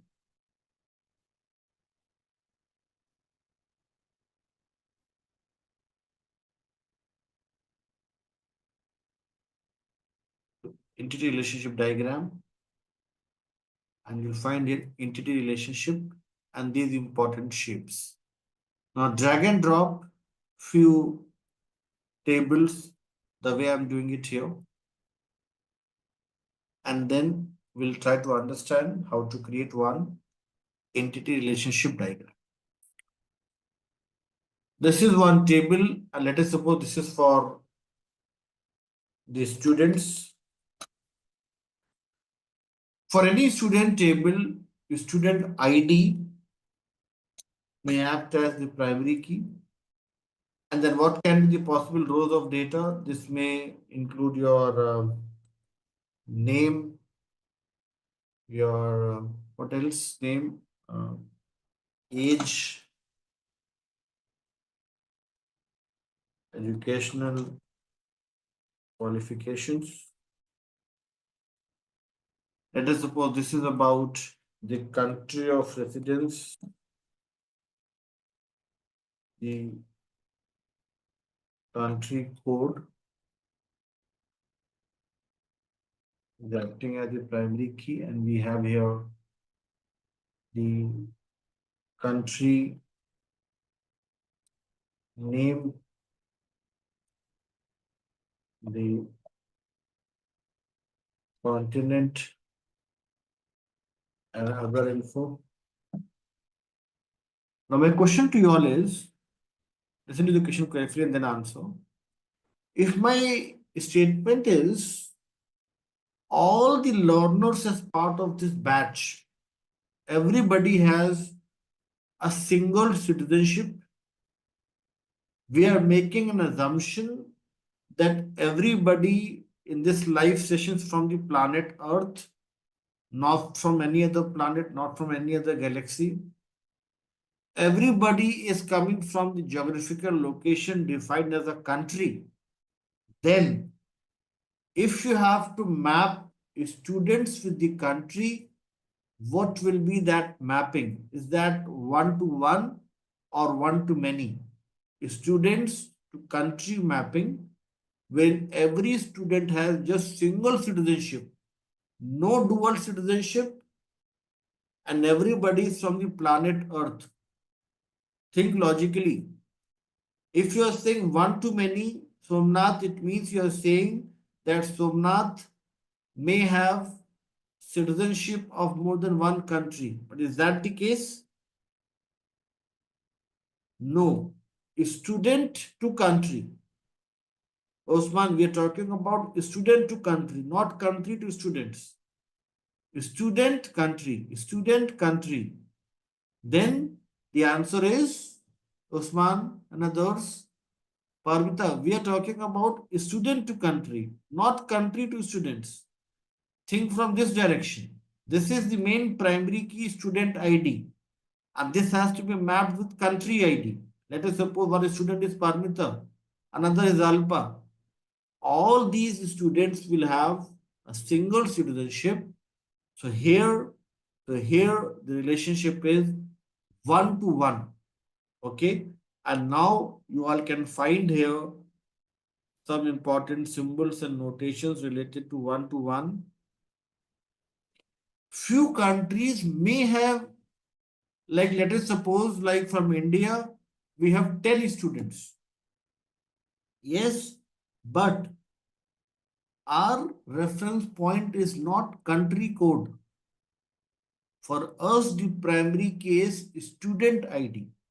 We are doing mapping of students with country, not country with students. If country code was the primary key and the reference point was country, then we can say many to one. But for us, the reference point is student. So student ID is acting as a primary key here. That's why it is one to one. I make country here. If I bring this thing here, and then if I ask you, then you can say many to one. But here, the main reference point is students, not the country. Are you with me on this thing?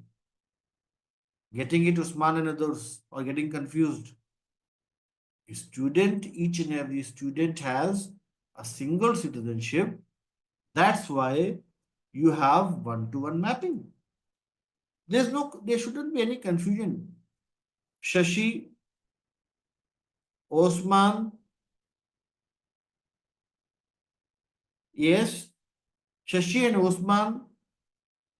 If I talk about Shashi is from India, Osman is from India, Brunei is from some country.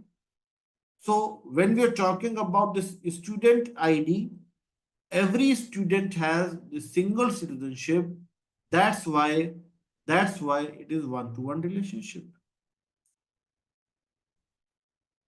We are not concerned about many students from one country. That's not the requirement. The requirement is to map students to their countries, not the country to their students. Getting it? If the question was country to the student, then many to one is fine. But here the requirement is that you have to come up with the mapping of students with country. If you say one to many, it means you are saying one student may have multiple citizenships, and that's not the valid scenario. So that's why the answer is one to one relationship. There shouldn't be any confusion. It's very simple, straightforward. Yes, I can take one more example. Let's take one more example. Yes, let me first complete this, and then I'll take one more example to explain you this thing outside.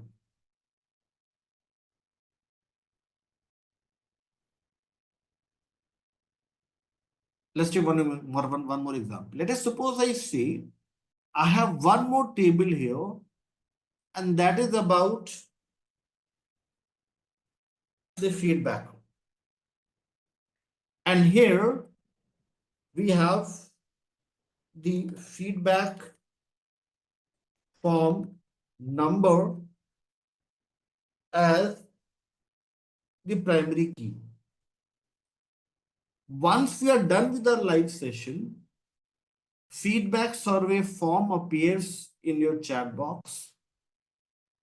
Students like Shashi, Alpa, Parmita, they all click on that link and they provide the feedback.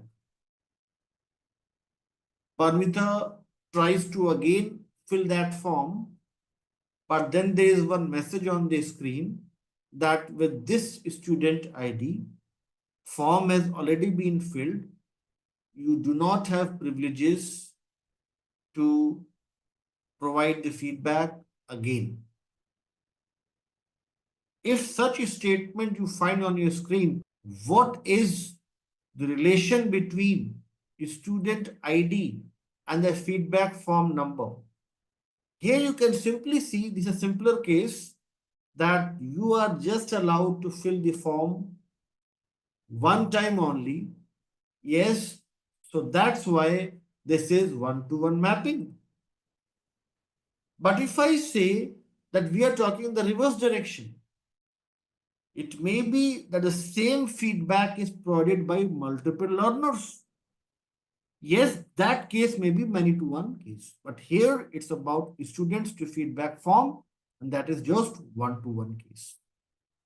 But if I say, I'll take one more example. If I say Osman, Parmita, Shashi, part of the PGBA CBAP, and you have here course ID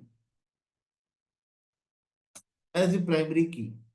Courses here offered as part of this program is CBAP, data analysis using W, and also Python. Then, then Osman, Parmita, and others, what is the mapping that will come up with students and courses now? Think logically. Student ID and the course ID. One to many or many to many. Many to many is not the right answer. Answer is one to many, because one student, multiple courses. Okay. So how you will come up with the mapping here?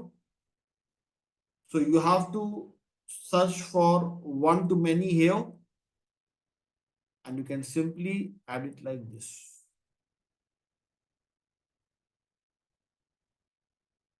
Here you may come up with one to one and add it like this. Yes. So what we are trying to achieve here, we are trying to connect different entities together so that we are able to come up with proper data structure within the relational database management. And you can see here in one-to-many relationship, it looks like some bird's foot. That's why this diagram on your screen is also known as the crow's foot notation.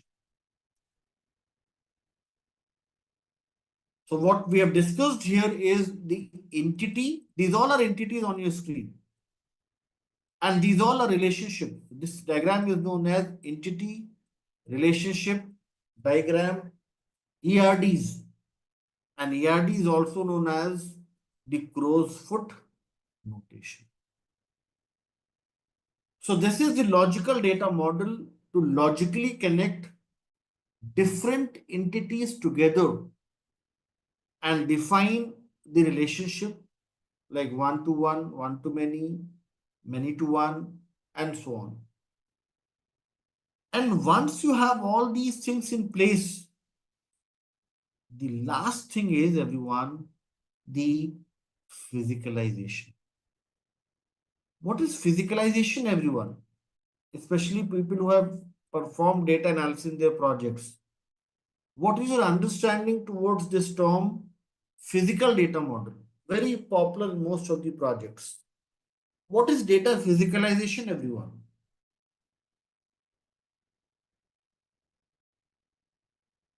I'll take one example to explain you all the physicalization thing. Let us suppose I say I'm creating few class notes for my learners. I'm creating few class notes for my learners, and I have these notes in my local machine, in my laptop. One scenario. Another thing is I have created one drive link, and on Google Drive, I have uploaded this class notes folder, and I've given access to all my learners so that they all can refer the class notes. This is scenario number two.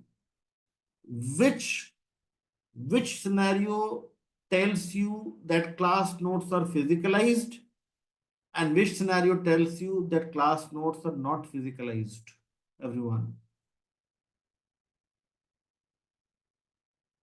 When you have something available on cloud, when you have something available in the database server and stakeholders have access to that, that information is known as data physicalization. You all must have heard of this thing, Parmita, Alpa, and others, that system is down, deployment is in progress. You all must have received those email. Yes, that system is not available for 2 hours or 3 hours today due to downtime, due to deployment, due to, you may say, go live activities. What is happening in the go live? What is happening in the deployment? In the deployment window, they are the database administration team. They are physicalizing the new set of information. And after the database refresh, you'll find some additional tables, some additional information within relational database. So Somnath, Parmita, and others, what is physicalization? It helps to load the logically connected tables onto some database server or the cloud location. The availability of the tables in some servers or cloud location will help all the stakeholders use their data to their own advantage. Some may create their reports, some may come up with the data manipulation.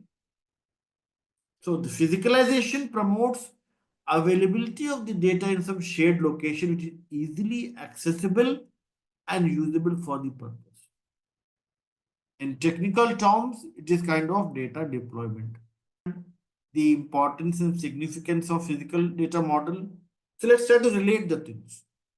First, you are creating certain attributes, corresponding values, defining entities, primary keys. Then you are linking all those tables together with the help of ERDs. And then when all these things are done, you load this information onto some server so that all the stakeholders may use or view that information. Is everybody able to establish the connectivity amongst all the three models? First tables, then linking the tables, and then loading these tables onto some server for everybody to use. With me on this thing? You all must have heard of this very popular term that we use nowadays, ETL. And Tableau is one of the ETL tool. What is ETL, everyone? What is the full form? What ETL stands for? Extract. What is T here?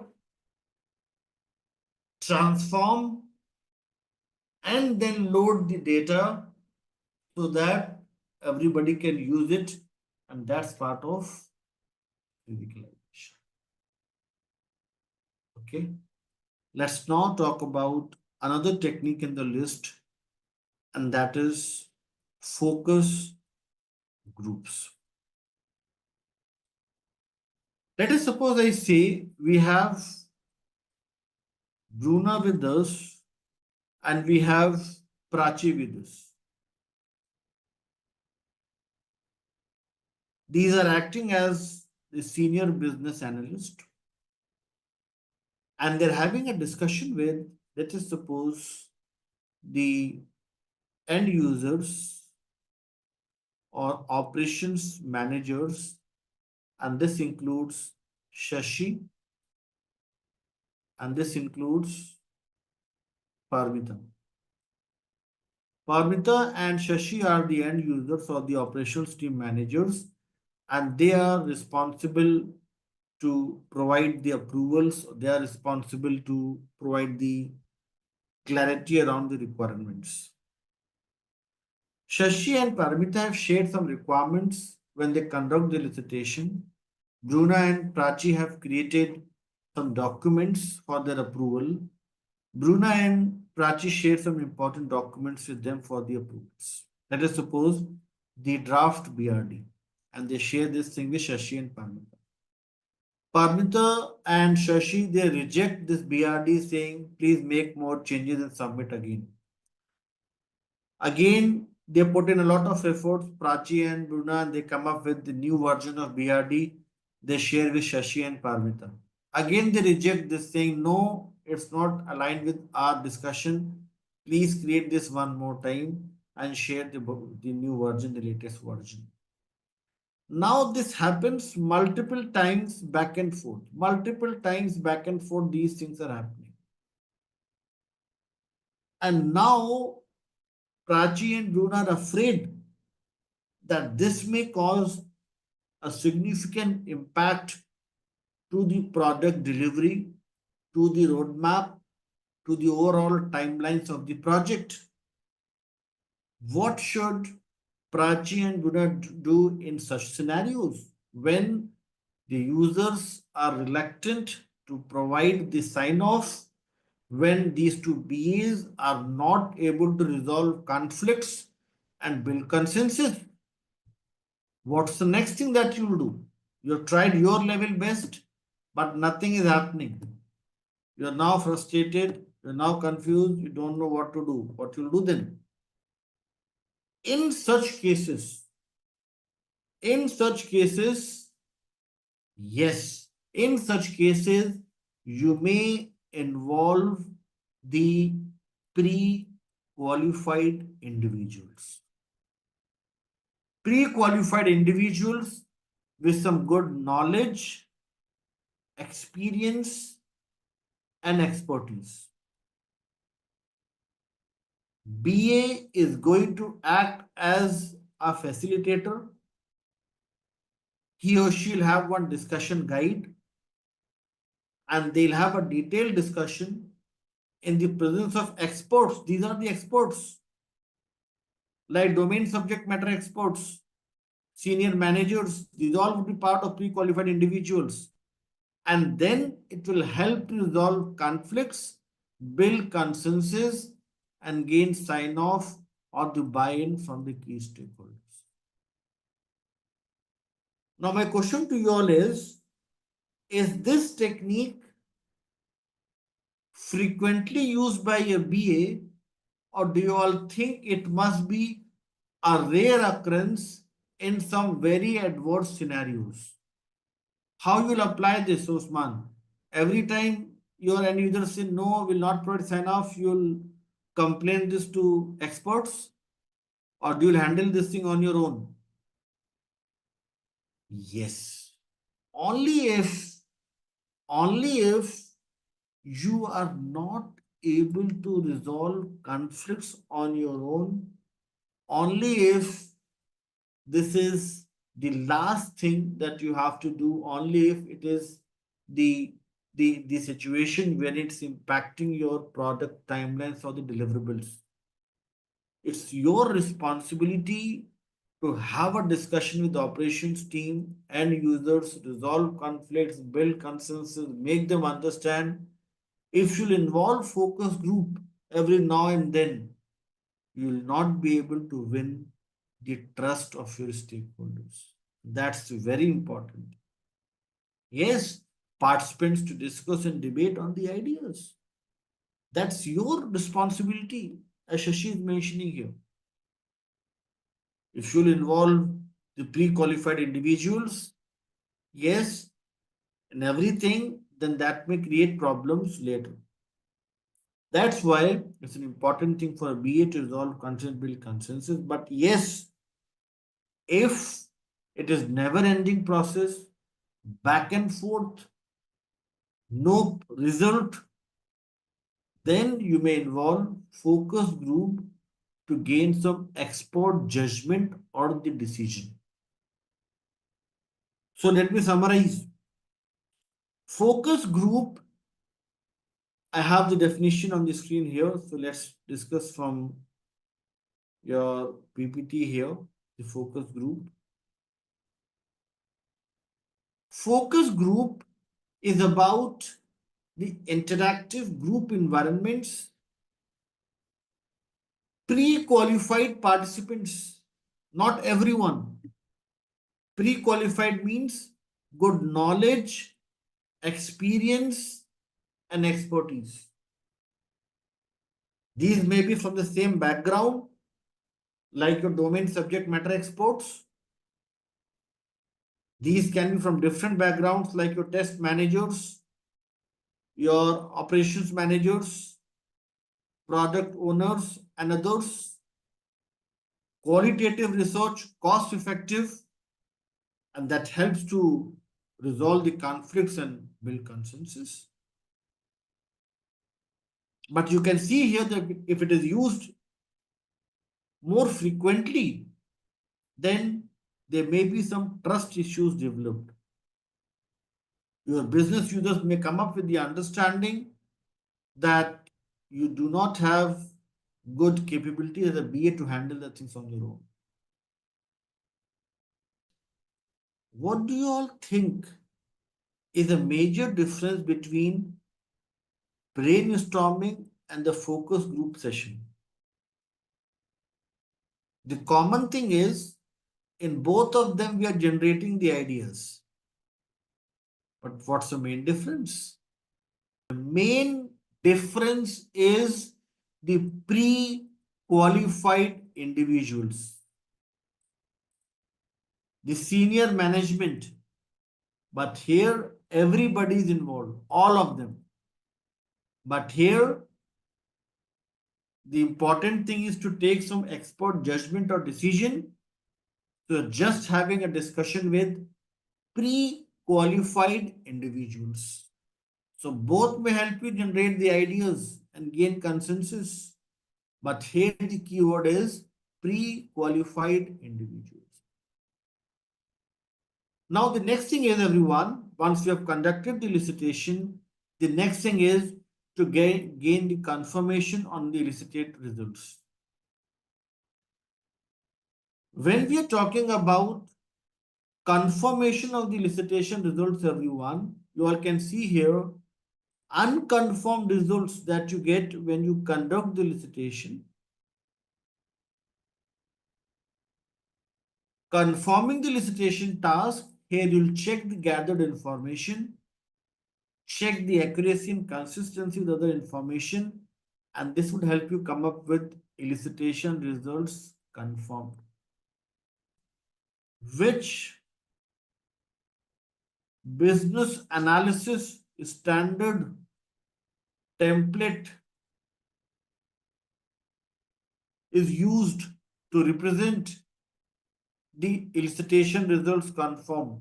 What is the name of that business analysis deliverable or the business analysis standard template that captures the elicitation results, everyone?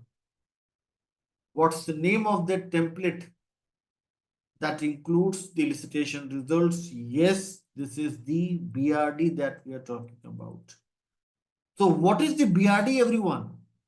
BRD is nothing but the business requirements plus the elicited results from the key stakeholders, that is stakeholder requirements. Combined together, it is known as the BRD. I may ask you such questions in your interviews as well, that elicitation results can be documented and represented in a standard format. What is this standard template known as? This is the BRD. Now you have this BRD in place. It's signed off, it's approved. What you'll do with this BRD now? What's the next step? Everyone, you have some business and stakeholder requirements that you have captured in the BRD.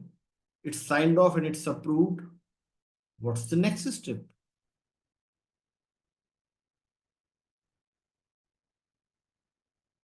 Next step, not the implementation, but yes, what Parmita is mentioning here, communication. It's the right answer. Now we'll communicate this information to all the stakeholders. Yes. So what is the purpose here, everyone? Communicate business analysis information to all the stakeholders so that stakeholders have a shared understanding of business analysis information. Business analysis information, stakeholder engagement approach are the key inputs, and the output is business analysis information communicated to the key stakeholders. Now, when we communicate, we have to keep in mind the approach. If it is predictive, then for obvious reasons, you'll come up with the comprehensive documents, the formal documents. If it is adaptive, we'll come up with the informal documents or presentations or simply the lightweight documentation. So three elements are determine the objectives and format of communication, decide about the form of the package, whether it's a formal documentation that you're going to share with everyone, or it's just informal documentation, verbal communication. And that's how you communicate this thing to the key stakeholders. Let us suppose you communicate and share this BRD with everyone. Let us suppose you have this package, and in this package you have all the important documents and templates, and you share with everyone. What is the next thing that you should be prepared with as a business analyst?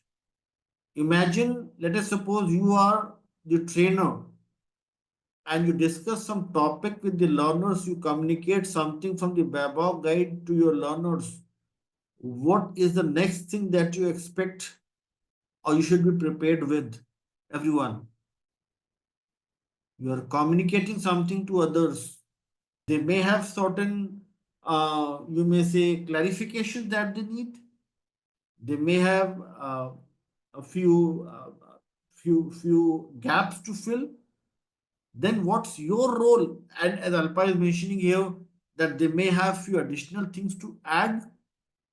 Then comes the importance of the last thing, and that is manage stakeholder collaboration. And what we are doing as part of collaboration, everyone, if let us suppose Ritika is coming up with one question, then it's responsibility of a BA to maintain the free flow of information. What is the free flow of information, everyone? Free flow of information is about having continuous, regular, iterative, or discussions with the key stakeholders at regular intervals to resolve conflicts and build consensus. This will help to promote shared efforts to resolve problems and then achieve desired results. Along with preparation for the questions, you also need to check for and monitor the participation of the key stakeholders and monitor for risks related to stakeholder engagements. And that may help you gain agreements on time commitments and resource commitments. So these are the three important elements when we talk about managing stakeholder collaboration, everyone. With that, we are done with this knowledge area. We have completed this knowledge area. And as part of this knowledge area, we have discussed about 5 important tasks. Let's quickly revisit those tasks. So we have discussed about first thing, how to prepare for elicitation, then how to conduct the elicitation, then how to confirm elicitation results, then how to communicate business analysis information, and then at last, how to manage stakeholder collaboration. And now the last thing is, the last topic for the day is the case study here. So you all can see here problem statement, BA not able to deliver the products on time, Botanics pharmaceutical company, and customers switching to competitor products. Now let's look at the key activities here. Business analyst spent some time going through the existing documents. This is nothing but telling you about the document analysis. Business analyst created a high level context diagram. What is the objective or purpose? Why we create the high level context diagram? What's the intent? The data transformation, or you may say the filtered or refined set of information.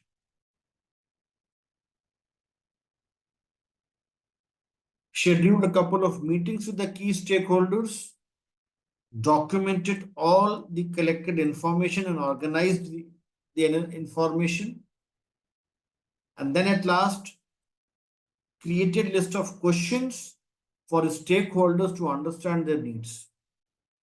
Now, if you look at all these activities, some visuals are created, some meetings happening. So this is all about adaptive ways of working. This case study is about the adaptive approach. And with that, we have come to the end of this course. If you have any doubts or questions, ask them in the comment section below. Our team of experts will reply to you as soon as possible. Thank you and keep learning with Simplilearn.